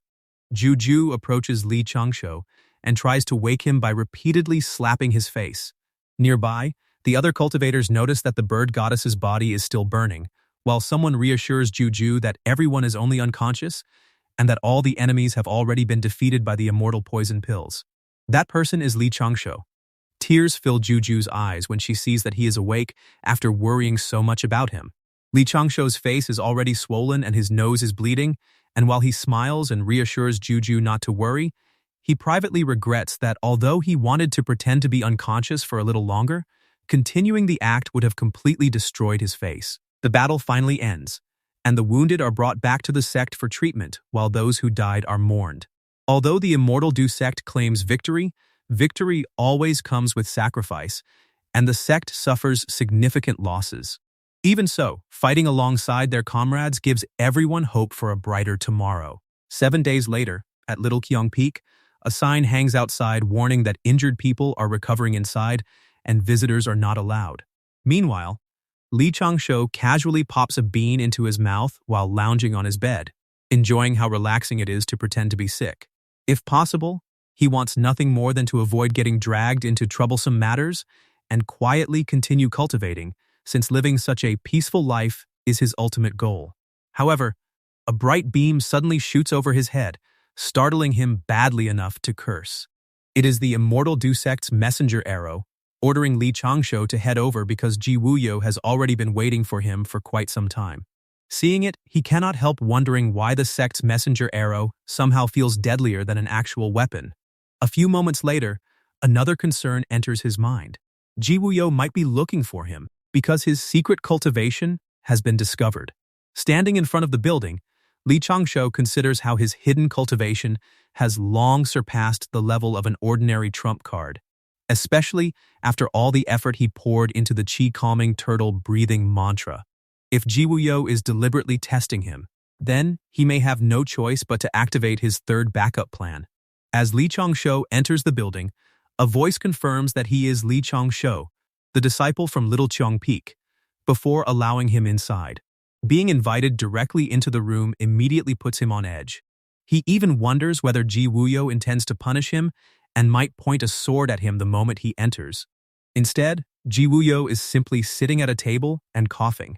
He calmly reassures Li Changshou that there is no reason to be nervous because he only summoned him over to discuss something trivial. Then blood begins dripping from the corners of Ji Wuyo's mouth as his coughing continues. Li Changshou is horrified and checks whether he is all right, unable to understand why Ji Wuyo looks so sick.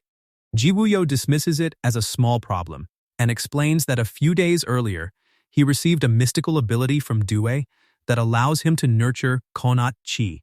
Unfortunately, he became too hasty while cultivating it and suffered what he calls minor injuries to his essence soul, though Li Changshou clearly finds the word minor difficult to believe. Ji Wuyo then hands Li Changshou a porcelain bottle and reveals that it comes from Xuandu. Between coughs, he explains that Xuandu entrusted Due with passing it along because he wants to sever some karma with him.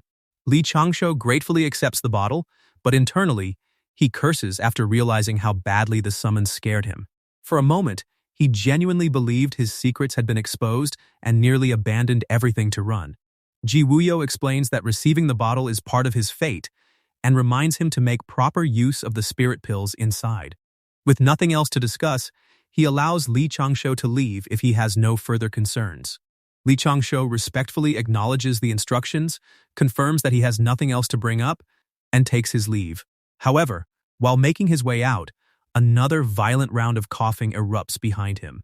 Li Changshou looks back with concern, increasingly convinced that the Immortal Du sect is an incredibly dangerous place. As he continues down, he considers the bottle again. Since Xuandu is the one who sent it, the karma he wants to sever is probably connected to the matter Elder Moon previously approached him about, which immediately makes him curious about what kind of treasure is inside. The moment Li Changshou checks, his eyes widen. Inside are level 6 spirit pills, capable of nourishing the essence soul, strengthening the foundation, stabilizing the essence soul, and reinforcing Konat Yang. However, there is one troublesome detail. The pill eventually produces an irrepressible effect on the bodies of male chi refinement cultivators. Li Changshou immediately covers the bottle and cautiously looks around. His expression darkens as he wonders exactly what Xuandu and Elder Moon have done to his marriage affinity clay figurines. Still, a level 6 spirit pill is far too valuable to waste, so Li Changshou puts the bottle away and considers letting Qiwan use it instead. That idea quickly leads him to wonder whether he should also persuade Qiwan to find a wife. Continuing along, Li Changshou decides the pill could eventually become a congratulatory gift whenever Qiyuan finds his Dao companion. Before long, he encounters several cultivators rushing off to burn incense and pray before a group of newly completed statues honoring nameless heroes. Li Changshou becomes confused after overhearing them and begins wondering whether some other outside force helped the Immortal Du sect besides him. An altar has already been constructed for the statues, honoring them as heroes of the human race who will forever receive the Immortal Du sect's respect. Standing before the altar are enormous stone statues modeled after Li Changshou's 3 paper effigies, the buff man and the pair of cultivators. Li Changshou is completely taken aback. To him, this has gone way too far, and there is absolutely no way he can allow the Immortal Du sect to start praying to him. A cultivator urges the others to pray to the heroes of the human race and offer them the highest form of respect.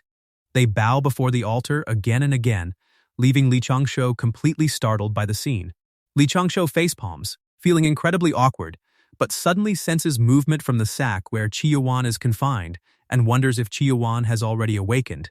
A headache immediately hits him when he remembers that he trapped Qiyuan inside a sack and has absolutely no explanation prepared for it.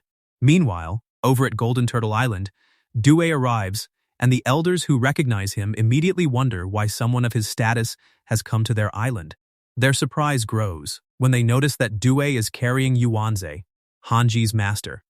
Due remarks that the Dao practitioners of Golden Turtle Island are certainly quick, but he can still catch Yuanze. He then reminds the elders that they have remained neutral, yet Yuanze maliciously attacked them, so he has already disposed of the evil disciple, and there is no need for them to thank him. The elders can hardly believe that Yuanze attacked the Immortal Du sect and openly doubt Du's account. However, Dewey calmly offers them two choices. They can personally confirm everything at the Immortal Du sect, or he can make a Heaven Dao promise proving that none of his claims are false. With a sinister look, Dewey adds that although Yuanze was being controlled by the blood mosquitoes, the casualties suffered by the Immortal Du sect cannot simply be ignored. If Golden Turtle Island fails to give him an acceptable answer, he will break the bottle in his hand containing Yuanze's soul. One of the elders immediately pleads for mercy. The elders promise to punish Yuanze, but Dewey makes it clear that this is nowhere near enough. With no other option, they swear that they will never harm the disciples of the Immortal Du sect again. Only after their repeated pleas is Yuanze's soul finally spared. Even then, Yuanze can only reincarnate as a person with good fortune, and from that point onward, he will no longer have any connection to the life of cultivation. Sometime later, Aoyi sees Hanji sobbing beside the river and wonders what he can possibly do for her. He approaches her and tries to comfort her, explaining that Yuanze has simply reincarnated into another life to restart his cultivation, so they should surely be able to meet again someday. But Hanji continues crying, insisting that Yuanze was innocent because he was only being controlled. Aoyi remarks that perhaps it was simply his fate, but those words immediately anger Hanji.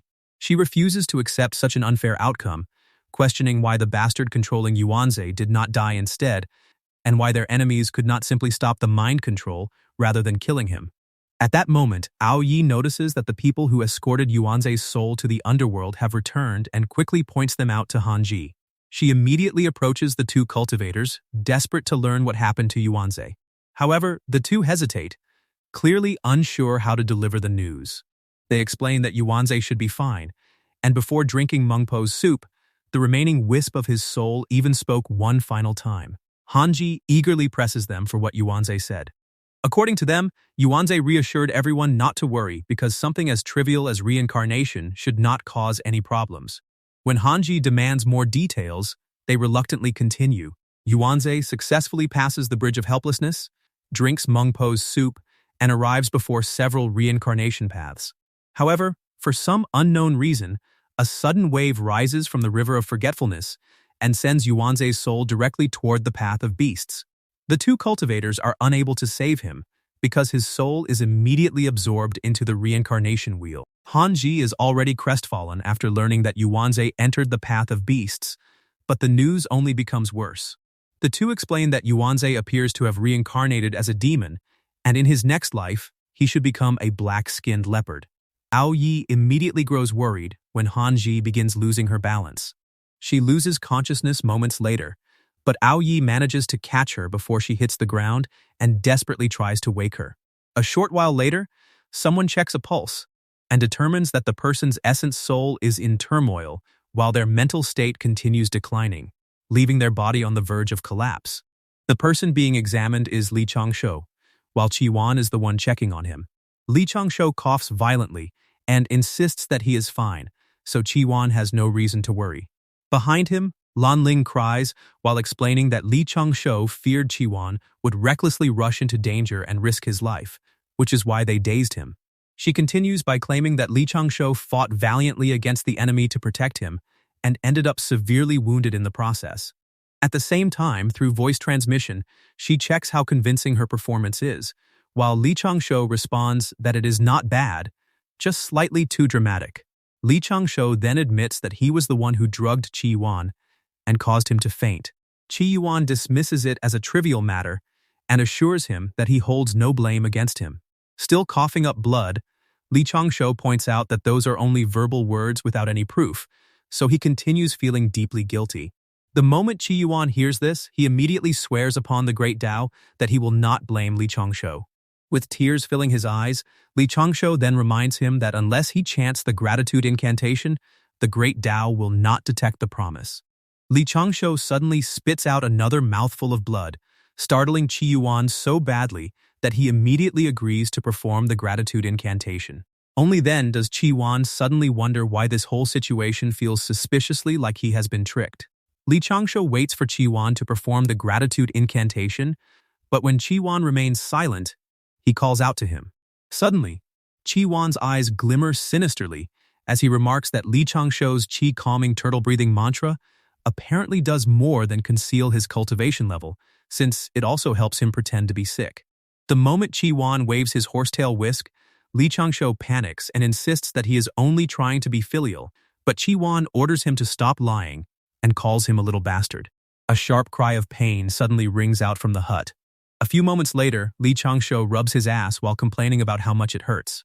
He reflects that if he were not afraid of injuring Qi Yuan with his qi, he never would have taken that ass beating without protection.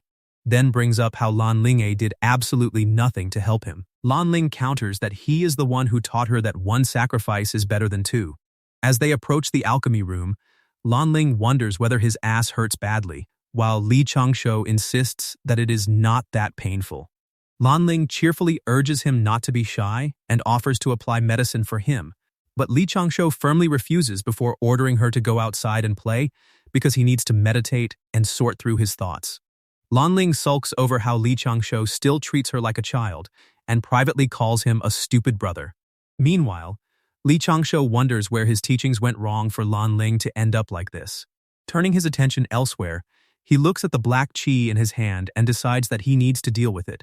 Li Changshou identifies it as what appears to be negative karma and figures that something must have happened at the South Sea God sect, so he closes his eyes to see what is going on. At the village where people worship him, two groups of mortals are locked in battle. Li Changshou never expected things to become this serious, with people actually sacrificing their lives in the name of the sea god of the South Ocean, while the negative karma partly created by the deaths and suffering from the battle has now reached him. Since the karma needs to be resolved, Li Changshou uses the incense merit he has been gathering, with the merits of incense offerings coming from protecting and enlightening mortals. He applies those merits directly to the negative karma, causing the two forces to cancel each other out. Li Changshou reflects that, to a certain extent, the existence of the South Ocean Sea God sect has caused the villages across this small region to unite and support one another, which benefits the stability of the world. On top of that, people everywhere continue worshipping him and offering incense, which is basically equivalent to the heavenly Dao acknowledging him as an illegitimate god. He complains that he has practically been forced into acceptance simply because people keep worshipping him. Li Changshou then smiles slyly while considering how to destroy his sea god sect before deciding that he really needs to give them a scare.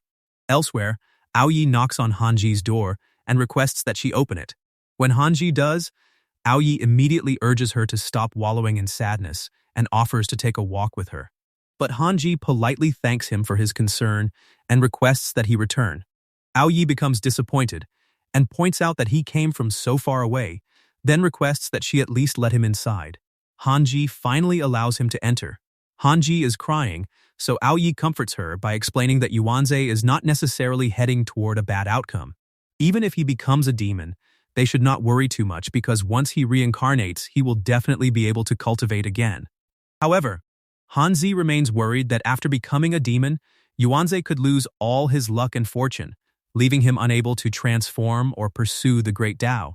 And she has no idea what they would do if that happens. Aoyi reassures her that Yuanze is not some third-rate practitioner, and someone with his level of experience would not make such a mistake. He then points out another advantage, since after Yuanze reincarnates, he will definitely be unable to speak for a long time, meaning he will not be able to get himself into trouble. Still crying, Hanji acknowledges his point before admitting that she is simply sad and still finds everything difficult to accept. Aoyi suggests that they go for a walk, and Hanji agrees. For Yuanze's sake, Aoyi resolves that he will definitely protect her. Meanwhile, inside Little Qiang Peak's alchemy room, Li Changshou looks uncomfortable as someone grabs his hands while calling him Little Shosho. That person is Juju, and she pleads with Li Changshou to help her just this once, even promising him a reward. The moment Li Changshou learns that Juju wants his help, he immediately becomes troubled. Li Changshou smiles brightly and assures Juju that if she needs help, then of course he is willing, so there is no need for any reward. In his mind, this works out perfectly since he can sever the karma between the two of them at the same time. Assuming that a drunk like her must want him to create some kind of wine, Li Changshou is caught off guard when Juju excitedly brings up her formation array instead and wants his promise that he will help her with it. Before he can even figure out what array formation she is referring to, the two of them are already soaring through the skies. A few moments later, Li Changshou looks horrified at the damage and remarks that she truly is a genius because he has never seen anyone destroy an array formation this badly. Just by barging into the protection array, she somehow manages to destroy practically everything, leaving Juju wondering whether there is any hope left. Li Changshou responds that it would be amazing if she could actually fix something like this. But Juju immediately laughs and warns him not to praise her since she has always been talented. Of course, he is not praising her at all. But Li Changshou simply lets the matter go and instructs her to remove the arrays and find some materials, leaving everything else to him. One instance of time later, Juju hands over a bag containing all the materials she has. Despite being in this place for 1,000 years, this is apparently everything she owns. With the array already removed, she leaves the rest in his hands, while Li Changshou looks at the work ahead and recognizes that this is going to be a massive project. Meanwhile, Ao Yi and Han Zi are walking hand in hand. After confirming that she is feeling much better, Ao Yi suggests checking out a place ahead, and Han Zi agrees. However, while pointing out what appears to be a cosmetic shop, Ao Yi fails to watch where he is going and walks straight into someone's chest. The man immediately complains about some blind idiot crashing into his new clothes. But after recognizing Ao Yi as the prince of their dragon clan, his attitude becomes even more mocking. He ridicules him for having the nerve to show his face there, especially while accompanied by a human. Standing much taller than Ao Yi, the dragon even mocks their difference in height, wondering how they could possibly have been born during the same month and year when the difference between them is so enormous. Embarrassed and exasperated, Ao Yi grabs the upset Han Zi and decides to leave since they still have other matters to handle. The dragon refuses to let things end there, pretending that he cannot even see Ao Yi and mocking him by wondering where the strange voice is coming from. That is enough to make Ao Yi snap and call him a bastard. The dragon continues by bringing up Ao Yi's defeat against the trash Immortal Dusect, claiming that he had wanted to see him ever since hearing about it. Now that they have finally met, he concludes that Ao Yi is exactly what he expected, the shame of the dragon clan, and that a weakling like him should remain at home instead of tainting the clan's reputation. Ao Yi's expression turns sinister as he remarks that the dragon apparently has no intention of moving aside. Rather than backing down, he confidently challenges him to go somewhere quiet and settle things with a duel, giving him the chance to prove whether he can defeat someone he considers a weak dragon. With a fierce look in his eyes, Ao Yi challenges him to accept. The dragon is briefly taken aback by the sudden change in Ao Yi's aura, but he still agrees, refusing to admit that he is afraid of him. A few moments later, Ao Yi is already unleashing a relentless barrage of punches. His opponent is completely overwhelmed by the attacks and cannot understand what is happening, especially since Ao Yi is somehow so powerful that he cannot even fight back. Ao Yi charges forward to finish the battle, but the dragon refuses to be underestimated and suddenly summons water around himself. Using his mystical ability, Swimming Dragon turns into water, the dragon completely engulfs his body in water, causing Ao Yi's attack to pass straight through him. Ao Yi admits that the mystical ability is impressive, but since they are both dragons, escaping into water is meaningless. However, the seawater beneath him suddenly begins swirling as shadows appear inside it, revealing that his opponent is using the water to create clones. The cloning ability feels strangely familiar to Ao Yi, yet at the same time, it also feels like some kind of counterfeit. The water begins swirling violently, and in the next moment, all of the clones burst out together and launch a simultaneous attack. Ao Yi immediately responds by defending himself with his crystal shards. Ao Yi's crystal shard pierces through the water, and as he launches more shards toward the clones, every part they strike immediately turns back into water. None of them feel solid, so Ao Yi concludes that they are all clones. And after taking a hit, Ao Mu's copies struggle to reform. He keeps attacking them one after another, watching each one burst into water until one crystal shard suddenly breaks on impact. Ao Yi smiles wickedly as he declares that he has finally caught Ao Mu, adding that his mystical abilities are still far from the real deal. He immediately gathers the surrounding crystal shards and forms them into a massive pillar before sending it straight ahead. The clones notice how insanely fast the pillar is moving, But something feels strange, because the ice completely ignores them. As it continues flying past every clone, they wonder what it is actually targeting. And Aomu soon figures that Aoyi may have already discovered his real body. Before he can react or dodge, the attack lands, forcing him to cough up blood as he crashes to the ground.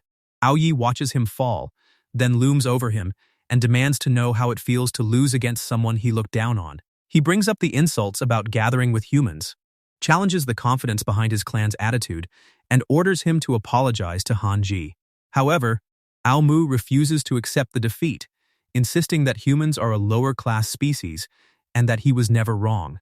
He challenges Aoyi to another battle, promising that if he loses again, he will shut up and follow his orders. Aoyi accepts without hesitation, declaring that if the beating still is not enough, he will keep crushing him until he is finally satisfied. A few moments later, the second round begins. Aomu takes a massive step forward and digs his feet into the water, warning Aoyi not to regret his decision as the surrounding water rises and shrouds him. With a fierce look, he sends the water surging forward and unleashes his mystic ability, 3,000 water spears. The spears race toward Aoyi at intense speed, but he remains completely unfazed, dismissing the technique as even worse than the cloning ability. The barrage slams into his position, filling the area with smoke. Aomu briefly wonders whether Aoyi is dead, only to recognize that the presence of smoke means the enemy clearly is not finished. A hand suddenly reaches out from the water, and after hearing him wonder whether he is dead, Aoyi coldly tells him to keep dreaming. Aomu freezes in surprise as the hand reaches him, and Aoyi menacingly grabs him by the throat before demanding that he apologize to Hanji. Still unwilling to surrender, Aomu boldly insists that he is not satisfied because he has another ability, then dares Aoyi to fight him again. To his surprise, Aoyi casually lets him go and immediately agrees, inviting him to come at him again. While Aomu can barely believe that he accepted so easily, a few moments later, the third round begins, and Aomu instantly unleashes his 3 feet great water spear. Aoyi remains unimpressed, considering the attempt completely pointless before using his own 6 feet great water spear and ending the fight almost immediately. Even then, Aomu still refuses to accept it. He demands another round, followed by a 4th, 5th, 6th, and more, until the 9th round finally takes place. An hour later, Aomu's face is already swollen from the repeated beatings, and he finally admits defeat. He bows to Hanji and apologizes to her, while she calmly accepts it and remarks that she does not mind. Then, to Aoyi's surprise, Aomu suddenly kneels in front of him and requests that he accept his bow. Aoyi questions what he is doing and urges him to get up, because he is his elder cousin, but Aomu firmly declares that from that moment onward, he will be his little cousin instead. Aoyi is immediately disgusted by the idea and rejects it internally, since having a little cousin taller than him would be a direct blow to his ego. Someone has Juju examine the first array formation, which focuses heavily on preventing detection. If it is arranged properly, perhaps even Wang Qin will be unable to see through the place. Juju finds the idea amusing and chooses that one. Changshou explains that if Juju ever encounters a powerful enemy, the formation will increase her chances of survival, and if she can hold out longer, she may even survive until help arrives. Because of that, he likes the formation and decides to use it. However, Juju wonders why all the array formations cannot simply be high quality when she can afford them. She brags about her wealth while mocking Changshou for being so bad with money, leaving him privately wondering if Juju is truly certain she wants the most expensive array formations available. Changshou then admits that the samples were actually made using the materials she gave him, since he has already used all of his own precious materials on the array formations of Little Cheong Peak. Even so, Juju confidently urges him to continue. In her mind, there is no possible way a mere cluster of array formations inside the attic could consume the savings she has accumulated over thousands of years. Changshou immediately agrees. Sometime later, however, Juju's once full money bag is completely deflated and empty. She mourns her savings while Changshou explains that every corner has now been fitted with the highest quality array formations. The result is not bad at all, and just as he expected, the product of Juju's savings looks beautiful. Juju laments that once she runs out of alcohol in the future, she will no longer have money to buy more. Changshou awkwardly admits to himself that he became a little too absorbed while setting up the arrays, so he may have spent slightly too much. After saving for 1,000 years, Juju is now right back where she started, and she places all the blame on Li Changshou. If she runs out of alcohol next time, she will simply take it from little Cheong Peak. While she continues sulking, Li Changshou encourages her to view the situation from another perspective. Her precious materials and spirit stones have not disappeared at all. They have merely changed form and are now accompanying her. Juju immediately lashes out at him for daring to ridicule her and keeps hitting Li Changshou. Declaring that she feels so poor, she might as well move to Little Poor Peak. 3 days later, inside a temple, crowds burn incense while praising the sea god of the South Ocean. The worshippers insist that everyone should believe in the sea god of the South Ocean, regardless of whether they are rich or dying. Nearby, Li Changshou, disguised as an old man, peeks out from the forest and is surprised by just how busy the temple has become. Without warning, a man approaches him, addresses him as a fellow Taoist, and questions where he came from and what brought him to their small temple. Li Changshou explains that he traveled there from far away and noticed the abundance of offerings, so he came over to have a look. The man brightens immediately, considering the situation perfectly natural because their sea god is extremely efficacious. Li Changshou claims that this is his first time there and that he knows nothing about the sea god. The man can hardly believe it. As far as he is concerned, the sea god's name is already known throughout the world. So, Li Changshou should be careful with his words and actions in front of the sea god statue. As the man offers to show him around, Li Changshou cannot shake the feeling that the entire place resembles a direct sales organization. He reflects that this situation began because he was injured and accidentally allowed his real appearance to be seen, only for that appearance to somehow become one of their statues. Since he still has not cultivated the ability to prevent others from remembering his appearance, he can only try to make the best of the situation. Elsewhere, someone preaches to the worshippers that the sea god considers the suffering caused by storms insignificant, then encourages everyone to hear the stories involving the sea god's war with the carp spirit and the dragon girl. The preacher even claims that the sea god brings them fish, so believers must put in effort if they truly have faith in him. Hearing all of this leaves Li Changshou appalled. He has definitely never done any of those things, and he has never even seen the carp spirit or the dragon girl before. Unable to accept it, Li Changshou declares that the stories are clearly exaggerated. One of the men overhears him and immediately confronts him over those words, demanding to know where he came from.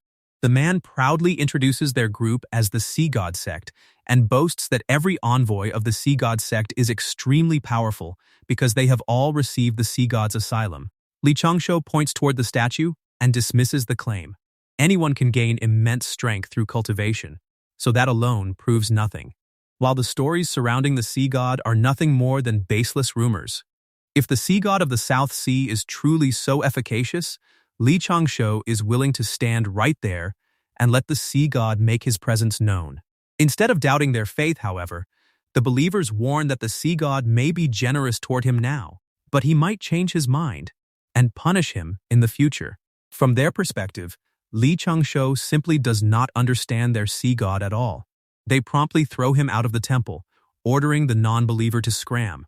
Standing outside, Li Changshou cannot help finding the situation strange. He has just been thrown out of a temple built to consecrate his own statue, now becoming the first person in history to attempt to destroy his own religion. Li Changshou considers how to eliminate the Sea God sect without causing bloodshed. Before he can do that, he first needs to understand why so many people believe in him, a sea god who has never appeared before.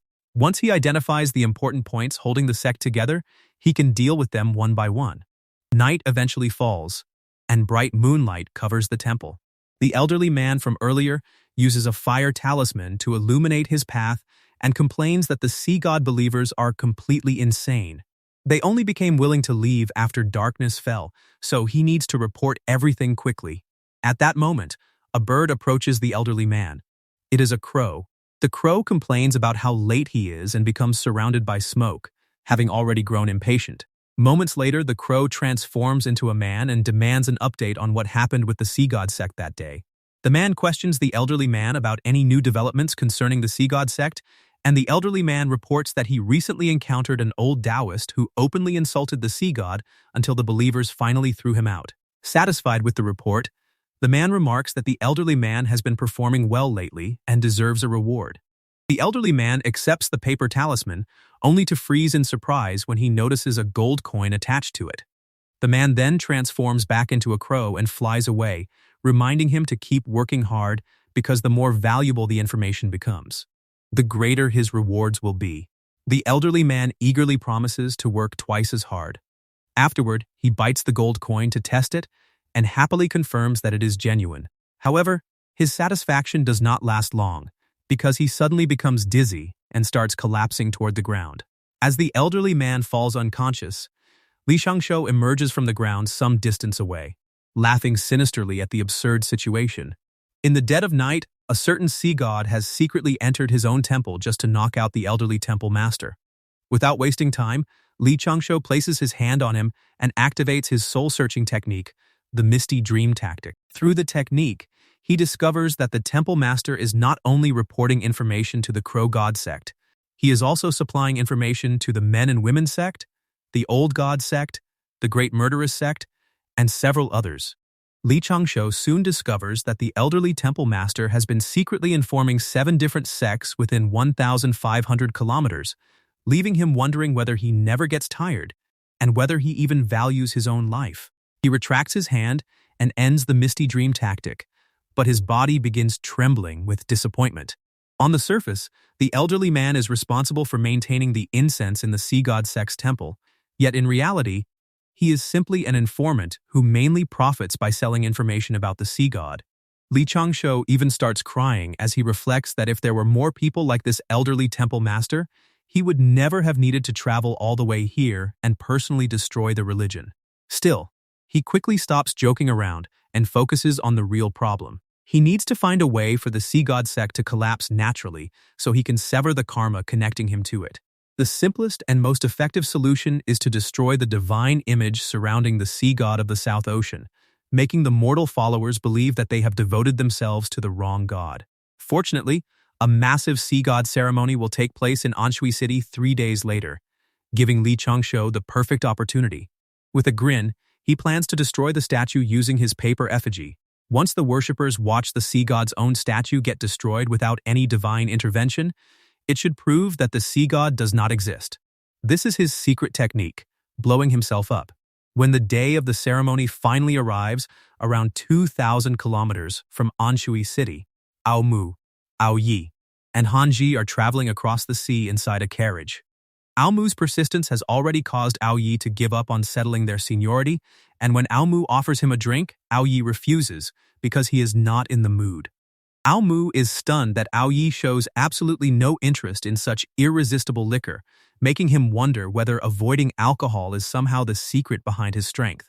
He immediately throws his cup away, declaring that if Ao Yi refuses to drink, then he will stop drinking as well. Both Ao Yi and Han Ji are shocked that Ao Mu casually tosses away the limited edition glass cup without hesitation. Ao Mu then wonders whether he should completely stop drinking if he wants to become as powerful as him. But Ao Yi explains that his strength has nothing to do with avoiding alcohol.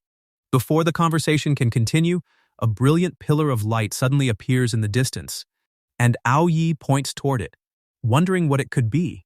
Ao Mu studies the strange phenomenon, but admits that he has no idea.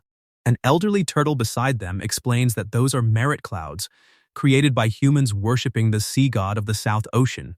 In recent years, a sea god sect has suddenly appeared in the South Ocean and expanded at an astonishing rate. They have secretly investigated the organization as well, yet they still have no idea who the mysterious sea god actually is. Hearing this immediately sends someone into a fiery rage. Ao Mu is furious. Even he, the mighty prince of the South Ocean's Dragon Palace, would never dare to call himself the sea god, yet someone else has apparently taken that title for himself. Without hesitation, he orders his men to mobilize their forces and follow him toward the unusual location. Meanwhile, back in Anshui City, Changshou watches the crowd grow increasingly excited as the high priest finally arrives. According to the believers, the high priest is the personal spokesperson of the sea god, and his appearance alone proves the sea god's glory. Changshou blushes at their devotion. After observing these people for several days, their overwhelming loyalty has already made him reconsider whether destroying the religion is really necessary, And now he also finds himself curious about what his supposed spokesperson actually looks like. Soon, a bulky man appears while being carried on a palanquin. The crowd immediately erupts in celebration, praising the high priest for his endless power, wisdom, and righteousness while loudly declaring their loyalty. Li Changshou can only stare in disappointment. He cannot believe that this is what his spokesperson looks like, and after seeing him for himself, one conclusion becomes even more certain. This religion really needs to disappear as soon as possible. The sea god statue is moved to a hill 5 kilometers outside the city, and hundreds of thousands of disciples follow it, cheering as they pledge their loyalty to both the sea god and the high priest. Among the believers, Li Changshou silently apologizes to them. The primordial world is simply too vast and dangerous for someone like him to protect everyone, and he has not even plucked his Dao fruit of longevity yet. Even if he continues being the sea god, he still cannot guarantee the safety of every devotee. So today, he intends to personally break their illusions. Just then, black karma appears near the sea god statue, and the people immediately recognize it as the great demon. Li Changshou has already been expecting this, confirming internally that it has indeed come. It is most likely here to gather information about the sea god sect, but fortunately, he is present. Otherwise, if it starts a killing spree, he will end up gaining an enormous amount of negative karma. Li Changshou steps into the demon's path, leaving them to wonder which reckless bastard is blocking their way. Since their target is the sea god sect, they decide he can simply be ignored. However, Li Changshou directly questions whether they came to gather information about the sea god sect, then apologizes because he has no intention of allowing it. The demons burst into laughter, mocking the idea that he can stop all 3 of them by himself.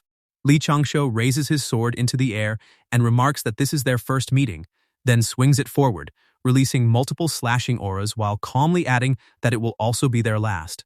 One demon manages to dodge the attack, though the slash still nicks his face. He laughs at Li Changshou for failing to aim properly and missing despite all his nonsense, only to notice his other 2 companions suddenly collapsing. At that moment, he discovers that the sword is poisoned. The poison quickly begins taking effect, and after struggling for a moment, he falls just like the other 2.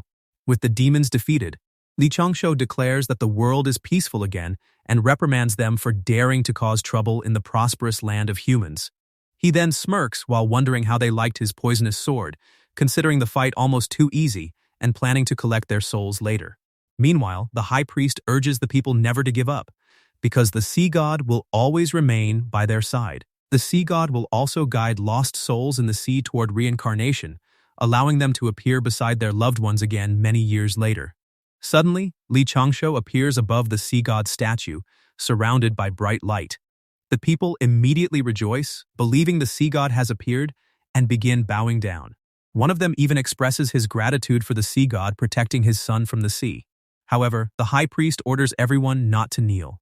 Pointing at Li Changshou, he denounces him as a demon because he does not even resemble their sea god. Li Changshou calls him a fool and declares that there cannot possibly be a sea god in the South Ocean.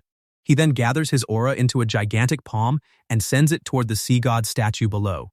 Once he finds a way to return the merits from the incense offerings to all of them, neither side will owe the other anything anymore, and he silently apologizes to everyone as the attack descends. But before the gigantic palm can destroy the statue, an enormous slashing aura cuts straight through it. Li Changshou has no idea what is happening, and his eyes widen as he admits internally that he never expected there would be a time when he was wrong. A gigantic axe-wielding aura has sliced his attack in half, and only then does Li Changshou discover that the people of Xiong village have been deceiving him. The muscular men from Xiong village release their aura together, accumulating it into the massive force responsible for cutting apart his attack. Until now, Li Changshou has always regarded the people of Xiong village as nothing more than buff, simple, and honest men.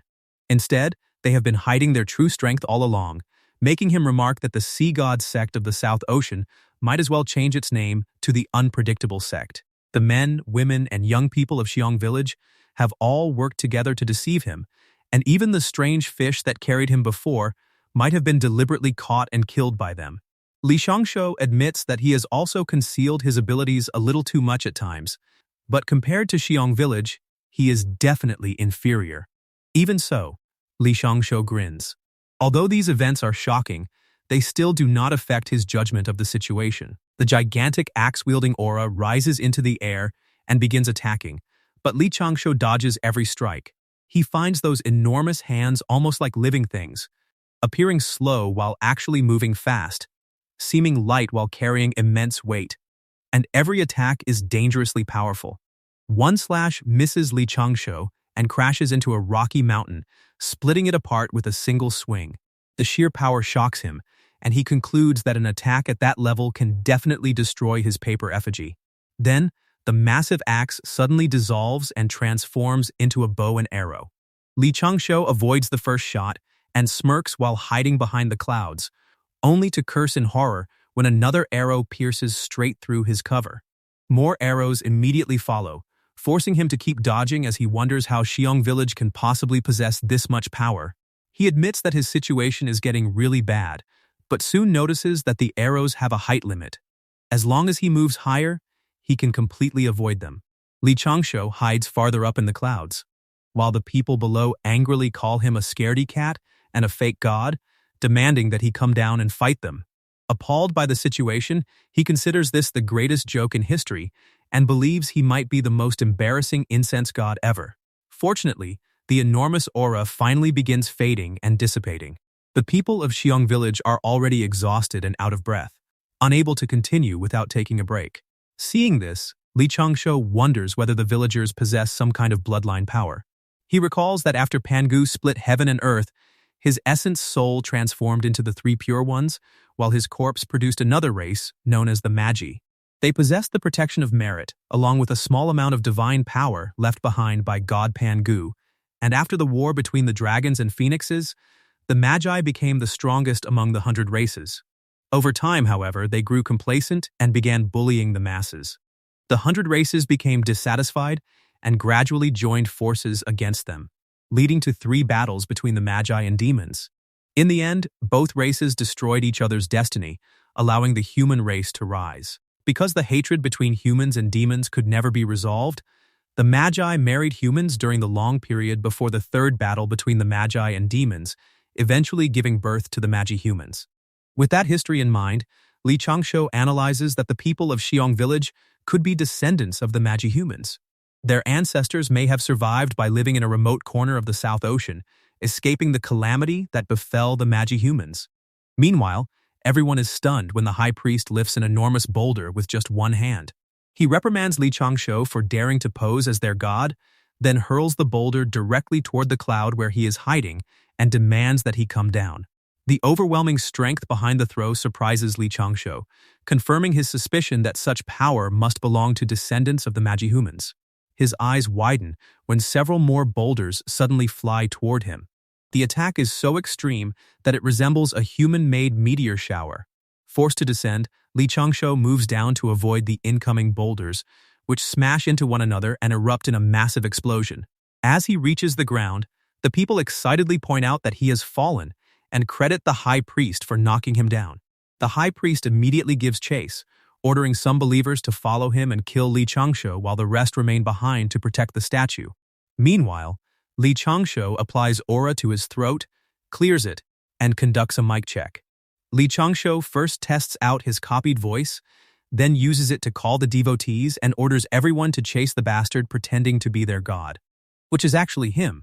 The devotees immediately rile up and rush after Li Changshou, believing the command came directly from the high priest, while the real high priest stands there completely confused because he never spoke at all. He quickly orders everyone to return and protect the statue, explaining that they do not need so many people chasing Li Changshou and that Li Changshou has mimicked his voice, so they should stop listening to it.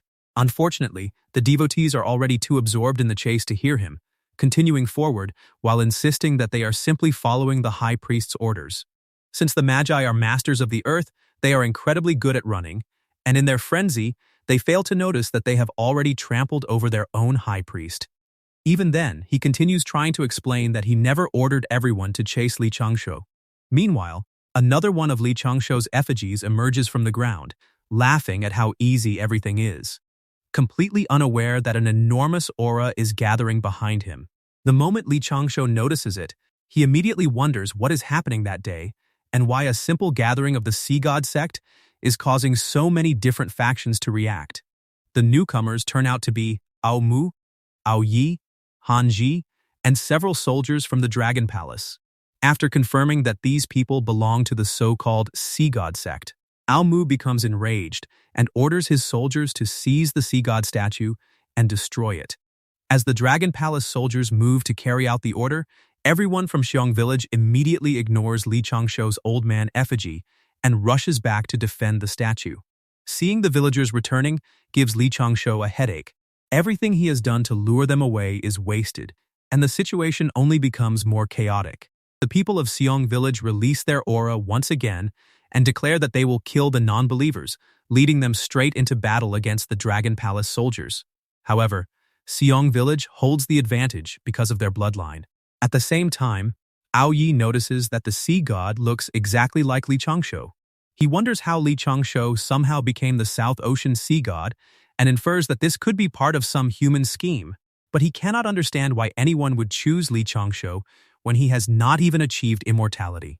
Back at Little Qiang Peak, Li Changshou kneels before Qi Yuan and admits that he is unworthy because he has accumulated a large amount of negative karma, which may implicate both him and Lan Ling in the future. Because of that, Li Changshou requests a promise from Qi Yuan. If an expert ever comes after him, he and Lan Ling must leave him alone instead of getting involved. Qi Yuan questions why Li Changshou is suddenly frightening him when everything is still fine, while Lan Ling also grows concerned and wants to know what is wrong. Li Changshou explains that the real problem is that there is nowhere to hide, and with little time remaining, he insists that both of them must promise him. Lan Ling quickly catches onto something and questions whether all of this is about something he has not even done yet. Li Changshou confirms that he is only about to do it, but before taking that step, he wants to warn the two of them just in case. Qi Yuan immediately becomes annoyed because Li Changshou has not actually done anything wrong yet. Yet, he is already talking as though disaster is guaranteed. Lan Ling reacts similarly, explaining that this is simply how Li Changshou normally behaves and that Qi Yuan will eventually get used to it. She then questions how confident Li Changshou actually is. After considering it, Li Changshou estimates that he is about 80% certain. However, the moment he reflects on that number, he decides that 80% is not good enough and immediately rushes away to find another solution. Lan Ling then reminds Qi Yuan that even if it seems pointless, they should still remember Li Changshou's warning. Qi Yuan agrees, though he cannot understand why Li Changshou is already making such a huge fuss so early. At the same time, the battle between the South Ocean Dragon Palace and Xiong village reaches a standstill, with both sides completely exhausted. Then, without warning, the sea god statue begins rising from the ground. The people of Xiong village instantly erupt in celebration, convinced that the sea god is finally coming to life. Ao Mu is enraged, declaring that he doesn't care even if the sea god comes to life, so they should simply destroy the sea god statue. Meanwhile, Ao Yi is caught off guard when someone suddenly communicates with him through voice transmission, wanting to know how much he understands about the dragon race's current predicament. His eyes widen the moment he recognizes Li Changshou's voice. Li Changshou explains that after learning how worried he was about the dragon race during their last conversation, he has recently come up with a few countermeasures for him. Ao Yi keeps looking around, trying to figure out where Li Changshou is and wondering if he is somewhere nearby. For a moment, Ao Yi wonders if Li Changshou has already begun walking the path of becoming a god before becoming an immortal, and whether Li Changshou's statue is actually sending the voice transmission. However, he quickly laughs at the idea, deciding that it cannot be possible. Li Changshou clears his throat and instructs him to stop looking around because he is sending the transmission from right beside him. He then requests that, if Ao Yi trusts him, he temporarily withdraw those immortal flood dragon troops from the South Ocean Dragon Palace before arranging to meet him in the nearby forest after he finishes the ceremony. Ao Yi agrees, confirming that he understands. At the same time, the Dragon Palace troops see that the statue really seems to have come to life, making them reluctant to destroy it, because they fear being punished for attacking it. The people of Xiong village, however, erupt in celebration, pledging their loyalty to the sea god while taunting the Dragon Palace troops to come fight them again. Ao Mu becomes even more agitated and contacts the Dragon Palace for reinforcements, determined to demolish the Sea God sect and the South Ocean Sea God Temple. However, Ao Yi calmly orders him to retreat, Without even thinking, Aomu repeats his words and instructs the person on the phone to retreat. Only after speaking does he realize what he has done. Turning toward Ao Yi and wondering whether retreating like this would be embarrassing, Ao Yi looks big and sinister as he cracks his knuckles, demanding that Ao Mu repeat what he just said. Ao Mu immediately panics and agrees with him, ordering everyone to retreat at once. As Ao Mu and his troops withdraw, the people of Xiong village celebrate their victory, though he warns them not to get too excited because they will return. The villagers continue cheering anyway, declaring that there is no need to wait for the future and that they should finish the battle immediately. Then, without warning, the sea god statue speaks and orders everyone to quiet down. The villagers are ecstatic, convinced that the sea god is truly alive and has finally answered them. The high priest, however, is stunned because he always believed the sea god was merely something he created. Through the statue, Changshou proclaims that he has manifested his true spirit to create good fortune for everyone, instructing them to remain thrifty and friendly while protecting the old and young. They must not fear hardship, because happiness will follow, and from this day onward, he will teach them the true words of the sea god sect, requiring every one of them to remember to be good people and follow heaven and earth. Then, Changshou suddenly questions the priest and high priest about why they are not bowing and kneeling like everyone else when they know he is the sea god and have even built a temple for him in the South Ocean. The high priest decides to play along with the fake god for now and orders everyone to bow before the sea god. Changshou declares that it is already too late, so their punishment will be having their souls taken away for a few days before they wake again. The high priest is shocked by those words, especially when one of his men suddenly collapses in front of him. Unbeknownst to him, the man has only been knocked unconscious by some soft immortal disperser. Changshou then challenges whether he truly believes that having the bloodline of the Magi means nothing can be done to him, before declaring that he must pay for using his name to make money. Only then does the high priest realize that the sea god is real. Changshou continues by questioning whether his ancestors never warned them to avoid going out and simply hide in a corner, along with whether every generation's leader was not specifically instructed to avoid causing trouble. As the questioning continues over everything he has done throughout those years, the high priest's voice begins trembling with fear as he pleads for the almighty sea god to spare them. Changshou then demands to know whether Xiong village still wants to continue existing, because if they do not, he will remove them before they can further tarnish their ancestors' reputation. The high priest quickly kneels, insisting that they absolutely want to continue existing. He then pleads for the sea god to punish only him because he was the greedy one who came up with the idea, while the villagers merely followed his instructions. A sinister glint appears in the statue's eyes as Changshou declares that the upper echelons of the sea god sect are under his control, so in that case, the high priest's soul will also be punished for a few days. As soon as those words are spoken, the high priest is knocked unconscious by the soft immortal disperser as well. Changshou then announces that although the high priest has been greedy for money for a long time, he has not committed any major mistake. Since they respect him as the sea god, he will also grant them the distinction of living beings who can understand the difference between wisdom and foolishness, so from now on, they must not commit anything dirty or undeserving. The statue then descends into the ground while Changshou instructs his believers to continue the celebration, maintain order, and make sure nobody gets hurt. The villagers immediately erupt into cheers once again. Meanwhile, far away from the sea god statue, Ao Yi sits on a rock in an empty forest, wondering why Changshou has not arrived yet after claiming that he wanted to discuss the Dragon Clan's predicament. Suddenly, Changshou emerges from the tree trunk behind him and apologizes for making him wait. Ao Yi is startled, but he assures him that it is fine because he has only just arrived. He immediately gets to the point, wanting Changshou to clarify something about the sea god sect. Changshou does not respond verbally. Instead, he points toward the sky, then toward his mouth, and finally toward Ao Yi. Ao Yi concludes that, just as he expected, Changshou has merely been coerced into the situation, while the experts of the Ren school are the ones collecting the incense offerings. Changshou responds with an evil grin, amused that this is entirely Ao Yi's own guess because he never said anything. Changshou acts deeply remorseful as he apologizes to Ao Yi for the damage those divine envoys caused to the Dragon Palace's immortal troops. Still, He points out that for those devotees to injure the immortal flood dragon troops so badly, they must be quite skilled, and they clearly do not seem like ordinary people. Ao Yi agrees, explaining that it is not only the experts of the Ren school behind them, since they must also have support from the Magi. Hearing this, Li Changshou privately feels that Ao Yi has basically revealed nothing at all. Remembering the Dragon Clan's current predicament, Ao Yi questions how much Li Changshou knows about it. Li Changshou replies that there are no external problems, but ancient disasters remain, and surviving while trapped in a drunken state is difficult. He then taps Ao Yi on the shoulder and acknowledges what he has done, but turning the situation around with his strength alone will be extremely difficult. Ao Yi admits that he is right. At the moment, the thing the Dragon Clan lacks most is merit. The Sea God sect of the Southern Ocean is already beginning to rise. Magi-humans are disguised as divine envoys.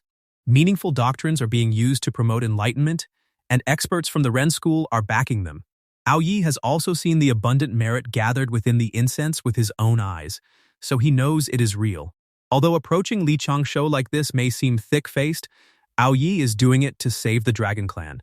He knows Li Changshou probably will not agree, but he still has to give it everything he has and make the request. Looking ashamed, Ao Yi requests permission to help the South Ocean Sea God sect, offering to become a guardian so he can earn some merit and protect himself as well. Without hesitation, Li Changshou agrees. The incense merit will be divided 8-2, with Li Changshou taking 8, while Ao Yi receives 2. Privately, however, Li Changshou has another calculation. Giving the Dragon Clan merit is essentially dragging them down with him, allowing him to use the Dragon Clan as a shield against pressure from the Western sects, while drawing some of that attention away from himself. Completely unaware of his true intentions, Ao Yi thanks him profusely and considers him a genuine friend. What Ao Yi does not know is that this is all part of Li Changshou's plan, with Li Changshou secretly laughing over the arrangement. He will take the merit, while they bear the risk. To free himself from the matter and allow the Southern Sea Divine Sect to operate on its own, Li Changshou first straightens out the envoys under Xiong Village, then orders them to cover the faces of every sea god statue. He also restricts the growth of the Sea God sect, allowing its teachings to spread only through certain coastal regions, so they do not come into conflict with other sects. While the high priest orders everyone to follow the sea god's commands and live honestly, everyone agrees, and Li Changshou observes everything from a distance. After that, Li Changshou appoints Ao Yi as the second sect master and Azure Dragon Guardian. Ao Yi fully commits himself to the role, determined not to let him down. He immediately begins planning the next stages of preaching and spreading the Sea God sect's doctrine, enthusiastically proposing that they fully develop within 30 years and spread their teachings throughout the borders of the Southern Sea within 300 years. Li Changshou simply leaves the matter to him. From that day onward, Ao Yi wants to address him as Brother Sect Master, but the title gives Li Changshou goosebumps, so he immediately stops him and makes it clear that brother is enough. Half a year later, Li Changshou finally emerges from the secret underground chamber. Trembling, he knocks on Lan Lingei's door to check whether she is there. When Lan Lingei opens the door, she is shocked by how extremely haggard he looks and questions what happened to him. Li Changshou is completely shriveled, and even his voice trembles as he explains that he needs to sleep there for a while to recover his energy, so he will have to trouble her to protect him. He also wants her to inform Qi Yuan later that he is fine for now and does not need to worry. The moment Li Changshou lies on Lan Lingei's bed, he falls asleep within a second. Surprised by this, Lan Ling wonders just how long he has been awake. But since the matter is finally settled, she lets him rest. As she covers Li Changshou with her blanket, however, another idea enters her mind. Such a rare opportunity cannot simply be allowed to slip away. Lan Ling begins drooling as her eyes gleam sinisterly. While Li Changshou is asleep, she plans to lie beside him and secretly bring Qi Yuan over to witness the scene. As long as she begs Qi Yuan to make a decision afterward, her marriage with Li Changshou could be settled. To her, heaven has practically bestowed a perfect opportunity upon her. Since she and Li Changshou are a match made in heaven, she is convinced they are destined to form a marriage blessed by heaven. Pouting her lips, Lan Ling prepares to muster her courage and take Li Changshou down at once. But something suddenly passes above her head. It turns out to be an arrow messenger. The message checks whether any disciples from Little Keong Peak have yet to enter seclusion. It comes from the disciple currently responsible for guarding the sect, informing them that someone outside the sect is searching for a person from Little Qiang Peak. Lan Lingi becomes so furious that she breaks the arrow messenger, cursing anyone who interrupts her date to death. Her outburst ends up waking Li Changshou, who questions what is wrong. Lan Ling immediately smiles and brushes it off as nothing more than her hitting mosquitoes, leaving Li Changshou confused and doubtful. However, Li Changshou can already sense a presence at the gates, so he stops her from hitting mosquitoes and has her go check the situation. Lan Ling reluctantly complies. Watching her leave, Li Changshou smiles to himself. If Lan Ling truly wants to implicate him, she is still about 100 years too early.